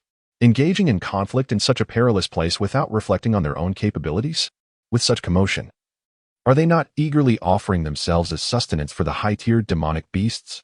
And Qingli silently cursed in her heart, cautiously taking a detour. Yet, having not walked far, she heard someone exclaim amidst the fray, "And Qingmiao, why do you harm us, being of the same sect?" And Qingmiao, The corners of Qingli's mouth twitched. Indeed. It seems that adversaries are destined to converge. Shortly thereafter, she heard Qingli declare, "By rights, Xiao Qin should belong to me. You are unworthy." It appears to be a tale of romantic betrayal, entangled with the original male protagonist. In the narrative, the protagonist is surrounded by numerous admirers. And Qingli is one among them, a furnace companion to a Yuaning elder in the sect, yet she harbors feelings for the sect leader's grandson, Xiao Qin. And Qingli lost interest in listening further, lifting her foot to depart. She desired to avoid any unforeseen mishaps stemming from eavesdropping. Suddenly, a series of piercing screams echoed behind her, sounds only produced by those who had met a grim fate or sustained grievous injuries. Such misfortune, and Qingli sighed. Having scarcely covered 100 meters when she spotted a long white serpent, flicking its bifurcated tongue, racing toward her at breakneck speed. This is true calamity. And Qingli lamented inwardly, summoning her cloud-chasing boots to swiftly evade to the side. That was a 7th tier by Kuei snake, equivalent to a human in the Yuaning stage. Known for its insatiable greed, relishing in the consumption of flesh and blood, particularly that of cultivators and demonic beasts, all of which serve as its sumptuous delicacies. The originally straight path of the 7th tier by Kuei snake seemed to sense the disturbance in the air, and with a sudden flick of its tail, it lunged toward Qingli. As Qingli narrowed her eyes, she swiftly unleashed several 6th tier explosive talismans while simultaneously shattering a 7th tier teleportation talisman, vanishing from her original position in an instant. With a mere flick of her wrist, she had expended approximately 2,000 high-grade spirit stones. However, preserving her life in the presence of a 7th tier beast was a worthy trait. A thunderous roar resonated, causing the entire miasma forest to tremble. The 7th tier by Kuei snake, unable to locate the source of its injury, unleashed its fury upon Qingli and her companions. One by one, it devoured the injured disciples of the Tianyin sect, until it finally turned its attention to the foundational cultivator, Qingli. Crouched on the ground, her spirit shattered, and Qingli, on the brink of being consumed, parted her lips and exclaimed with wide eyes, "I possess a singular water spiritual root, and my primordial een remains intact." A singular water spiritual root? Primordial een intact? Such a tremendous boon. The 7th tier by Kuei snake's eyes gleamed with a lascivious light as it delicately licked the pallid face of Qingli with its forked tongue. Suddenly, its form shrank to half its size, and it coiled around Qingli. Meanwhile, Qingli, having shattered the teleportation talisman to escape, found herself deep within the miasma forest, surrounded by clusters of soul-dispersing grass. It was uncertain whether this fortune was a blessing or a curse. However, great opportunities often come hand in hand with great dangers. Without a moment's hesitation, Qingli gathered a substantial amount of the soul-dispersing grass into her mustard seed space before swiftly breaking another 8th tier teleportation talisman, whisking herself away once more. The highest tier of talismans gifted to her by her master, Mu Sheng, was merely 8th tier, as the Tianyin sect had long been devoid of 9th tier talisman masters. The guardian beasts of this area were already 8th tier, equivalent to the divine transformation realm of human cultivators. For millennia, it has claimed dominion over this treasured land, and no external force has dared to intrude upon its territory. Yet, in a moment of complacency, an audacious being has approached, undeterred by the peril that looms. Even more infuriating, this fearless entity appeared suddenly and vanished just as swiftly, leaving the distinction between human and beast obscured. A thunderous roar of a tiger reverberated throughout the valley, echoing into the heavens. The mountains trembled, stones cascaded down, and the ground fissured wide. The 8th tier beast was none other than a tame purple-eyed tiger. Countless creatures, birds, beasts, insects, and ants, fled in terror, and those unfortunate enough to be close were instantly obliterated by the force of the roar. Even a person and their beast, situated 30 miles away, could not evade the shockwave, plummeting into the chasms of the earth, buried beneath the cascading debris. And Qingli, still ensnared within the miasmic forest, was shaken to the core by the tiger's roar.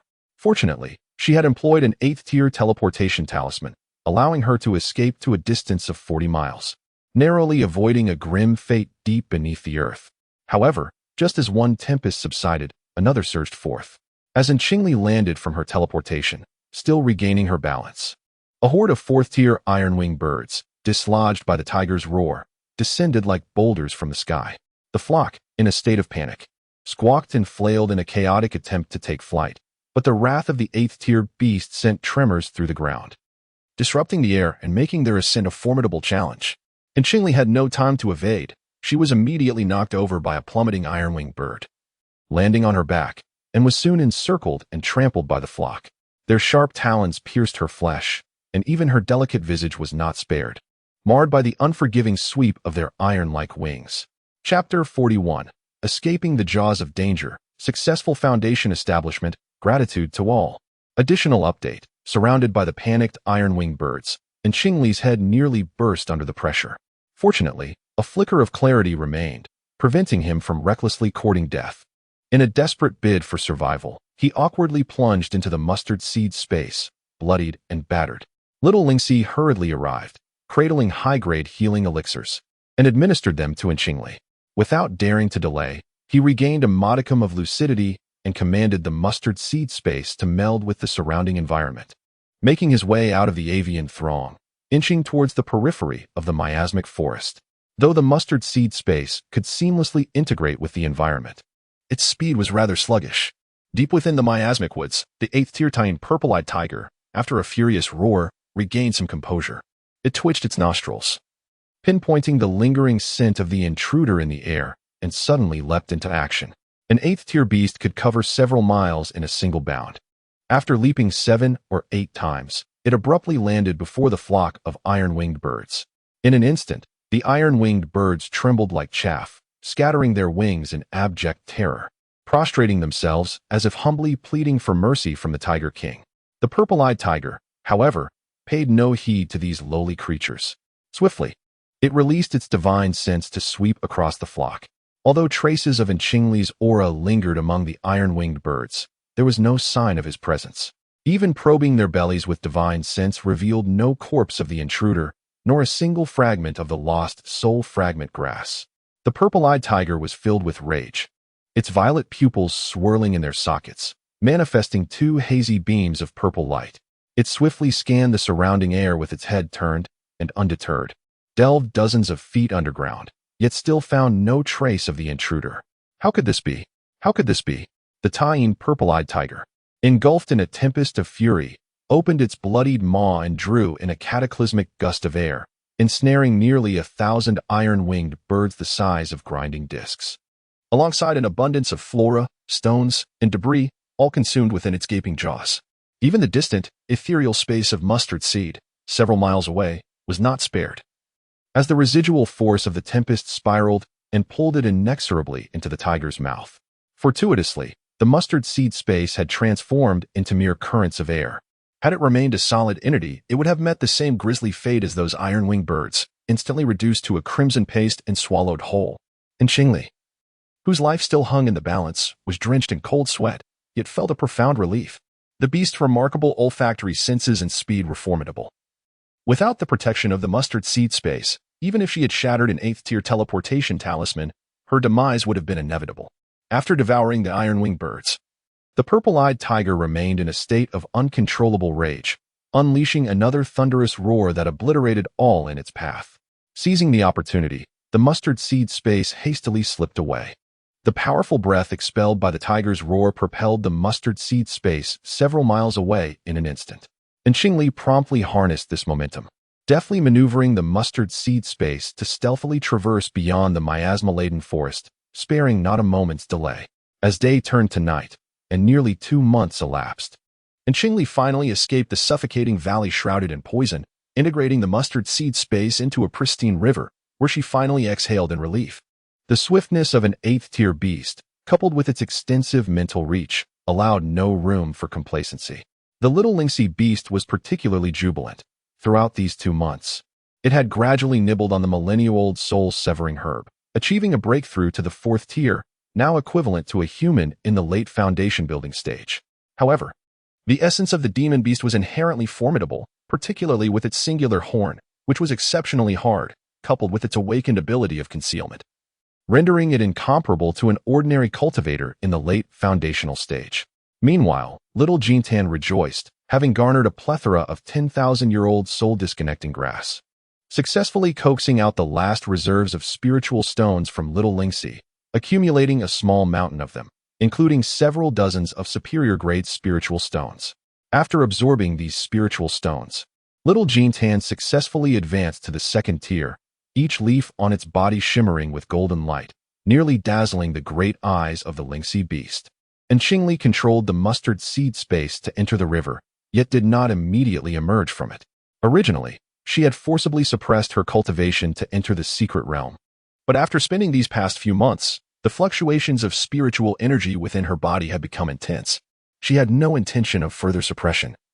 Thus she prepared to establish her foundation naturally.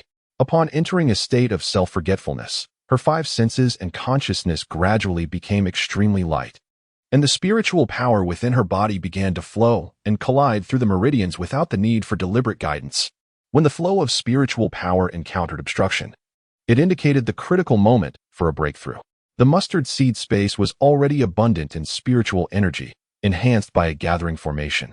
So when Qingli opted not to consume a foundational pill, instead, she silently recited the incantation, once more guiding the spiritual power within her to actively collide against the barrier within her dantian. The duration of this process depended on the cultivator's innate aptitude. Those with excellent aptitude might succeed in just 1 or 2 hours, while those with lesser aptitude, even with the aid of foundational pills, could require 3 to 5 years, and still might not achieve success. And Qingli immersed herself wholeheartedly in the endeavor, oblivious to the passage of time, until at last, the barrier was finally breached. Suddenly, her dantian expanded, and with a resounding roar, the surrounding spiritual energy coalesced into a colossal vortex, surging powerfully into her body. The impurities within her were swiftly expelled. Her bones and muscles grew increasingly resilient, and the strength of her essence was significantly enhanced, nearing the late stage of foundation establishment. Moreover, her meridians became broader and sturdier, capable of accommodating a multitude of spiritual energy compared to her previous state of qi cultivation. The greater the capacity for spiritual energy within a cultivator's body, the more formidable their reserves, thus amplifying the potency and duration of their spells. Additionally, an expansive dantian and meridians facilitate a swifter conversion of spiritual energy into spiritual power, resulting in hastened spellcasting. After reaching the foundation establishment stage, the sudden expansion of the dantian and meridians explains why foundation cultivators overwhelmingly dominate qi cultivators. From the moment she secluded herself to prepare for foundation establishment, to successfully emerging from her retreat, merely 2 days had passed. Thanks to her remarkable comprehension, she had encountered no obstacles during her years of cultivation. Even transitioning from qi cultivation to foundation establishment had been a natural progression, without the need for a single foundation establishment pill. It is worth noting that during her time in the mundane world, her adoptive father, Heroine, had taken a foundation establishment pill and secluded himself for 5 years. Yet he remained in seclusion until 5 years later, when Qingli was taken away by the family, with no news of his successful foundation establishment.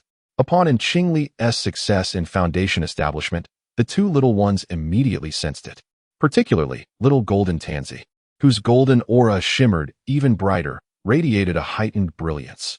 Indeed, a superior symbiotic partner, gazing at her own form, adorned in green with a golden glow.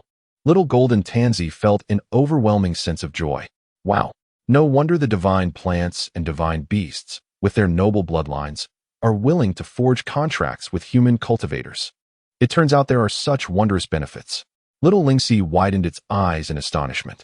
Although it also benefited from Qingli's advancement in cultivation, the gains paled in comparison to those of little Jintan. This disparity arose from the fact that it had formed an equitable contract with Qingli, which was far less binding than the fateful contract that little Jintan shared with her.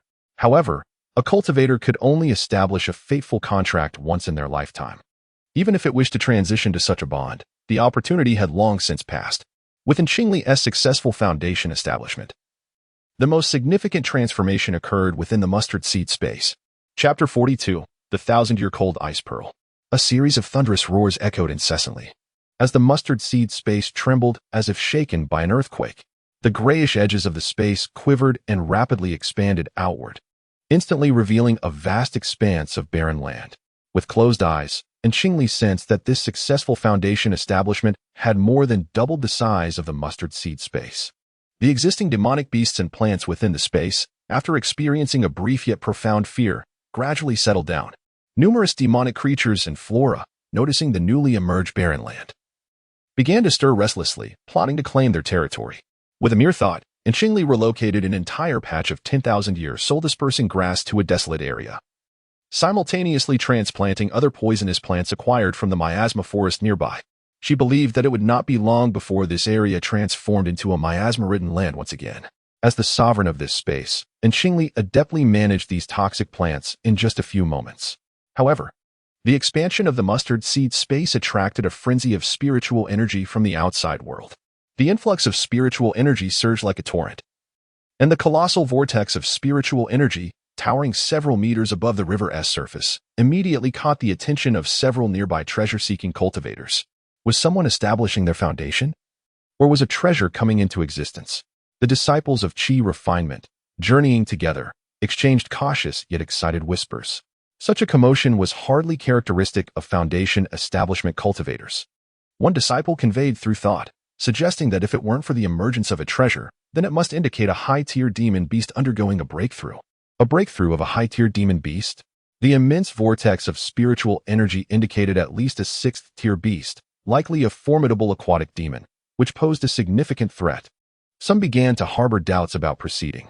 To stay or to depart became a pressing dilemma. Two groups chose to withdraw, recognizing that while the pursuit of treasure was important, life held greater value. They refrained from engaging in such uncertain circumstances. Yet, from a distance, several more groups hastened toward the scene, intent on treasure hunting within the secret realm. Having finally caught wind of a treasure's presence, they were eager to converge. Within the secret realm, danger and opportunity coexisted. A substantial opportunity could yield lifelong benefits. Qingli also observed the unfolding events outside. Aware that she could not eliminate all witnesses, she decisively manipulated her mustard seed space, floating along the river to escape. This mustard seed space was her greatest secret. Should even one person survive and divulge the events, she would face endless troubles both within and outside the secret realm. With numerous tasks ahead, she was unwilling to squander time on such complications. As the mustard seed space flowed with the river over several days, the waters became increasingly turbulent. Qingli extended her consciousness outward and, detecting no imminent danger nearby, swiftly exited the space, seizing several plump spirit fish, water and all, to draw into her peach blossom grove. Within the peach blossom grove, a pond suddenly appeared. Little Lingxi, filled with joy, galloped forth and leaped into the water, relishing a refreshing bath while playfully chasing the fish that swam about. Qingli, gathering dozens of spirit fish into her space, also collected some exquisite aquatic plants and river shrimp before gracefully emerging from the water and landing on the riverbank. The bank was adorned with lush greenery and gently swaying willows, exuding an air of elegance. A few hundred steps ahead lay a precipice, with a waterfall cascading down with a thunderous roar. Channeling her spiritual energy, Qingli dried herself of the moisture, then retrieved a map for comparison. Exiting the boundless grasslands, traversing through the miasma forest, and following the river's flow, she deduced that this must be the famed waterfall cliff marked on her map. What treasures might lie at the base of the cliff? Qingli inquired of Xiao Jintan. Xiao Jintan focused, communicating with the surrounding flora and fauna, and after a moment replied, "At the cliff's base, there exists a cold pool, within which resides a 7th-tier flood dragon. Although it is termed a flood dragon, it is, in fact, merely a mud loach, guarding a millennium-old ice pearl." A millennium-old ice pearl? Qingli raised an eyebrow, suddenly recalling that it was a significant opportunity for Yu Zhilan, the protagonist of the original text. The ice pearl would be immensely beneficial to Yu Zhilan, who possessed an ice spiritual root, while for Qingli, with her dual fire and with spiritual roots, it might not aid her cultivation but could fetch a handsome price. If it were possible to exchange the ice pearl for a fire or wood spiritual pearl, it would be even better. Are you certain there is only a 7th-tier mudloach? That corresponds to the cultivation level of the nascent soul stage, and Qingli thought it prudent to be cautious. Indeed. Xiao Jin clarified, the waters there are deep and frigid, deterring many demon beasts from approaching. Very well, we shall proceed with this endeavor. Qingli clenched her fist, formulating her strategy, reflecting on the truth that one may tend to flowers with care, yet find them unyielding, while a casual effort can yield unexpected results. Initially, she had intended to seize the opportunity at Wutong Cliff, but the distance thwarted her plans. Unexpectedly, she stumbled upon another chance that belonged to the original female protagonist. Yet, who could claim ownership of such opportunities, which are inherently unclaimed? Whoever seizes them rightfully makes them their own, with a sense of conviction. And Qingli affixed a concealment talisman and swiftly entered the mustard seed space, gliding down the waterfall to the frigid pool below the cliff. This pool, hundreds of feet deep, grew increasingly frigid as she descended. Deep within, a faint glow beckoned, cautiously emerging from the mustard seed space, and Qingli felt an overwhelming chill envelop her, prompting her to activate the 8 desolate ghostly secrets, allowing the ghostly true fire to circulate within her body, just enough to counteract the penetrating cold. She followed the light, clutching a handful of talismans, holding her breath as she navigated through the water. In the vicinity of the glow, a mud loach lay in slumber, seemingly oblivious to Qingli's approach. However, despite her concealment, her physical presence in the water inevitably disturbed the currents, drawing the mud loach's attention. In truth, the mud loach had sensed her emergence from the mustard seed space, yet it was taken aback by the audacity of this intruder, who so boldly aimed for the ice pearl it guarded. Given such reckless intent, the mud loach welcomed the opportunity to bring the intruder's demise closer to itself. It was clever enough not to fall for the schemes of a mere human cultivator seeking to lure it away from its treasure. Moreover, it has summarized an intriguing experience. Every century, a group of diminutive human cultivators eagerly ventures into this realm, offering themselves as delicacies for the demonic beasts. Oh, what curious antics are unfolding. The mud loach appears somewhat bewildered by this turn of events. Yet, Qingli comprehends the situation quite well. She has no intention of engaging in combat in the depths of the water. Firstly, she fears that the explosive talismans might unleash such tremendous force that they could obliterate the ice pearl. Secondly, within the depths, the mud loach possesses a speed advantage, placing her at a distinct disadvantage. Perhaps emboldened by her previous success in injuring the 7th-tier white Kuei snake with a talisman, Qingli feels quite audacious. Furthermore, in the face of life and death, she has the seed space as her final refuge. Noticing that the mud loach has not pursued her, Qingli feels a tinge of frustration.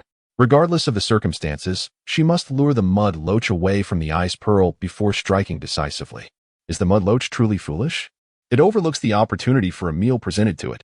Unable to linger in the icy pond, Qingli swims to the shore, inhaling several breaths of fresh air.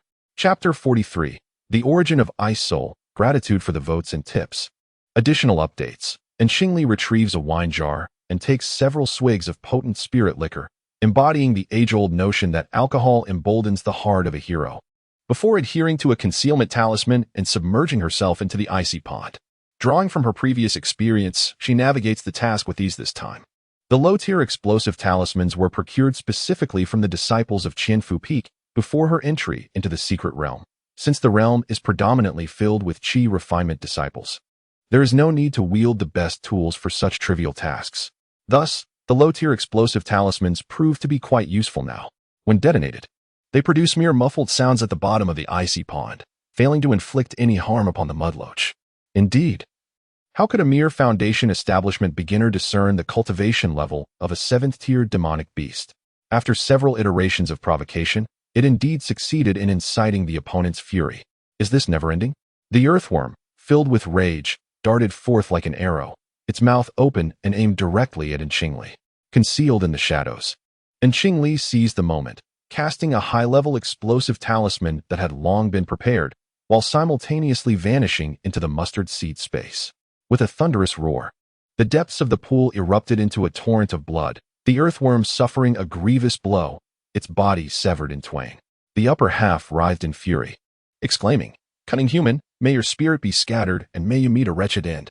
In an instant, the irate half of the earthworm, consumed by wrath, unleashed a torrent of icy breath, transforming the surrounding waters into solid ice. Qingli, hidden within the mustard seed space, remained unaffected by this frigid onslaught, cautiously maneuvering within the space to stealthily glide into the creature's maw, riding the currents into the depths of the earthworm's being. The enraged earthworm remained oblivious, continuously emitting its divine sense in search of Qingli's whereabouts.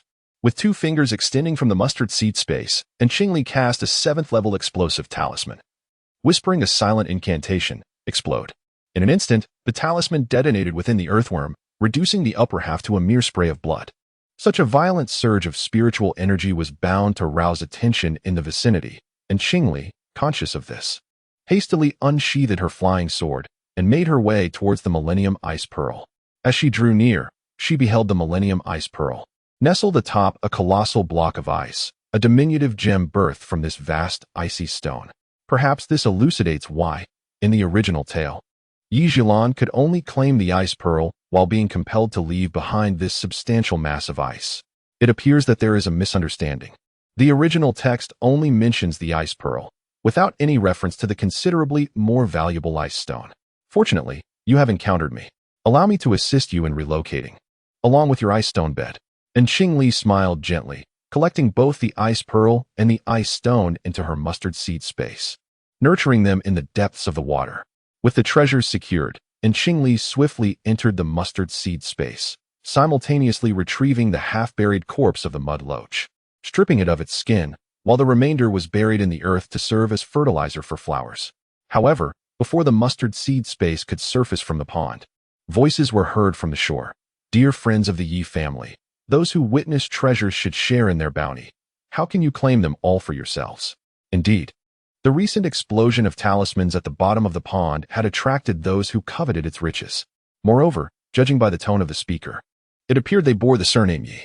Could it be that the female protagonist from the Yi family had come specifically for the ice pearl? And Qingli pondered this and conferred with the little Jean Tan in the treehouse. Little Jean Tan, my mustard seed space is ultimately a celestial artifact. If the other party possesses the ice soul eyes, might they discover it? Ice soul eyes. Aren't those the eyes of the ice phoenix? How could they manifest in a human cultivator? Little Jean Tan responded, astonished. I am equally perplexed. And Qingli replied with a hint of resignation. The books I read in my previous life described it this way. Yi Zhilan entered the clan's forbidden grounds at the age of 6, inherited from her ancestors, and awakened the ice soul eyes. Little Jean Tan suddenly enlightened, laughing heartily. It is not merely an inheritance from her ancestors. If Yi Zhilan truly possesses the ice soul eyes, it undoubtedly did not awaken by itself. Rather, a certain ancestor must have extracted the eyes of the ice phoenix and subsequently bestowed them upon the descendants of the ice spiritual root. Ah, so it is something that was seized. And Qingli let out a light scoff, initially believing that the Yi family's lineage was exceptional, perhaps possessing the blood of a divine beast.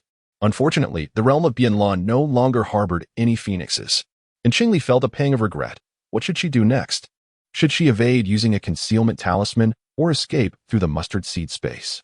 It seemed that Yi Zhilan was destined to ascend, invulnerable to death. Thus the only option was to avoid her as much as possible. Xiao Jin sighed heavily. That was the eye of the ice phoenix. To be prudent, it would be wise not to expose the celestial artifact. Transforming her appearance and using the concealment talisman was the best course of action. And Qingli furrowed her brow. If Yi Zhilan can see through the concealment talisman, she will surely also perceive the myriad appearance pearl. That is indeed a possibility. Xiao Jin replied, what then shall we do? You will still have to reveal yourself. Consequently, beneath the surface of the pool. And Qingli altered her visage and completely changed her attire. Clinging to the concealment talisman, she simultaneously activated a high-level teleportation talisman, vanishing in an instant to an unknown location. The crowd by the pool merely witnessed a sudden ripple on the water's surface, after which everything returned to tranquility, as if nothing had transpired. Only a faint scent of blood gradually rose from the depths of the pool. Had she managed to escape with the treasure? Yi Tu's expression darkened as he communicated with Yi Zhilan through thought. Could you discern what it was? Was it a person or a creature? Yi Zhilan knitted her brows. Dressed as a rogue cultivator, their speed was remarkable. I couldn't catch a glimpse of their face.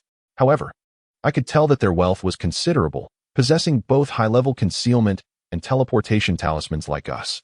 She deliberately followed the map to locate this frigid pool, sensing that within its icy depths lay treasures beneficial to her. To her dismay, she discovered that someone had already beaten her to it, an infuriating turn of events. Anger surged within Yi Zhilan as she suddenly conjured an ice sword, its entire form glistening like frost. With a swift motion, she raised the sword and instantly claimed the life of an adversary before her. Chapter 44, Counterattack Nightmare, Gratitude for the Donations. 3 updates. The secret realm abides by its own rules. Slaying you all does not invoke my inner demons. Before her words had fully dissipated, the ice soul sword was unleashed, radiating a formidable chill. Even before the blade arrived, its icy aura was enough to freeze the very lashes of those nearby. The sword's brilliance cut swiftly, cleaving through the brow of one unfortunate soul, while others were severed by the ensuing blade's energy. The bifurcated corpses yielded not a single drop of blood, for it had long since congealed and frozen with the lifeless bodies. Yuzhilan seethed with rage. Had it not been for these interlopers, the treasure seeker would not have escaped unscathed. Thus, these individuals deserved their fate. Yitu merely observed from the sidelines, coldly witnessing Yuzhilan take on 8 foes and dispatch them within mere moments. Shall we proceed? Yitu inquired as the battle concluded. Yes, she replied. The two then retrieved the water-repelling pearls they had acquired from the secret realm, clutching them tightly as they submerged into the icy pool. With the pearls in hand, the surrounding waters parted, creating a small, dry sanctuary encasing them, though the air remained piercingly cold. The duo from the Yi family braved the biting chill, laboring beneath the water for several hours. Yet, apart from the nauseating stench of blood, they found naught. How infuriating! The individual had slain the guardian beast of this place and undoubtedly escaped with the treasure, leaving her with nothing. The icy beauty, Yizhilan, with a face as cold as frost, became increasingly incensed. Meanwhile, the one who had provoked her wrath, and Qingli, in a flash of movement, found herself in an expansive area. In this open space, a group of cultivators was setting up camp. Who dares to appear so suddenly? The disturbance in the air immediately alerted this band of practitioners, especially the water from the cold pool dripping from Qingli, which swiftly revealed her location. This group, demonstrating remarkable coordination, moved swiftly without awaiting commands from their leader, converging upon the source of the dripping water, brandishing their magical artifacts and talismans to encircle Qingli. And Qingli remained cloaked in her concealment talisman. Since my fellow cultivators have arrived, why not reveal yourselves? The leader, uncertain of the stranger's identity, hesitated to act immediately. And Qingli, having anticipated this encounter, remained in place and lowered her voice, saying, I mean no disturbance. I kindly request you all to grant me passage. Is there but one? A female cultivator? The group exchanged knowing glances with their leader, who, sensing a surge of murderous intent, was about to nod in agreement, preparing for an impending ambush. However, a crimson crescent blade shot forth with remarkable speed, aiming directly for the leader's throat. And Qingli, already at the foundation establishment stage, wielded the crescent blade with devastating power. The leader was slain in a single strike, and with their leader gone, the group fell into disarray, fully aware that they had encountered a formidable opponent, embroiling themselves in significant trouble. Yet, Qingli did not afford them a moment to reconsider. 11 fiery crescent blades erupted from her, swiftly dispatching the group of Qi refinement stage cultivators. Among them, a few had grasped talismans, but the lethal energy of the blades arrived too swiftly for them to activate their defenses, leading to their untimely demise. And Qingli collected the storage rings from the dozen or so individuals, cast a fire spell, and obliterated the evidence of their existence. Then, she donned her cloud-chasing boots and departed swiftly. This marked her inaugural experience of taking a life. Although the original owner had also committed murder, it was still a matter pertaining to the original owner. Thus, Qingli's emotional state inevitably fluctuated due to her past experiences. The world of cultivation is merciless, where killing and plundering treasures are as commonplace as daily meals, especially within this secret realm. In such a domain, murder is simply murder, as long as one remains discreet. It matters not if the victim is the cherished son of a prominent family or an elite disciple of a sect. In the earlier situation, a moment's hesitation could lead to death, and Qingli did not believe she had erred. Rather, she was merely adjusting to the new reality. As her concealment talisman neared expiration, and Qingli selected a secluded spot, released her divine sense to survey the surroundings, and then set down a concealment formation plate. She entered the formation and retreated to a treehouse within her spatial realm to recuperate. The little Lingxi rushed towards her, eagerly assisting in organizing the storage rings acquired from the ambush. The contents of the rings were meticulously examined, revealing gathered spiritual herbs, the skins and flesh of slain beasts, inner cores, a few medicinal pills, talismans, and a limited quantity of spirit stones. Judging by this wealth, it appeared to belong to disciples from a third-rate sect or a second-rate family who sought treasures in the secret realm. It is worth noting that Qingli's high-tier equipment had been exchanged for longevity pills by Mu Sheng, which are of considerable value. Thus, the items acquired were naturally of remarkable worth. For instance, A seventh-tier teleportation talisman belonging to Qingli is something that disciples from second-rate sects or families would be unable to procure even with a handful of spirit stones. Little Qingli, I desire these spirit stones. The lynxy beast blinked its large eyes. Little Qingli, I too wish for spirit stones. Xiao Jintan, filled with anxiety, spoke up, and Qingli gently pressed her fingertips to her forehead, realizing that these two little ones were indeed only interested in the spiritual stones. Since you both desire them, let each take half, no fighting allowed. The two little ones responded gloomily, each taking their share. After which Xiao Jintan eagerly sought to persuade Xiao Lingxi for her portion of the spiritual stone, and Qingli gathered the remaining stones into her storage ring, remarkably foregoing her usual practice to indulge in a deep, restful slumber like an ordinary person. Perhaps the tension of the past few months had worn her spirit thin, creating a pressing need for respite. In this profound sleep, she was suddenly besieged by a horde of malevolent spirits, wailing and howling in torment. It hurts so much. My throat aches. Why did you kill us? Why did you set us ablaze? You are not human. You are a demon, a murderer. The ghastly apparitions, their forms engulfed in furious flames, lunged at Qingli, intent on dragging her down with them. She felt as if she were on fire, the pain unbearable. No, I am not at fault. And Qingli, struggling upon her bed, attempted to cry out, but her voice was faint, nearly inaudible. It is you who are mistaken, you who have unjustly slain the innocent. The flaming specters ensnared her tightly, their fiery wrath consuming her, their cries growing ever more anguished. Behold our suffering, witness our plight. These are the consequences of your deeds. All of this is the result of your actions, and Qingli. No, I am not at fault. You are not innocent, and I am not wrong. Enduring the excruciating pain inflicted by the searing flames, and Qingli's voice grew increasingly resolute. I am not to blame. It was you who sought to take my life first, compelling me to retaliate and claim yours. Indeed, I stand justified. To eliminate those deserving of death is no wrongdoing on my part. In the depths of her nightmares, Qingli suddenly conjured forth a dozen crescent blades, declaring with unwavering conviction, I am not mistaken. Let it happen again, and I shall remain merciless. As the crescent blades manifested, the malevolent spirits promptly dissipated, and Qingli awakened from her tormenting slumber, beads of cold sweat forming upon her brow. Xiao Qingli, are you all right?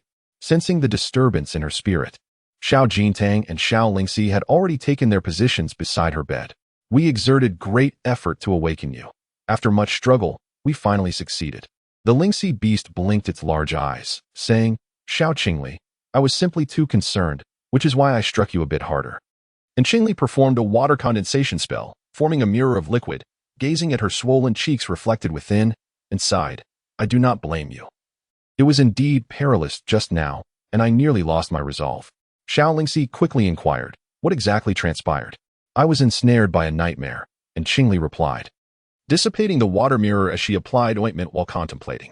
Perhaps this is what they refer to as inner demons. Experiencing it beforehand may not be entirely detrimental. However, it is quite perplexing. Before succumbing to sleep, I had indeed relinquished thoughts of taking lives. Why then did I plunge so deeply into such nightmares? The little golden tansy shook its leaves, which shimmered with a golden hue, and its voice seemed to carry a hint of delight. Could it be that there are malevolent entities nearby? Chapter 45, Confronting the Yi Family. The golden tansy, originally a sacred plant dedicated to the Buddha, is specifically adept at countering the sinister and the malevolent. Now that the little golden tansy has reached the second stage, its leaves have begun to regain their original golden color. Upon sensing the proximity of potential evil, it could no longer contain its eagerness to showcase its abilities. Whoever claimed it was weak, it is indeed quite formidable. Without seizing the opportunity to demonstrate its prowess, one might mistakenly believe it is merely capable of producing seeds. Here, take this, place a leaf in your mouth, and those malevolent spirits will surely think twice about approaching. The little golden tansy proactively plucked a golden-tinged leaf and handed it to Qingli, entirely oblivious to the perilous situation. Qingli accepted the leaf with puffed cheeks, placing it under her tongue before swiftly exiting the mustard seed space. She thought to herself how ungrateful this little creature was, showing no concern for the safety of its symbiotic partner. Meanwhile, the little golden tansy diligently communicated with the surrounding flora within the mustard seed space. Although it could sense all plants around it, It could only converse with those that had awakened their consciousness. In both secret realms and the world of cultivation, common weeds and ordinary plants vastly outnumbered the spiritual flora, with the latter being quite rare. Moreover, ordinary plants seldom developed spiritual awareness, except for those that had lived for an extended period. Spiritual plants, while relatively easier to awaken, were still few in number. Among those capable of awakening their consciousness, some did so early, while others took longer. Thus, along the journey, the number of spiritual plants was scant, and those that could communicate with the little golden tansy were even fewer. What have you discovered? And Qingli inquired mentally. She raised an eyebrow. Murder and treasure hunting? Indeed. Xiao Jintan nodded. Moreover, among that throng of individuals, there were also those bearing the surnames In and Yi, as well as members of the Tianyan sect. And Qingli's lips curled slightly. Could it be that it's that icy figure, Yi Zhilan, again? She seems to linger like a specter. No sooner had the words left her mouth than a communication jade slip within her storage ring began to vibrate, and Qingli retrieved it, revealing the anxious voice of Qi Jin. At the residual Shadow Mountain, the Yi family is launching an assault. Evade. This was meant to inform her of their adversaries. The remaining words were abruptly cut off amidst the cacophony of battle. The Yi family's onslaught? And Qingli furrowed her brow. Indeed, she had made formidable enemies of the Yi family. Leveraging their numbers, they sought to eliminate the disciples of the Yin family within the secret realm, both to establish dominance and to satiate their vengeance. There exist two unspoken rules within the secret realm. First, that killing is devoid of fault, with life and death determined by one's own prowess. Second, that grievances within the secret realm must be resolved therein, with no repercussions beyond its confines. Of course, the assertion of no repercussions is merely a pretext for the weaker party to evade consequence. Should a rogue cultivator dare confront a major sect? As long as there is evidence, exiting the realm would still spell doom for them. Given these circumstances, and fortuitously encountering, and Qingli smiled, affixing a high-grade concealment talisman to her person, donning her somewhat damaged cloud-chasing boots, and with the swiftness of an early-stage foundation establishment wind spirit root, she hastened toward the site of the conflict. Before she could glimpse the combatants, the overwhelming stench of blood assailed her senses. The battle was exceedingly brutal. The ground was strewn with sanguine water and severed limbs, suggesting the remnants of self-detonated cultivators. A few dismembered corpses of family disciples lay in the mud a short distance away, with only Qi Jin, clad in sect attire, struggling alongside three remaining family disciples. The three disciples of the Yin family donned the attire of inner disciples from the Heavenly Essence sect, having entered the sect a decade prior to Qingli. The Yi family, with their overwhelming numbers of 21, engaged in a one-sided massacre against the 9 members of the Yin family. And Qingli silently placed a recording stone on the ground, and with a firm grasp of her right hand, a fire attribute spiritual sword materialized within her grip. The original owner had wielded the sword for nearly a century, and though she had fought numerous battles against demonic beasts in the mustard seed space, she had yet to comprehend sword intent. Nonetheless, she had become a proficient swordswoman. Retreat, she conveyed through her consciousness to the members of the Yin family, as she concealed herself and leaped towards the most accomplished cultivator of the Yi family, who had reached the pinnacle of the Qi refining stage. She refrained from employing the crescent slash, wishing to keep her identity hidden from the recording stone. Her intention in placing the recording stone was merely to prevent future accusations from the Yi family. It was likely that prior to this ambush, several waves of Yi family disciples had already exchanged messages, fearing that the surviving members would proclaim that the Yin family had orchestrated the killings. However, the truth was indeed as such, yet Qingli had no desire to expose her identity and find herself at the center of controversy. A cultivator at the early foundation establishment stage like Qingli, facing an opponent at the peak of the Qi refining stage, was also subjected to a one-sided overpowering. The most formidable disciple of the Yi family was swiftly struck down by Qingli, as her sword cleaved through his defensive spiritual barrier, resulting in his immediate demise. The sudden turn of events caught the Yi family off guard, instilling terror in their hearts as they collectively advanced toward Qingli, with one among them shouting, "Which fellow cultivator meddles in our affairs?" And Qingli remained silent, merely wielding her sword, the sword energy soaring with unparalleled speed, focusing solely on the outcome of life and death rather than the intricacies of technique. Facing these Qi refining practitioners, and aided by her cloud-chasing boots, she simply suppressed them with her swiftness, expending minimal spiritual energy in the process. In a fleeting moment, 2 more lives were extinguished, and Qingli, covered in wounds, had already recognized in Qingli's voice. He led the remaining 3 and family disciples to retreat temporarily, producing a small gourd the size of a fist. He took a swig himself, and then offered a sip to each of the other 3. The potent liquor, upon entering their throats, immediately replenished their nearly depleted spiritual power, proving to be even more effective than ordinary spirit-replenishing pills, much to the astonishment of the 3 and family disciples who had narrowly escaped death. It was no wonder that Qingli had fought with increasing vigor and without faltering when besieged by the 7 Yi family bandits. It turned out to be due to this spiritual wine. That strong spirit was none other than the red spiritual fruit wine Qingli had gifted in large jars. Capable of rapidly replenishing the spiritual power consumed within cultivators, more effective than even the finest spirit-replenishing pills, and difficult to find a place to purchase even with spiritual stones. However, as the spiritual wine had a mellow and gentle taste upon entry, and Qingli had added several spicy spiritual herbs according to his own preferences, and then divided it into several small gourds for emergencies. Unexpectedly, this spiritual wine indeed came in handy at a crucial moment, saving the lives of several members of the Yin family.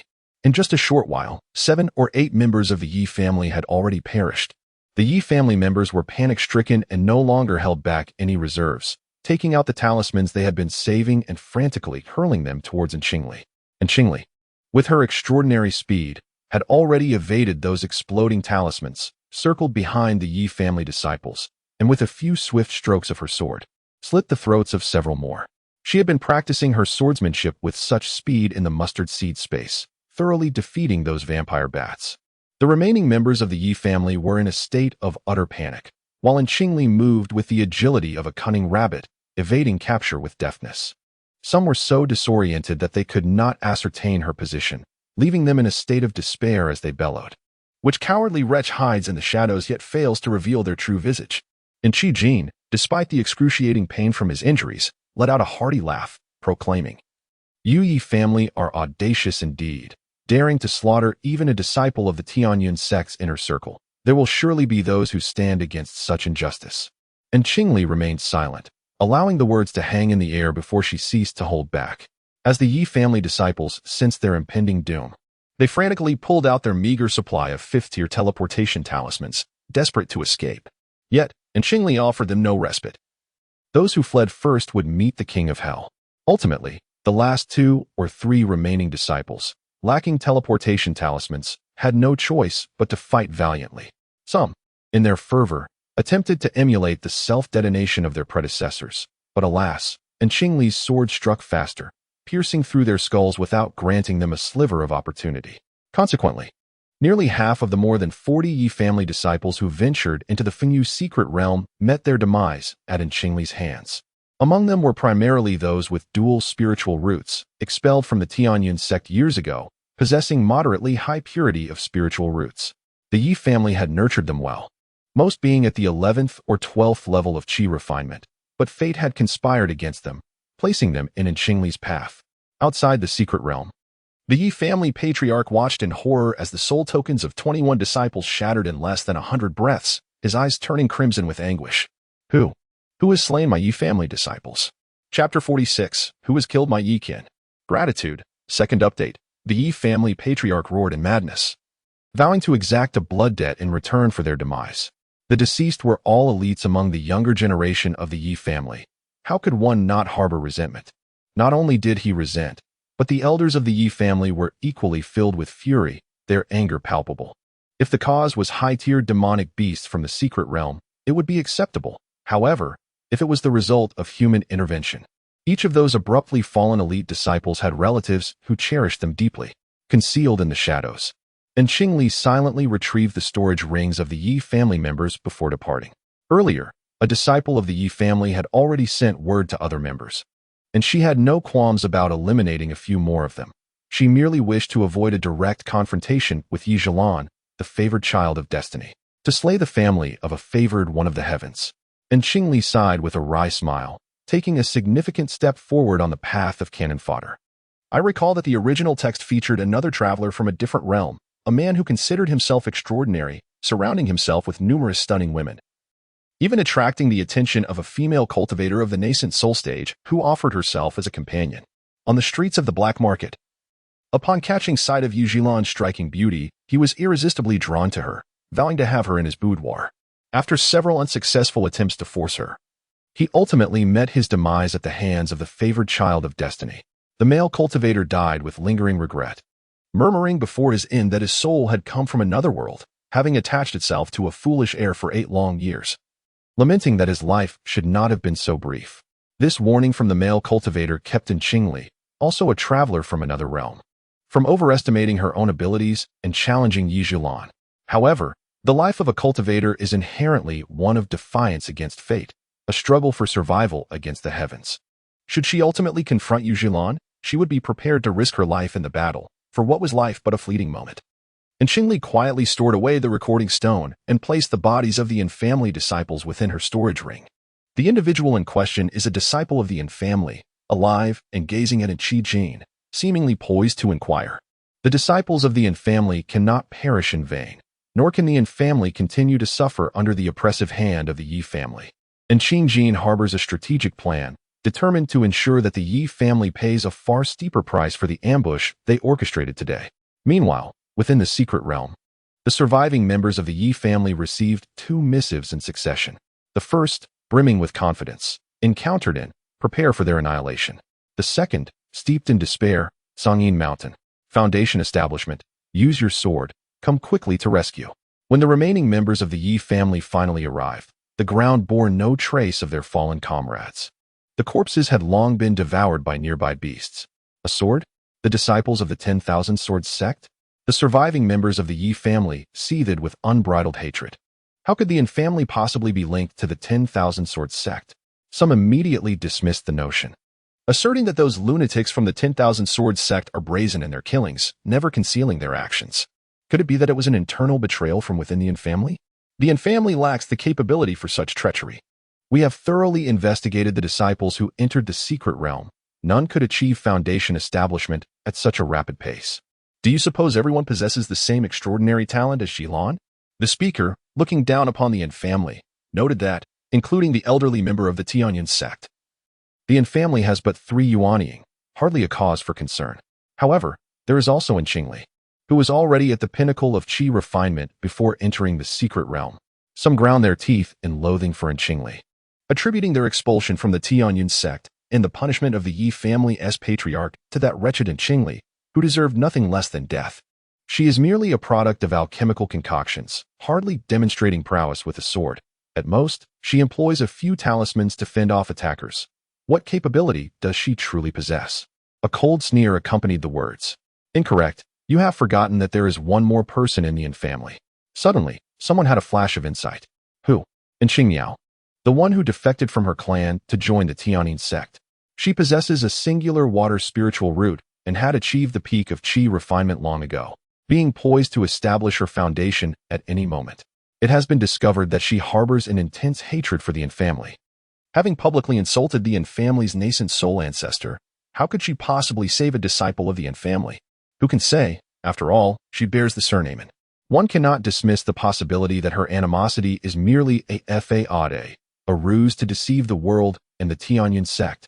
This perspective garnered agreement from the members of the Yi family, who promptly relayed their deductions to Yijilan. And Qingmiao? Upon hearing this, Yijilan's expression turned as cold as ice. Indeed, the singular water spiritual root in Qingmiao possesses the capability to eliminate 20 Qi refinement practitioners. Yi Tu was even more convinced that the perpetrator was in Qingmiao, dismissing Qingli, who had also established her foundation, as inconsequential. Both Yijilan and Yi Tu, having established their foundations, hastened towards Sangyin Mountain to rendezvous with the remaining disciples of the Yi family. With a foundational powerhouse emerging from the Yin family, the Qi refinement disciples of the Yi family could not afford to remain isolated, lest they be annihilated by the Yin family as foundation establishment. Yijilan had meticulously examined the battlefield, noting traces of talisman explosions on the surface, yet they were clearly not caused by high-tier talismans, thereby excluding the so-called waste. And Qingli, who could only rely on talismans for escape. Meanwhile, the variant Qingli deemed a failure was currently near Sangyin Mountain, clutching a small golden flower, concealed by a hiding talisman, in search of that potentially malevolent entity. A month later, the elusive entity was finally discovered. The little golden flower once again proved its worth. revealing a block of rainbow dreamstone buried beneath a small hill. On that small hillock, there grew a flower known as the colorful dream flower, which at first glance appeared to bloom in 7 hues and bear fruits of the same spectrum. Yet, in truth, both its blossoms and fruits were of a singular, pure white. The 7 colors perceived by the monk were merely illusions conjured by the colorful dream flower, designed to beguile the eyes of onlookers. This enchanting flower employed such beautiful phantasmagoria to lure both humans and beasts closer, only to unleash its toxic pollen to ensnare its prey. In essence, the colorful dream flower itself was hallucinatory, while its pollen was lethally poisonous. And Qingli, being aware of this illusion and unfazed by the venom, approached without hesitation, uprooting the flower along with its soil and storing it in a mustard seed space. The colorful dream flower, having gained sentience, shed several petals, lamenting to the small golden flower about the woman's fierce and brutish nature. It expressed its desire not to be separated from the colorful dream stone that nurtured it, lest its growth stagnate and its advancement remain unattainable. Although it had awakened its intelligence, it remained merely a plant, a thinking plant. To be precise, only able to ascend to the realm of the mystical flora spoken of by cultivators once it further honed its abilities to manipulate its own form. The small golden flower, being of the same kind, conveyed the colorful dream flower's heartfelt pleas. The 7-colored dream flower weeps, lamenting the heartlessness of this woman. It yearns to advance further, to transform into and subsequently endure the tribulation of metamorphosis, ultimately achieving a human form. One can only imagine how captivating its true form must be. Upon becoming human, it would undoubtedly ensnare countless men. But alas, within this secret realm, the laws of heaven are suppressed, rendering thunder and tribulation impossible. Thus, none of the myriad can undergo the metamorphic tribulation, and consequently, none can cultivate into a human form. Nevertheless, the 7-colored dream flower ardently desires to evolve into a human, to enchant all manner of men, be they human cultivators, or even spirits. Unfulfilled aspirations lead to premature demise, and the 7-colored dream flower remains unwilling to accept such a fate. Hence, it beseeches the small golden flower for assistance, offering itself as a servant, willingly presenting its blooms and fruits year after year, merely requesting that in Qingli leave it a few 7-colored dreamstones. Otherwise, it would rather not live than fail to advance, and in Qingli should not expect any benefits from it. In Chapter 47, Assistance to Yi Zhilan, the 7-colored dream flower employs desperate measures, leaving small golden flower astonished. Out of kinship, small golden flower, in a tone of wisdom, advises that in Qingli does not take kindly to threats. If the 7-colored dream flower truly wishes to offer its services, it would be more prudent to articulate its own worth. The 7-colored dream flower, taken aback, contemplates this advice and rephrases its request through small golden flower to Qingli.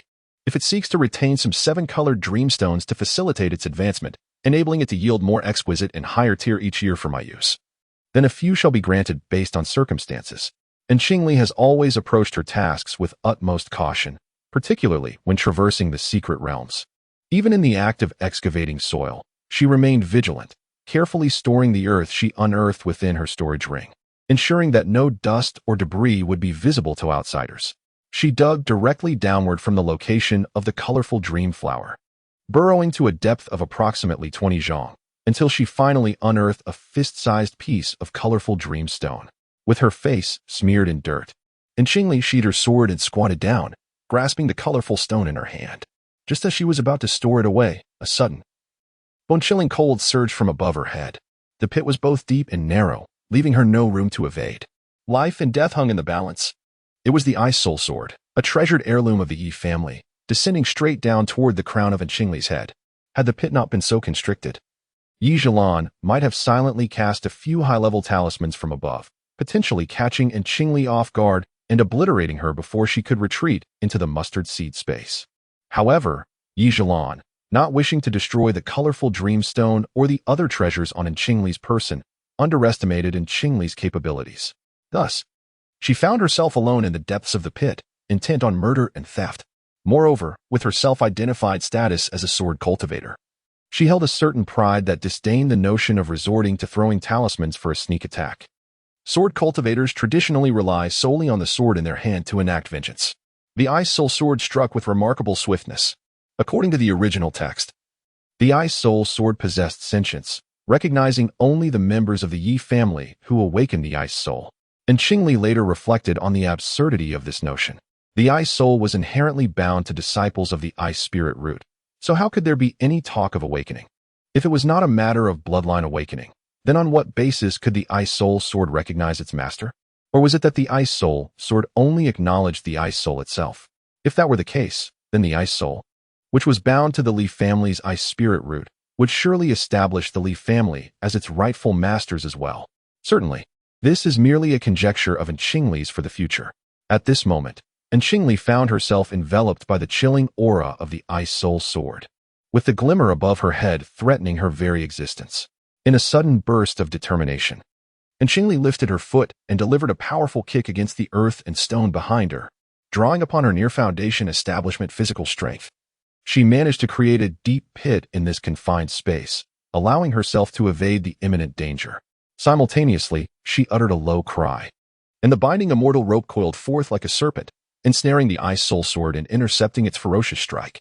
This binding immortal rope was a superior magical artifact, a parting gift from Mu Cheng, crafted by a master alchemist, and thus was of exceptional quality. With a sharp crack, the binding immortal rope splintered into several fragments. The ice soul sword wriggling free, Yu Zhilan seized it once more, leaning forward to launch another strike at Qingli. Qingli's eyes narrowed. Fortunately, she had a contingency plan. The pit was too deep. Throwing talismans in combat would be akin to detonating a mountain, only resulting in her own burial. Thus, Qingli opted to resort to poison. The Einbone fungus she had acquired in the miasma forest, once employed to annihilate cities, was perfectly suited to deal with Yu Zhilan. Therefore, after unleashing the binding immortal rope, Qingli promptly scattered a handful of Einbone fungus powder into the air. As the rope shattered, the powder wafted towards Yu Zhilan. Despicable! Yu Zhilan seethed inwardly, abruptly halting her downward momentum. She conjured a protective barrier of spiritual energy and leapt upwards in a desperate bid to evade the impending assault. However, Qingli was not about to let her escape easily. She swiftly grasped the Einbone fungus powder and pursued, her thoughts shifting as she deftly retracted the broken binding immortal rope. Both were at the foundation establishment stage, their speeds comparable, especially with the assistance of Qingli's cloud-chasing boots. Run swiftly. Yu Zhilan escaped into the air, deeply fearful of the lethal poison in Qingli's hands. She urgently shouted for the disciples of the Yi family to flee for their lives. However, she did not anticipate that Qingli would move with such swiftness. Before the Yi family disciples could scatter, Qingli swiftly unleashed a cloud of sinister mushroom powder towards the gathered Yi family members. Most of them were merely at the foundational stage. Upon contact with the poison, they collapsed lifelessly. Only a few managed to escape, such as Yi2, who was exceptionally quick and possessed high-level teleportation talismans among the core disciples. Qingli. Yu Zhilan's silver hair billowed, her phoenix eyes blood-red, as 17 corpses of Yi family disciples lay below. At this juncture, Qingli felt no fear. Yu Zhilan had already approached her, leaving no room for evasion. It was better to confront her head-on than to perpetually hide. With a deep exhale, Qingli released the pent-up frustration of years spent avoiding Yu Zhilan. Suppressing her overwhelming fury, Yu Zhilan challenged, "Dare you to compete with me openly, without poison?" Qingli laughed heartily in response. "Dare you to compete with me openly, without a sword?" Yu Zhilan faltered in her words, growing increasingly enraged, and reprimanded, "Qing, enough of your rambling." Impatient to listen further, Qingli raised her hand and sent forth a cloud of toxic powder, seizing the opportunity to gain the upper hand against the favored child of destiny. She was determined not to let it slip away, reveling in a sense of triumph akin to a former serf singing a joyous tune. "Drink deeply today, for tomorrow's grave may be overgrown." Qingli was resolute. Since she was destined to stand against the heroine, whether it was now or later made little difference. Utterly shameless, Yu Zhilan had never experienced such fury before, channeling all her spiritual energy into the ice soul sword, wielding it with the greatest hatred she had ever felt. She struck towards Qingli. The chilling sword aura, imbued with a profound murderous intent, surged towards Qingli like a tempest. The icy sword light seemed almost tangible, cleaving through the pervasive poison gas, splitting it into two distinct halves. Qingli, donning the cloud-chasing boots, clumsily evaded the terrifying sword energy, her heart filled with dread. Realizing that the female protagonist, Yu Zhilan, was not merely a name without substance, but would soon evolve into a true swordsman. It was unexpected that the Wanfa peak of the Tianyun sect would produce a genuine sword cultivator, and more astonishingly, a female one at that. It is worth noting that in the realm of cultivation, the only sect that truly masters the sword is the Wanjin sect. While many cultivators at Wanfa peak of the Tianyun sect wield swords, yet most are merely pretenders, incapable of being compared with true sword cultivators. Yet, in that moment of her furious strike, Yi Zhilan was equally astonished. It seemed she had grasped a fragment of sword intent from that raging blow, and she appeared to have glimpsed some profound essence of breaking through myriad laws with a single strike. However, this feeling was elusive, dissipating hurriedly, slipping through her grasp. Once more, Yi Zhilan's phoenix eyes gleamed coldly as she unleashed another strike, no longer fearing in Qingli's deadly poison, eager to compel her to help relive that extraordinarily mysterious moment. Chapter 48. A Turning Point. Yi Zhilan, you are unworthy. And Qingli's heart raced like a stampede of horses, contemplating that she was indeed a mere pawn in this narrative. In such circumstances, not only had she failed to hinder the female protagonist, but she had inadvertently propelled her further along the path of swordsmanship. Go to hell, once more.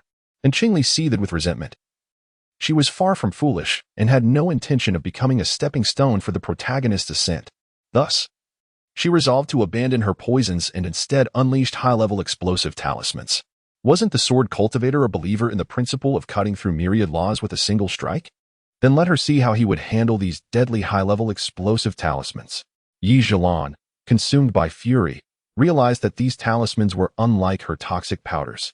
While the powders were indeed lethal, they dispersed slowly enough for her to evade their effects. In contrast, the talismans, propelled by spiritual energy, were launched with astonishing speed. Although she could cleave them apart with her sword qi, the explosive force of high-level talismans was sufficient to trouble even a nascent soul cultivator, let alone her, who was merely at the foundation establishment stage. As Qingli watched Yi Zhilan flee in disarray, her silver hair singed to a charred state, she felt an overwhelming sense of satisfaction. In her exhilaration, she hurled even more talismans at Yi Zhilan. The latter, in a state of utmost vexation, found her defensive robes in tatters, with even her ice soul sword suffering damage, marred by several tiny black spots. How could such a pristine weapon endure such humiliation? In her frantic state, Yi Zhilan seized a handful of high-level explosive talismans, which she had previously dismissed, and threw them at Qingli in a fit of rage, wishing for her immediate demise. A dozen or so high-level talismans encircled Qingli, detonating simultaneously and leveling the valley to the ground. The resounding explosions echoed for miles, creating tumultuous waves that surged skyward. Had it not been for her cloud-chasing boots, her singular directional teleportation talisman, and the simultaneous activation of both, Qingli would have likely succumbed to the onslaught of talismans. Even after narrowly evading the blasts, Qingli was left with her robes in shambles, bloodied from head to toe, and one arm violently torn away. What a tragic word it is. Yet at this moment, Qingli is filled with immense joy, unable to refrain from exhaling several breaths of foul air into the vast emptiness around her. Her heart brimming with delight, the true sword cultivator confronts enemies with nothing but the sword, solely the sword. Yi Zhilan, when you cannot prevail with your sword, you resort to throwing talismans to kill. How does that align with the revered portrayal of a genuine female sword cultivator in the original text? You are not. You, Yi Zhilan, are not. The wilderness is desolate, yet it is tinged with joy. Although it is called wilderness, it is merely the vast barren land within the mustard seed space. With such conduct, I need not regard you with any greater esteem. We are all merely false sword cultivators. Nothing more. Nothing more. Novels are indeed deceptive. Is there really a female protagonist who only uses her sword to repel foes? Yi Zhilan, you are not. You are not. The original text has excessively glorified you, and it cannot be trusted. It cannot be trusted. Since the appearance of the 1,000-year cold ice pearl, yet no more valuable complete cold stone has emerged, and although the ice spirit I has manifested, it does not stem from a bloodline awakening, and Qingli has long harbored doubts about the content of the original text. Characters' fates may indeed shift. Yet how could the objective truth differ so greatly? Now, with Yi Zhilan unable to confront enemies, resorting to talismans to kill, she has utterly shattered the original portrayal of Yi Zhilan, who only ever uses her sword to slay. Although Qingli harbors no fondness for Yi Zhilan, it is undeniable that this disdain is inevitably laced with a measure of respect for Qingli, who wields the sword as her instrument. deeply understands the challenges and valor of sword cultivators, always placing them in high regard. In the original text, Yi Zhilan is depicted much like the inheritors of the ice spirit sword from each generation, enduring the excruciating pain of medicinal baths from birth. By the age of 1, she stood upon a steep cliff, allowing the fierce winds to refine her body. At 3, she wielded her sword daily, striking no less than 10,000 times without respite. At 9, she entered the Tianyin sect, studying under a renowned master. With her singular sword, she vanquished her peers with ease, relying solely on her blade to confront adversaries, never resorting to external aids. Even in life-and-death situations, she never entertained the thought of abandoning her sword. Instead, she gripped it tighter, more resolutely. The ice spirit sword, nurtured within her dantian, would only emerge to claim lives, wielding decisive lethality and unwavering bravery, undoubtedly marking her as a true female sword cultivator. However, in the present day, it can be said that the final talisman wielded by Yi Zhilan has effectively dragged her down from her pedestal. And Qingli not only lost all respect for Yi Zhilan, but also, misled by the text for over a decade, could not help but feel contempt, thinking to herself, Yi Zhilan is nothing extraordinary. Furthermore, Qingli speculated about the origins of that book. She had reason to doubt that the author was either the past incarnation of Yi Zhilan herself, a close acquaintance, or perhaps a secret admirer who transcended realms to craft a biographical novel in her honor. Biographies, after all, often embellish and exaggerate. In any case, the true Yi Zhilan had diverged significantly from the character portrayed in the original text, leaving Qingli immensely relieved, a great weight lifted from her heart. Nevertheless, the overarching trajectory of the original narrative remains unaltered. The tenacity and insight of Yi Zhilan are beyond question. It is highly probable that she will ascend successfully. What Qingli must do is to continuously fortify herself, relying on her own abilities to survive. As for Yi Zhilan, she shall confront any battle that arises. Just because Yi Zhilan has lived longer and achieved greater prowess, does that diminish Qingli's worth? On her path of cultivation, Qingli is the unparalleled protagonist. Even if she were to fall midway, she would still be the central figure. Ha ha ha, in my tale, is Yi Zhilan not merely a supporting character? With a surge of ambition swelling within her, Qingli's spirits soared. Just as she was about to gesture grandly, she realized that her left hand, which she had pressed against her side, was gushing blood. To her dismay, she discovered that her right arm had been obliterated in the explosion, taking with it the storage ring that adorned her finger, reduced to mere ashes. Perhaps it was due to the excruciating experience endured at the Spirit Cuisine Pavilion that the loss of an arm felt like a trivial discomfort, hardly worthy of her concern. Fortunately, the essential items were safely secured within her mustard seed space. With a mere thought, she retrieved a bone restoration pill and consumed it. Almost instantaneously, a new arm began to sprout from the severed limb, indistinguishable from her original. The bone restoration pill is a 6th-grade elixir, obtainable only in the prestigious markets of Tianyin sect, yet its price had soared to exorbitant heights on the eve of the Fengyu secret realm. Initially, Mu Cheng had feared that Qingli might suffer grievous injuries, so he had prepared a dozen of these pills for her. Although her external wounds healed, the internal turmoil caused by the explosive force of the talisman left her organs in tatters, and her meridians were gravely damaged. The simultaneous detonation of 10 high-tier explosive talismans would draw blood even from a cultivator at the transformation stage. It appears that Yi Zhilan was quite generous, suggesting the Yi family had lavished all their invaluable treasures upon Yi Zhilan and Yu Tuesday. Otherwise, one would expect to find at least a 7th-tier talisman, or even a 6th-tier talisman, in the storage pouches of the other Yi family disciples. It is likely that those they did possess were specially bestowed by their direct elders. After all, this batch of dual spirit root disciples is expendable, and another batch will emerge in a few years. However, single spirit root disciples, especially those with mutated spirit roots, are not so easily produced. One need only look at the secular and family, who, despite vigorously encouraging procreation, have only produced a single water spirit root disciple in 6 centuries. Moreover, with treasures like the Ice Soul Eye and Ice Soul Sword, the Yi family would naturally spare no effort to protect Yi Zhilan. Had the other Yi family disciples been allocated more high-tier talismans, perhaps more of them could have escaped.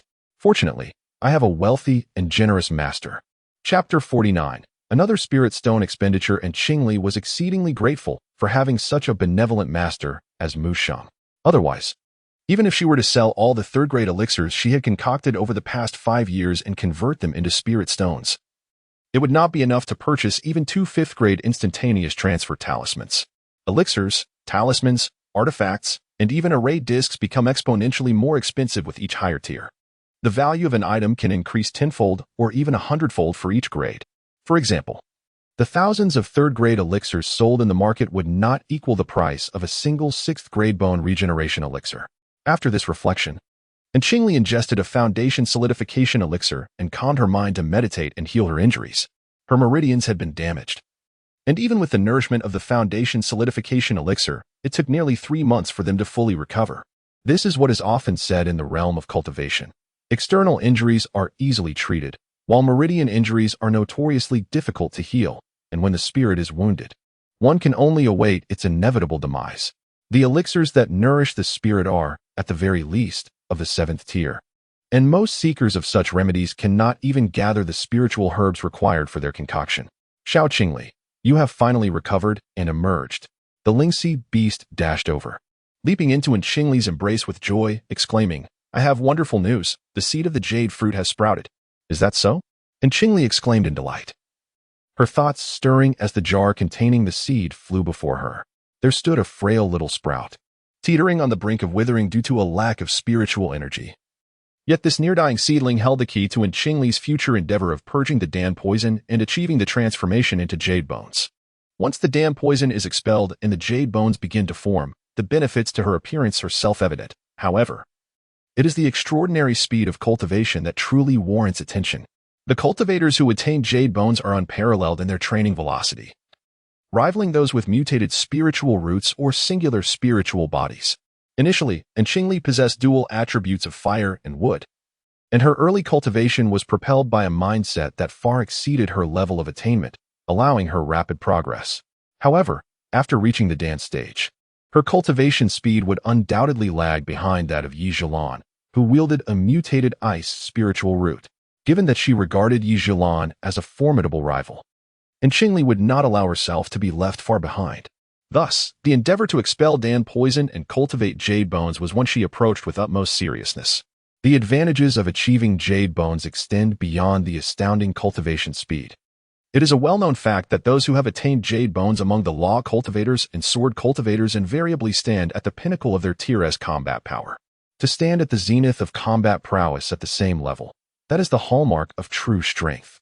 It is indeed the aspiration of every practitioner of both the and.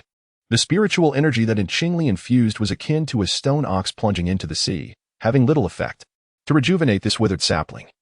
An abundant supply of spirit stones is essential, quite a substantial amount, indeed. Once again, she finds herself nurturing a gluttonous beast. A single has already reduced her, and the to impoverishment, further compounding her already meager finances. Even 2 high-grade spirit stones seem woefully insufficient, and Qingli cannot help but lament. Alas, it appears I am destined to be unable to retain spirit stones.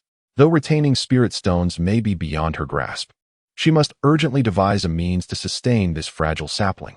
It is exceedingly delicate. Without a significant influx of spirit stones for its care, it is doomed to perish. Thus, Qingli, with the held in her mouth, transformed her appearance into that of an ordinary young maiden, donning the attire of a wandering cultivator. The identity of an independent female cultivator, boldly displayed, would undoubtedly attract numerous attentions from others. Moreover, she had always roamed alone, merely without the concealment of a stealth talisman. Transitioning from the shadows to the light, she eagerly anticipates those who would seek her out. Emerging from the mustard seed space, Qingli now presented herself as a solitary cultivator. Previously, while she sought treasures alone, she had avoided human encounters to prevent any complications that might hinder her quest. Now, she willingly approaches the throngs of people. The is vast for those cultivating the qi refinement and foundation establishment stages.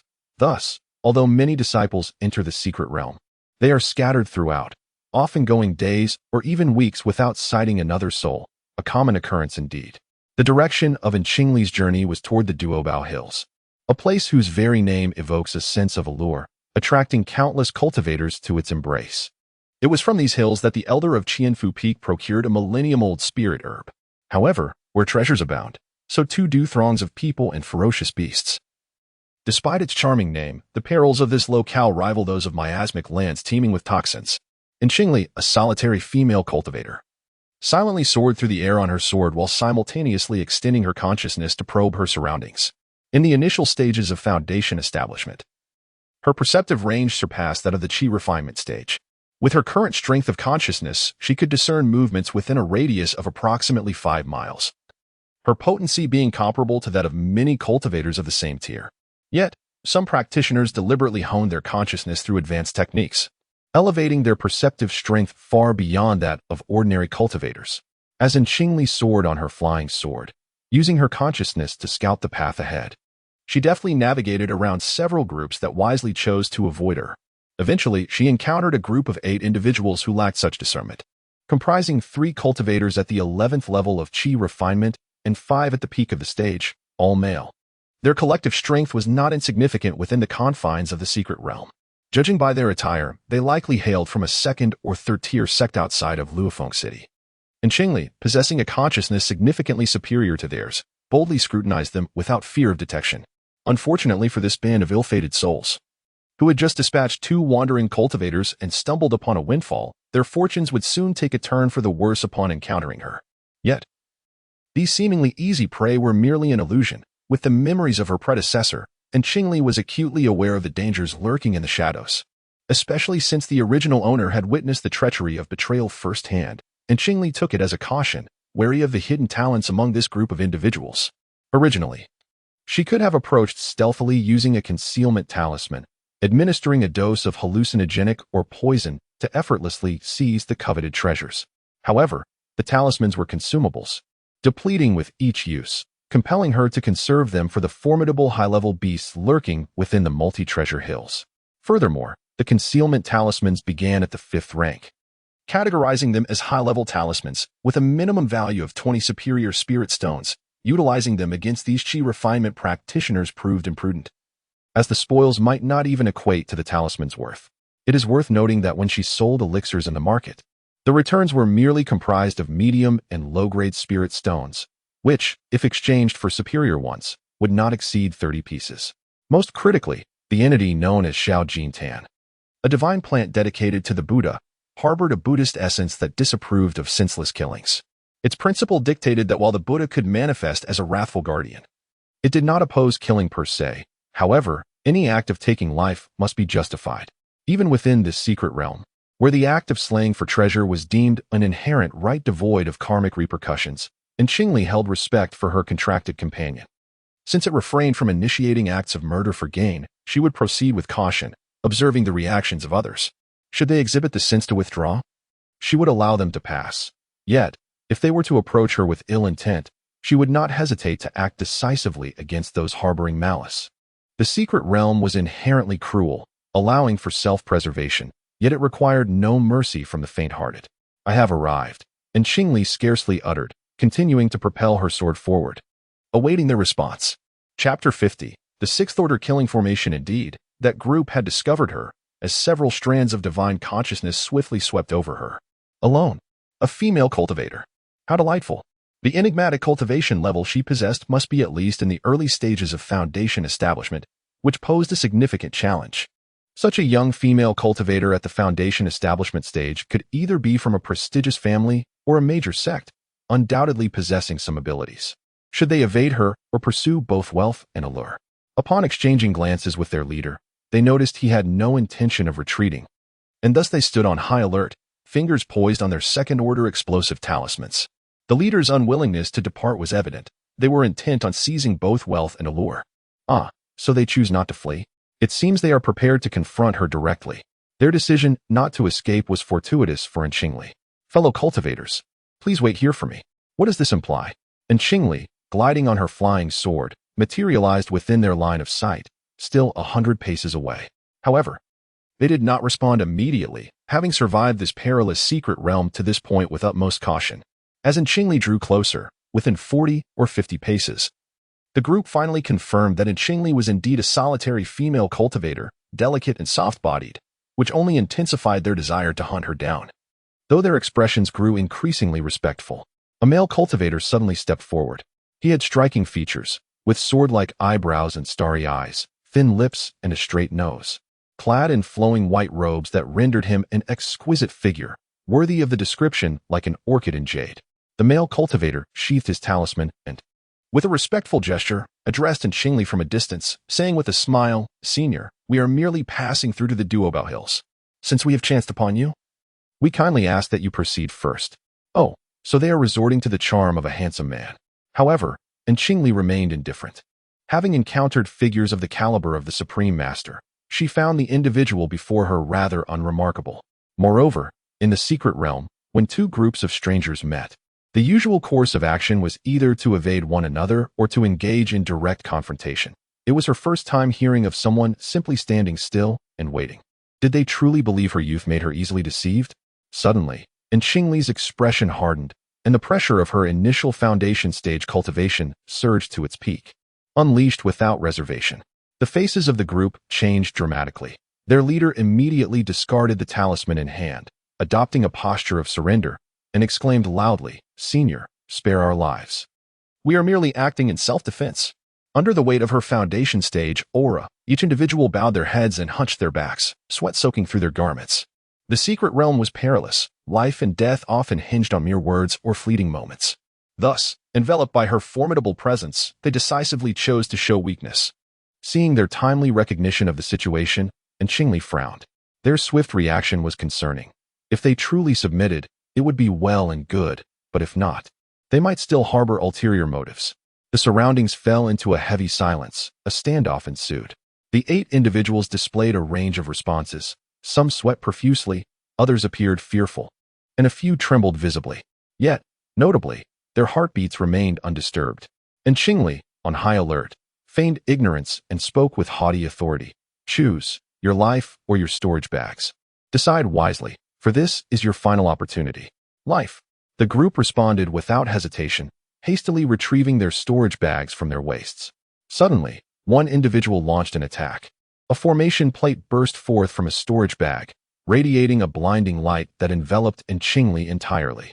Indeed, bound by the intricate formation, Qingli raised an eyebrow, realizing that one must never underestimate anyone. This group had been ensnaring her from the very beginning, waiting for her to walk into their trap. What of being a disciple from an esteemed family? No matter how formidable, one stands alone, merely at the foundation establishment stage. How could she possibly escape the 6th-tier killing array? This 6th-tier formation was one of the treasured artifacts of their sect, specially retrieved from the treasury by the sect leader to safeguard them. It could easily ensnare even nascent soul cultivators, let alone someone as minor as a foundation establishment practitioner. In their eyes, Qingli was undoubtedly a dead woman. Yet, they had grossly underestimated the disciple of a prestigious lineage and, indeed, Qingli herself. Their formation was inferior. Let them witness mine. Unfazed by the 6th-tier killing formation ensnaring her, Qingli found the composure to mock them. How brazen. The 8 individuals exchanged complex glances. After all, this was a 6th-tier killing array, a prized treasure of their sect. They had granted her 2 opportunities at life, yet she had chosen her own path to demise. Just as the last word left their lips, the 6th-tier formation sprang to life. Countless blade-like projections, sharp and tangible, spiraled into a colossal, sinuous dragon, aimed at Qingli to obliterate her. The 8 rejoiced. Once this dragon of 10,000 blades gained momentum, it would surely reduce any living being within the array to dust. Death was inevitable for her. Thousands of blades, fierce and filled with boundless murderous intent, rushed forth. A single strand of hair was silently severed, drifting down to rest upon her shoulder. Qingli's expression remained unchanged as she calmly produced a 7th-tier formation plate. With a gentle tremor, the plate released a thin veil of light, soft and clear like tranquil lake water, enveloping her entire being. Regardless of how fiercely the blades outside howled, Qingli, shielded by the luminous barrier, remained as steadfast as a mountain. Surely, they must be dead? The 8 individuals outside the killing formation could only behold the colossal, resplendent sword dragon, winding its way toward the insignificant ants. Yet, the dragoness had seemed to be obstructed by some unseen force, merely whirling in place, and even appeared to be dispersing, unable to advance further. This bizarre phenomenon was a sight they encountered for the very first time. Not yet. Qingli spoke softly, allowing you all to witness today what it truly means to navigate a 7th-tier slaughter formation. Among the myriad treasures bestowed upon her by her master, Mu Sheng, was a detailed jade slip outlining formation diagrams, a generous gift from the peak master of the 100 formations peak. She had thoroughly comprehended it with her divine sense, thus recognizing the 6th tier killing formation before her, understanding its operational mechanics, and knowing well that the formation required several breaths to accumulate energy. Hence, Qingli chose to indulge in a bit of superfluous dialogue. A 6th tier killing formation, with her current cultivation, could not be cleaved asunder by a mere sword, and employing talismans for brute force would be a wasteful endeavor. Instead, dismantling the formation with another formation would prove far more economical. Thus, Qingli produced a versatile 7th tier formation disc. This 7th tier disc activated the shape-following movement formation, and it bore a melodious name, the 7th tier Rui formation disc. In an instant, the 7th tier Rui formation disc quivered gently, enveloping Qingli in a vibrant aura, as if she were draped in a garment woven from the dawn's light, exceptionally resplendent. The myriad blades, having failed to penetrate, seemed to swell with indignation, whirling furiously and growing increasingly ferocious. It is time to subdue this. Qingli spoke with a calm demeanor, suddenly extending her right hand toward the massive blade, grasping the air with an ethereal motion. Before her, a shimmering veil coalesced into a robust, translucent arm, which swiftly extended forward. The hand at the end of the stout arm abruptly enlarged, grasping the shrieking blade like dragon, effortlessly squeezing it until it shattered into disarray. Subsequently, Qingli raised her fist in a powerful strike. The luminous veil on her right arm indeed materialized into a colossal fist, which surged upward with unstoppable momentum, colliding forcefully with the 6th tier array platform above her. With a series of resounding crashes, the 6th tier array, suspended in mid-air, trembled precariously, rendering it utterly helpless. The surrounding light prison flickered erratically, and the blades within could not solidify, with half dissipating like wisps of smoke. Qingli unleashed another punch. However, her cultivation level was still at the foundational stage, and her internal spiritual energy was insufficient to sustain the 7th tier array for long. Thus, she raised a wine jar with one hand to replenish her energy while the other clenched into a fist, unleashing raw power. The 6th tier array, being of sturdy material, could withstand considerable punishment, enduring 4 or 5 blows before it finally cracked. As the array fractured, the encompassing light prison dimmed completely, and was then seized by the colossal hand, forcefully dragged into Qingli's embrace. She sighed inwardly, realizing she had miscalculated the force, having rendered a valuable 6th tier array useless. Without hesitation, she swiftly erased the consciousness imprint from the array and unceremoniously stored it within her storage ring. Although the array was ruined, the materials used in its crafting could still fetch a handsome price, and Qingli's strikes were executed with remarkable speed. From the moment she struck to the shattering of the array, only 4 or 5 breaths had passed. As for his remaining companions, sensing the impending danger, they had already taken flight on their swords, fleeing several hundred feet within mere moments. Did they think they could escape? Qingli sneered coldly, her fists clenched, creating fleeting shadows in the air as she struck out rapidly in 8 directions. Instantly, the luminous barrier surrounding her coalesced into 8 slender arms that pursued the 8 individuals. Just as they were about to close in, the fists at the end of those arms suddenly swelled, resembling massive iron hammers, crashing down upon the heads of the 8. Perhaps, upon sensing Qingli's presence, they should have fled without a second thought. Or perhaps, when faced with Qingli's ultimatum, they should have prudently chosen to forsake their riches in exchange for their lives. Qingli afforded them no time for remorse. With a resounding crash, her colossal fist struck down, stirring up clouds of dust. The world fell silent, leaving only a few lifeless bodies on the ground. Once entering the secret realm, one must accept the consequences of life and death. Moreover, they were hardly innocent, having harbored murderous intent towards me from the very beginning. Had it been another solitary female cultivator, they would have long since become souls lost within their ranks. Qingli snorted coldly, her fingers curling as the fists formed from the luminous barrier shrank into small hooks, snatching at the storage bags of several individuals, drawing them into her grasp. After securing the storage bags, and with her spiritual energy nearly depleted, Qingli consumed a fire spirit fruit wine to swiftly restore her vitality. She then took flight to a secluded area, cast out a defensive array plate, and slipped into her mustard seed space. Before she could even begin to sort through her spoils, little golden tanature trembled with shimmering leaves, expressing heartfelt satisfaction. No wonder it is you with whom I have forged a pact. You possess an abundance of lethal instruments. You could have stirred chaos within this secret realm, recklessly plundering at will, yet you have only targeted those who dared to scheme against you. With kindness in one's heart, one refrains from harming the innocent. Between you and me, there exists a bond, one that is destined by the heavens. Do not flatter me. It is only because of you that I have elevated my principles and boundaries. After a brief pause, Qingli raised an eyebrow and remarked, "You, my friend, seem more inclined to forge a bond with the Buddha. Are you certain your choice to be with me is not influenced by my family's wealth?" Xiaojinan, with a hint of guilt, chuckled softly. "It is a bit of both. There is indeed a divine will at play, and one cannot defy it. After all, it is fate that has brought you before me. The heavens have orchestrated our profound symbiotic contract, subtly stirring my resolve. The world of cultivation is ruthless. Whether this is a blessing or a curse remains uncertain." And Qingli could not help but sigh lightly. "Of course, it is a blessing," Xiaojinan asserted confidently. "The ways of heaven cannot be easily deceived. Those who take lives and seize treasures will inevitably bear the consequences of their actions. The notion that one can kill without consequence in secret realms is merely a delusion perpetuated by cultivators themselves.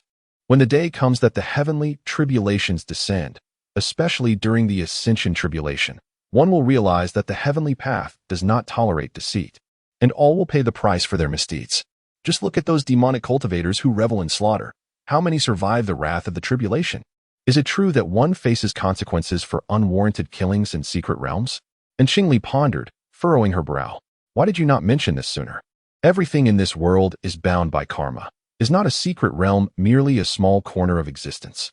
How could one escape its reach?"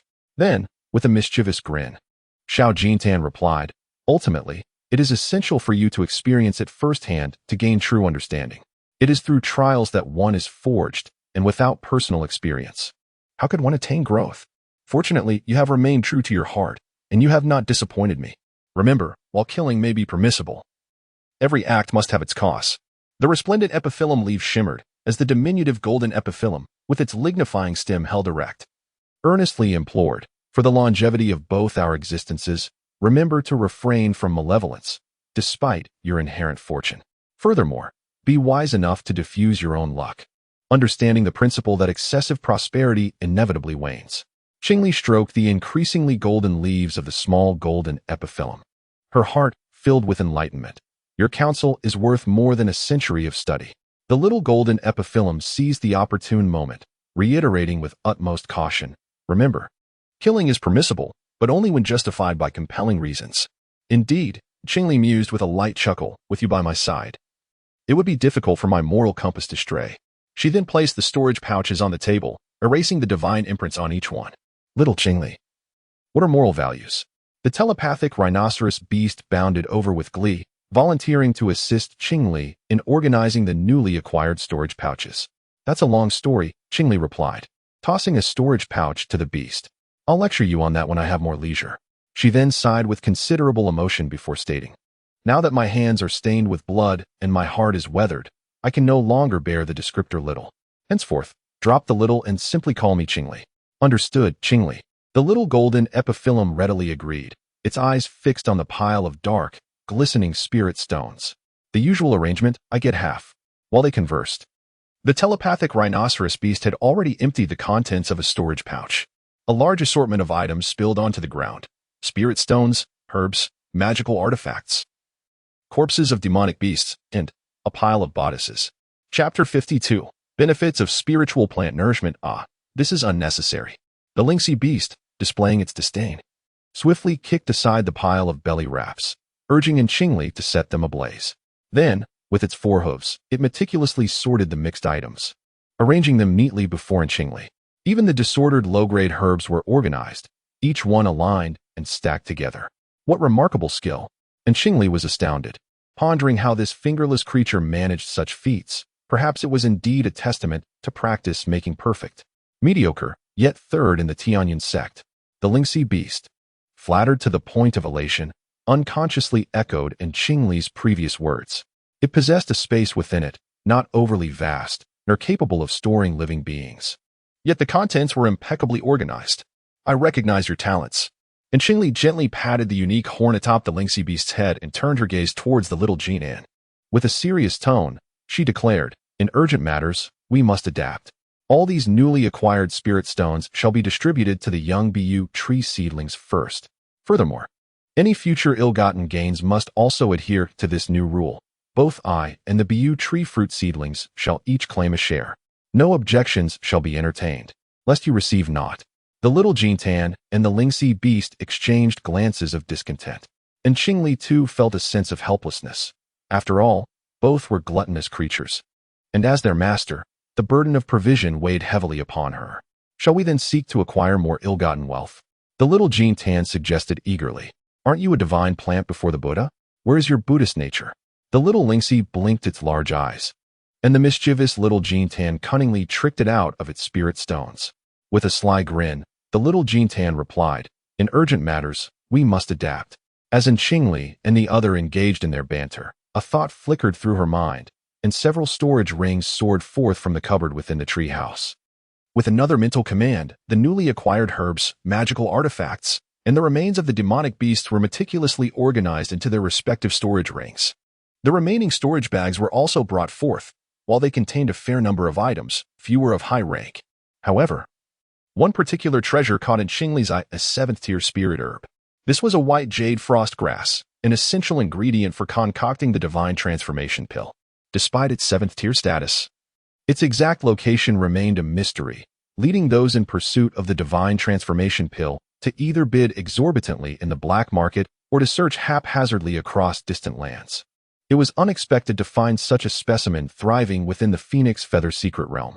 Yet, the guardian beast protecting this 7th-tier spirit herb was undoubtedly formidable, far beyond what a mere 6th-tier killing formation could easily vanquish. It seemed plausible that this 7th-tier spirit herb had been seized from another by that group of treasure hunters. No wonder the prevalence of murder and treasure theft in this secret realm. Acquiring even a single valuable item could lead to overnight fortune. Regardless, this 7th-tier spirit herb would only be of use once she ascended to the rank of 7th-tier alchemist, rendering it currently superfluous. It would be wiser to present it to her master, ensuring its utility. Should her master find it unnecessary, it could be auctioned in the black market, where such treasures would undoubtedly be fervently sought after by those formidable figures in the late Yuanying stage. However, the young seedling proved to be exceedingly greedy, soon growing dissatisfied with the trickle of spiritual energy provided. The jade tree, inherently requiring a high concentration of spiritual energy as it thrived near the rare Ro Lu spirit mine, could not be satisfied with such meager offerings. Within less than half an hour, tens of thousands of low-grade spirit stones were utterly depleted, reduced to mere powder. Aching with the monotony of shaping spirit stones, and Qingli felt like a mere puppet, yet her inner spiritual power surged relentlessly. She then resorted to using mid-grade spirit stones as sustenance, frantically channeling them into the seedling. Before half a day had passed, several thousand mid-grade spirit stones were exhausted. To Qingli's astonishment, the minute impurities contained a trace of medicinal toxins, an effect usually achieved by the jade fruit or a 9th-grade jade pill. Although she had not cultivated using elixirs, she had accumulated a fair amount of medicinal toxins from taking Gabindan pills for healing. Could this mean that if she persisted in cultivating with the jade fruit seedling, she could nourish it with spirit stones each time, thus initiating her grand undertaking of achieving jade bones ahead of schedule? Indeed. The jade fruit seedling was a 9th-grade spiritual plant, the highest grade on the borderland continent. Its wood-based spiritual power feedback was naturally unparalleled by ordinary high-grade spiritual plants. Such mutual benefit, with such significant advantages, filled Qingli with joy. Truly, for cultivators, wealth, law, companionship, and land were indispensable, with wealth being spirit stones. Although costly, the effects were swift. No wonder powerful figures emerged from great aristocratic families and sects. Using spirit stones to aid cultivation was indeed so delightful. Not only delightful, but also fast. No wonder her lazy master, Mu Chong, was able to shatter his core and attain infancy at the age of 300. Aside from elixirs, spirit stones must have been of great help. Spirit stones. The higher the cultivation level, the more spirit stones were needed. Having experienced the benefits of spirit stone cultivation for the first time, and Qingli, who had always been somewhat financially constrained, yearned for spirit stones more than ever. She desperately needed spirit stones for the 9th-grade jade fruit seedling and for herself. Qingli, should you acquire the spirit stones, do not forget about me. In another room of the treehouse, Xiao Jintin trembled, the leaves rustling in a gentle cacophony. Through their contractual bond, she communicated with Qingli, her excitement palpable. who claimed that on the borderland continent the pinnacle was the ninth-tier spirit plants. Have you truly forgotten about this magnificent divine plant of mine? With a mere thought. And Qingli summoned the small Jintan, which had been planted in a wine vat, to her side and inquired, "What do you mean by that?" "I am indeed a divine plant, and the mundane spirit plants of the lower realms cannot even begin to compare, as there exists a vast chasm of distinction between them and the celestial plants. You have yet to fully grasp my worth." Chapter 53. Treated as prey Shao Jintan's additional worth? And Qingli listened intently. This indeed holds merit. And Qingli nodded in acknowledgement, admitting that the cultivation technique was rudimentarily crafted by her ascended ancestors and had not undergone meticulous refinement, which is why it had remained tarnished for millennia. As a thought crossed her mind, and Qingli contemplated whether the coarseness of the supreme cultivation technique was intentional. After all, since the ascension of their ancestor, the Yin family's fortune had declined. That ancestor was adept in the art of divination, and if the techniques left behind were too superior and intricate, the preservation of their lineage might be jeopardized, not to mention the potential calamity of extermination that could ensue, leading to irreversible regret. Shao Jintan, however, was unconcerned with the intentions of the ascended ancestor and continued to boast, "A fine steed must surely be paired with a splendid saddle, as the paramount of divine flora. A veritable apex even in the celestial realms. Should you harness my essence for cultivation, not only will your bones and meridians be nurtured, but your very soul shall be invigorated. There will be no further need to diligently practice soul-forging techniques, as your divine consciousness will naturally coalesce and your spiritual perception will be heightened. Crucially, by cultivating through me, your spiritual roots will be nourished, particularly your wood's spiritual root. It can also nourish spiritual roots." The spirit rhinoceros curiously rushed over, listening to Little Golden Lotus display its abilities. Of course, Little Golden Lotus couldn't help but tremble its leaves, showering the room with golden light. Fire spiritual roots are hard to say, but with wood spiritual roots, as long as there are enough spirit stones, nourishing 6/10 of your wood's spiritual root to 10/10, allowing you to become a wood spirit body, is entirely possible. Can a wood spirit body coexist with other spiritual roots? Little spirit rhinoceros's round eyes were full of curiosity. Those wood spirit bodies, water spirit bodies, and the like mutated spiritual roots, are very overbearing and will not coexist with other spiritual roots. Innate ones certainly cannot, but acquired ones are entirely possible. Little Golden Lotus guaranteed with the credibility of a divine plant. The rare chaos spirit bodies of ancient times were the coexistence of 5 spiritual bodies. Qingli, work harder to get spirit stones so we can become wood spirit bodies first. Moreover, in Little Golden Lotus's view, there is no distinction between the advantages and disadvantages of spiritual root attributes, whereas the wood attributes attack weak. As long as the cultivation techniques are appropriate, the wood attributes attack has many tricks. For example, Qingli has probably never seen the wood attribute spells that take away life. Shao Jintan spoke eloquently, while Qingli listened attentively, her heart fluttering with excitement. How could it not? After all, this was a celestial-level technique, complemented by top-tier divine flora. Such a remarkable synergy could potentially elevate her rather ordinary wood spirit root into a wood spirit body within a century or two. It appeared that those favored by the heavens were numerous. Certainly, Yijilan was not the sole recipient of such grace. However, the crux of the matter had emerged: spirit stones, an abundant supply of spirit stones. The current cultivation realm was far inferior to that of ancient times, where spiritual energy was abundant, and everyone seemed to possess spirit stones for their cultivation. Nowadays, the imperative was clear: she must first acquire spirit stones to nurture the jade sapling. Thus, she transformed her appearance and ventured forth alone once more. And Qingli, having altered her visage, made no effort to feign weakness or ostentation. She remained an unremarkable solitary female cultivator, traversing the skies on her spirit sword. Her destination was still the treasure hillocks, and along the way, she would take care of those ill-fated souls who dared to approach her. As a lone female cultivator, it was reasonable to assume that many would seek to rob her. Those willing to bite the bait were welcome to try. With Shao Jin and by her side, seeking low-level spirit plants became a task both effortless and rewarding. After her breakthrough to the foundation establishment stage, a vast expanse of barren land had emerged in her mustard seed space, allowing her to transplant any spirit plants she encountered, regardless of their value, without hesitation. Throughout her journey, she encountered several groups of people. However, they were exceedingly cautious.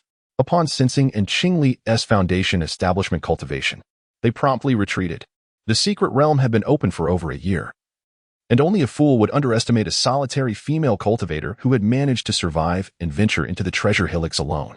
However, there are those daring individuals emboldened by their exceptional skills. As previously mentioned, the mystic realm has been open for over a year, and those at the pinnacle of Qi training, who suppressed their cultivation to enter, have gradually broken through to the foundation establishment stage. Consequently, the number of foundation establishment cultivators in this realm has steadily increased. Some teams even boast more than one or two such cultivators, placing them at the apex of the food chain. Weaker teams, if unfortunate enough to encounter these formidable groups, are essentially doomed. Thus, in the pursuit of cultivation, luck is an indispensable element. In Qingli, as the prey was targeted, it was a team of 5, 4 at the initial stage of foundation establishment and 1 at the great perfection of Qi training.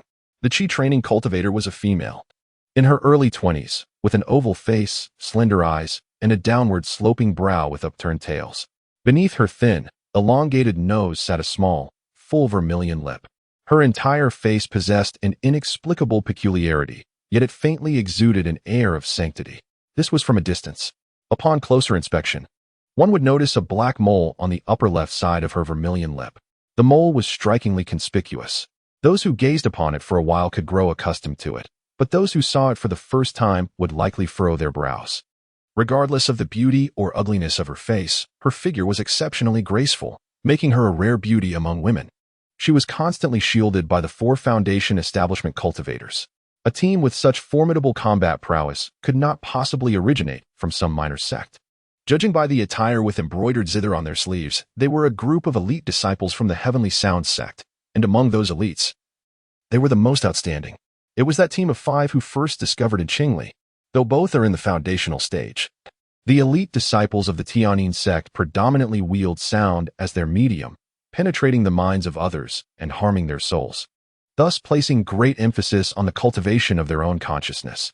Among them, the leader, a man of robust stature with a square face, large eyes, and thick brows, exudes a formidable presence. He has surpassed the age of 40, yet the intensity of his consciousness far exceeds his cultivation level, reaching the late foundational stage. It seems he has deliberately slowed his advancement in cultivation over the years, solely to enter this phoenix feather secret realm. The leader's consciousness swept over the unsuspecting in Qingli, and he crossed his arms, sharing a knowing smile with his companions. To have survived until now without hiding, one must be a plump lamb.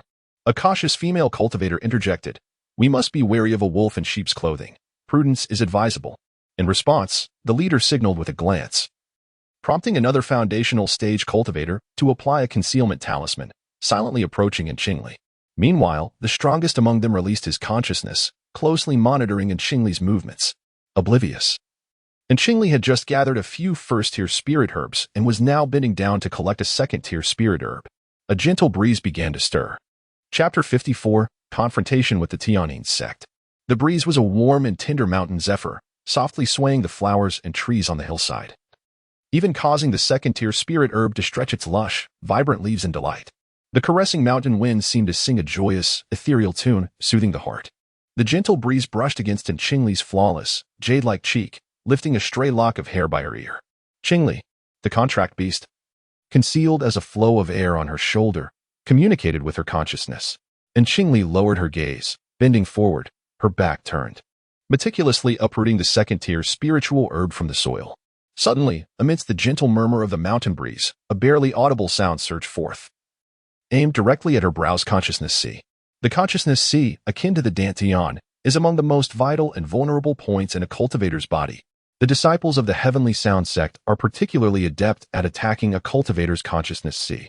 Startled by the ambush, and Qingli promptly summoned her spiritual energy shield, deliberately orienting herself away from the concealed assailant, brandishing her sword and bellowing into the air. If a fellow Taoist has come, why resort to such sneaky tactics? Hiding in the shadows and lacking the courage to reveal oneself? The concealed individual merely sneered from the darkness, recognizing her foolishness and failing to discern their position. Since the initial strike had missed its mark, it was merely a matter of wasting a little energy to send her off. An ambush, after all, is well suited for talismans. Though their effective range is limited, they must be thrown at close quarters for surprise, and the thrower must be swift enough to avoid potential harm from their own projectile. A burst talisman was hurled forth. With a thunderous explosion, a resounding roar echoed as dark crimson flames erupted, billowing thick black smoke that rapidly spread, obliterating the surrounding flora. Even the second-tier spiritual herb in Qingli's grasp was reduced to ashes.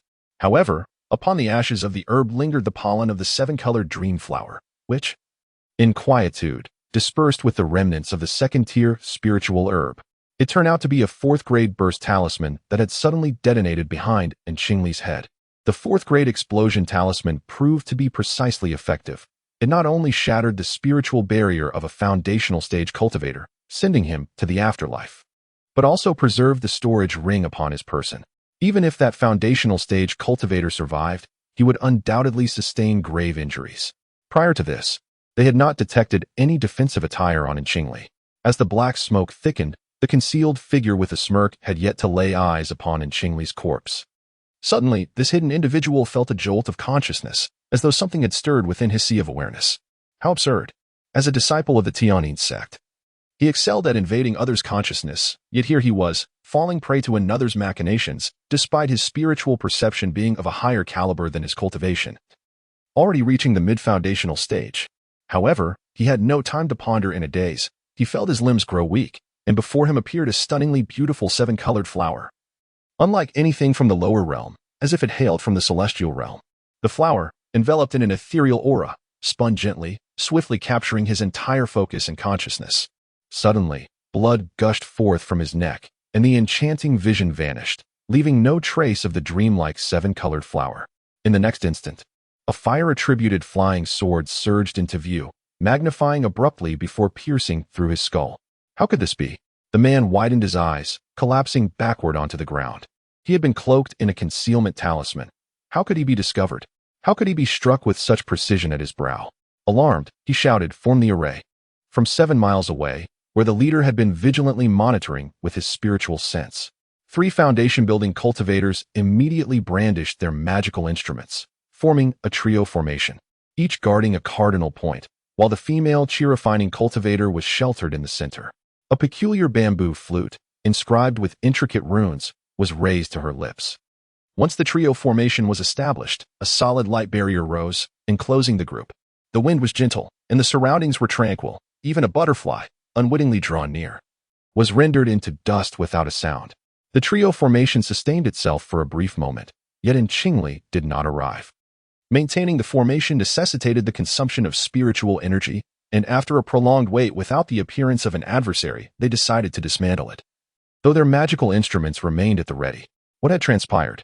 After a moment, the sheltered, chi-refining female cultivator spoke up, being the first to lower her bamboo flute, prompting the other 3 foundation-building cultivators to likewise retract their magical instruments. That hefty sheep had actually discerned the concealment talisman, and, paradoxically, had applied it upon herself, slaying junior brother Meng to seize his storage pouch before fleeing. The leader, Xiao Qingji, wore a grim expression, his anger palpable. Yet he was baffled as to how she had penetrated the concealment talisman and so effortlessly dispatched junior brother Meng. Had junior brother Meng truly perished? Some gasped in disbelief, pondering how a foundation-building practitioner, with a spiritual consciousness surpassing their cultivation level, could have failed to notice an assailant cloaked in a concealment talisman approaching for the kill.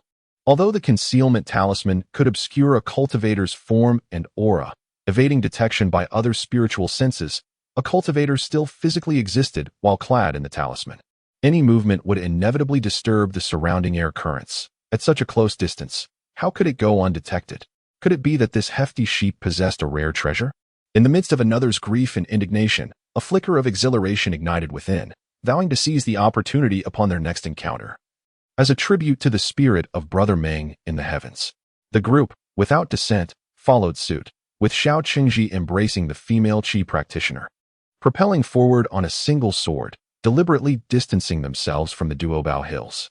And Qingli, cloaked in an invisibility talisman, gradually returned, sword in right hand and talisman in left, with poison concealed between her fingers.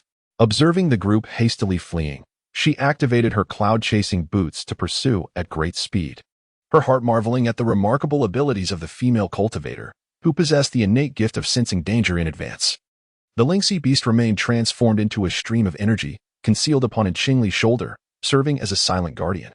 poised to defend with its singular horn when the need arose. Now a fourth-tier demon beast, it equated to a human cultivator at the late Foundation establishment stage. In fact, when the Tianyin sect's practitioners first detected in Qingli, the Lingxi beast had already sensed their presence and promptly alerted her.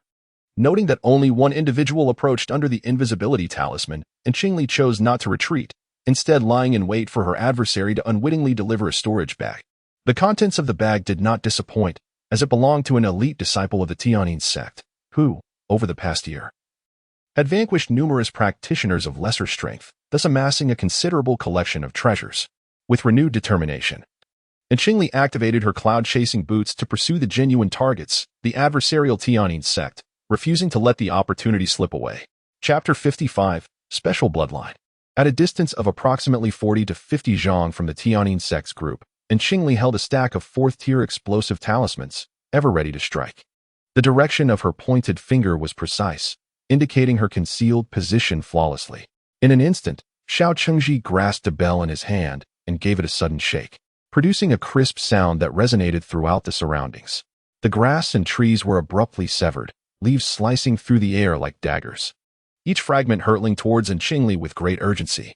Hundreds of blades of grass coalesced into a magnificent green sphere of light, each leaf imbued with the formidable power of the bell artifact, their momentum rivaling that of superior magical instruments, swift and relentless, not to be underestimated. And Qingli's eyes narrowed as he swiftly summoned his flying sword, executing a series of cuts and evasive maneuvers. Yet it took but a few moments for the group to escape several hundred zhang away. Truly, they were the esteemed disciples of the Tianyin sect, formidable indeed. Among the disciples of the Tianyin sect, the female cultivator who could foresee danger was undoubtedly a significant figure. And Qingli then sought counsel from the small Jean Tan within the treehouse, humbly inquiring, how could that female cultivator possess such abilities? Is it due to her bloodline awakening? The small Jean Tan pondered for a moment, rummaging through ancestral memories before responding. If it is indeed a bloodline awakening, she is likely of the Witch clan. Which clan? And Qingli raised an eyebrow in astonishment. That was a powerful ancient race, thought to have perished long ago. It is no wonder the Tianyin sect flourished. It seems they harbor such extraordinary individuals among their ranks. There are always remnants of bloodlines scattered across certain small worlds. The small Jean Tan continued, moreover, those capable of awakening their bloodlines typically possess a high purity, indicating they are of great fortune. Could it be that she is yet another favored child of destiny? The Tianyin sect, the foresight female cultivator, the bell artifact. And Qingli fervently searched his mind for connections among these keywords, finally gleaning a thread of insight from the bell artifact. The owner of the bell-shaped treasure, Xiao Chengji, is one of Yu Zhilan's admirers and a descendant of the illustrious Xiao Mingyi, the master of the Tianyin sect. He hails from a collateral branch of the family, thus making him a nephew of the male protagonist, Xiao Cha-Chen. Ah, yet another suitor of Yu Zhilan, and from a rival sect at that. How tragically poetic. And Qingli, shaking her head, momentarily cast aside thoughts of the Xiao family from Tianyin sect as she foraged for herbs on her way to the Duobao Hills. The Duobao Hills stand in stark contrast to the endless prairie. One is rich in spiritual energy and abundant in treasures, while the other is barren and yields little. The closer one approaches the Duobao Hills, the more cautious the cultivators become.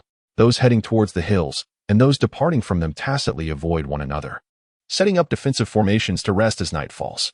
The outskirts of the Duobao Hills are bustling with people.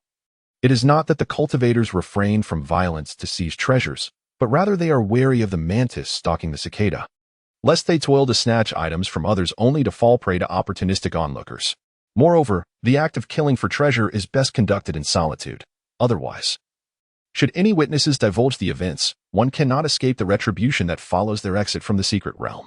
3 major sects, along with 7 or 8 first-class families, and the elite disciples from various second- and third-rate sects and families, have all made their presence known near the hills. Groups of 3 or 5 mingle, while solitary figures keep their distance, familiar parties staying close while strangers maintain their separation, each faction clustering together, composed of formidable individuals with their own strengths. In the event of a true confrontation, the outcome remains uncertain. Disguised as a rogue cultivator, and Qingli, surrounded by formidable foes, appeared relatively vulnerable. She feigned a gesture at her waist, summoning 2 blood-sucking bats from her spatial pouch, which flanked her as guardians.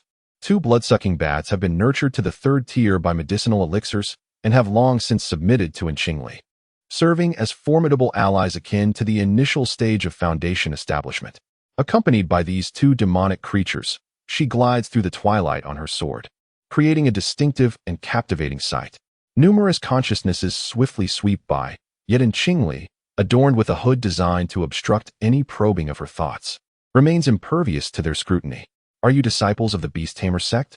Within the defensive formation, a familiar cultivator sends a message to the Beast Tamer sect. This sect ranks at the pinnacle of the second-tier sects, choosing not to compete for resources in falling Phoenix City, but instead establishing dominance in the Southern Realm's second-largest city, which has been renamed Beast Tamer City due to their formidable influence.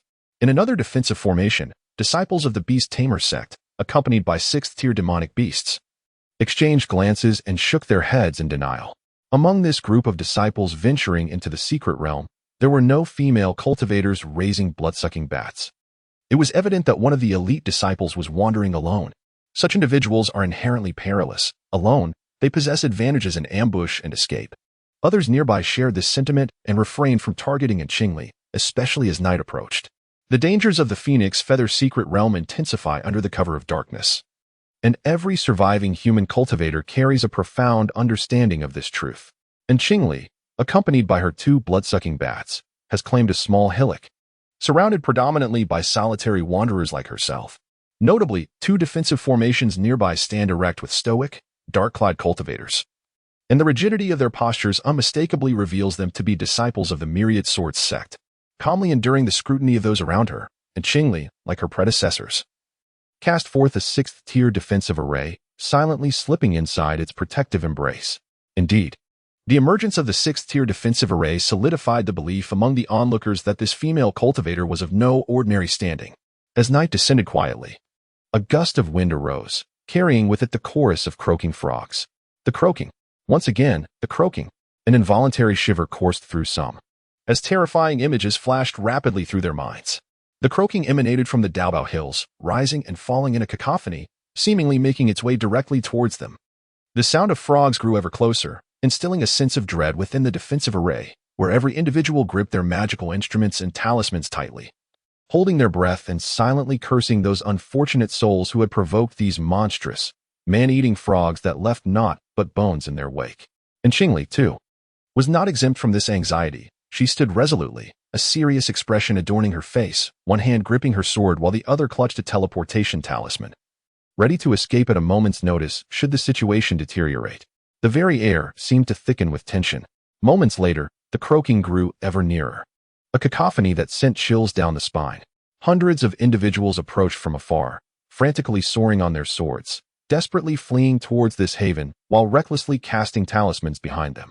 To understand the gravity of the situation, one must trace back to dusk when a group had seized spirit herbs guarded by the monstrous beasts, only to find themselves relentlessly pursued by these creatures. In a frantic chase that spiraled into the night, the first giant-mouthed frog made its appearance. With a resounding croak, the first giant-mouthed frog heralded the arrival of the second, followed swiftly by the third, fourth, fifth, and sixth, until the 100th, the 200th. And eventually, an uncountable horde of frogs emerged, converging upon them in droves. The horde of monstrous frogs relentlessly preyed upon their victims, ensnaring more individuals in their wake. Among those recuperating at the periphery of the hills, Qingli and his companions were poised to become the next casualties. Chapter 56. The Hunting Grounds Yet. The path ahead appeared increasingly barren, as a cacophony of frenzied croaks approached with alarming speed, threatening to envelop them in a dire predicament. "Friend, help!" One individual, finally catching a glimmer of hope, harnessed his spiritual energy to shout desperately, his form stained with blood, whether his own, that of a comrade, or the remnants from the monstrous frogs remained uncertain. Had they possessed even a single teleportation talisman or a defensive array, they would not have been reduced to a state of frantic despair akin to a hunted animal. These colossal frogs were indeed ferocious, their pale skin glistening coldly, with wide, gaping mouths adorned by loose, flabby flesh beneath. Standing merely 3 inches tall, their mouths, when agape, resembled grinding stones, exuding a foul and rancid odor. They swarmed in dense numbers, leaping with tremendous force, covering distances of 2 to 3 zhang in a single bound, fixated upon their prey with an insatiable resolve. Within moments of the desperate cries for help, The severely wounded individuals lagging behind fell victim to the onslaught of these giant frogs. A multitude of the creatures converged to partake in the feast, and in an instant, the ground bore witness to several fresh white bones, the blood having been licked clean, leaving a hauntingly stark display. The atmosphere grew increasingly oppressive, thick with the nauseating scent of blood. Was there still hope for salvation? Perhaps mercy was a more fitting plea. The members within the defensive array seethed with frustration, their teeth clenched in resentment as they longed to implore these fleeing souls to alter their course, directing the lethal giant frogs elsewhere. Dozens of these malevolent creatures had already bounded into the confines of the defensive perimeter, threatening to seal their fate. "Senior brother, help me."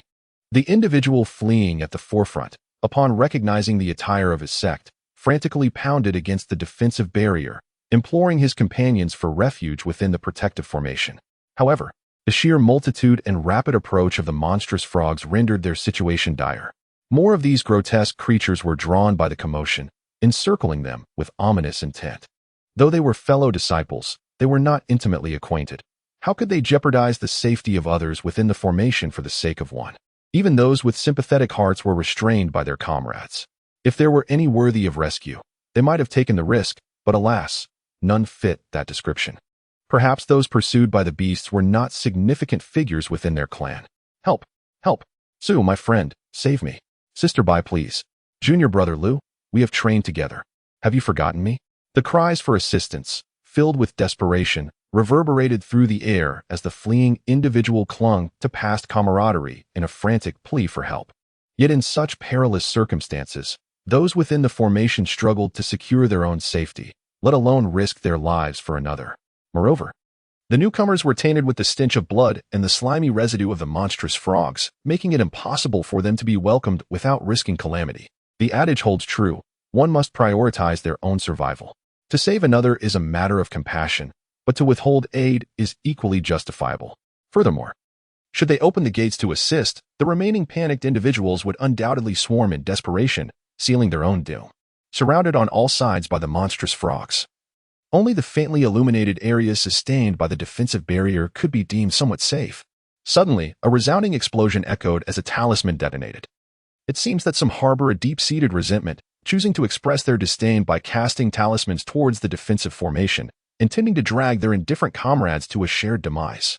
A series of thunderous explosions ensued. Others, emulating this behavior, unleashed their pent-up rage and helplessness upon those who refused to render aid. And Qingli's defensive array was situated within the territory of the solitary wanderers, where few sought salvation, yet it remained impervious to a red-eyed male cultivator who hurled 2 fourth-tier explosive talismans in a fit of fury. Fortunately, her defensive array was of the 6th tier, rendering it unscathed by the 4th-tier talismans. However, the encroaching horde of demon frogs multiplied exponentially, swarming like locusts. The demon frogs converging from all directions had formed a menacing encirclement, transforming the vicinity into a veritable hunting ground. Leading the charge were 5th-tier demon frogs, with 1st-tier frogs eager to partake in the feast. They leapt and bounded as if they were white jade fleas. The cacophony of croaks echoed ominously, reminiscent of a death knell, each sound urging the living towards their end. Within the defensive array, the occupants simmered with hatred for those who had instigated this calamity while attempting to drag them into the abyss. In a fleeting moment, the ground became littered with a few more skeletal remains. Many, left with no recourse, could only flee in bitterness, relying on their explosive talismans to carve a bloody path to escape. Yet, the demon frogs thrived. A single brood could yield thousands of tadpoles, making their numbers ever more formidable, leaving little hope for an easy escape. The sounds of talisman detonations were drowned out by the raucous croaking of the frogs. The hunting ground was a chaotic tumult. The 5th-tier demon frogs appeared to serve as commanders, the 4th-tier frogs as generals, while tens of thousands of 2nd and 3rd-tier frogs formed the backbone of the assault, with countless 1st-tier frogs acting as reckless foot soldiers, undeterred by the imminent peril. In the midst of a desperate struggle for survival, the monstrous frogs rampaged with reckless abandon, occasionally colliding with the serene defense barrier. And Qingli's 6th-tier defensive array remained relatively sturdy, offering temporary safety. As long as they remained still until dawn, the crisis could be averted.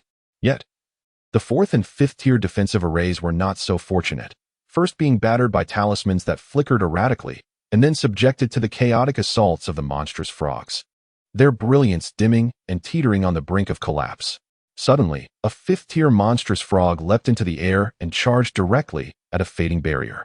The individuals within the array were struck with horror. How could this giant-toothed beast, known for preying on the living, have discerned their presence while they stood motionless, scarcely daring to breathe? With this fifth-tier frog leading the charge, the others seemed to receive a signal, mimicking its behavior and relentlessly darting towards the barriers. Some even clung to the surface of the dim barrier, gnawing at it like silkworms. And Qingli was equally alarmed. Her sixth-tier barrier was now swarming with cold, white, giant-toothed frogs of varying tiers. The sounds of their incessant gnawing sending chills down her spine. These second- and third-tier frogs lacked full intelligence, acting under the command of the fifth-tier leader. The defense barrier flickered between light and darkness, requiring constant replenishment of spirit stones to maintain the array's operation. However, after half an hour, a team finally ran out of spirit stones, and the defensive barrier vanished without a trace. Without the protective array, the individuals were gripped by a lingering sense of trepidation, each tightly clutching their magical artifacts, standing erect. After all, the colossal mouth of the demon frog was still a frog, seemingly only interested in moving prey. If they remained still, might it? But there was no room for speculation. Mortals often spoke of the wisdom that came with age, and in this case, the fifth-tier demon frog was akin to an ancient ancestor among its kind, having existed for 4 to 5 centuries. With its century-spanning hunting frenzies, it had long since recognized that the delectable treasures lay hidden within the formidable light barrier. Thus, the instant that barrier dissipated, it extended its vividly crimson tongue and swept it forward, indifferent to whether its prey moved or remained motionless. Chapter 57, Counterattack Constrained by its Bloodline. The colossal-mouthed demon frog could ascend to a maximum of the 5th tier, with 4th-tier specimens being exceedingly rare. The vast majority could only attain the 3rd tier. Much like ordinary mortals, typically living no more than a century, individuals reaching the ages of 80 or 90 were seldom seen. Only those with extraordinary bloodlines could rise to the 8th or 9th tiers and even transcend to face the tribulations of ascension. Thus, it was indeed unfortunate for Qingli and her companions to encounter an ancient and cunning 5th-tier demon frog, capable of deliberately breaching the light barrier to hunt its prey. That night was destined to be a purgatory. The colossal-mouthed demon frog collided with the light barrier, then settled upon it, incessantly gnawing. The defensive barrier cracked and sealed, only to crack again. Yet the 5th-tier demon frog joined the fray, thrashing its elongated tongue against the barrier with resounding impacts. The rate of the barrier's repair could not keep pace with its deterioration, and ultimately it shattered one after another. Realizing that the 5th-tier demon frogs were not to be underestimated, no one harbored any illusions. Almost at the very moment the barrier shattered, the individuals within the formation immediately summoned their spiritual energy, preparing to scatter and flee. Yet, these were 5th-tier demon frogs. Comparable to human cultivators in the early stages of the Golden Core, their speed so swift that it rendered the fledgling cultivators, mere ants in comparison, powerless to escape. With a flick of its tongue, the frog ensnared those slower individuals, savoring them with a few gratifying chews, leaving only bones behind, which it then spat out with a splatter, reminiscent of a human consuming fish and discarding the bones. For those who had narrowly escaped, the moment they moved, they found themselves targeted by 2nd and 3rd-tier demon frogs. The 2nd tier was akin to late-stage qi refinement, while the 3rd tier equated to early-stage foundation establishment. They were not easily dealt with. Thus, a multitude of demon frogs surged forward, leaping into the air to devour the fleeing prey. The human cultivators, at most early-stage foundation establishment, could hardly contend with dozens of demon frogs attacking simultaneously. Although the cultivators possessed talismans, they were not infinite. And after a wave of demon frogs was dispatched, another wave rushed in, as if the onslaught would never cease. Fight. In the cacophonous night, someone drew in a deep breath, raised their voice in a rallying cry, and voluntarily lowered the defensive formation, wielding dual hammers to strike out. Fight. Echoed another. For this night was destined to be one of action. Remaining within the formation would only lead to its collapse. Breaking through a bloody path would still see them relentlessly pursued by the demon frogs, rather than awaiting inevitable demise. It was far better to unite their strength and battle until dawn. Fight! Fight! Fight! A swordsman clad in black stood like a pine tree, his blade flashing with breathtaking speed. As he wielded his sword, the arm drew afterimages in the air, and with a single stroke, the sword's aura extended several feet. In its path, A fourth-tier demon frog failed to evade in time and was cleaved through the head by the sword's energy. He entrusted his back to another swordsman in black, who wielded a heavy sword with equal swiftness and strength. With a single swing, he carved a straight, blood-stained path littered with corpses. As disciples of the 10,000 Sword sect, they devoted themselves solely to their swordsmanship, comprehending their own sword intent, and honing their speed and power to the utmost. Much like a small pebble, which possesses little destructive power when endowed with unparalleled speed and might, it can become an unstoppable force, splitting mountains and shattering stones. The principle that one sword can break myriad laws embodies this concept. Speed and strength are fundamental. Thus, daily practice of slicing and striking with their swords is an essential part of their training. Meanwhile, a group of disciples from the Heavenly Sound sect gathered to set up a large spiritual power array. Each individual played their instrument, producing melodious music that resonated through the array, creating a stark contrast to the surrounding gruesome environment. The cacophony of demon frogs gradually subsided, and some were even drawn towards the alluring melodies, with first and second-tier frogs swaying their heads in a trance-like state, utterly captivated by the sound. The disciples of the Heavenly Fate sect, on the other hand, displayed a myriad of tactics. The talisman masters from the Talisman Peak naturally utilized their runes, being adept in crafting talismans. While they could not claim mastery over high-tier talismans, they had ample runes to deal with second- and third-tier demon beasts, ensuring their endurance until dawn posed no significant challenge. The disciples of the Array Peak are formidable, not merely relying on the Array disc to fend off adversaries like in Qingli, but treating this place as a testing ground. They skillfully deploy array flags to create dynamic formations, positioning themselves within the array, swiftly altering the positions of the array flags. As the monstrous frogs leap towards them, they eliminate one with each assault, and when swarmed, they dispatch them en masse. The disciples of the Instrument Peak wield powerful artifacts bestowed by their masters and seniors, rendering the second- and third-tier beasts unable to approach them. As for the disciples of the 10,000 Methods Peak, their numbers are plentiful, with the 5 elemental spells of gold, wood, water, fire, and earth taking turns to shine. Some also utilize magical artifacts to combat the monstrous frogs, creating a dazzling spectacle of colors. Moreover, they view the alchemical tools, talismans, and formations of the 4 peaks as a reservoir of supplies, possessing various treasures bestowed by their elders. Many of their hidden talents remain unutilized as the relentless tide of monstrous frogs continues to surge from the distance, making it impossible to eliminate them all. The only strategy is to fight and drag it out until dawn. Among the disciples of the 10,000 Methods Peak, one with a lightning affinity stands out remarkably. Raising an arm toward the sky, he summons several bolts of lightning, striking down upon the nearby white-skinned monstrous frogs, leaving them charred and paralyzed. Indeed, at the onset of battle, with their spiritual energy reserves ample, the 3 major sects and several first-rate families appear somewhat composed. However, it is believed that within half an hour, even the disciples of these prestigious lineages will face the same fate as those from the second- and third-rate sects and families, succumbing one by one to the jaws of the monstrous frogs. After all, they face not just 1 or 2 of these creatures, but an uncountable swarm that overwhelms them, blocking both their paths forward and retreat. The majority can only engage in combat where they stand, each contending with the perils surrounding them. "Qingli, what about us?" A gentle voice inquired from her shoulder, the little spirit. The 5th-tier demon frog seemed engrossed in striking the light barrier, and it was drawing closer to them. The battle was fierce. The demon frog's speed in breaching defenses was astonishing, and sustaining the protective formation demanded a considerable number of spirit stones, resources I presently lacked. A thunderous sound erupted. It turned out that Qingli had the advantage of a 7th-tier wishful formation, akin to donning a defensive garment rivaling the finest treasures. With a sudden, forceful punch, she sent the demon frog hurtling away, which had been relentlessly assaulting her.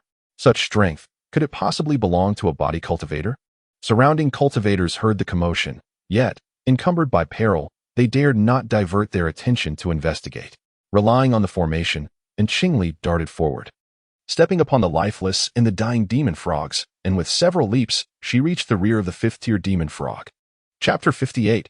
A startling appearance of Qinghuan. The 5th-tier demon frog extended its tongue towards a wobbly 5th-tier defensive light barrier. Beneath the barrier, a swarm of low-tier demon frogs gathered, aiding in the relentless gnawing. The expressions of those within the barrier were filled with terror, their hearts racing to the brink of their throats. To them, The extending tongue of the fifth-tier demon frog transformed from mere creature to a harbinger of doom from the underworld. Coincidentally, most individuals within the formation hailed from second-rate families allied with the clan, similarly dependent on the Tianyan sect. And Qingli had previously provided her with character jade slips. And the original owner recognized several among them, notably a dear friend and a romantic interest.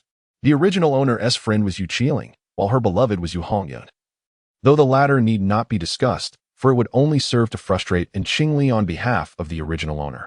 With her right arm extended, Qingli suddenly struck forward. The luminous screen affixed to the right arm swiftly coalesced into a transparent arm, which shot forward with remarkable speed. The palm at its end suddenly expanded, growing as large as a fan, and forcefully struck down upon the back of the 3-inch-tall fifth-tier demon frog. True to its fifth-tier status, the frog reacted swiftly. Sensing the imminent danger, it leapt aside in an instant, landing several yards away, before turning to glare back with rage, its bulging eyes wide open. The transparent hand, having missed its target, slammed into the ground, reducing a dozen demon frogs to mere pulp. However, without delay, Qingli waved his left arm again, his fingers transforming into claws, reaching out to seize the fifth-tier demon frog. The creature nimbly bounded to evade the grasp. While Qingli's right arm followed closely behind, yet it still failed to capture the elusive frog. After all, being a fifth-tier demon frog endowed it with astonishing leaping ability and reflexes that surpassed Qingli, who was still at the nascent foundation stage of his cultivation. By the time Qingli initiated his strike, the demon frog had already anticipated the move. Although the arm conjured from the luminous screen was swift to the frog, Qingli's actions appeared sluggish and inadequate. Qingli furrowed his brow. Indeed, his cultivation level was insufficient, lacking the necessary speed in his attacks. A more straightforward analogy would be likening it to a child wielding a firearm. While the gun is formidable, with bullets that possess incredible speed and lethality. If the trigger is pulled slowly, the target can still evade. The array functions like the firearm. The conjured arm resembles the bullet, and to the demon frog. Qingli appeared as that child, his movements too slow to be effective. But I shall not be defeated by you. Qingli's expression shifted abruptly as she downed a large gulp of spirit fruit wine, feeling as if her spiritual energy would burst forth. In an instant, several arms materialized, each broad as a half-foot wide plank, sweeping over the 5-tiered old frog with overwhelming force. If speed was not on her side, she would instead expand her area of attack, testing whether her reach surpassed the frog's ability to leap. The old frog let out a startled croak, clearly intimidated. To think it would flee. Yet, it was a formidable presence at the array's peak. Within the defensive formation, the rescued members of the Yu family trembled with excitement. This individual had traversed a sea of demon frog corpses to save them. Such a profound act of kindness could only be the work of someone from the Tianyan sect. Qingli cast a glance at Yu Qiling, the original owner's dear sister, a girl of deep loyalty, whose fate had been rather tragic. But wait, who was that? A sudden jolt of realization struck Qingli. Standing beside the Yu family members was a shorter figure. Was it Qinghuan? Perhaps not. Qinghuan was supposed to be tending to the family's herbs, as Qi Jin had explicitly informed her at the Spirit Cuisine Tower. How then could she appear in the Fenyu secret realm? Moreover, given Qinghuan's triple spirit roots, she would only possess a cultivation level of the 9th layer of Qi refinement at this moment. What right did she have to enter the Fenyu secret realm? No, that could not be Qinghuan. The former Qinghuan had always exhibited a timid demeanor. Yet the Qinghuan within the defensive formation had swiftly regained her composure after the ordeal, a stark contrast to the feeble character of the family's own Qinghuan. Moreover, within that formation, Qinghuan sported a male hairstyle and donned a male crown, intentionally refraining from concealing her feminine traits, merely adopting a masculine guise. Hence, Qingli failed to recognize her at first glance.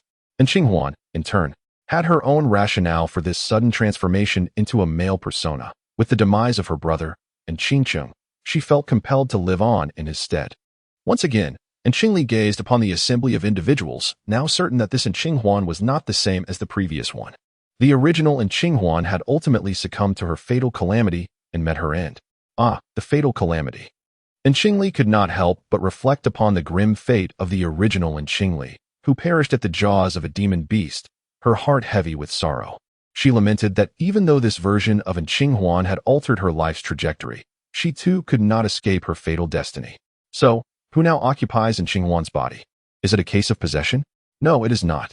Xiao Jintan, sharing a spiritual connection with Qingli, manifested its own spirit for the first time, appearing as a diminutive figure of soft golden hue, no larger than a palm. This tiny golden figure entered Qingli's sea of consciousness and gazed outward through her eyes. A few days prior, within the storage pouch of a core disciple of the Tianyin sect, there lay a significant quantity of spirit stones, amassed through the likely slaughter of many, fortuitously collected by Qingli after claiming the life of its owner. These spirit stones had greatly aided Xiao Jintan, which was on the verge of breaking through to the third tier. Not a case of possession, Qingli turned away from Qinghuan and departed, simultaneously combating the demon frogs while making her way toward the disciples of Tianyin sect.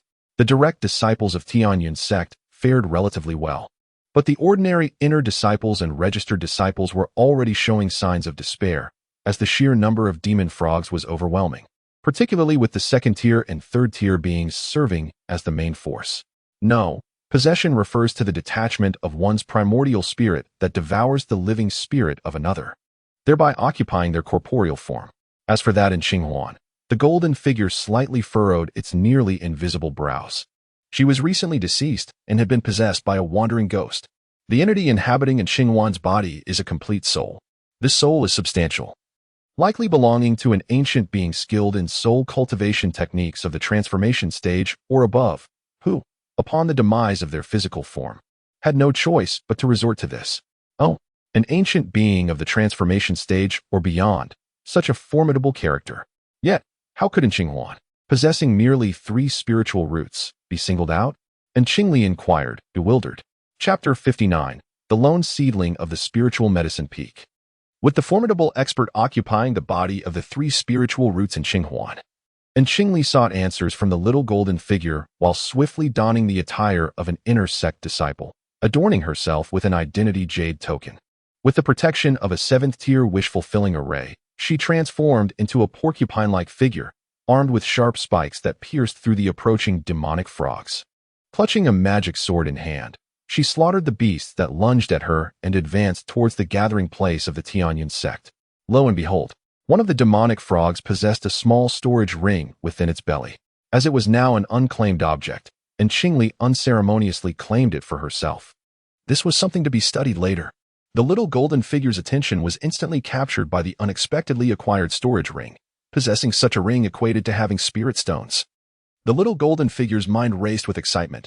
Qingli, hurry to the Tianyin sect and finish the task swiftly, then we can gather spirit stones.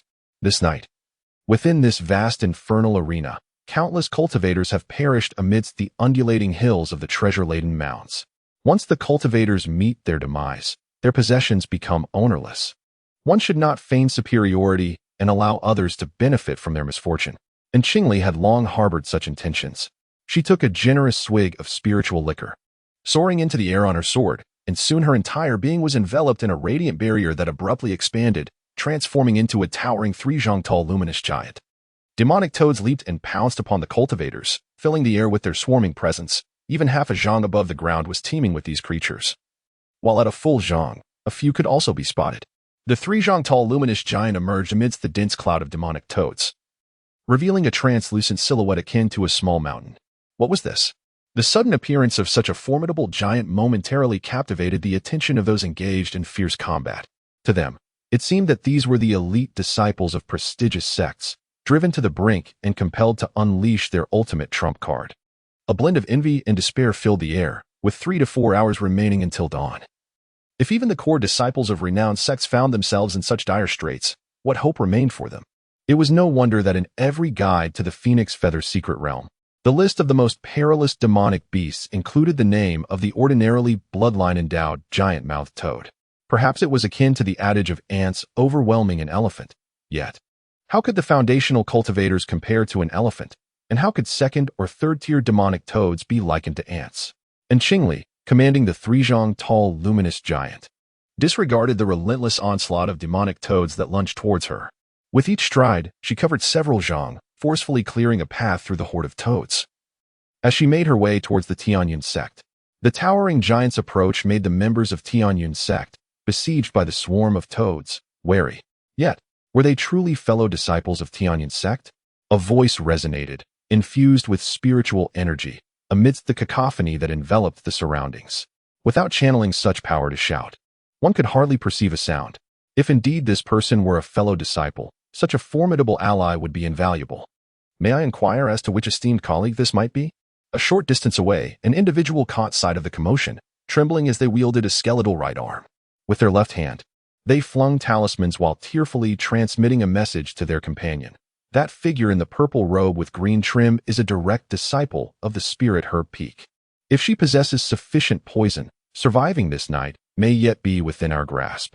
Do the spirit herb peak's timid disciples possess the fortitude to enter the secret realm? Some were struggling with fatigue, consuming restorative elixirs, when a few monstrous toads suddenly lunged at one's back. A quick-thinking companion hastily cast a talisman to intercept the creatures. Yet one managed to evade the defense, clinging to the leg of the afflicted individual, its mouth gaping wide like a grinding wheel. Sinking its teeth into the fleshy part of the cultivator's rear, a shriek of agony echoed forth, originating from a beautiful female disciple.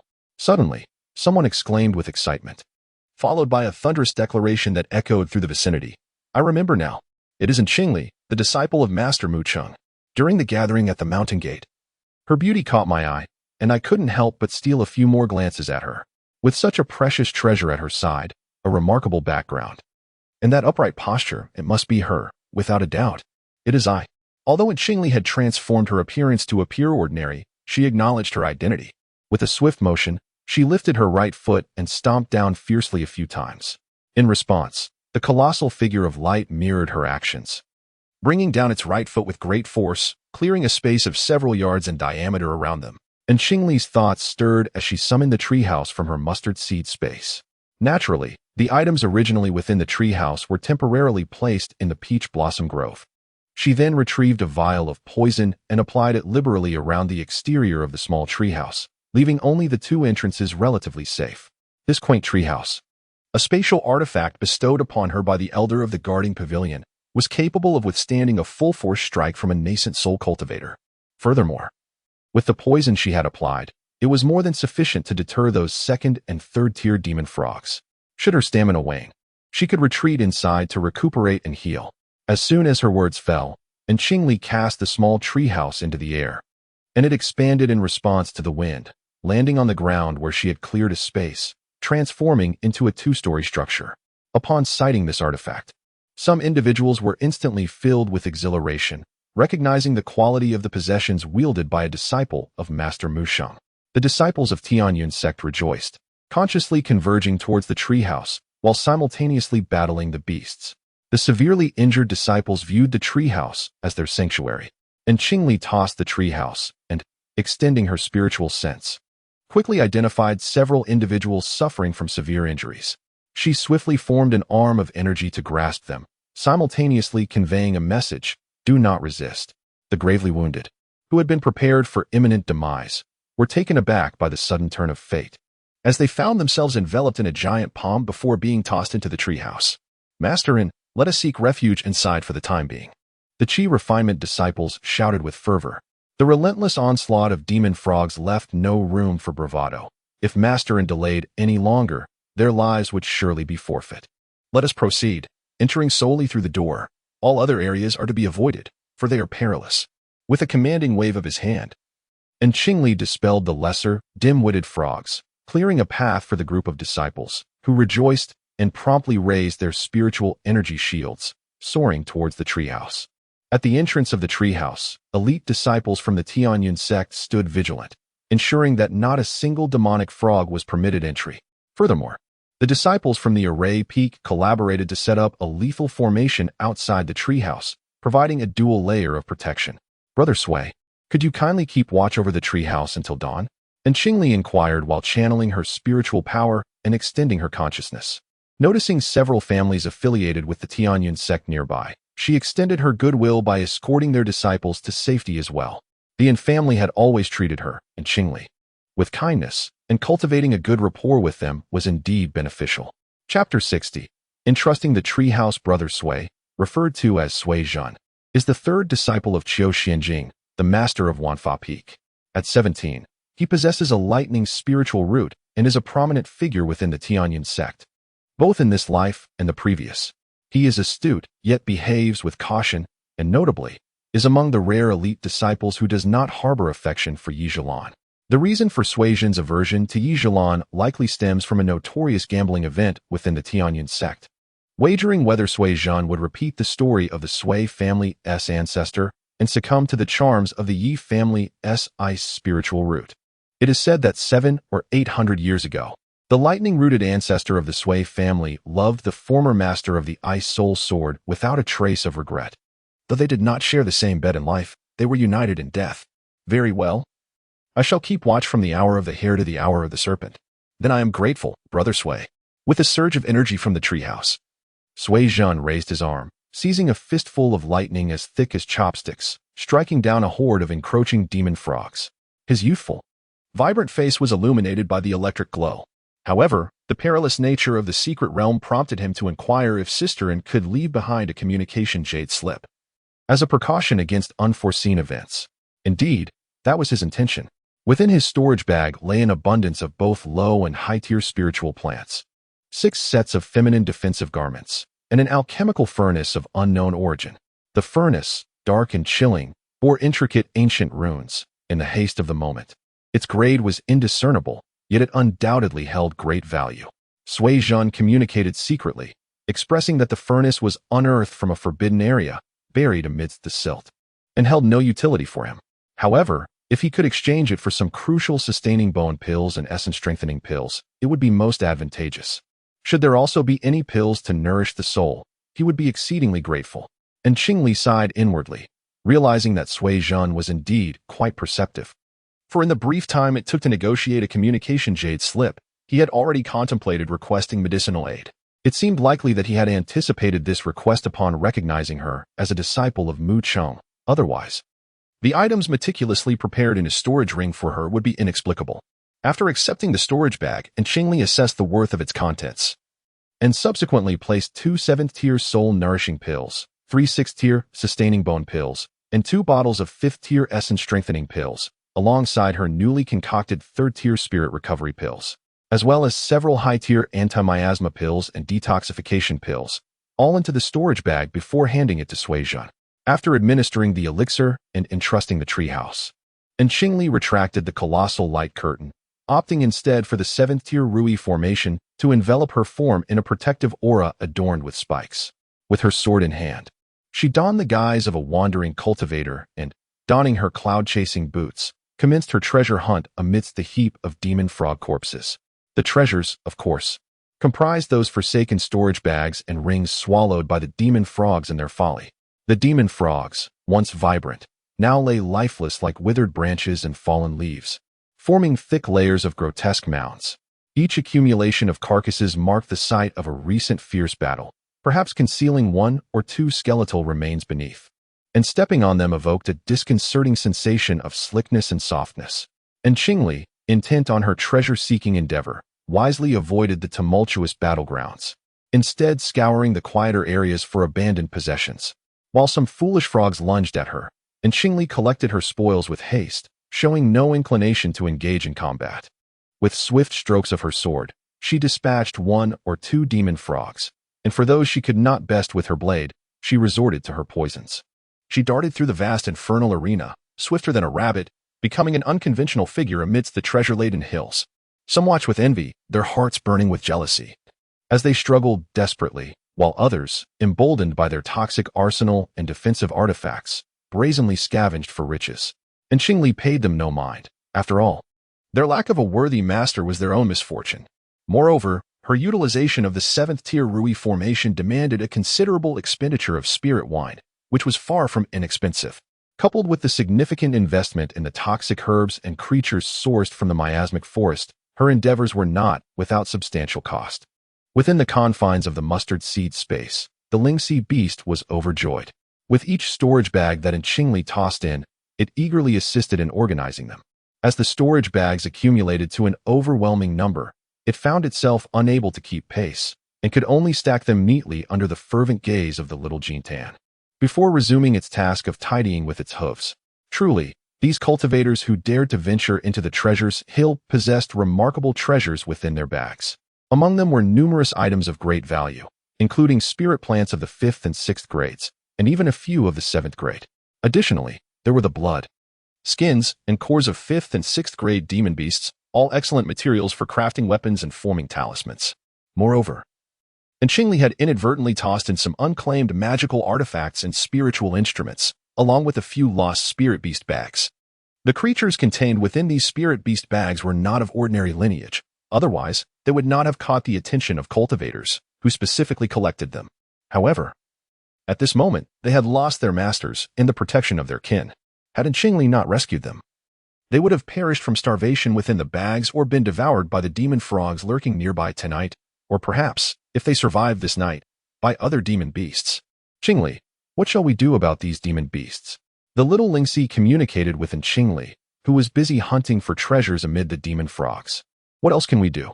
We can exchange them for spirit stones. For now, we shall keep them safe, Qingli replied, wielding her sword to slay a demon frog, preparing to rescue a small tiger that was frantically fluttering away from its pursuer. She had a peculiar bond with tigers. First with the formidable Tying Zijing tiger that nearly claimed her life, and now with this little thunderwing tiger. Its dark blue fur was adorned with a pair of soft little wings on its back, fluffy and tender. The little Lingxi would surely adore it. The diminutive thunderwing tiger appeared to have only recently entered the world, its frail physique suggesting it may have been born prematurely. It seemed that a group of cultivators, taking advantage of the mother tiger's weakened state during her labor, had slain her to seize her offspring. This grim conclusion was drawn when the Lingxi discovered the mother tiger's mangled corpse, cruelly marked by the sharp blades of its assailants. Its body riddled with traces of explosive talismans, save for the abdomen, which remained unscathed yet bore a long, deep gash. When Qingli first encountered the tiny tiger, it was attempting to emerge from the spirit beast pouch, likely driven by hunger in search of sustenance. Unfortunately, it soon fell victim to an ambush by demonic frogs. The bond between a beast and its master often hinges on fate. Sometimes, the creature and the cultivator share an innate affinity, akin to the connection between her and the Lingxi beast. At other times, the cultivator may assert dominance through sheer force, compelling the beast to acknowledge them as its master, thus forming a master-servant contract. This little thunderwing tiger, however, having just entered the world, had likely yet to find a suitable match, showing no signs of having formed any contract, not even with Qingli. The exception to this was the Lingxi beast, which the young tiger seemed to adore, viewing it almost as a maternal figure, while the Lingxi reciprocated its affection for the tiger's soft fur. Consequently, the Lingxi beast, neglecting the organization of its storage ring, opened its mouth and expelled a small, brown jar.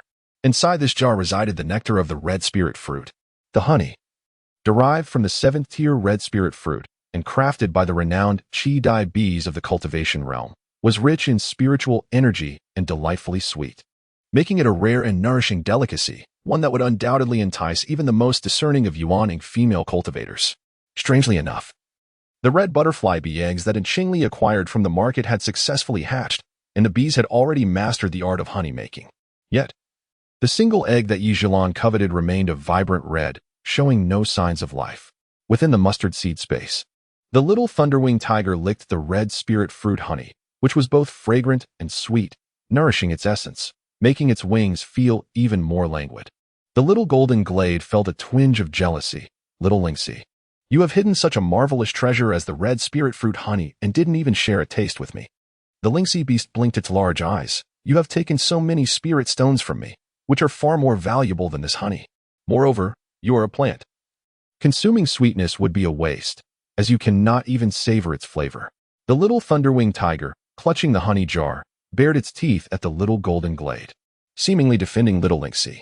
When Qingli had rescued it, it had exhibited the same fierce demeanor towards her, appearing both endearing and fearsome, unwilling to let her approach. Who says I am merely a plant? I am a tree, a divine tree. The little golden glade shook its increasingly robust branches, dazzling the little thunderwing tiger to the point of squinting its eyes. Besides, you, me, and Qingli are one entity. This cub is an outsider. In the future, if you acquire something precious, you must think of nurturing me first and not share it with others. Who says the little thunderwing tiger is an outsider? The little Lingxi nestled against the soft fur of the thunderwing tiger, cheerfully asserting, since Qingli found it, we are family now. Moreover, it can fly and summon thunder and lightning. it will become formidable in the future. Thousands of years ago, its ancestors could even transcend calamities and ascend to the upper realms. Keeping it will surely assist Qingli in the days to come.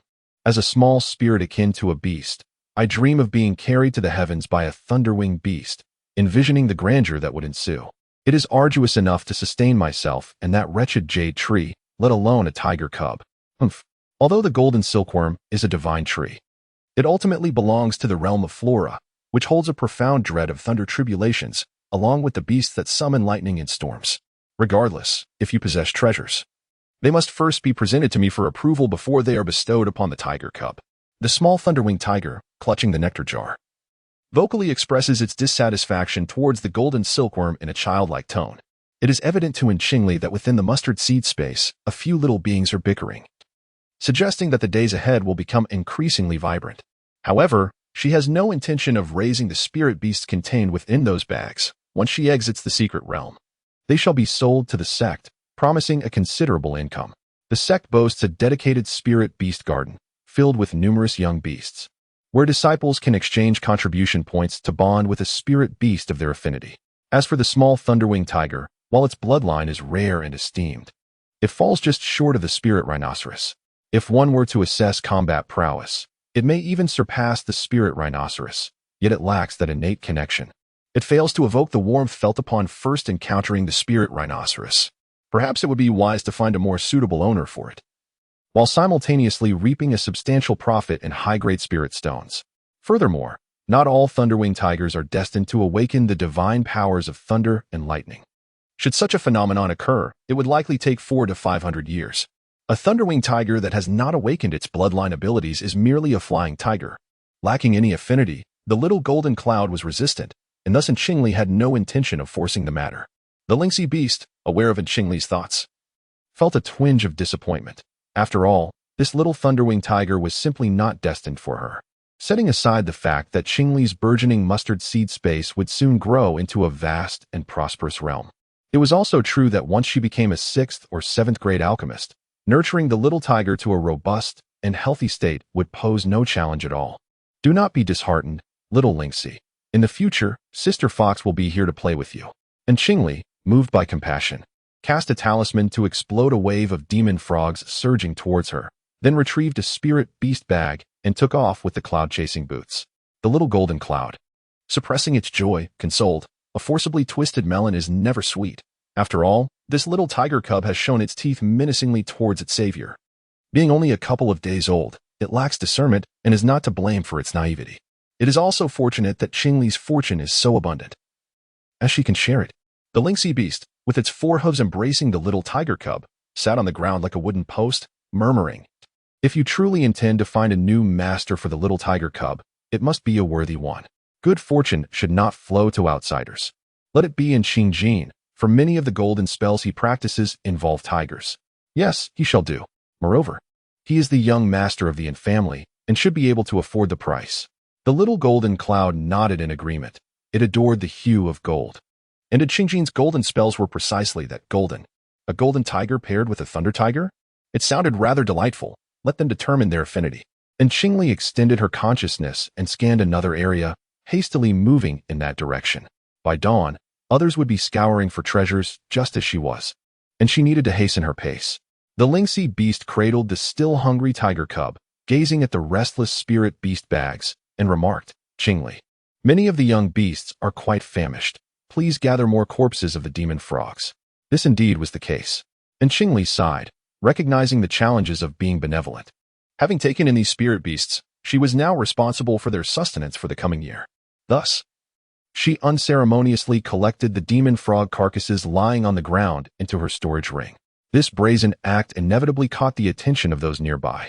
The Daobao Hills were expansive, with some individuals situated far enough away that they were unaware of the 7th-tier Rui formation. Who were these individuals? So audacious as to collect even the corpses of 1st-tier demon frogs, as if preparing to roast them for a feast?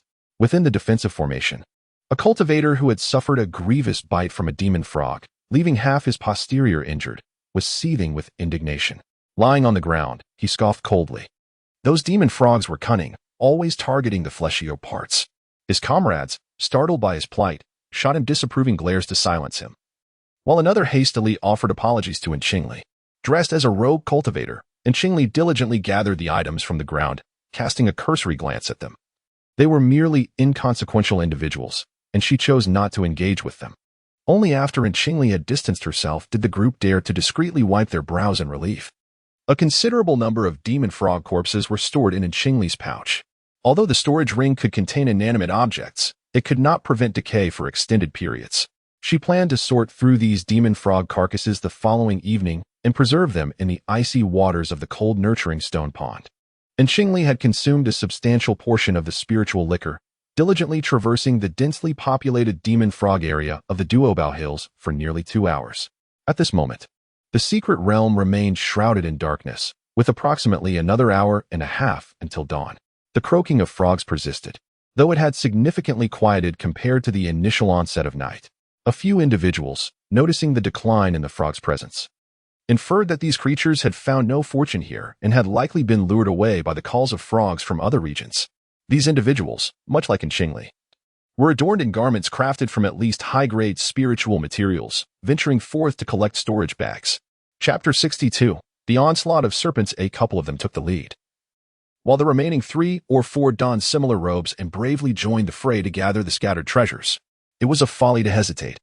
The abundant resources strewn across the ground were best claimed promptly, lest they be snatched away by others. Moreover, acquiring treasures in a secret realm often entailed combat, so the opportunity to reap rewards without bloodshed was one that only a fool would disregard. They dared not challenge Qingli directly, for it was common knowledge that anyone bold enough to venture out alone while the demon frogs still roamed was surely not an ordinary individual. Furthermore, Qingli was adorned with resplendent, protruding spikes, with several demon frogs impaled upon her back, resembling a luminous hedgehog. As soon as she noticed others beginning to seize the opportunity, Qingli hastened her efforts, neglecting to inspect whether the demon frogs bore storage rings. Regardless, any demon frog carcass was swiftly collected, with plans to meticulously examine them the following evening after a brief respite. Suddenly, a chilling scream echoed from 2 miles away, prompting Qingli to extend her spiritual sense to investigate. It turned out that a cultivator, while searching for a storage bag, had been ambushed from behind by a severely injured 4th-tier demon frog. Though the monk was adorned in defensive robes, his head remained unprotected, allowing a 4th-tier demon frog to swallow him whole. All that remained was a snow-white skull, with hollow, inky black eye sockets ominously perched upon broad shoulders. In an instant, another robust-bodied cultivator rushed forward, channeling his entire spiritual energy into his arm, and delivered a powerful blow to the wounded demon frog's back, instantly slaying the creature. Without pausing, he stripped the robes and storage pouch from the skeletal remains, erasing the previous owner's consciousness and securing the items within his own storage ring. Having swiftly completed his task, the armored cultivator cast a wary glance at Qingli before hastily darting away, retreating beyond the reach of her spiritual perception before continuing his search for additional storage pouches on the ground. Qingli observed silently with her consciousness. Such was the reality of the cultivation world, where death could strike at any moment, and human life could be as cheap as that of swine or dogs. After searching for another half hour, having located approximately 30 to 40 more storage pouches, dawn approached, and the number of adventurers seeking treasures increased. Several skirmishes had already erupted over the contested spoils. Suddenly, a series of unusual rustling sounds reached Qingli's ears. She promptly extended her consciousness to investigate, discovering several red-banded snakes emerging from the depths of the Duobao Hills, voraciously devouring the corpses of the demon frogs. The red-banded snakes were highly venomous, with the more powerful ones possessing even deadlier toxins. Though she had formed a bond with the lynxy beast and felt secure, it did not imply that others shared her confidence. Moreover, this contingent serves as the vanguard, closely followed by an overwhelming multitude of serpents, in hues of red, white, and black, presumably drawn out by the enticing aroma of the demon frogs. Qingli felt a tingling sensation at the nape of her neck, pondering the profound truth that every creature has its predator. No wonder the colossal demon frogs, despite their formidable presence, could not dominate this secret realm, for they were merely delicacies to countless serpents. Brother Sway. Qingli swiftly activated her cloud-chasing boots to return at great speed while retrieving a communication jade slip to reach out to Suasion. Understood. Suizhen's voice resonated just as Qingli affixed an invisibility talisman to her person, then ascended into the sky on her sword. She donned her defensive robe and stored away the luminescent 7th-tier Rui formation, quietly settling upon a sturdy branch of a grand tree, becoming silent. A 6th-tier crimson serpent cast a puzzled glance towards the spot wherein Qingli had vanished. But the plethora of demon frog carcasses awaiting its consumption soon eclipsed the thought of that minuscule human child. Meanwhile, at the periphery of the hills, Suizhen had already been apprised of the impending serpent assault and immediately alerted those present. Everyone was acutely aware of the peril, yet, with dawn yet to break, fleeing on their swords might only result in being besieged by demon frogs, while remaining stationary would invite the encirclement of the serpents. Though one might possess a teleportation talisman, its destination remained uncertain. Should one inadvertently transport into the midst of the serpents, it would be akin to walking into a trap. "Brother Sui, please provide guidance," someone urged, their expression fraught with urgency. Just then, a cacophony of croaks erupted, revealing that dozens of demon frogs were hastily leaping from within the hills, clamoring to alert their companions. Although the demon frogs could comprehend the warnings of their kind, many human cultivators remained utterly bewildered, mistakenly believing that these creatures were preparing for another fierce confrontation with humanity. "The snakes are coming." From the hills, a disciple of the Tianyin sect, adept in beastly roars, summoned his spiritual energy and bellowed, his voice resonating across the land. At once, individuals began to flee on their swords, some hastily activating teleportation talismans, while others, in their panic, abandoned their defensive array discs and even neglected to retrieve their precious storage rings, trembling as they awaited the serpent's passage.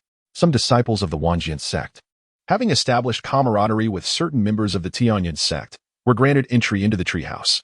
In contrast, the disciples of the Tianyin sect could only exchange anxious glances. Despite receiving the same warning from the Tianyin sect, they were too proud to approach for sanctuary. Even if they swallowed their pride to plead, the Tianyin sect would likely refuse. "Yao, now is not the time for hesitation. Produce it." The members of the Tianyin sect, visibly agitated, turned their gazes towards Li Yao.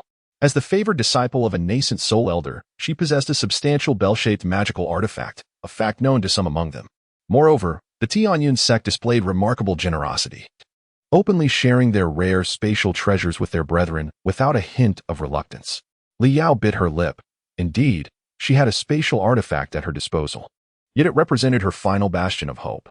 With the rise of malevolent cultivators within the Tianyin sect, the knowledge of her artifact's existence posed a grave risk. A moment of carelessness could result in perilous consequences at the hands of her own corrupted peers. "Hurry, reveal it," they urged.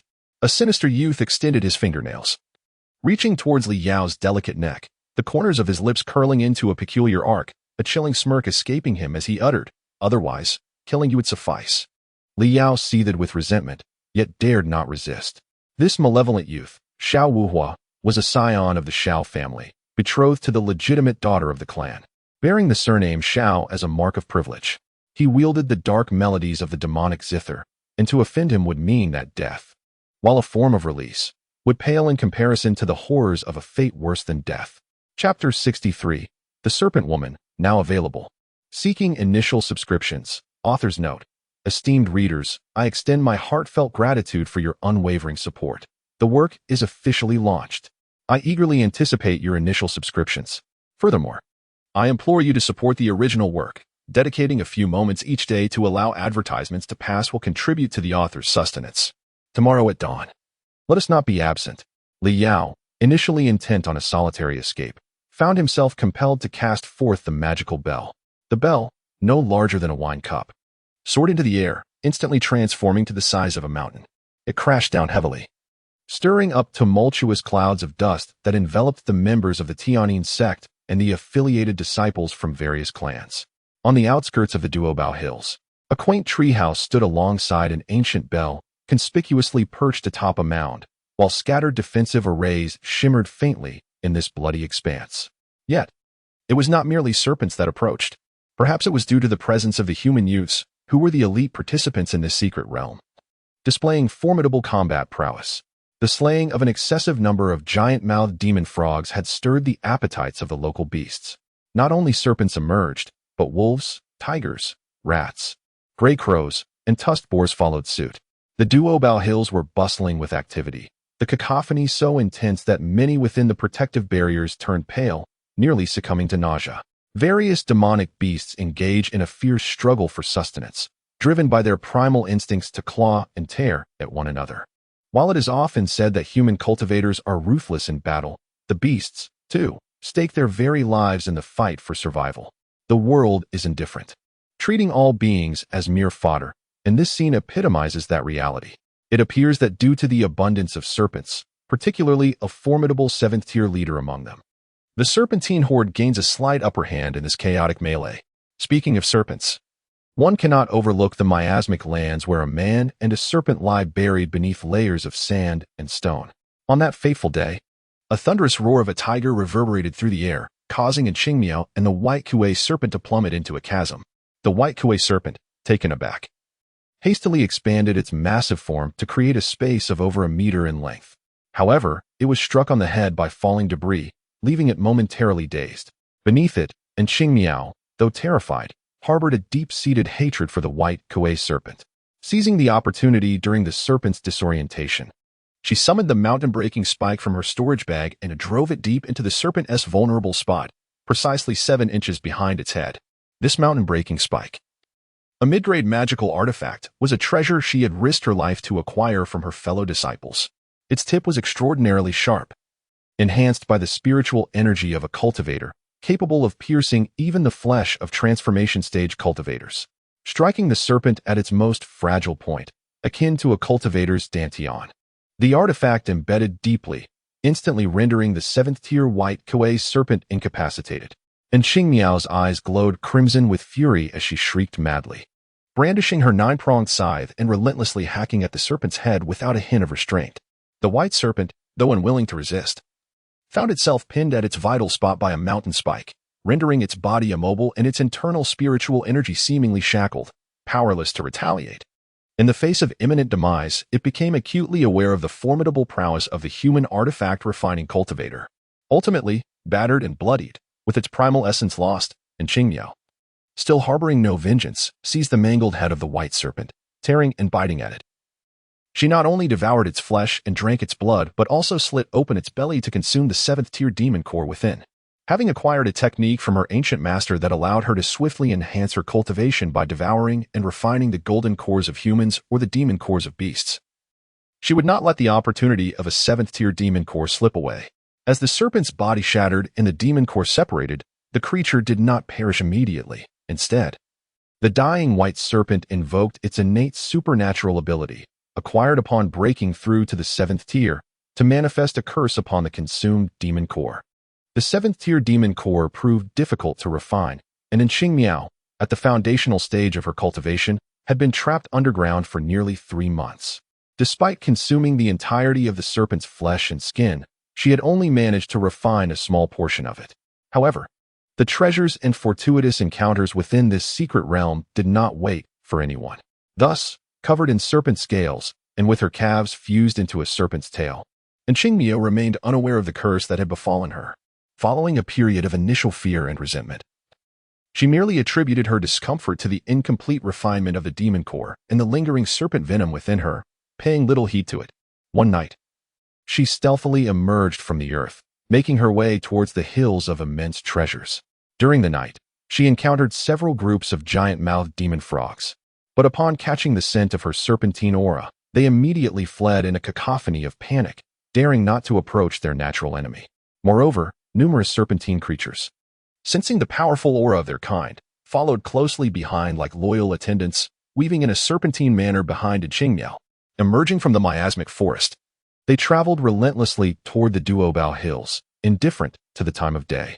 Along the way, and Qingli did not spare any cultivators they encountered, regardless of their sect or affiliation, including those from the Tianyin sect.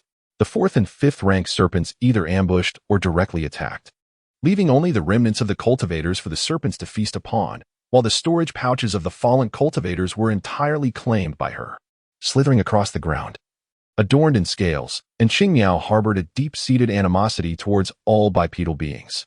Within half a month, news of the Serpentine Maiden's rampage spread far and wide, conveyed through the jade slips by the fortunate few who managed to escape. However, due to her serpentine lower half and human upper half, Her visage obscured by scales and clad only in a white serpent skin for modesty, her identity remained a mystery, leading to speculation that she was a senior disciple who had mingled with serpents within the secret realm. Upon receiving this news, Qingli, who had a wide circle of acquaintances, promptly relayed the information to the solitary Qingli through a communication jade slip. At that time, not long after the recent beast skirmish had concluded, the members of the Tianyun sect were diligently exchanging resources with Qingli. They remembered Suizhen's words to wait until the hour of the rabbit passed, and thus remained by his side even long after the hour had passed. With the Tianyun and Wanjian sect members having departed, yet they lingered, reluctant to leave, particularly last night. The astute Suizhen had seized the opportunity presented by the exchange of communication jade slips to procure elixirs from the Master's foremost disciple ahead of the others. Grateful for the immense kindness and virtue of Masterin, a disciple of Qi cultivation with leopard-like eyes knelt on one knee, expressing his thanks to Qingli. Had it not been for Master's timely intervention last night, he would have been nothing more than a mere skeleton. The disciple possesses some spiritual herbs and beast cores, wishing to exchange them for replenishing elixirs and third-tier talismans. Masterin, I have some treasures too, an anxious voice exclaimed. My arm has lost all its flesh. I urgently need flesh-replenishing pills. Do you have any among your findings? Masterin, I have exceptional items here. I require several fifth-tier teleportation talismans. And I seek 2 defensive array plates. The higher the tier, the better. And I wish to dress in the garb of a wandering cultivator. And Qingli activated a 7th-tier wishful array, standing a yard away. With a downward motion of her palm, she commanded silence. You may exchange items, but please be quiet. Prepare your goods, and come forth to trade at market value. If you have ample spirit stones, you may also use them for exchange. As a former alchemist, Qingli did not require such elixirs. Thus, trading the collected pills would be advantageous. Turning her gaze towards the subtly smiling Suizhen in his purple robe, Qingli clasped her hands and requested, Might I trouble Brother Sui to lend a hand? Chapter 64. Whose opportunity is whose, on the shelves? Second update. In the old city of K, the Sui family oversees several significant spirit minds of the sect. The Sui family's fortune arose from an ancestor of the Array Peak, who, while traversing a spiritually barren area, dismantled an ancient locking array and first discovered the underground spiritual veins, subsequently reporting their findings selflessly to the sect. The sect rewarded the Sui family, permitting them to relocate en masse to the old city of K to guard those spirit minds. In contemporary times, the Sui family, though considered a second-tier clan, possesses an abundance of spirit stones and is reputed to be the foremost among second-tier families. However, for over a millennium, the Sui family has steadfastly rejected this claim.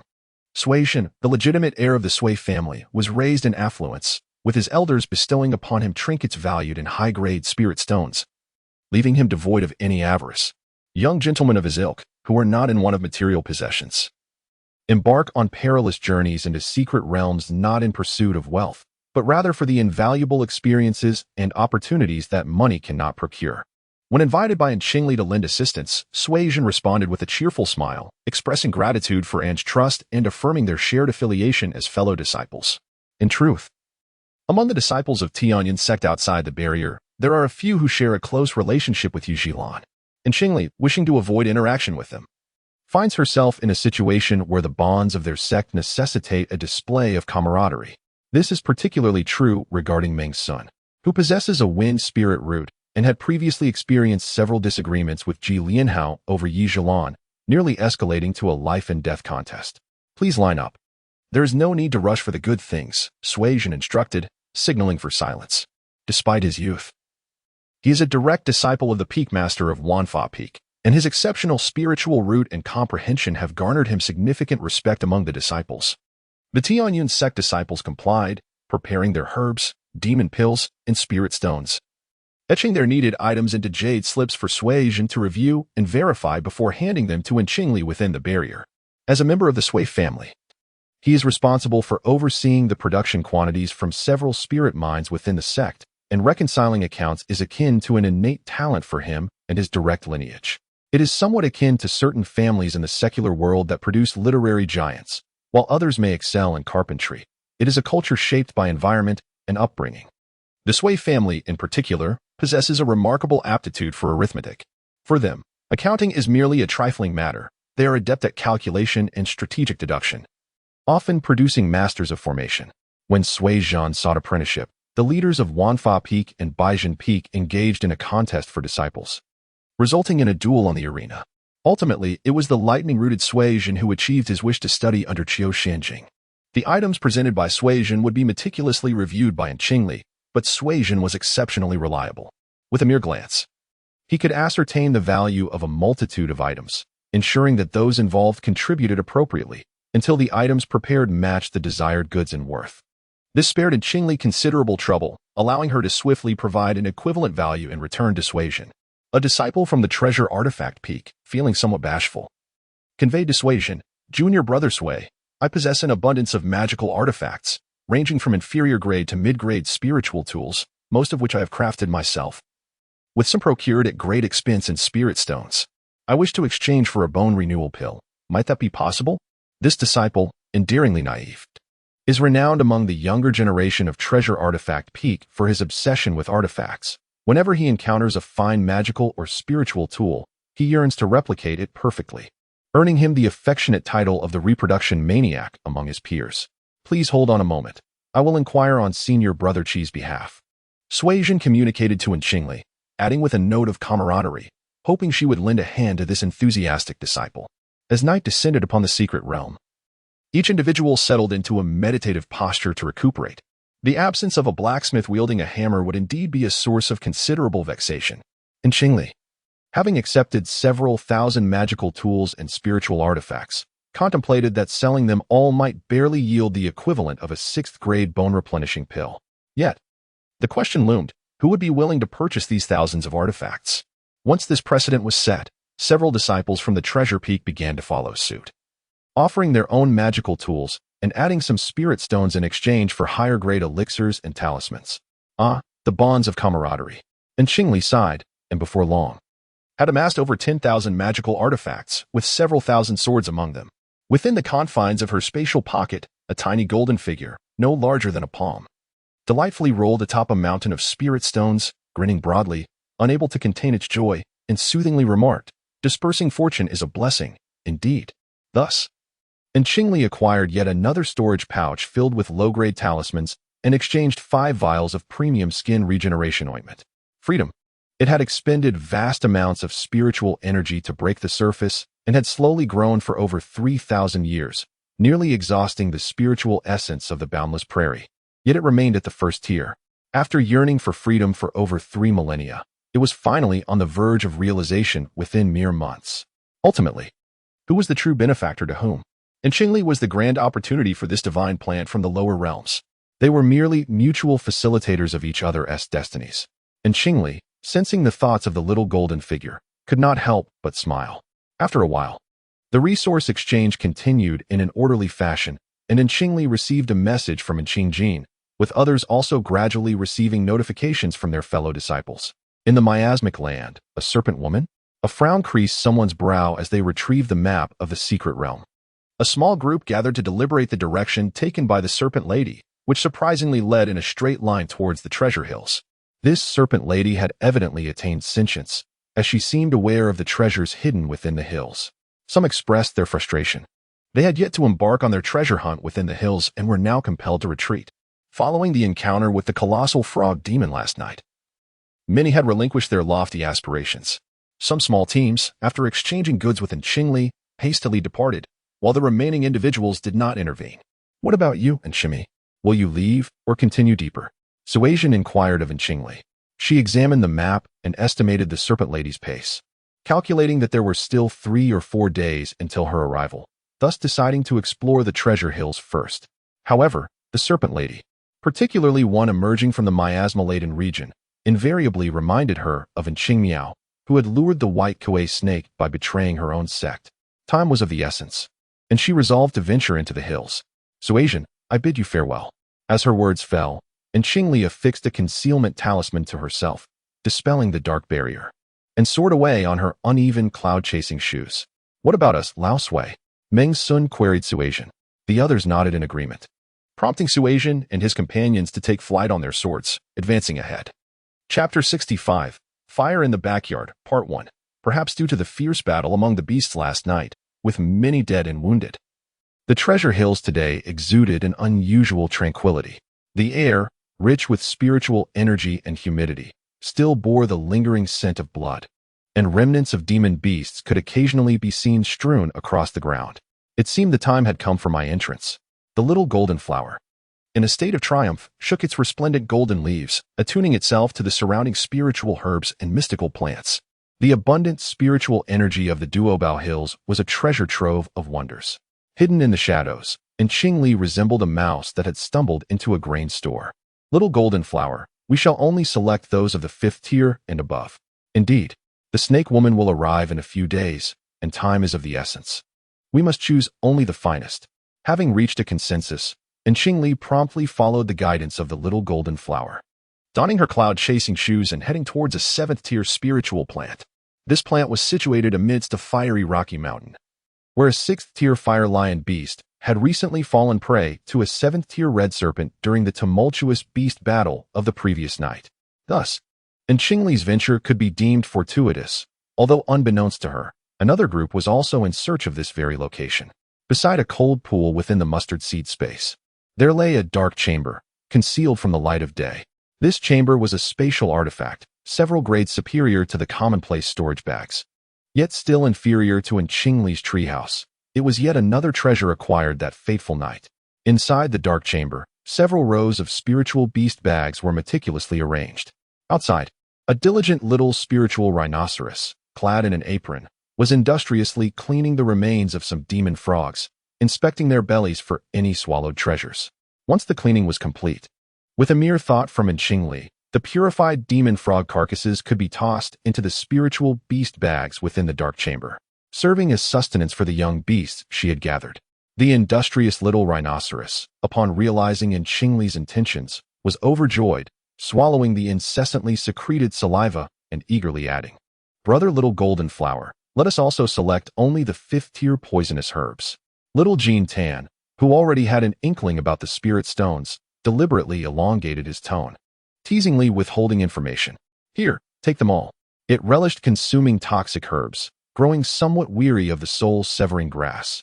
Naturally, the more varied the flavors, the better. Moreover, having consumed enough soul-severing grass, its efficacy in aiding his advancement had diminished significantly, almost relegating it to mere sustenance. The young thunderwing tiger, only a few days old, wobbled behind the spirit rhinoceros, nudging its hind legs with its head, letting out a soft, plaintive cry. It had tasted the spirit stones fed by the spirit rhinoceros, and although they lacked the flavor of demon frog meat, it understood that they were infinitely superior. Was it hungry? The little spirit rhinoceros blinked its large eyes and offered a demon frog the size of a fist. "Roar!" The thunderwing tiger protested, swatting the offering away, baring its teeth and growling twice. It yearned for the glossy, lustrous objects known as spirit stones. "Wow, Qingli, look! This little cub truly is ungrateful." Even snarling at the little spirit rhinoceros, little Jean Tan, shaking his golden leaves, hurried to report to Qingli. This thunderwing tiger was already insufferable with its thunderous antics.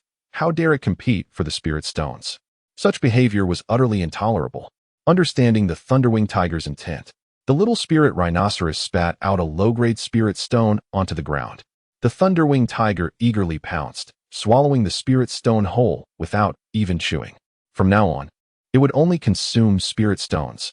With its soft, dark blue fur, the thunderwing tiger let out a few more affectionate cries, melting the heart of the spirit rhinoceros. Softened by its pleas, the spirit rhinoceros generously produced several more low-grade spirit stones. Incensed, the diminutive golden Tan emitted a disdainful snort, initially disinclined to acknowledge the tender-hearted spirit rhinoceros. However, she couldn't resist conjuring a palm-sized, pale golden soul, seeking out the spirit rhinoceros. With tiny golden arms crossed, she grumbled, "If you persist in this manner, I shall cease procuring poisonous herbs for you." This diminutive thunderwing tiger, truly a scion of high-ranking demonic lineage, displayed nascent intelligence within a mere 10 days of its birth, proactively soliciting desirable objects. Should the spirit rhinoceros continue to nurture it with such delicacies for another year or two, it might even comprehend the intricacies of the mustard seed space, rendering it unsaleable for spirit stones. The spirit rhinoceros, protectively cradling the tiger cub, blinked its large eyes and retorted, I merely provide it with low-grade spirit stones. It is of no consequence.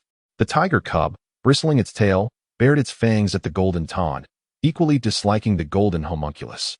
The golden ton frowned, its voice frigid. This tiger cub cannot be raised outdoors. It must be confined within a spirit beast pouch. Aru, though unable to comprehend the precise meaning of the golden ton's words, the tiger cub discerned the ill intent, emitting a shrill cry. Instantly, fine, crackling lightning enveloped its form, and with its soft wings fluttering, it tumbled and flew towards the golden figurine, intent on biting it. A tiger, the king of beasts, especially one capable of summoning thunder and lightnings, could not be expected to possess a docile temperament. Help! Alarmed, the golden homunculus's distress resonated within Qingli, who, as the sovereign of the mustard seed space, immediately intervened. Preceding the spirit rhinoceros, she delivered a forceful blow to the tiger cub's forehead, instantly felling it to the ground. The golden ton, aggrieved, lamented, "That is a rebellious whelp, unworthy of preservation. Expedite its disposal in exchange for spirit stones." Little Lingxi rushed over, cradling the barely alive thunderwing tiger, her large eyes pleading. It is still young. Its intellect not fully developed, acting solely on instinct. "Qingli, I like it. Please don't let it go." Yet, it wanted to consume me. Little Jintan still bore a look of shock. If its spirit were to be harmed, its physical form would suffer as well, potentially reverting to its former wretched, vine-like state. But it possesses remarkable prowess. The Lingxi beast, struck by inspiration, suddenly recalled little Jintan's previous mention of the colorful dream flower. Qingli has an affinity for those with talent. With a blink, the Lingxi beast leaped into Qingli's embrace, cooing, "Qingli, you saw it too. This little thunderwing tiger was born just a few days ago and can already discharge electricity. Awakening its bloodline abilities at such a tender age surpasses that of its kin. It is a royal among its kind. Let us take it in. Qingli is wealthy and will only grow richer.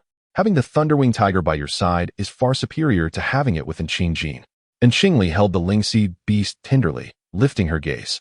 The thunderwing tiger was indeed the king of the tiger clan, and this little one was a prince amongst its kind, royalty among royalty.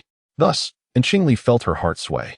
Little Jintan sighed, lamenting the prospect of sharing its spirit stones with that grinning little cub. "Oh, little Jintan, there are no high-tier beasts in the mustard seed space. I have always needed formidable allies, as you well know." And Qingli gently stroked little Jintan, soothingly whispering, "This little cub has potential. It should grow swiftly. After I train it for 2 months, if it submits, we shall form a master-servant contract and accept it. If it cannot be subdued, then it is truly fated to be apart. When the time comes, selling it for a handsome price will not be too late." Thus, in the ensuing 2 months, this unruly king of beasts was repeatedly beaten by Qingli, causing the tender-hearted Xiao Lingxi to wail time and again, as if witnessing her own child being punished. Chapter 66. Encountering a tough opponent. How dare it? Who told it to attempt to bite me? This ungrateful and ferocious creature, born with tough skin and resilient flesh, will not learn its lesson unless it is thoroughly subdued. Whenever Qingli tamed the beast, Xiao Jintan would express great joy, while Xiao Lingxi would inevitably let out a series of mournful cries. However, beasts rarely shed tears, and the Lingxi beasts are no exception. Their tears are far more precious than their lifeblood, for a Lingxi beast can only produce a single drop of Lingxi tears in its lifetime. Thus, although Xiao Lingxi felt genuine sorrow, it could only let out heartfelt wails without shedding a single tear. Yet, one fateful afternoon, after the little tiger cub tore apart its most beloved fox fur cloak, Xiao Lingxi finally joined forces with Xiao Jintan, personally stepping into the fray. With a hoof to the left and a hoof to the right, it delivered a fierce lesson to the little thunderwing beast, displaying an intensity even greater than in Qingli's. As for the little tiger cub, it was resilient. After taking a healing elixir, it bounced back to become a lively little destroyer once more. And Qingli's subjugation of the thunderwing tiger, for the moment, is not the focus. Currently, she is en route to the volcanic rock mountain within the hills. The area surrounding the volcanic rock mountain is desolate, with a landscape dotted with loose, gray-black volcanic rocks, occasionally covered by clusters of striking red moss. These clusters of red moss, vibrant and fiery, stand out brilliantly against the bleak surroundings. And Qingli stealthily approached, forcefully uprooting the 7th-tier blazing flame herb. This precious 7th-tier spiritual plant deserved gentle handling, ideally excavated with a translucent jade spade, perhaps accompanied by a couple of purification spells, before being carefully placed into a high-tier jade box, meticulously sealed with intricate seals for preservation. However, the current circumstances afforded her no luxury of time to engage in such refined endeavors. A pair of individuals rushed towards her from 100 meters away, their eyes widening in disbelief as they witnessed the blazing flame herb vanish into thin air right before their very eyes. This herb, having matured over a millennium, could be refined into superior blazing flame pills, capable of dispelling the long-standing toxic cold energy within cultivators' bodies. The value of such spiritual plants increases with age, and this millennium-old specimen was worth no less than 2,000 high-grade spiritual stones. A sharp squeak pierced the air. It was a rare white-browed spirit-seeking weasel, darting like lightning towards the concealed in Qingli. This sixth-tier creature possessed astonishing speed, razor-sharp teeth, and an exceptionally keen sense of smell. It could detect spiritual treasures within a 10-mile radius, and even those cultivators cloaked in concealment spells could not evade its keen black nose. The sixth-tier spirit-seeking weasel leaped from its spiritual beast pouch, lunging directly at Qingli. The creature's speed was so formidable that Qingli, hidden from view, scarcely discerned what it was. All she saw was a flash of black hurtling towards her. Reacting swiftly, she sidestepped, unleashing several poison talismans in response. With an indignant squeal, the spirit-seeking weasel narrowly dodged the talismans, miscalculating its trajectory and biting into Qingli's robe, painfully chipping two of its prominent incisors. Almost instantaneously, a resounding explosion erupted as the talismans detonated, releasing a rapid dispersal of toxic gas. Having been bitten through her robe, Qingli found herself with two gaping wounds on her chest. The furious spirit weasel, its teeth aching, clasped its front paws and brandished its sharp claws, aiming directly for Qingli's slender neck. This tiny foundational cultivator could have her neck snapped in an instant. The speed was simply too swift. The sixth-tier beast, akin to a late-stage golden core cultivator, rendered Qingli's early-stage foundational defenses utterly futile. Even her moon crescent slash, released in an instant, was shattered by the beast's single paw strike. To her astonishment, the sixth-tier creature showed no fear of the poison that coated her entire being, from her shoes to her robe, even to her hair. It bit through her protective garments without the slightest effect.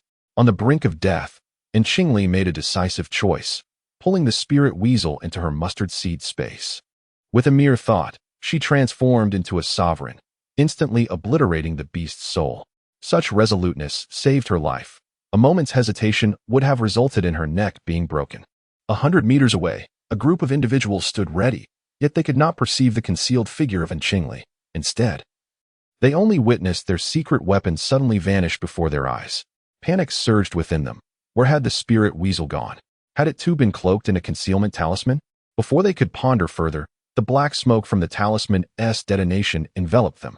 Naturally, they were reluctant to inhale this noxious cloud and held their breaths, waiting for it to dissipate. However, the poison within the smoke had been meticulously concocted by Qingli, capable of permeating through mere contact with the skin. Realization struck one of them immediately. They hastily conjured a spiritual barrier for protection, but alas, it was too late. The poison had already seeped into their lungs. Quickly, the antidote pill. A group of individuals swiftly cast aside their 8th-tier defensive formation, retreating within its protective confines. While they exerted their spiritual energy to counteract the poison, they simultaneously ingested high-grade detoxification elixirs. One among them succumbed to the toxic assault, collapsing to the ground, yet was revived by a companion administering an antidote. Qingli, who had never been so close to death, felt a surge of trepidation. It was only after she vanquished the spirit of the beast and tore it from its neck that she discerned it was a rare white-browed spirit weasel, known for its fondness for venomous serpents and insects. In the realm of treasure hunting, it surpassed even the esteemed golden caltrop. While the golden caltrop could only detect spiritual plants and herbs, the spirit weasel was capable of uncovering spiritual artifacts, ores, and springs, earning its reputation as a coveted and enigmatic spiritual beast within the cultivation world. Whosoever possessed one would discreetly nurture it, guarding it from prying eyes. However, this was not a moment for reflection. Having slain the spirit weasel, Qingli staunched the blood from her neck and maneuvered her spatial artifact to hover above the group. The individuals, shielded by the 8th-tier formation, felt secure yet remained vigilant, clutching high-grade talismans as they scanned their surroundings. The previous night, They had relied upon this very formation to evade the jaws of a monstrous frog and the onslaught of ravenous beasts. With the spirit weasel and the 8th-tier defensive array combined, and Qingli, concealed above them, recognized that this group was formidable. Such lavish equipment could only belong to disciples from a prestigious lineage. Nevertheless, as she drew nearer with her spatial artifact, they remained oblivious. The secrets of the spatial device safely guarded. Yet, the animosity between her and the spirit weasel was now irrevocably established. The air hung still. A moment of tense stalemate ensued. Suddenly, the travelers seemed to have conspired with one another, abruptly activating their concealment charms, vanishing just as swiftly as in Qingli. Both parties became invisible to each other, separated by an 8-tier defensive array, one within the array and the other outside it. Did they wish to flee? And Qingli raised an eyebrow. Indeed, the travelers sought to escape, realizing that the spirit-seeking weasel had bitten into a formidable adversary. And its owner had confirmed with tears that the weasel had perished. In his youth, he had been recognized by the spirit-seeking weasel, believing himself favored by the heavens. And indeed, the heavens had favored him. With the weasel's assistance, he had acquired numerous treasures, even discovering an unclaimed top-tier spiritual vein, which became his private possession. The spirit-seeking weasel had achieved remarkable feats within the secret realm, successfully ambushing many, including the elite disciples of the 3 major sections. Yet, he never anticipated falling to an unseen scoundrel. He felt an intense hatred. He yearned for vengeance for the spirit-seeking weasel. He must avenge it. However, his companions, while mourning the weasel's demise, valued their own lives even more. They did not intend to confront their enemy head-on, but instead held their breath in anticipation, waiting for their leader to dismantle the defensive array. Once that was done, they would each activate their teleportation charms and flee for their lives. The transition from activating concealment charms to dismantling the defensive array transpired in the blink of an eye, almost simultaneously with the array's dissolution. And Qingli swiftly launched an 8-tier killing formation. At the same moment, those within the array shattered their teleportation charms and vanished. Life and death hinged solely on their speed. Yet, one individual remained unaffected. That individual was the very master of the spirit-seeking ferret. His eyes bloodshot, he stood motionless for a moment. Discerning in Qingli's concealed location from the direction of the array disk, he abruptly hurled his only 2 rank 8 burst talismans towards it. Simultaneously, he activated a teleportation talisman. However, the rank 8 burst talismans above were smashed down by the rank 8 array disk and detonated, their power astonishing. The instant the teleportation talisman activated, he was utterly obliterated in the earth-shattering explosion. Nevertheless, the 2 rank 8 burst talismans he had thrown managed to impede the rank 8 array disk for a fleeting moment, affording his remaining companions a chance to escape. Once again, the earth trembled, and the towering flames scorched the land even 10 miles away. Dense black smoke billowed, and fiery rocks flew haphazardly. Countless burning stones whistled into the sky before plummeting back down, resembling a scene straight out of purgatory. Subsequently, the rank 8 burst talismans detonated the spirit-seeking ferret master's storage ring. Within were numerous talismans and magical artifacts, creating a series of thunderous booms, each louder than the last. Their force akin to a small-scale volcanic eruption. Nearly 10 millennia later, Fire Rock Mountain once again endured a calamity, suffering another fiery baptism. The entire treasure mound was shaken by the intense explosions. Many demonic beasts, as if witnessing the end of days, fled for their lives, scattered throughout the treasure mound. The cultivators possessed keener insight than the demonic beasts. Upon witnessing the all-encompassing flames, they immediately sealed their auditory senses to avoid deafness. Hastily erecting defensive arrays and cowering within them, they managed to stabilize themselves. Only then did they lament the profligacy of some spendthrift who would carelessly discard rank 7 or 8 burst talismans as if they were mere scraps of paper. The grand display of 7th and 8th tier talismans raises questions as to whether they are meant to combat ferocious beasts or rival cultivators. One cannot ascertain the value of the items being contested, whether they merit the worth of those high-tier explosive talismans. As the flames dissipated, members of the Yu family, who happened to be nearby, were the first to venture forth. Yu Hongyun, the beloved of the original host, joined the throng. Holding his breath and gripping his magical artifact tightly, cautiously peering into the gaping chasm left by the talisman explosion. The pit continued to emit black smoke, and the surrounding heat caused sweat to bead on their skin. At a distance of about 10 zhang from the edge of the deep pit, Yu Hongyun suddenly felt an unusual heat emanating from below his feet. He promptly extended his spiritual awareness to probe the fiery limestone beneath, discovering an 8th-tier killing formation disc buried within.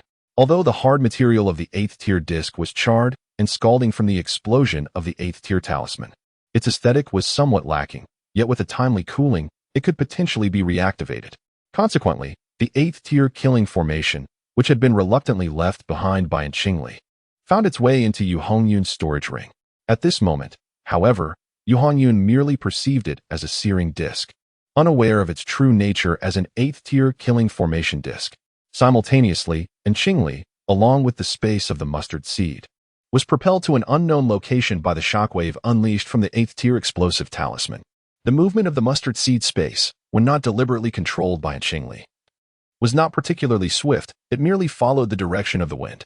However, once the explosive talisman ignited the air currents, the mustard seed space surged forward with the speed of a turtle mounted on a cloud-piercing arrow, swift enough that Qingli could scarcely discern the path traversed.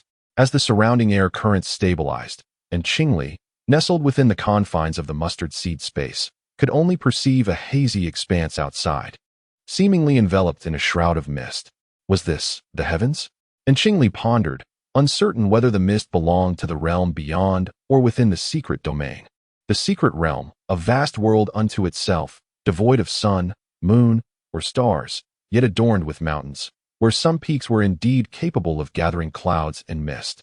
Lost in this nebulous haze, Qingli cautiously extended her divine sense outward, yet encountered neither towering cliffs nor perilous situations, prompting her to adhere to the concealment talisman.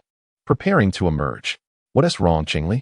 The Lingxi beast hurriedly approached, its neck adorned with a storage pouch containing a demon frog. Earlier, while dealing with the corpse of a spirit-seeking weasel, it had discovered a spherical bead in addition to the demon beast's core, but in the moment of urgency, it slipped its mind.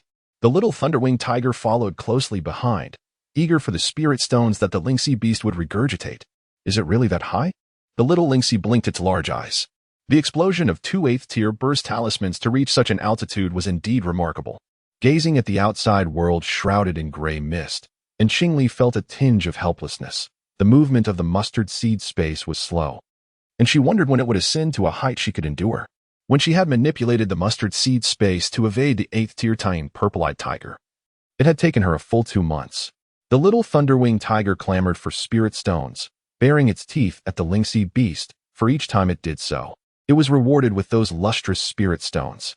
Settle down. Qingli delivered a powerful punch, sending the little tiger cub flying. Turning to Lingxi, she remarked, "From now on, its care shall be my responsibility. You must not indulge it. A doting mother often spoils her child. Dear Lingxi, do remember this well." Chapter 68. The fire without roots. Qingli had just knocked the little lay-wing tiger aside when she began to toy with a mid-grade spirit stone in her hand. The cub, still on the ground, swallowed hard and crawled over, drawn by the allure. To train a beast, one must first establish authority, followed by rewards. The little tiger let out a soft cry, eager for a playful pounce. With a light chuckle, Qingli watched as the cub approached.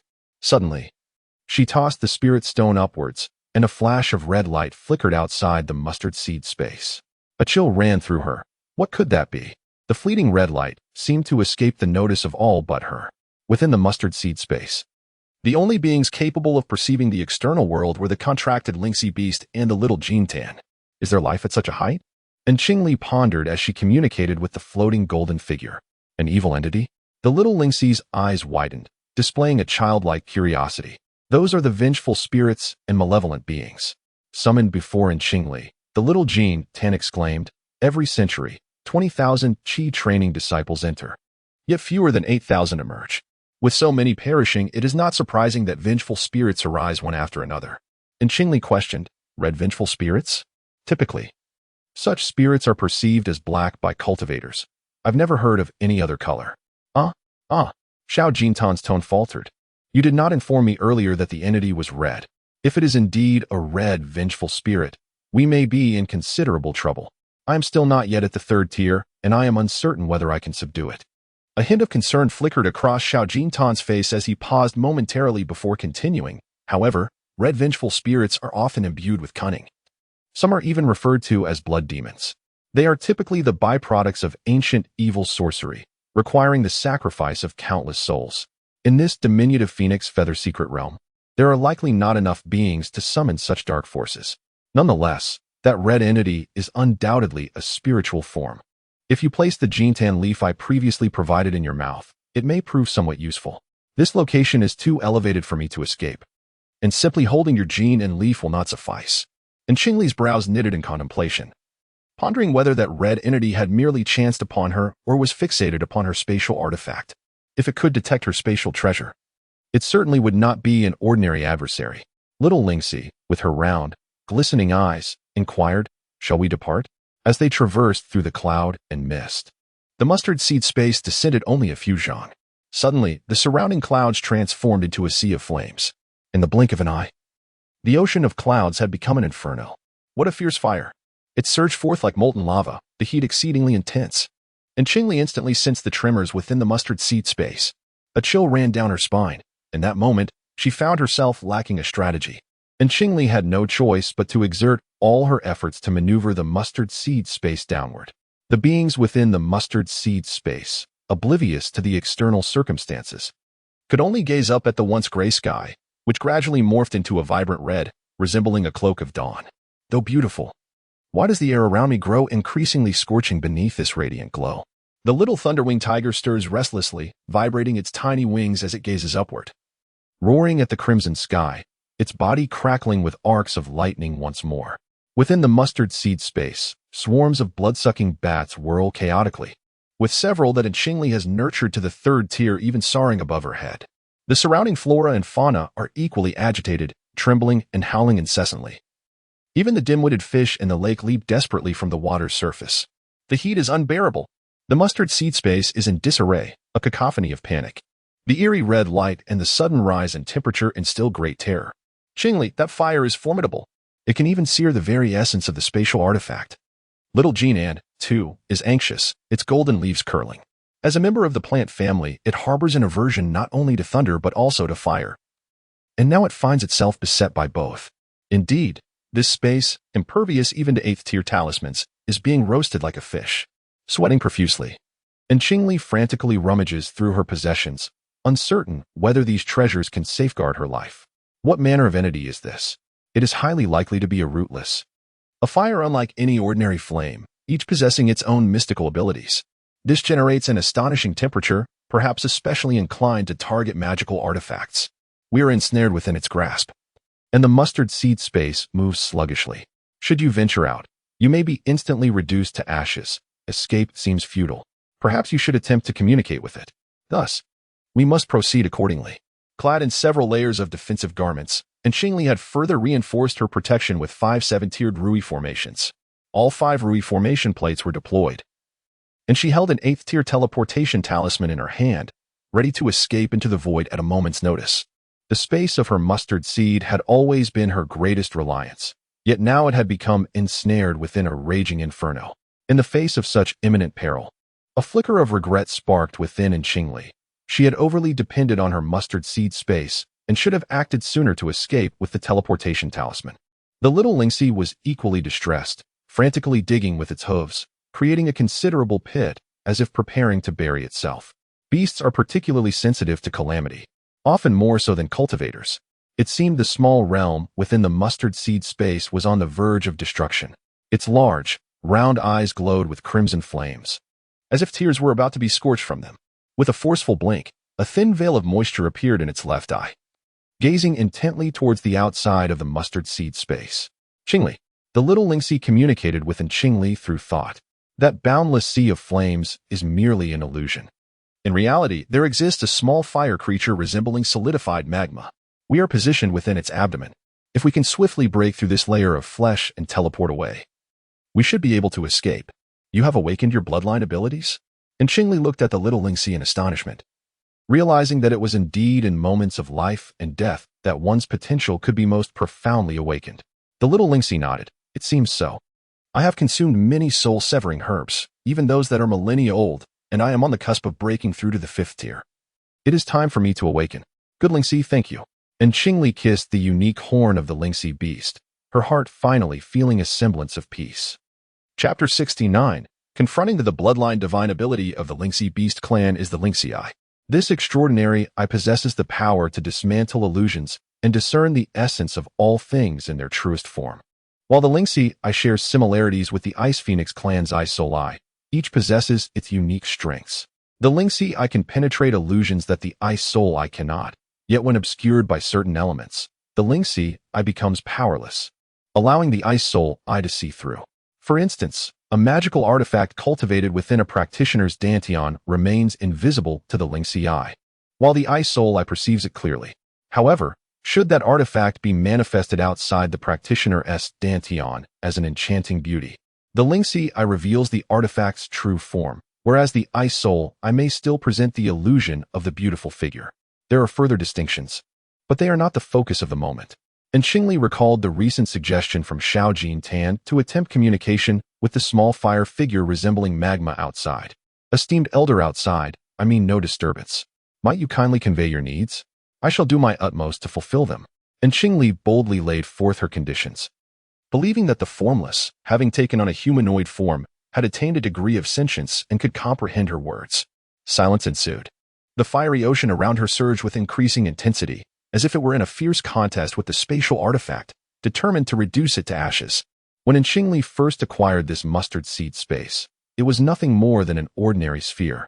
Resolute, Qingli clenched her teeth and concentrated her thoughts, summoning all the water within the space, even draining the icy waters of the cold pool, leaving behind only the solitary cold bed and the ice pearl.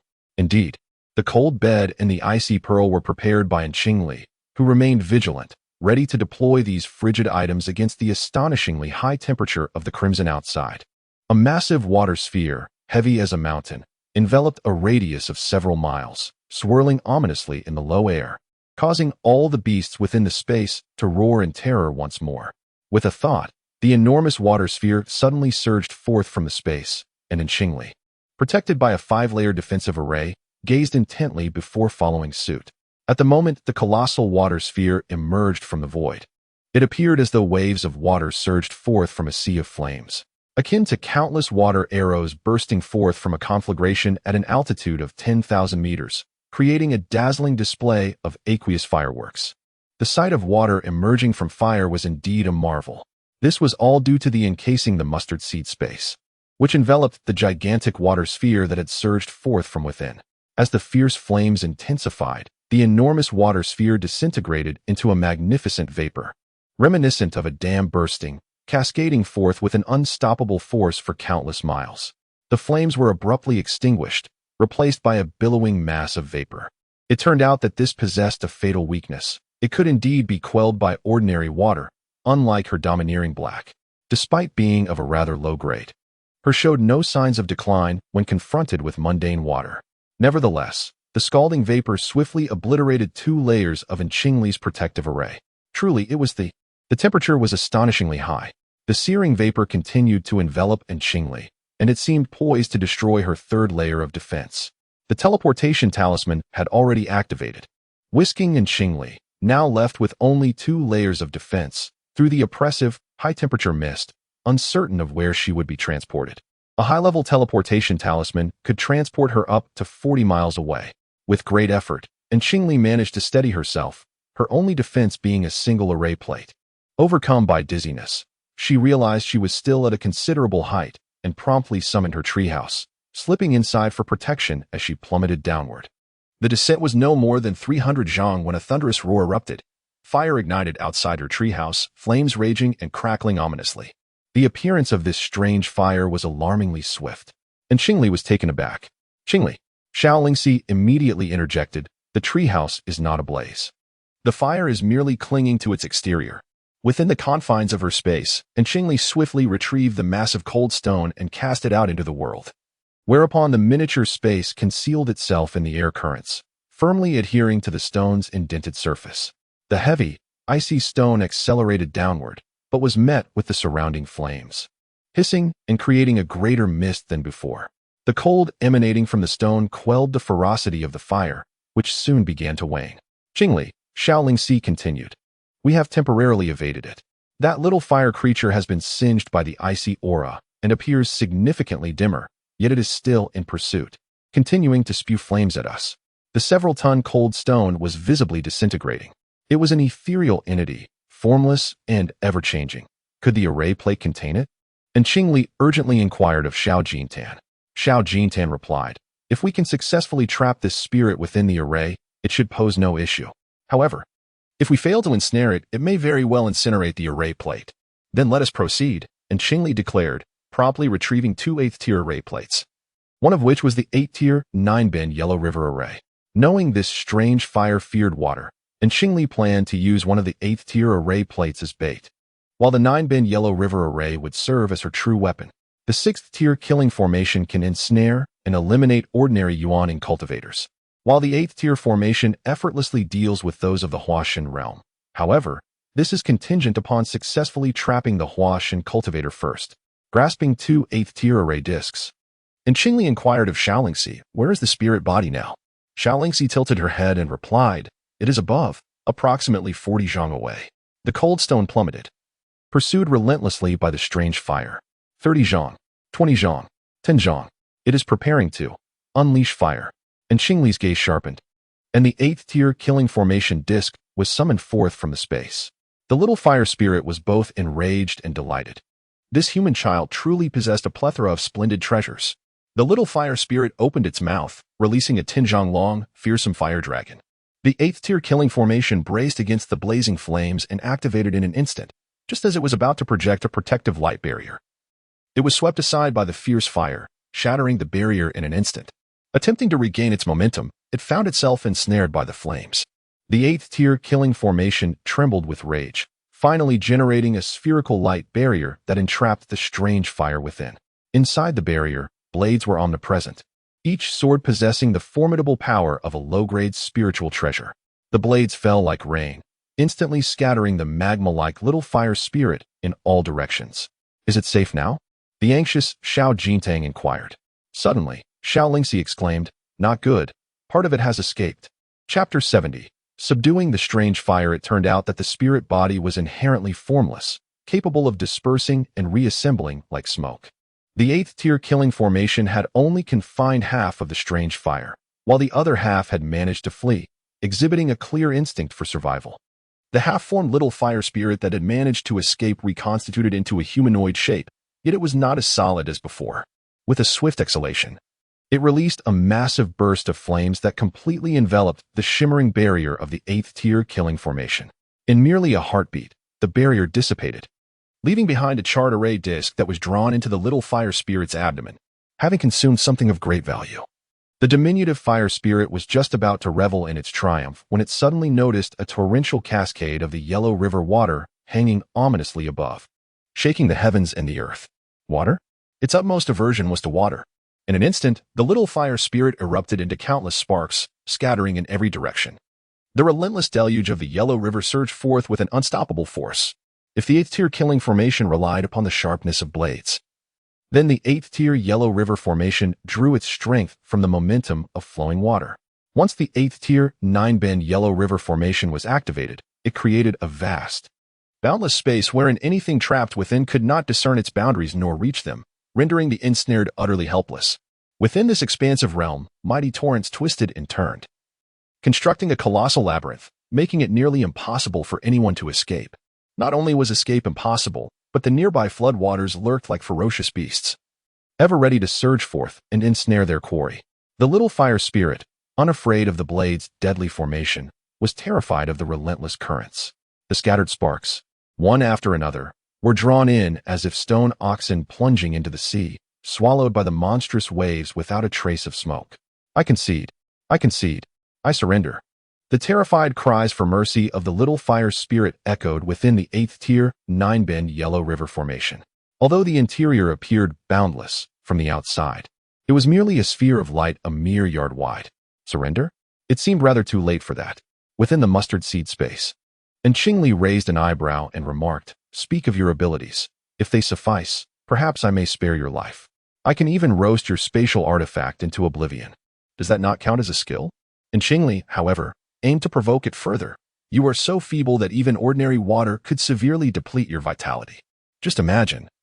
Once I attain the golden core or nascent soul stage, A few more water condensation spells could easily extinguish you. Do you possess any other abilities worth mentioning? Could you please refrain from saying more? The little fire spirit pleaded, if you continue, I shall cease to exist. With our contract, you know everything about me.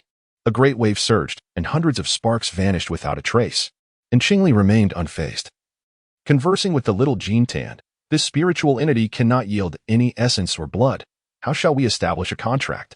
Are you truly intent on accepting it? The little Jean Tan grumbled. First it was thunder, now fire. It seems to attract whatever it despises. And Qingli gently stirred the golden leaves of the little Jean Tan and soothingly replied, that little fire spirit is quite formidable. If we do not take it in, we would be squandering so many high-tier array discs. Moreover, our lifespans are shared. My additional reliance equates to your additional reliance. Only then did the little Jean Tan feel somewhat reassured, straightening its thick golden trunk, and said, this is simple. Spiritual entities are most fearful of divine retribution. We shall have it swear a grand oath, pledging lifelong allegiance to you, with no hint of defiance. Should it fail, divine punishment will immediately obliterate its soul, ensuring it no longer exists. Now that is indeed my little Jean Tan. And Qingli smiled and praised, then turned to the remaining embers within the formation, her expression solemn. I am in Qingli, having sworn a grand oath to the gods and demons. For my entire life, you shall regard me as your master and shall not defy me. Only then shall I release you. The little fire spirit, filled with sorrow, had no choice but to comply for the sake of its existence. And Qingli formed a hand seal, halting the tumultuous waters within the 9 curves yellow river formation. Instantly, the surroundings fell into serene tranquility, a harmonious stillness enveloping the area. It was time to commence. With her fingers still weaving the seal, and Qingli remained vigilant. Should the little fire spirit waver, she would not hesitate to extinguish it immediately.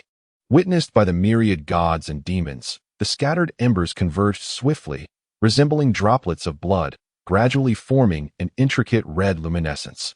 The light spun gently, emanating the little fire spirit's voice tinged with sorrow. Today, I pledge my allegiance to Qingli as my master, to serve for eternity without any defiance. Should I harbor any treachery, may divine retribution descend, scattering my soul to oblivion. As the fire spirit's words faded, and Qingli felt a stirring within her divine abode, a connection to the spirit's essence forming in an instant. This grand oath forged a soul contract. As long as their souls endured, the pact would remain unbroken. And Qingli felt a sense of satisfaction. Master, please release me.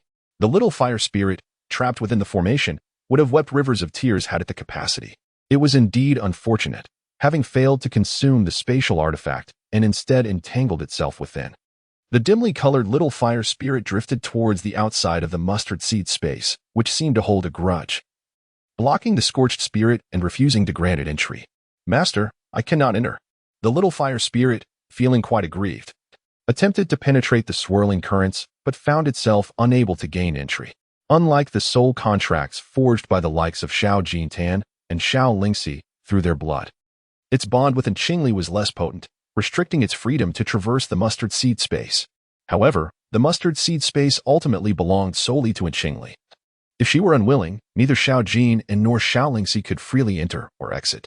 With a mere thought, Qingli summoned the little fire spirit into the mustard seed space, placing it gently in the palm of her hand. Mistress, the little fire spirit mumbled. Still lamenting its fate, it had unwittingly become a servant to human cultivators. Yet, casting a furtive glance around the mustard seed space, it noted that although it was somewhat small, it was quite pleasant, brimming with spiritual energy, far superior to the lofty heights it had previously inhabited. Oh, it seems I have gained something after all, it mused. Come now, you timid creature, hiding so high up only because you fear being devoured by some aquatic beast. Who said I was timid? The spirit retorted. I am quite bold when it comes to devouring magical artifacts and treasures. Once this batch of human fledglings exited the secret realm, it would slyly venture to the surface to collect numerous magical artifacts to consume. Were it not for the alluring nature of the spatial immortal artifact, it would not have deigned to appear and engage in a confrontation. Alas, it had lost the battle and ended up in this predicament. The little fire spirit resumed its lamenting. You, my little one, while still lacking the prowess to melt spatial immortal artifacts, possess the ability to heat them to a blistering temperature, comparable to the true flames emitted by a master craftsman of the 8th or 9th rank. Since you were born for the purpose of refining, I shall name you the fire of melting. And Qingli smiled, her lips curving in a manner that seemed to resonate with the essence of the refining fire. And she instinctively understood one of its innate abilities. This innate ability was truly marvelous, and Qingli silently praised it, casting aside a storage bag containing the magical artifacts and spirit tools that had been exchanged for her by the members of Tianyun's sect. Chapter 71. Three joys arrive contemplating the innate ability of the refining fire, and Qingli tossed out a storage bag filled with 5,000 magical artifacts. Here, partake of these for now. Once your strength is restored, you shall be tasked with labor, she declared. Labor? Little Lingxi blinked with curiosity. Indeed, labor, and Qingli affirmed, cradling the Lingxi beast with a satisfied smile, delighted to have acquired such a remarkable companion. Qingli, it's the urgent yet aggrieved voice of little Jean Anne, akin to a lovesick suitor from a secluded chamber. Do not rush into bliss just yet. The snake lady is on her way. There is no need for us to hasten our descent. First, accompany me in utilizing these spirit stones. They have waited for you for far too long, to the point where my Tan Yi is nearly withering away. Very well, I shall attend to it shortly. With a flick of her wrist, the charred treehouse transformed into a two-story abode, suspended amidst the branches of a grand peach tree. The lower level comprised 2 rooms and a hall, while the upper level featured 3 chambers. Little Lingxi and Little Lei occupied 1 room each on the lower floor, while Qingli claimed a room above for herself, with little Jean Tan taking another. The remaining chamber was designated for the newly arrived refining fire. The newly arrived refining fire, with a proud puff of its belly, enveloped the entirety of the storage bag filled with magical artifacts and merrily made its way to its new dwelling. As Qingli pushed open the door to little Jean Tan's room, she was taken aback when a torrent of spirit stone surged forth, eager to escape through the narrow crack of the door. And Qingli sighed with a smile. For it is often said that the homes of worldly tycoons are filled with mountains of gold and silver. Now, within this humble abode of little Jean Tang, there lies a veritable mountain of spirit stones, bringing it ever closer to the wealth of the cultivation realm. All thanks to Qingli's remarkable abilities. Little Jean Tang is full of sweet words. Come quickly, Qingli, we can hardly wait. This statement felt somewhat awkward, yet Qingli had little choice but to comply. With a slight hesitation, she entered the room brimming with spirit stones and approached little Jean Tang. Rising onto her toes, she pushed aside a few spirit stones, just enough to sit cross-legged. The sensation was exceptionally delightful, far surpassing the comfort of absorbing spiritual energy autonomously. Humans truly deserve their title as the pinnacle of all beings, for they possess the ingenuity to create such efficient cultivation methods. The grass and wood spirits and beasts rely solely on instinct and fortune for their cultivation, lacking any guiding techniques. Qingli, add more spirit stones. This will allow the spiritual energy to surge even more vigorously. After all, I am a divine plant. As you wish. Nourished by the abundant spiritual energy, little Jean Tang felt utterly refreshed, as if basking in the warm sun, with every pore in its body rejoicing. The originally faint golden leaves of Jean Tang gradually revealed a metallic texture and luster as the surging spiritual energy flowed in. Little Jean Tang joyfully admired its increasingly beautiful golden hue. Its golden leaves were indeed stunning, with clear veins that could easily be mistaken for genuine gold leaves from the mundane world. If one were to pluck a leaf, it could likely fetch several grand mansions in the worldly realm. However, its golden tansy leaves are extraordinarily precious, capable of warding off malevolent spirits, far surpassing the value of mundane golden leaves. As night descended upon the phoenix feather secret realm once more, a chorus of fervent croaking echoed through the air. After the cacophony of frogs, dawn broke anew. The little golden tansy had successfully ascended to the 3rd tier, its radiant leaves glimmering with the purest hue of gold. With a gentle shake, dozens of golden leaves rustled together, exuding an aura of unparalleled opulence. Following its breakthrough, it began to bestow nourishment upon Qingli. Just as the little golden tansy had previously indicated, the divine plant's nurturing was indeed incomparable to that of earthly spirit plants. The nourishment revitalized its bones and meridians, expelling impurities from its body. Yet, what brought Qingli the greatest joy was her spirit root. Though its spirit root, born from her dantian, had visibly thickened under the little golden tansy's care. As twilight fell once more, with the conclusion of this session of cultivation, the 3rd tier little golden tansy was breathtakingly beautiful. It glanced at its golden trunk, now as thick as a child's arm, and Qingli, equally elated, pinched a piece of azure crescent blade between her fingers. Observing the increasingly solid emerald crescent blade, she estimated that her wood spirit root's purity had approached 7. However, she intended to exit the secret realm to seek a spirit root testing plate capable of accurately measuring the purity to ascertain whether it was indeed in the 6s. Qingli. Qingli. The third-tier little golden tansy was finally able to move freely. It joyfully leaped out of the jar, its roots spreading apart like human feet, swiftly prancing around the empty room in sheer delight. Qingli, look at me. I can walk and run, finally a tree that roams freely. From now on, my true self can go wherever it desires. Congratulations. And Qingli beamed with joy, sharing this immense happiness with Xiao Jintan. When first discovered, I was but a wretched little vine, but now I have blossomed into a flourishing money tree, adorned with golden leaves and thriving splendidly. Master, master, the refining fire in the adjacent room called out. I have consumed 5,000 magical artifacts and forged a low-grade spirit weapon for you. Is that so? And Qingli smiled brightly. This truly counts as a double joy, no, a triple delight. In the realm of Bianlan, there exists a hierarchy of magical artifacts, spirit weapons, treasures, and celestial artifacts, each category further divided into low, medium, and high grades. Celestial artifacts are exceedingly rare. Even a first-rate sect like Tianyun's sect possesses only semi-celestial artifacts displayed in the Kangong Pavilion. In contrast, for a second-rate family like the Yin clan, a low-grade spirit treasure, such as the Danlu controlled by the 100 medicines, can be regarded as a treasured possession of the clan. It is indeed uncommon for cultivators to have treasures at their side. Those who wield such artifacts are typically high-ranking cultivators or favored children of esteemed elders. The vast majority utilize magical artifacts and spirit weapons. For instance, in the mundane world, a medium-grade magical artifact is already quite commendable, as the Yin clan's artisans can only forge up to that grade at most. Chapter 72, the soulless master of artifact refinement. Aside from its remarkably high temperature, the refining fire possesses a delightful innate ability, the power to merge and elevate magical artifacts. Generally speaking, 6 magical artifacts of the same grade can be refined into a single artifact of a slightly higher tier. For instance, if one were to take 6 inferior-grade flying swords, designating one as the primary body while using the other 5 as materials, one could elevate the primary flying sword to a medium-grade artifact. The attributes of the primary sword remain unchanged. A fire attribute flying sword retains its fire essence, while a water attribute flying sword continues to embody its water nature.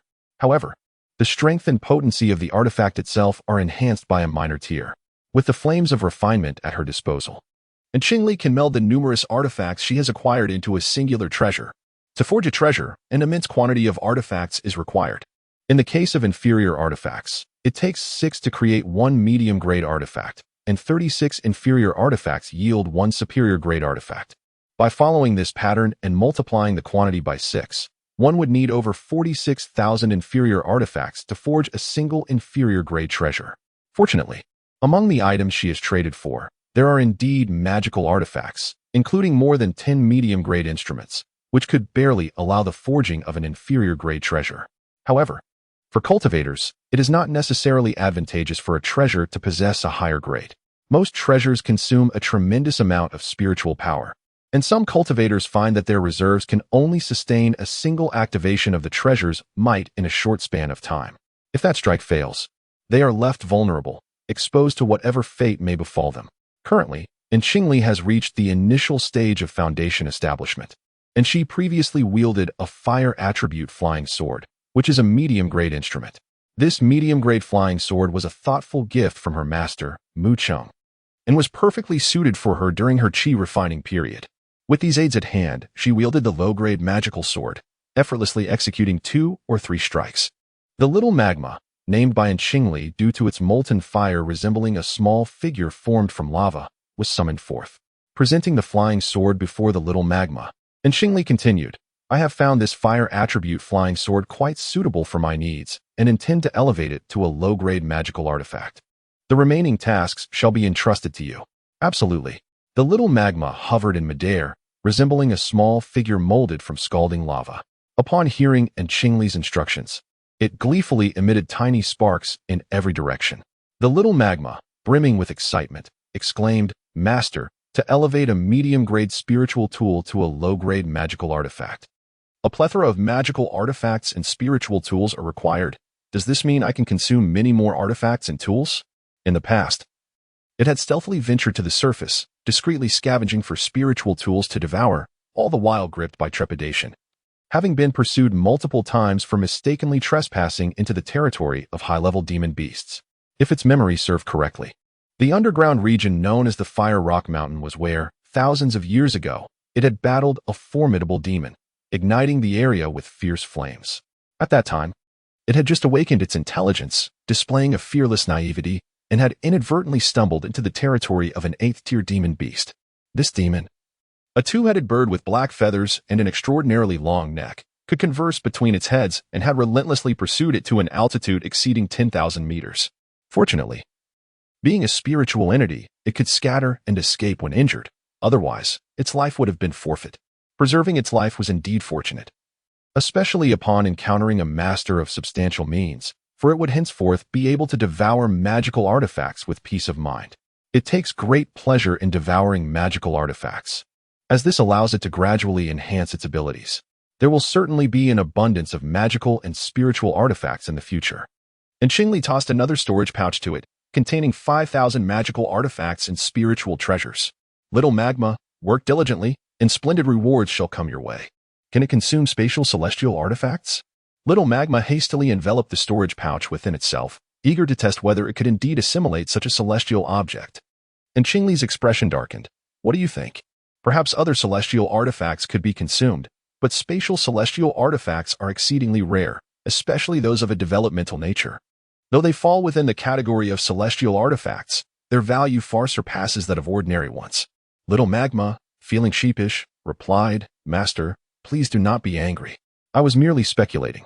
I assure you, from this moment onward, I shall no longer covet your spatial celestial artifact. That is more like it, and Qingli's expression softened slightly. She encouraged, work hard, and in the future, when we gather 6 top-grade spiritual treasures, we shall attempt to forge a celestial artifact. Little magma nodded vigorously, envisioning the delightful array of treasures it would soon have to consume. It eagerly anticipated the transformation of a mid-grade spiritual sword into a low-grade magical treasure.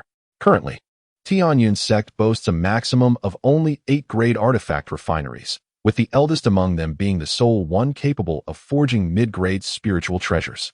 The other 2 remain engaged in the struggle to refine low-grade treasures. Much like alchemy, the crafting of high-tier items is not always successful, and the materials required for such endeavors are often elusive.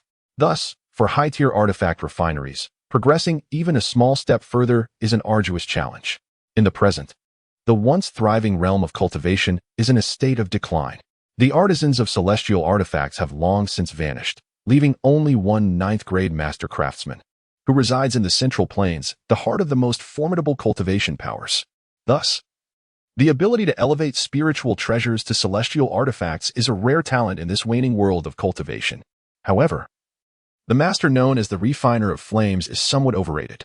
Unlike other craftsmen who amalgamate a variety of refining materials to forge an entirely new entity for them, the art of crafting is a noble endeavor of creation.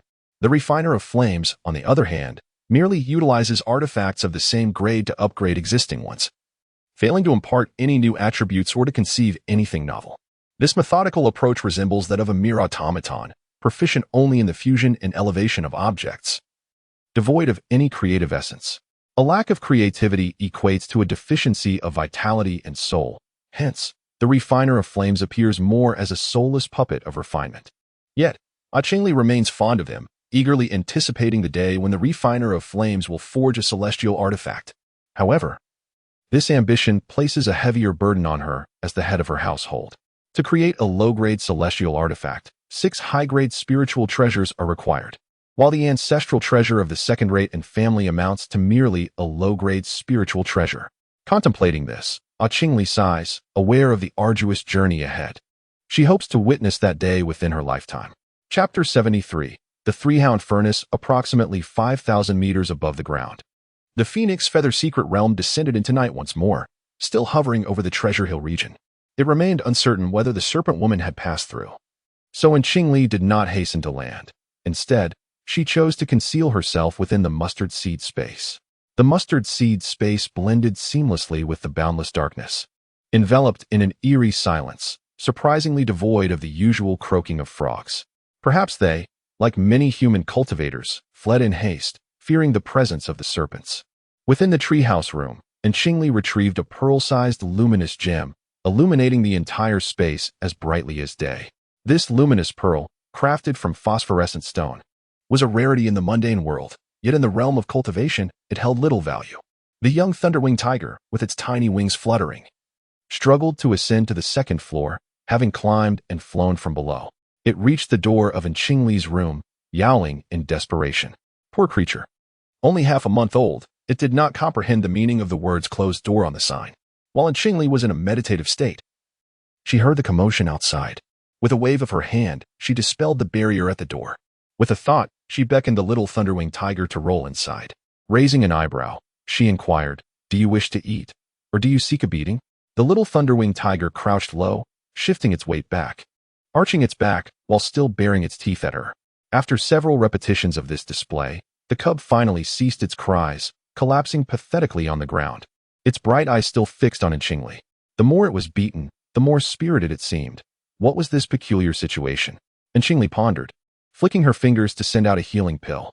The little tiger cub, sprawled on the ground like a fading ember, suddenly sprang to life upon sighting the approaching medicinal pill.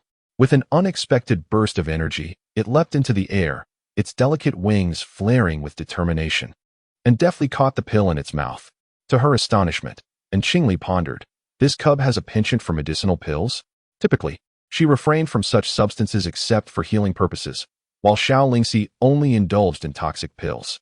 Yet, this little tiger exhibited an undeniable fascination for human elixirs.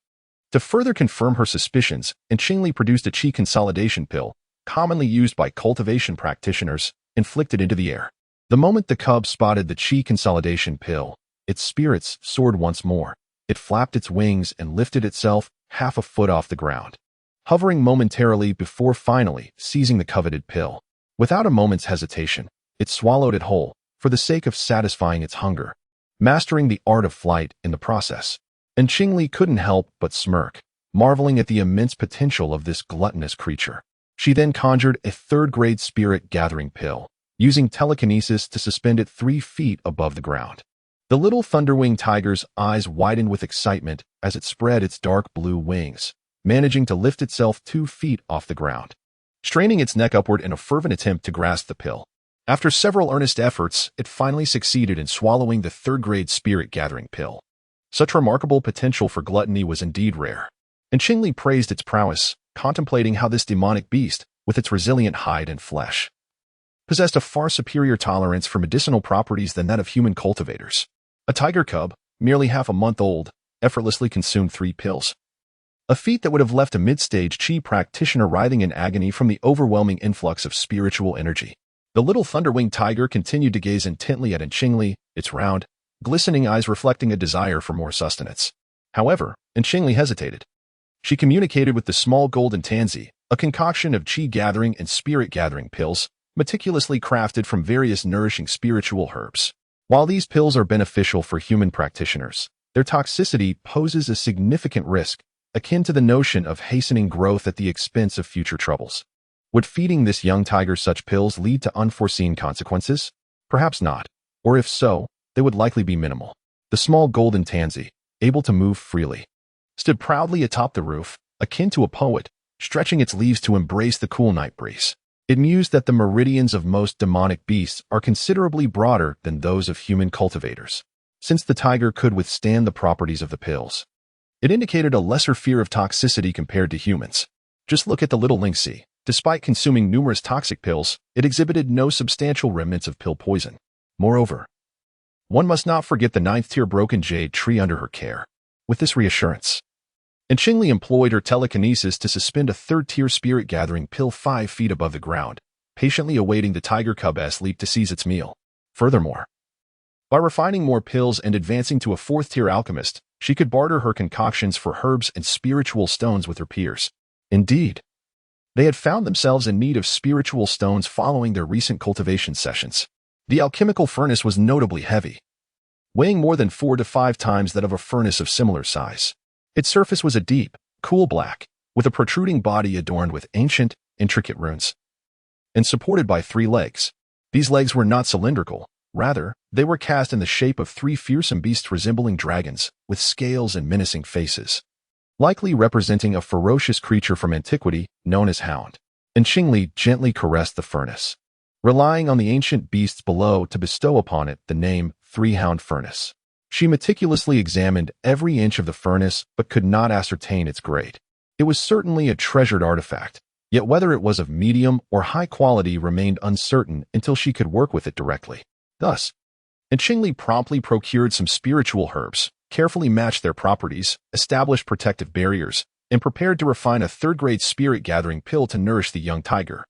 As for the 4th-grade elixirs, that endeavor would have to wait until after exiting the secret realm for contemplation and refinement. With practiced ease, she proceeded through the motions, first preparing the herbs, then placing them into the furnace, followed by the refining process, incorporating additional auxiliary materials, and refining again. If all went as planned, the next steps would involve pill condensation, opening the furnace, and ultimately collecting the elixirs. Having crafted spirit-gathering pills countless times before, and with the assistance of the small golden flower aiding her precise control over the herbs, the process seemed effortless with the support of this treasured furnace. There was even a possibility of producing a premium pill adorned with cloud patterns. However, the imagination proved overly optimistic. As reality struck with a thunderous explosion, the furnace had unexpectedly detonated. Chapter 74, Collaborative Research. The preceding steps had proceeded smoothly, yet without any warning. The transition from fusion to pill condensation culminated in a catastrophic furnace explosion. The heavy furnace lid was overturned, crashing onto the ground and creating a series of dull thuds. Suddenly, a vast cloud of mist surged forth from the furnace, enveloping the entire room in a swirling white haze, imparting an ethereal quality to the atmosphere. Fortunately, the furnace itself was crafted from exceptional materials, undeterred by the mere explosion of a 3rd-grade elixir. Could it be that this San Juan furnace is merely ornamental, yet ineffectual? And Qingli pondered as she emptied the failed herbal concoctions and employed a cleansing technique to meticulously purify the interior and exterior of the furnace. Extending her consciousness, she scrutinized the furnace but discerned no peculiarities. After a prolonged examination yielding no insights, she summoned the lynxy beast, intending to leverage its extraordinary sight. The small lynxy's eyes widened, fixated on the furnace without a blink. A glimmer of water light flashed in its left eye, and it exclaimed to Qingli, "Qingli, this furnace has been forged with special beast bones and blood." Observing the intricately carved forms of 3 ferocious beasts at its base, it appears to incorporate the bones and blood of the ancient beast, Huan. Ancient beast Huan's bones and blood? And Qingli was taken aback. She had initially believed the 3 beastly figures at the base to be mere embellishments, akin to the growth treasure she was currently refining. As her master, Mu Sheng, had revealed, the furnace would be adorned with a phoenix, which was merely for aesthetic purposes, as he had a penchant for ornate and flamboyant designs, specifically requesting the peak master of the treasured artifacts to engrave it. What a revelation! The small Jintan, standing proudly against the wind, also descended from the rooftop to join the excitement. Huan, after all, is the foremost among the ancient 9 divine beasts, known to feast on dragon essence, with even dragons falling prey to its might, regarded as the progenitor of all divine and malevolent beasts. In ancient times, however, the reputation of the dragon clan plummeted dramatically. Their numbers dwindled as they resorted to consuming human brains and marrow, even devouring human souls, earning them a notorious reputation as the progenitors of malevolent beasts. The Three-Hound Furnace was, astonishingly, crafted from the bones and blood of these creatures, potentially dating back to the ancient era. What, then, is the grade of this subtly powerful Three-Hound Furnace? Little Lynxy inquired, her eyes wide with curiosity. Was it a magical artifact, a spiritual treasure, or a celestial device? And Qingli summoned the nearby little Magma, who was busy refining magical instruments, and instructed the soulless master of alchemy, "Come and examine the grade of this alchemical furnace." "Certainly, Master. Allow me to take a look," the little Magma replied, floating excitedly in midair, its belly puffed out, revealing the faint outlines of 6 small magical instruments within. Each had their own expertise, and Qingli, along with the other 2, awaited the outcome with bated breath. Well, this.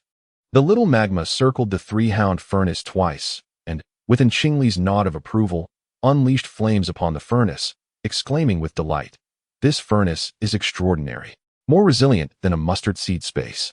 In terms of material strength, it is at least of celestial device caliber. By all accounts, it must be a mid-grade celestial device. And Qingli, too, was overjoyed, smiling brightly as she remarked, 3 to 20,000 years ago, the borderland had celestial device artisans. Celestial devices are categorized from grade 1 to 9, yet those artisans who ascended to the higher realms could only forge grade 1 devices at most. The materials for crafting celestial devices are exceedingly rare.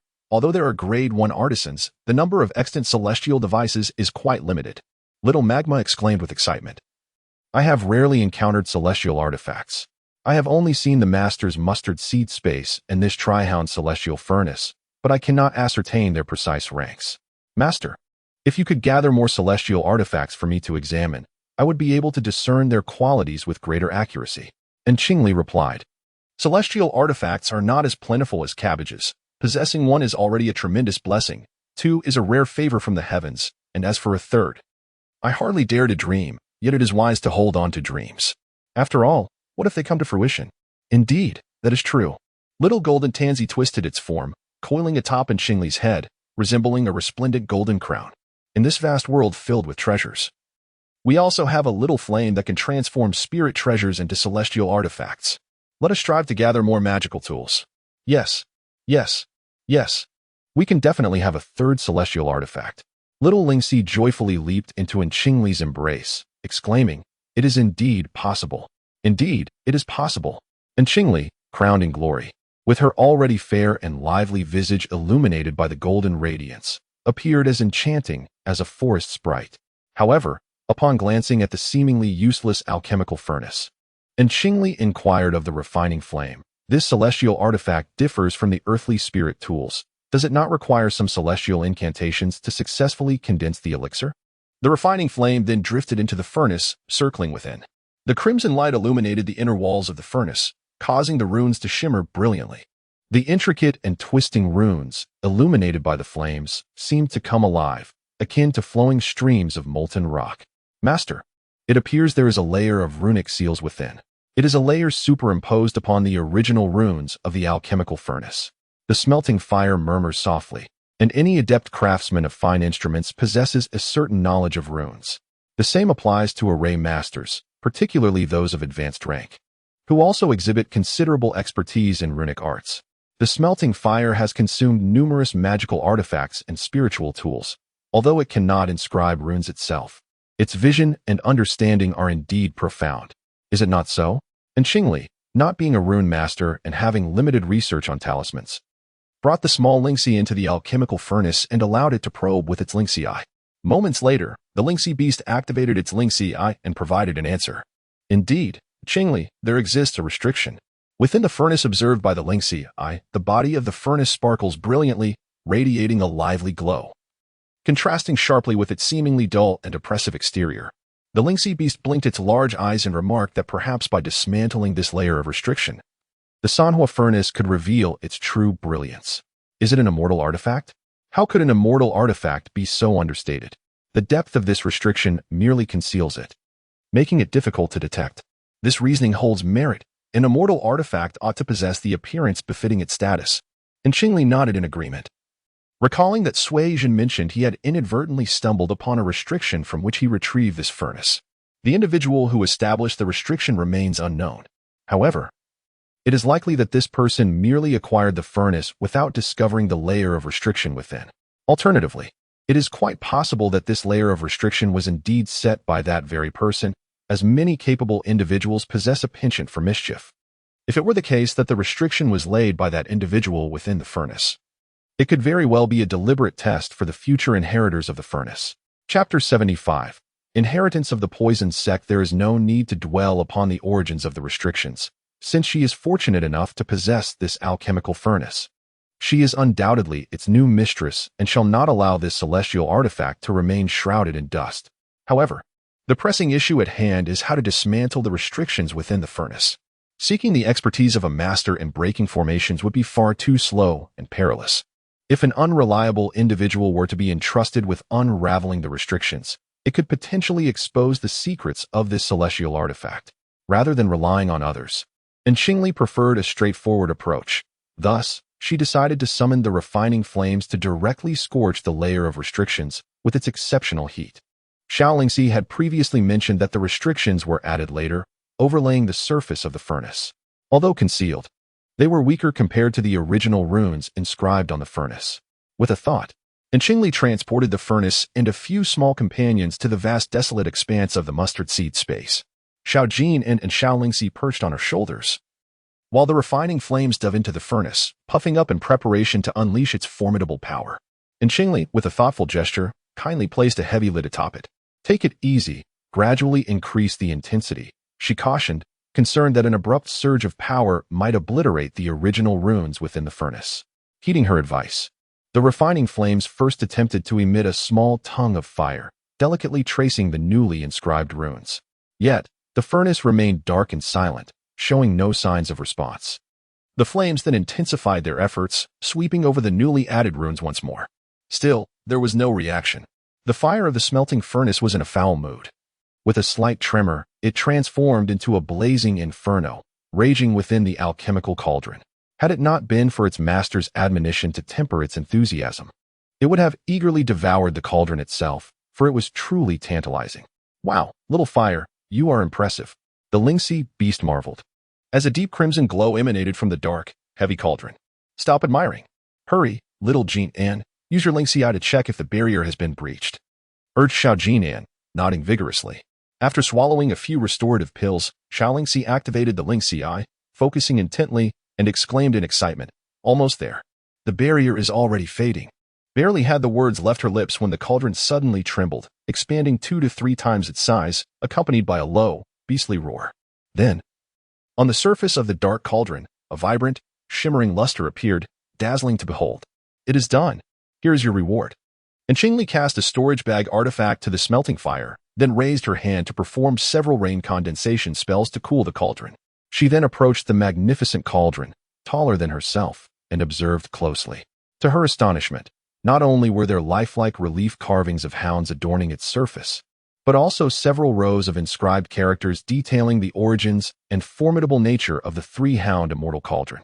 It turned out that this three-hound immortal alchemy cauldron was a treasured relic of the ancient poison sect, which had fallen prey to the jealousy of the so-called righteous sects, leading to its destruction and the annihilation of its lineage.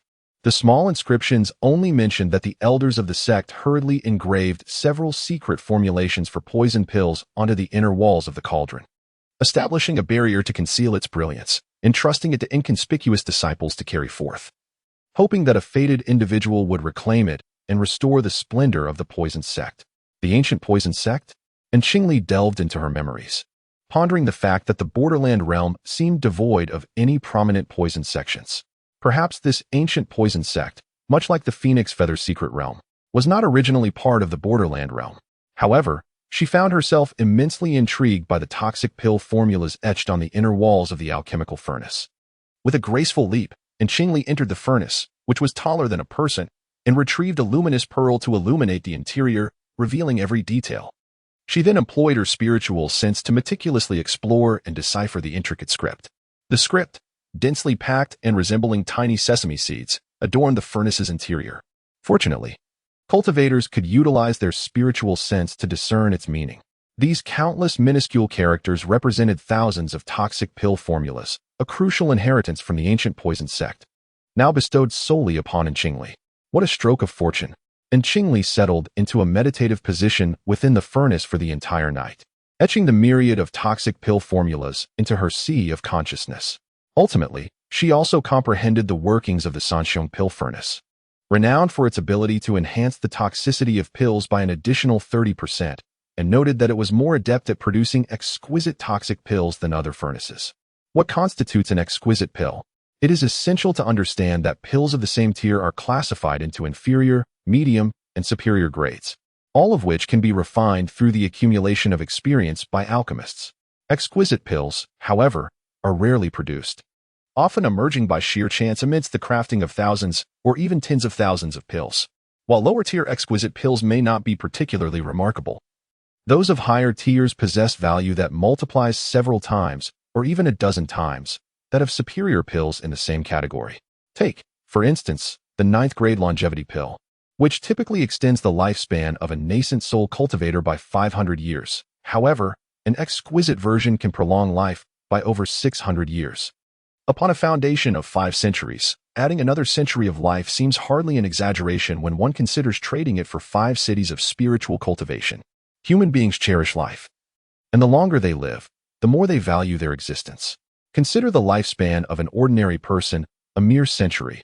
A single exquisite elixir can extend that life, rendering it immensely valuable.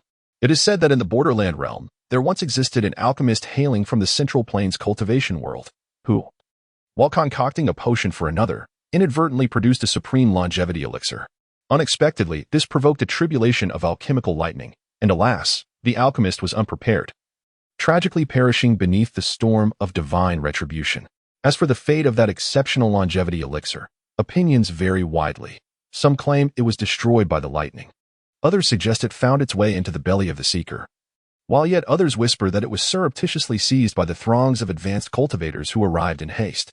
The value of such extraordinary elixirs is incalculable, especially those of toxic nature, capable of sealing the throat upon contact with blood, potentially leaving cultivators with no time to consume antidotes.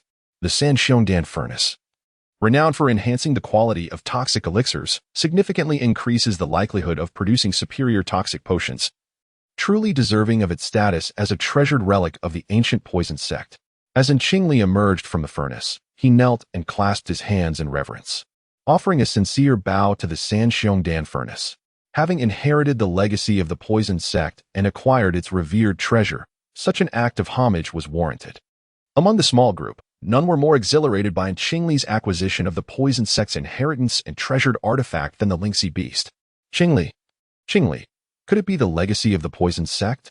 The little Lingxi's mouth watered at the thought, wondering if it meant an abundance of toxic elixirs to consume. With a variety of toxic potions and herbs to feast upon, it would advance more swiftly, perhaps even evolving anew with the consumption of novel toxic elixirs.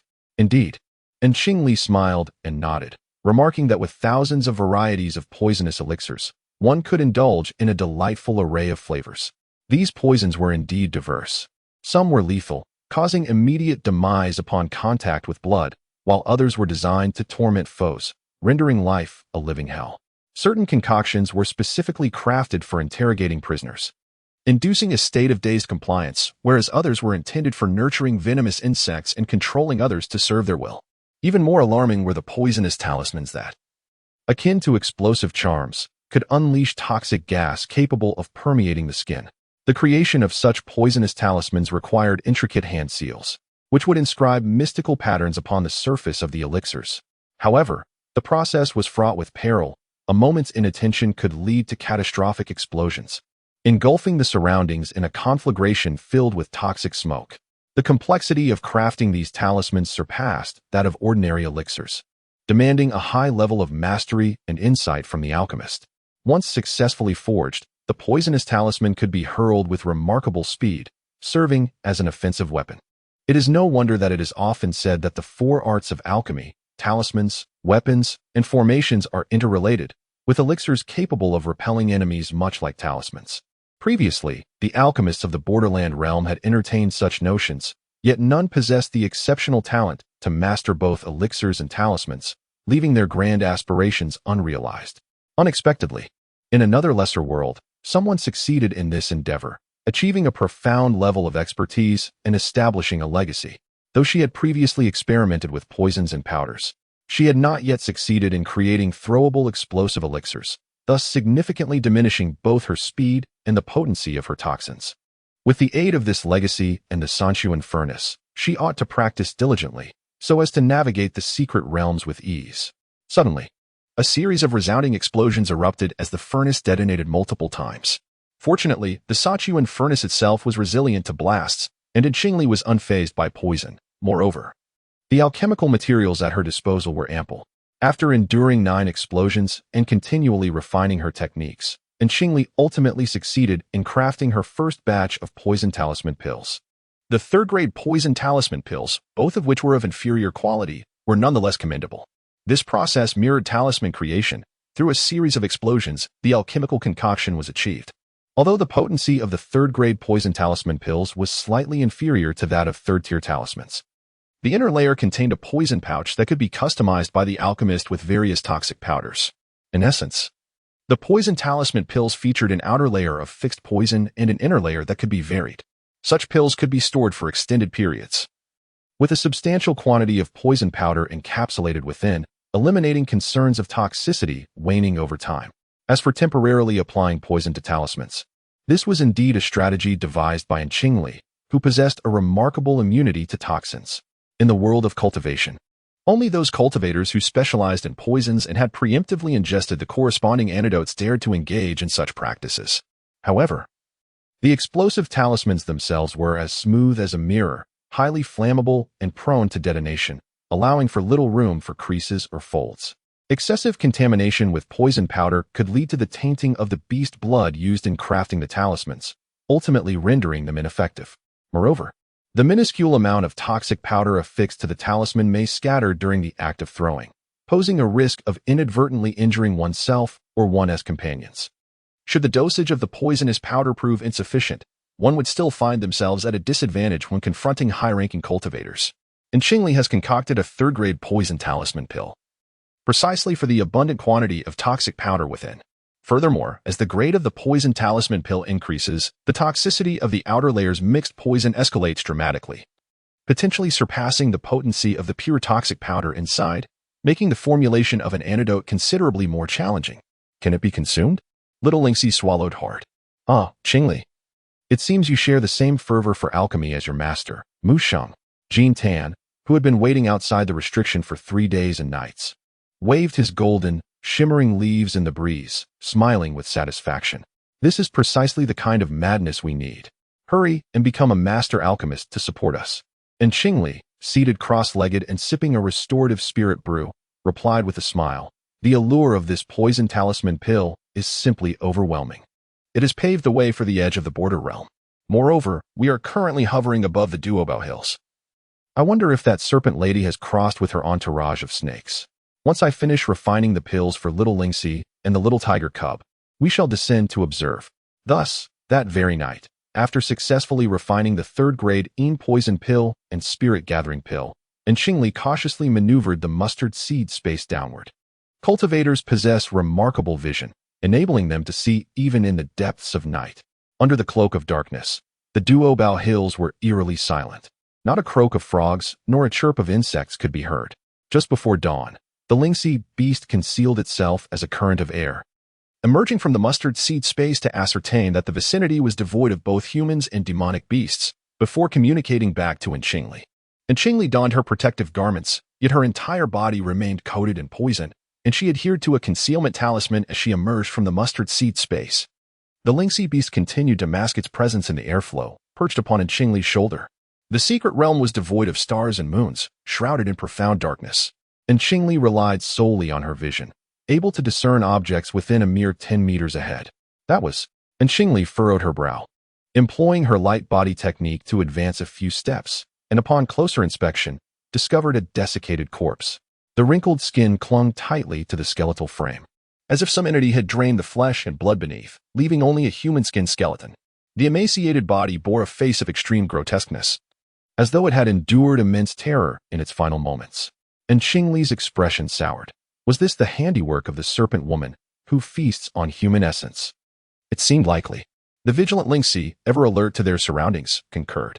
What sort of malevolent sorcery was at play here? And Qingli pressed forward another 10 meters, uncovering another gaunt corpse, its visage equally distorted.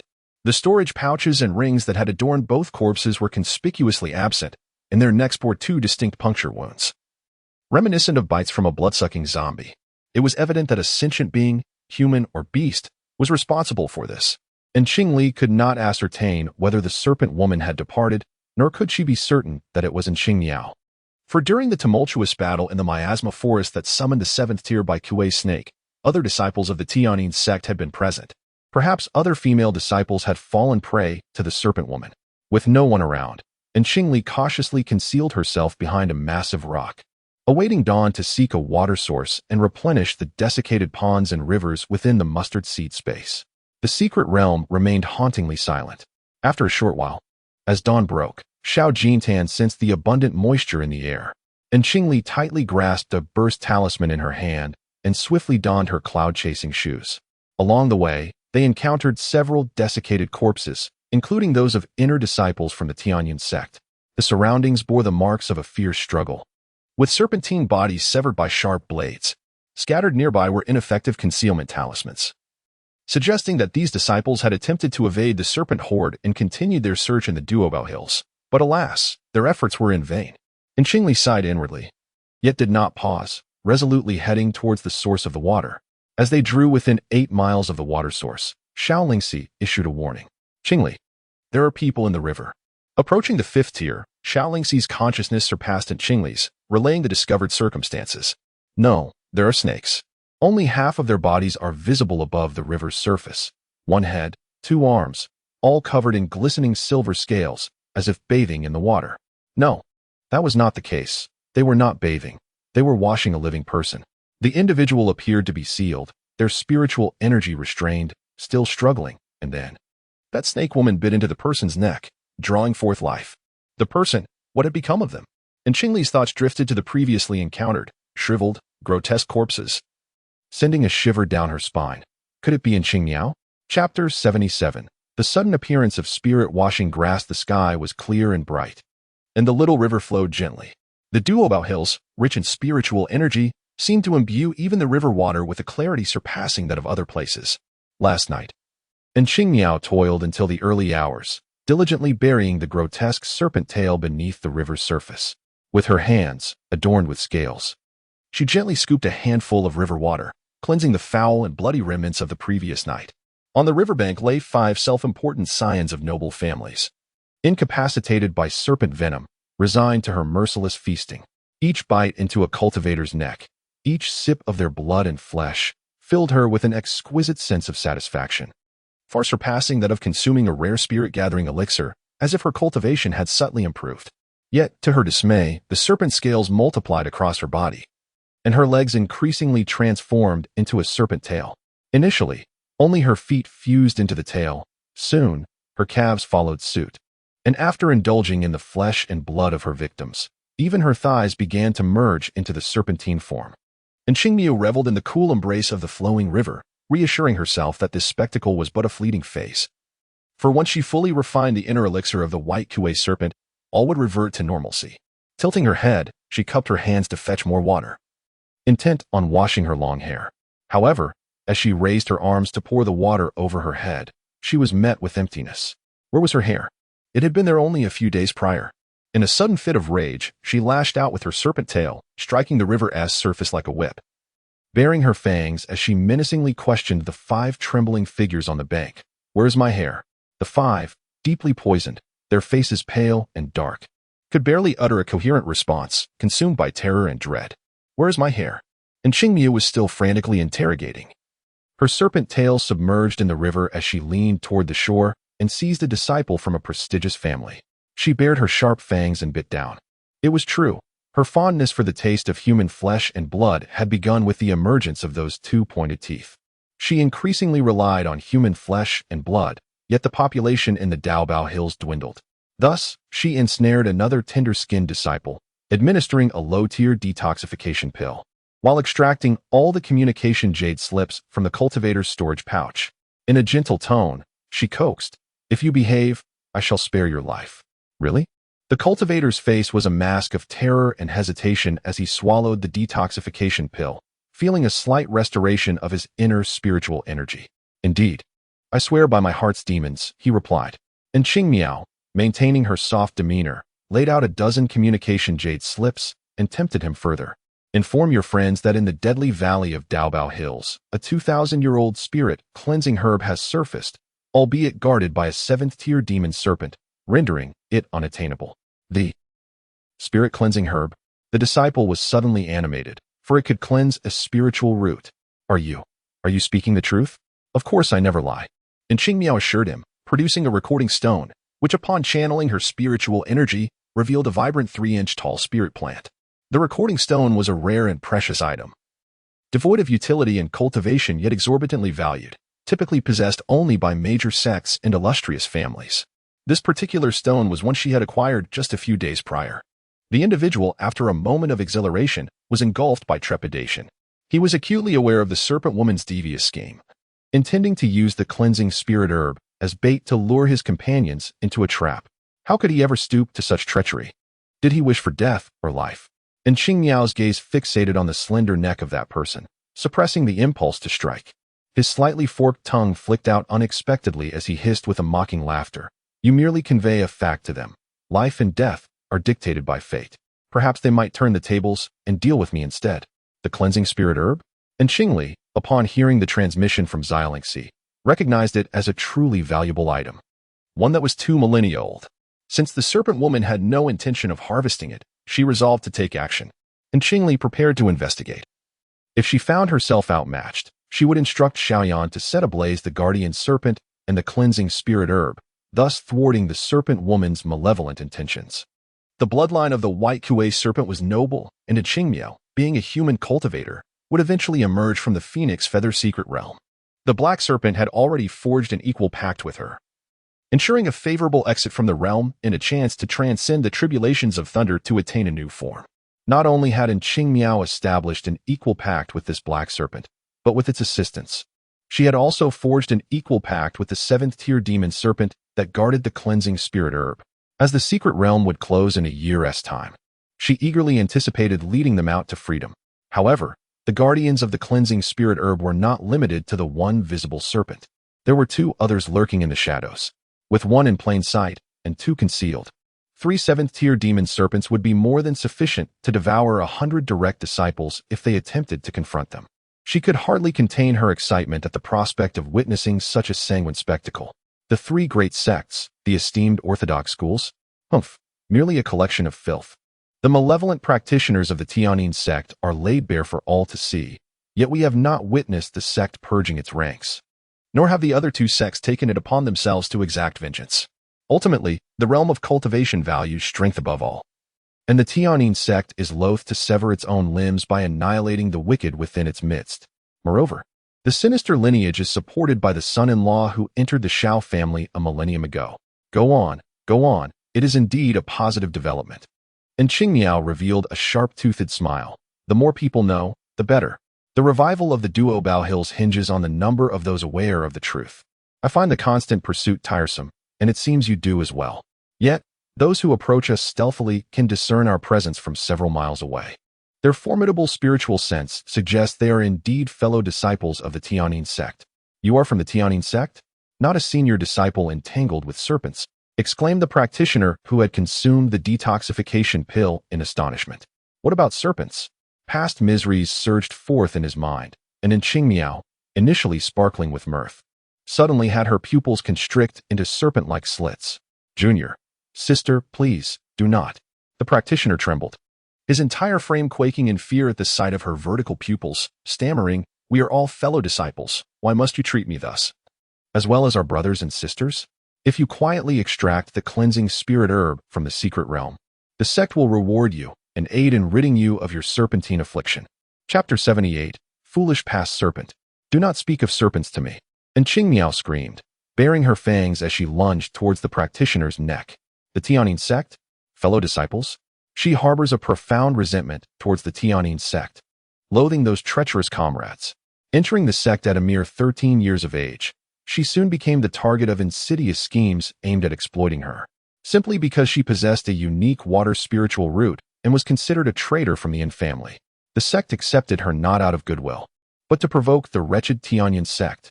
If only the damned and family had reported her name, and Qingmiao, perhaps the Tianyin sect would have willingly taken her in, sparing her from the clutches of that ancient, malevolent master. This old sorcerer harbored no benevolent intentions. He merely provided her with a sinister cultivation technique, compelling her to refine the golden cores of cultivators and the demon cores of beasts to hastily elevate her own prowess.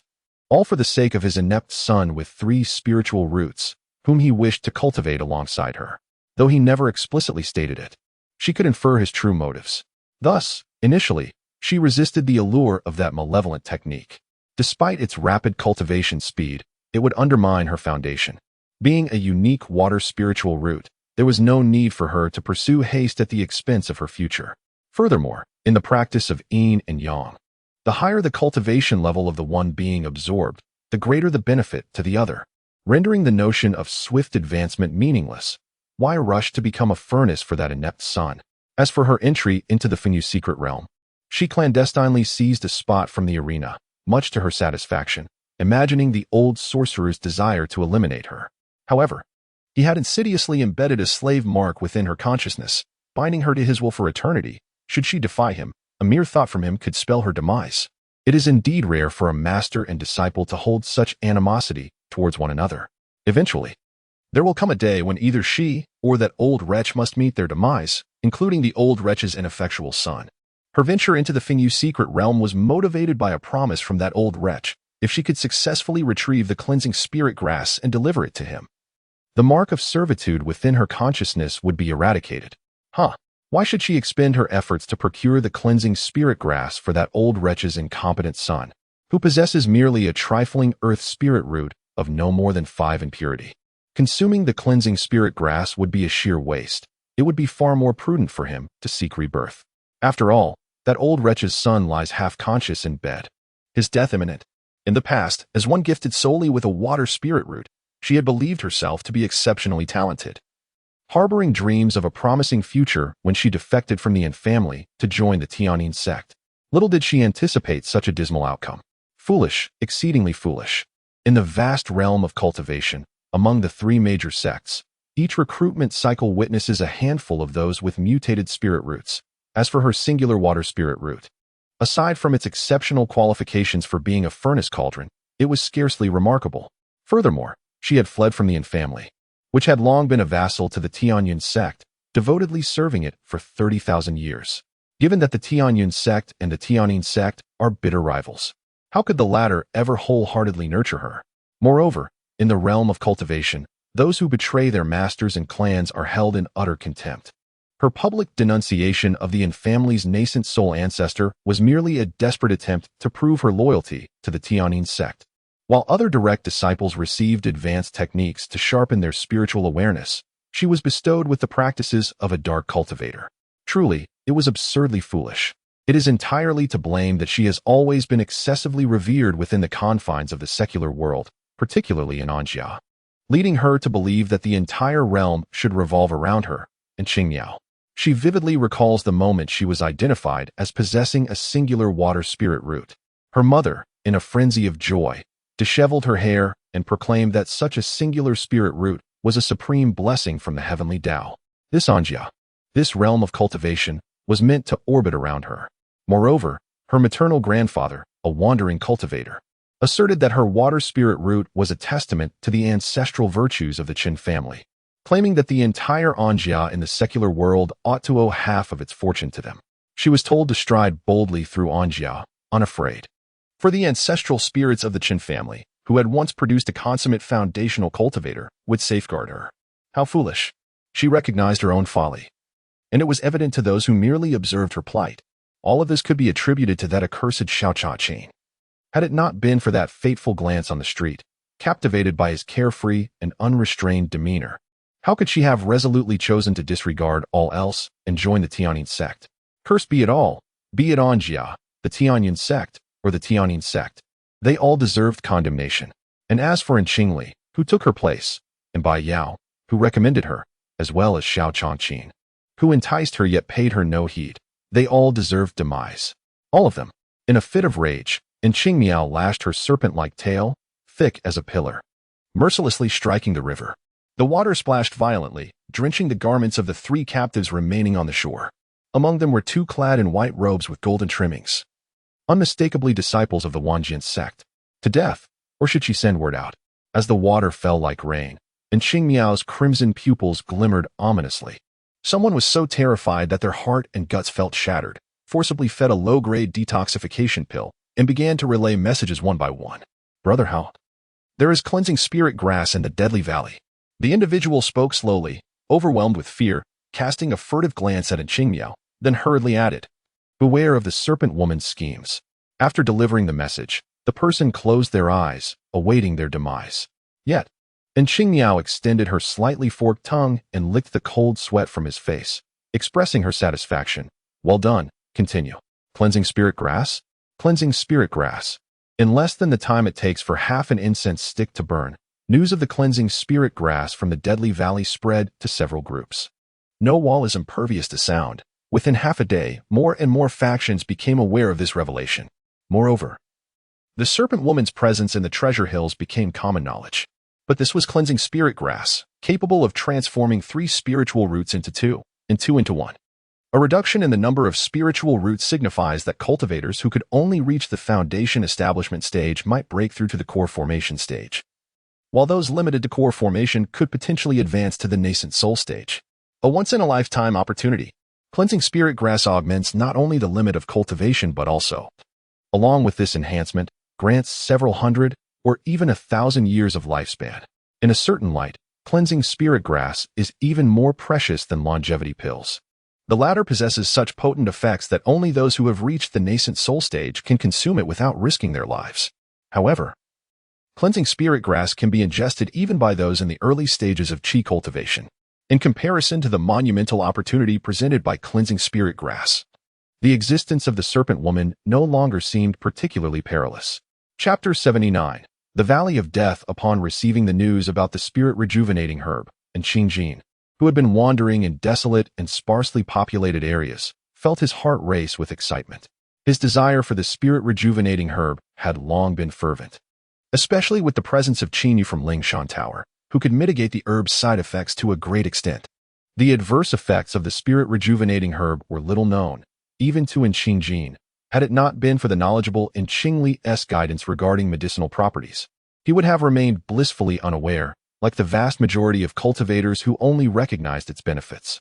According to Qingli, those with outstanding dual spiritual roots could attain the nascent soul stage through their own efforts, rendering the consumption of the spirit rejuvenating herb unnecessary and potentially detrimental to their prospects. After reaching the nascent soul stage, the quality of one's spiritual roots becomes secondary. Attributes such as temperament, comprehension, and fortune take precedence. Particularly after achieving the nascent soul, these qualities become even more crucial, while spiritual root aptitude falls to the background. For instance, among the esteemed figures of Tianyun sect, half of those who ascended from the nascent soul to the God transformation stage possess dual spiritual roots, with occasional individuals boasting the extraordinary fortune of 3 spiritual roots. Among the 5 ancestors of the Yin family who ascended, only one was of single spiritual root, while the rest were dual. However, the ancestors of the Yin family inscribed their Dao names on the cover of the Yuming Ju, while the longevity tablets of the Yin family bore the birth names of the ascended ancestors. And Qingli had yet to verify whether the ancestor of the Yin sect mentioned was indeed one of those inscribed on the longevity tablets. Those who can attain the Yuaning through their own cultivation typically possess exceptional spiritual roots and innate qualities. At this juncture, whether one possesses a single, dual, or even triple spiritual root, some have had hundreds or thousands of years to methodically accumulate their internal spiritual energy to near saturation, reaching a point where further accumulation becomes impossible. It is at this moment that the significance of temperament, comprehension, and fortune becomes strikingly evident. While single and mutated spiritual roots may confer advantages in the early stages of cultivation, once one reaches the Yuaning phase, if one's temperament, comprehension, and fortune do not keep pace, they may still fall behind those with dual spiritual roots. Take, for instance, the late Yuaning ancestor of the Yin family from the Tianyun sect, who, despite possessing a singular gold spiritual root, remained trapped in the late Yuaning stage for nearly a millennium. 1,000 years is ample time for him to diligently cultivate and saturate his internal spiritual energy. Yet he remained ensnared, unable to breach the barrier to the transformation God stage. It remains uncertain which aspect, temperament, comprehension, or fortune, he lacked. Similarly, consider Mu Sheng's master, the ancestral figure of Qingli, who, despite being endowed with a single fire spiritual root and having consumed countless rare herbs, including a longevity pill and over a dozen jade pills to counteract pill toxicity, still succumbed at the age of 2,782. Having stagnated in the late Yuaning stage. Moreover, there is a tale of a mutated wind spiritual root from the Tianyun sect, who, ensnared by love for the son of an enemy, found herself nearly 5 centuries old and still trapped in the golden core stage, becoming a disgrace to her mutated spiritual root. This illustrates a deficiency in temperament, leading to the squandering of her celestial bestowed, mutated wind spiritual root.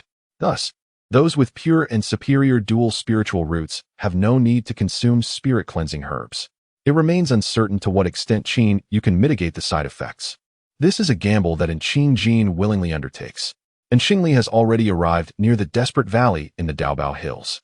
The Desperate Valley, also known as the Axe of Prophet Gorge, appears from above as if a sharp axe has cleaved the heavens and the earth, its walls standing in stark opposition, creating an exceedingly narrow passage. Those of slightly ample stature may find themselves ensnared, unable to ascend or descend. The valley floor is profound and shrouded in darkness, with chilling winds that echo like the wails of spirits. Even a foundational cultivator's consciousness can only penetrate 400 to 500 meters before encountering an abyss of inky blackness. Any further descent is beyond contemplation. Perhaps those who have emerged alive from its depths are reluctant to disclose their unique abilities to others. Xiao Jintan is currently meditating, attuning himself to the sentient plants and demon flora surrounding him, while on one side, the damp, moss-covered cliff face harbors an inconspicuous, yet sentient demon plant. What is the situation? And Qingli inquires with her thoughts. Ha, what a fortuitous encounter. Xiao Jintan exclaims with great delight. The Desperate Valley stretches nearly 7,000 meters in depth and extends over 10,000 meters horizontally. The valley floor seems to possess a magnetic force, drawing everything downward, making it arduous for cultivators to traverse by sword, compelling them to rely on their feet for difficult navigation. Perhaps it is not magnetic, but rather a type of absorbing formation. It could be a natural phenomenon or a man-made setup. The little demon plant on the cliff, lacking experience, cannot provide a definitive explanation. The most crucial detail is that malevolent spirits reside below. Malevolent spirits? Although Xiao Jin has excitedly mentioned them several times. This isn't Qingli's first encounter. Is there anything else? What is the precise location of the spirit-cleansing herb, and what tier of demon beasts guards it? With a concealed talisman affixed to her, Qingli held a golden ephemeron delicately within her mouth. This particular bloom was of the 3rd tier, significantly surpassing the initial 2nd tier one. The petite golden ephemeron furrowed her brow in concentration, sensing the surroundings. Indeed, there were 3 serpentine entities present.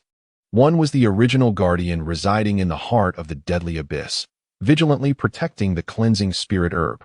The other 2 had only manifested in the last few days. One lay in ambush at the exit of the abyss, while the other lurked at the entrance of the valley's depths. All were of the 7th tier. The crimson serpent guarding the herb had recently engaged in a fierce battle with the 2 newcomers, emerging victorious and likely on the verge of ascending to the 8th tier. In the realm of mighty beasts, territorial disputes were typically a matter of life and death. It was surprising to witness these 3 serpents forging an alliance, seemingly enticed by a greater temptation, bound together by mutual interests. And Qingli, protected by her sole remaining 7th tier wish array, selected several 8th tier array discs for immediate use. She speculated that the Serpent Queen had promised them significant rewards. However, with 3 7th tier serpentine demons lying in wait at the valley's depths, a surprise attack was imperative. Little golden ephemeron, reveal to me the precise location of the cleansing spirit herb. We shall strike directly at the heart of the matter. Chapter 80. The white blind spider blocks the path. The deadly abyss was narrow, and Qingli donned her defensive robe, affixed the concealment talisman to her person, and was shielded by a 7th tier wish array as she leaped downward. The concealment talisman served as an additional layer of protection, safeguarding her against precise strikes from adversaries. Descending for merely 100 meters, the light dimmed, and the air turned damp and chill. To her astonishment, several pale-skinned, gargantuan frogs rested within the crevices of the stone walls. Upon spotting a luminous creature plummeting from above, one of the frogs extended its long tongue, aiming to ensnare Qingli. With a gentle swing of her right hand, the crimson flame sword sliced through the air like a knife through soft tofu. A flash of red light illuminating the space as it effortlessly cleaved the tongue of the demonic frog in 2. This crimson flame sword, a mid-grade spiritual weapon imbued with fire attributes, had been bestowed upon her by her master, Musheng, through the refining flames. It had successfully ascended to the status of a low-grade magical treasure. The blade, entirely enveloped in a fiery red hue reminiscent of a blazing inferno, thus earned its name. As the demonic frog howled in agony from the severed tongue, Qingli paid it no heed. She pressed herself against the damp stone wall and descended vertically. When confronted with a narrow passage, she wielded her sword to carve through the earth and stone, methodically creating a downward shaft. The debris she dislodged was carefully stowed away in her storage ring, ensuring that the falling stones did not disturb the serpent lurking at the valley's bottom. Guarding the precious spirit cleansing herb was a 7th-tier red serpent, which, sensing the fluctuations of spiritual energy above, lazily flicked its eyelids in mild curiosity. It pondered the snake woman's plan, surprised at how swiftly it bore fruit. Humans, it seemed, were indeed foolish enough to venture forth to their doom. Excellent. This would be the first, and today, a change of flavor was in order. After spending over half an hour, and Qingli had descended 3,000 to 4,000 meters down the rock face, estimating that merely 2,000 or 3,000 meters remained to the valley's deepest point. Aside from the faint glow of the 7th-tier Rui array and the crimson flame sword, darkness enveloped everything. The surrounding walls were damp, and the rhythmic sound of dripping water resonated, crisp and melodious, akin to pearls cascading onto a jade plate. On the stone walls, a white, hair-like mycelium thrived, each strand drooping downward in thick layers, resembling the mold that flourished in the moist shadows. As Qingli clung to one side of the cliff, she distinctly sensed an invisible force attempting to pull her downward. The intangible force alluded to by Xiao Jintan resembles that of a magnet. Should she continue her descent, the gravitational pull would only intensify, rendering her incapable of escape as she plummets downward. At the valley's depths, the 7th-tier demon serpent may be lying in wait, its jaws agape, anticipating a morsel from above. The closer Qingli approaches the abyss, the more cautious she becomes, slowing her pace as she proceeds downward. Remarkably, the 7th-tier demon serpent is also constrained by an inexplicable force at the valley's bottom, refraining from lunging upward to devour its prey. Suddenly, a white spider emerged from the strands of white fungal mycelium, sinking its fangs into Qingli's fingertip. This white arachnid, known as the cave-blind spider, has thrived in darkness for millennia. Its eyes have long since atrophied, yet its sense of smell remains exquisitely acute. Unfortunately for the spider, Qingli is shielded by the 7th-tier Rui formation, causing it to miss its target. Frustrated, it scurries up her arm in search of another place to bite. The cave-blind spider, driven by instinct, cannot inject its venom without first piercing flesh, thus failing to incapacitate its intended victim. In a moment of clarity, Qingli willed a sharp spike to materialize from the Rui formation, ending the spider's life. However, a multitude of white spiders, cloaked by the white mycelium, hastily converged in the darkness, swarming over Qingli's arms, back, feet, and head. Were it not for the impenetrable barrier of the 7th-tier Rui formation, Qingli would likely have been deprived of her very eyes by these voracious arachnids. The white spiders rapidly covered her entire body, their delicate and soft silk resembling cotton candy, ensnaring her with alarming speed.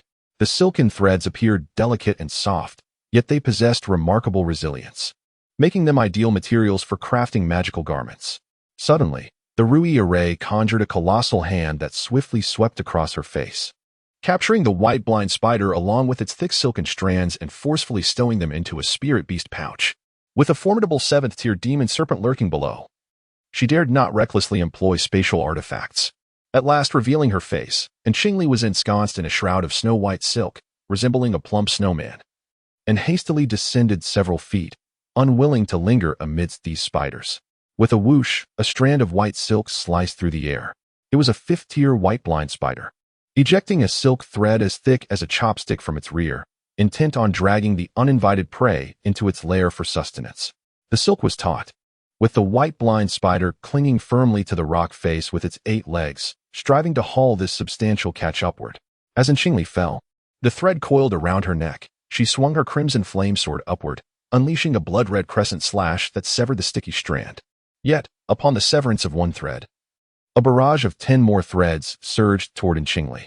Pressing against the rock wall, she hurriedly slid downward, but suddenly encountered a narrow crevice that obstructed her descent. The multitude of threads quickly pursued, ensnaring her wrists and ankles, even binding the hilt of her crimson flame sword, dragging her upward in haste. Countless lower-tier white blind spiders swarmed in an instant, enveloping Qingli in a cocoon of silk. Initially, she had no intention of engaging with these white blind spiders. Yet now she found herself compelled to expend some spiritual energy and time in resistance. The Rui array suddenly transformed into a long, sharp spike, piercing through the silken cocoon. At the tip of the spike, it abruptly morphed into a fist the size of a sandbag, soaring skyward. With a powerful strike, It descended upon the back of the fifth-tier white blind spider. Alarmed, the white blind spider frantically maneuvered its 8 legs, attempting to evade sideways. Yet it was still struck by 2 of its legs. In pain, the white blind spider remained resolute, unwilling to relinquish its prey, with the remaining 6 legs thrashing vigorously. It desperately sought to drag its quarry into the spider's lair. The spider's den lay not far ahead. Though the entrance was not particularly large, the interior was expansive. The entrance was enshrouded in a dense webbing, meticulously woven over centuries, possessing an extraordinary stickiness.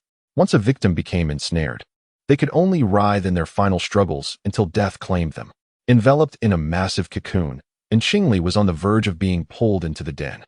In a moment of urgency, she consumed a sip of red spiritual fruit wine, preparing to unleash a powerful counterattack to free herself from the web's binding. However, at that moment, Xiaojin and suddenly issued a warning. Qingli, someone is approaching from above. Chapter 81. An intruder indeed. The interior of the den was a stark white. Entirely coated in webs, adorned with various sizes of cocoons, trophies amassed by the fifth-tier spider over the years. The newcomers were none other than Qinghuan, a 3-spirit-rooted individual, and Yu Hongyun, the former master's beloved. It was said that Yu Hongyun truly lived up to his name, as fortune favored him relentlessly. In his past life, as a dual spirit-rooted individual, Yu Hongyun's spiritual root purity was rather mediocre. However, the Yu family maintained a close alliance with the Yin family, and the former master shared a deep bond with Yu Hongyun, having grown up together as childhood sweethearts. Recognizing his earnest and dependable nature, and having endured trials of life and death together, she had secretly nurtured feelings for him. The union between the Yu and Yin families was already viewed favorably, and they were naturally delighted to see it come to fruition. Yu Hongyun's parents had also met the original owner, and Qingli, and were highly satisfied with her spiritual roots, appearance, and status as an inner disciple of the Heavenly Endowment sect. However, Yu Hongyun's fortune was simply too great. During an experience in a dense forest, he rescued the beloved daughter of the Ji family's patriarch. The pampered daughter fell in love with the honest and simple Yu Hongyun at first sight, declaring that the debt of saving her life should, of course, be repaid with her own person. At that time, however, the original owner was already Yu Hongyun's fiancée. The original owner was filled with shame and indignation, and went to find Yu Hongyun, but Yu Hongyun knelt down and apologized, and gave most of his accumulated cultivation resources to the original owner, saying that in the darkness, some people attract each other, and some people seem to have known each other for several lifetimes, even though they have only known each other for a few days. He had been confused before, and only regarded the original owner as a sister and someone who could be together. Sister? Someone who could get by? The original owner's sincerity was fed to the dogs, and she was depressed for several years. However, Yu Hongyun and Ji Xiaoya, perhaps because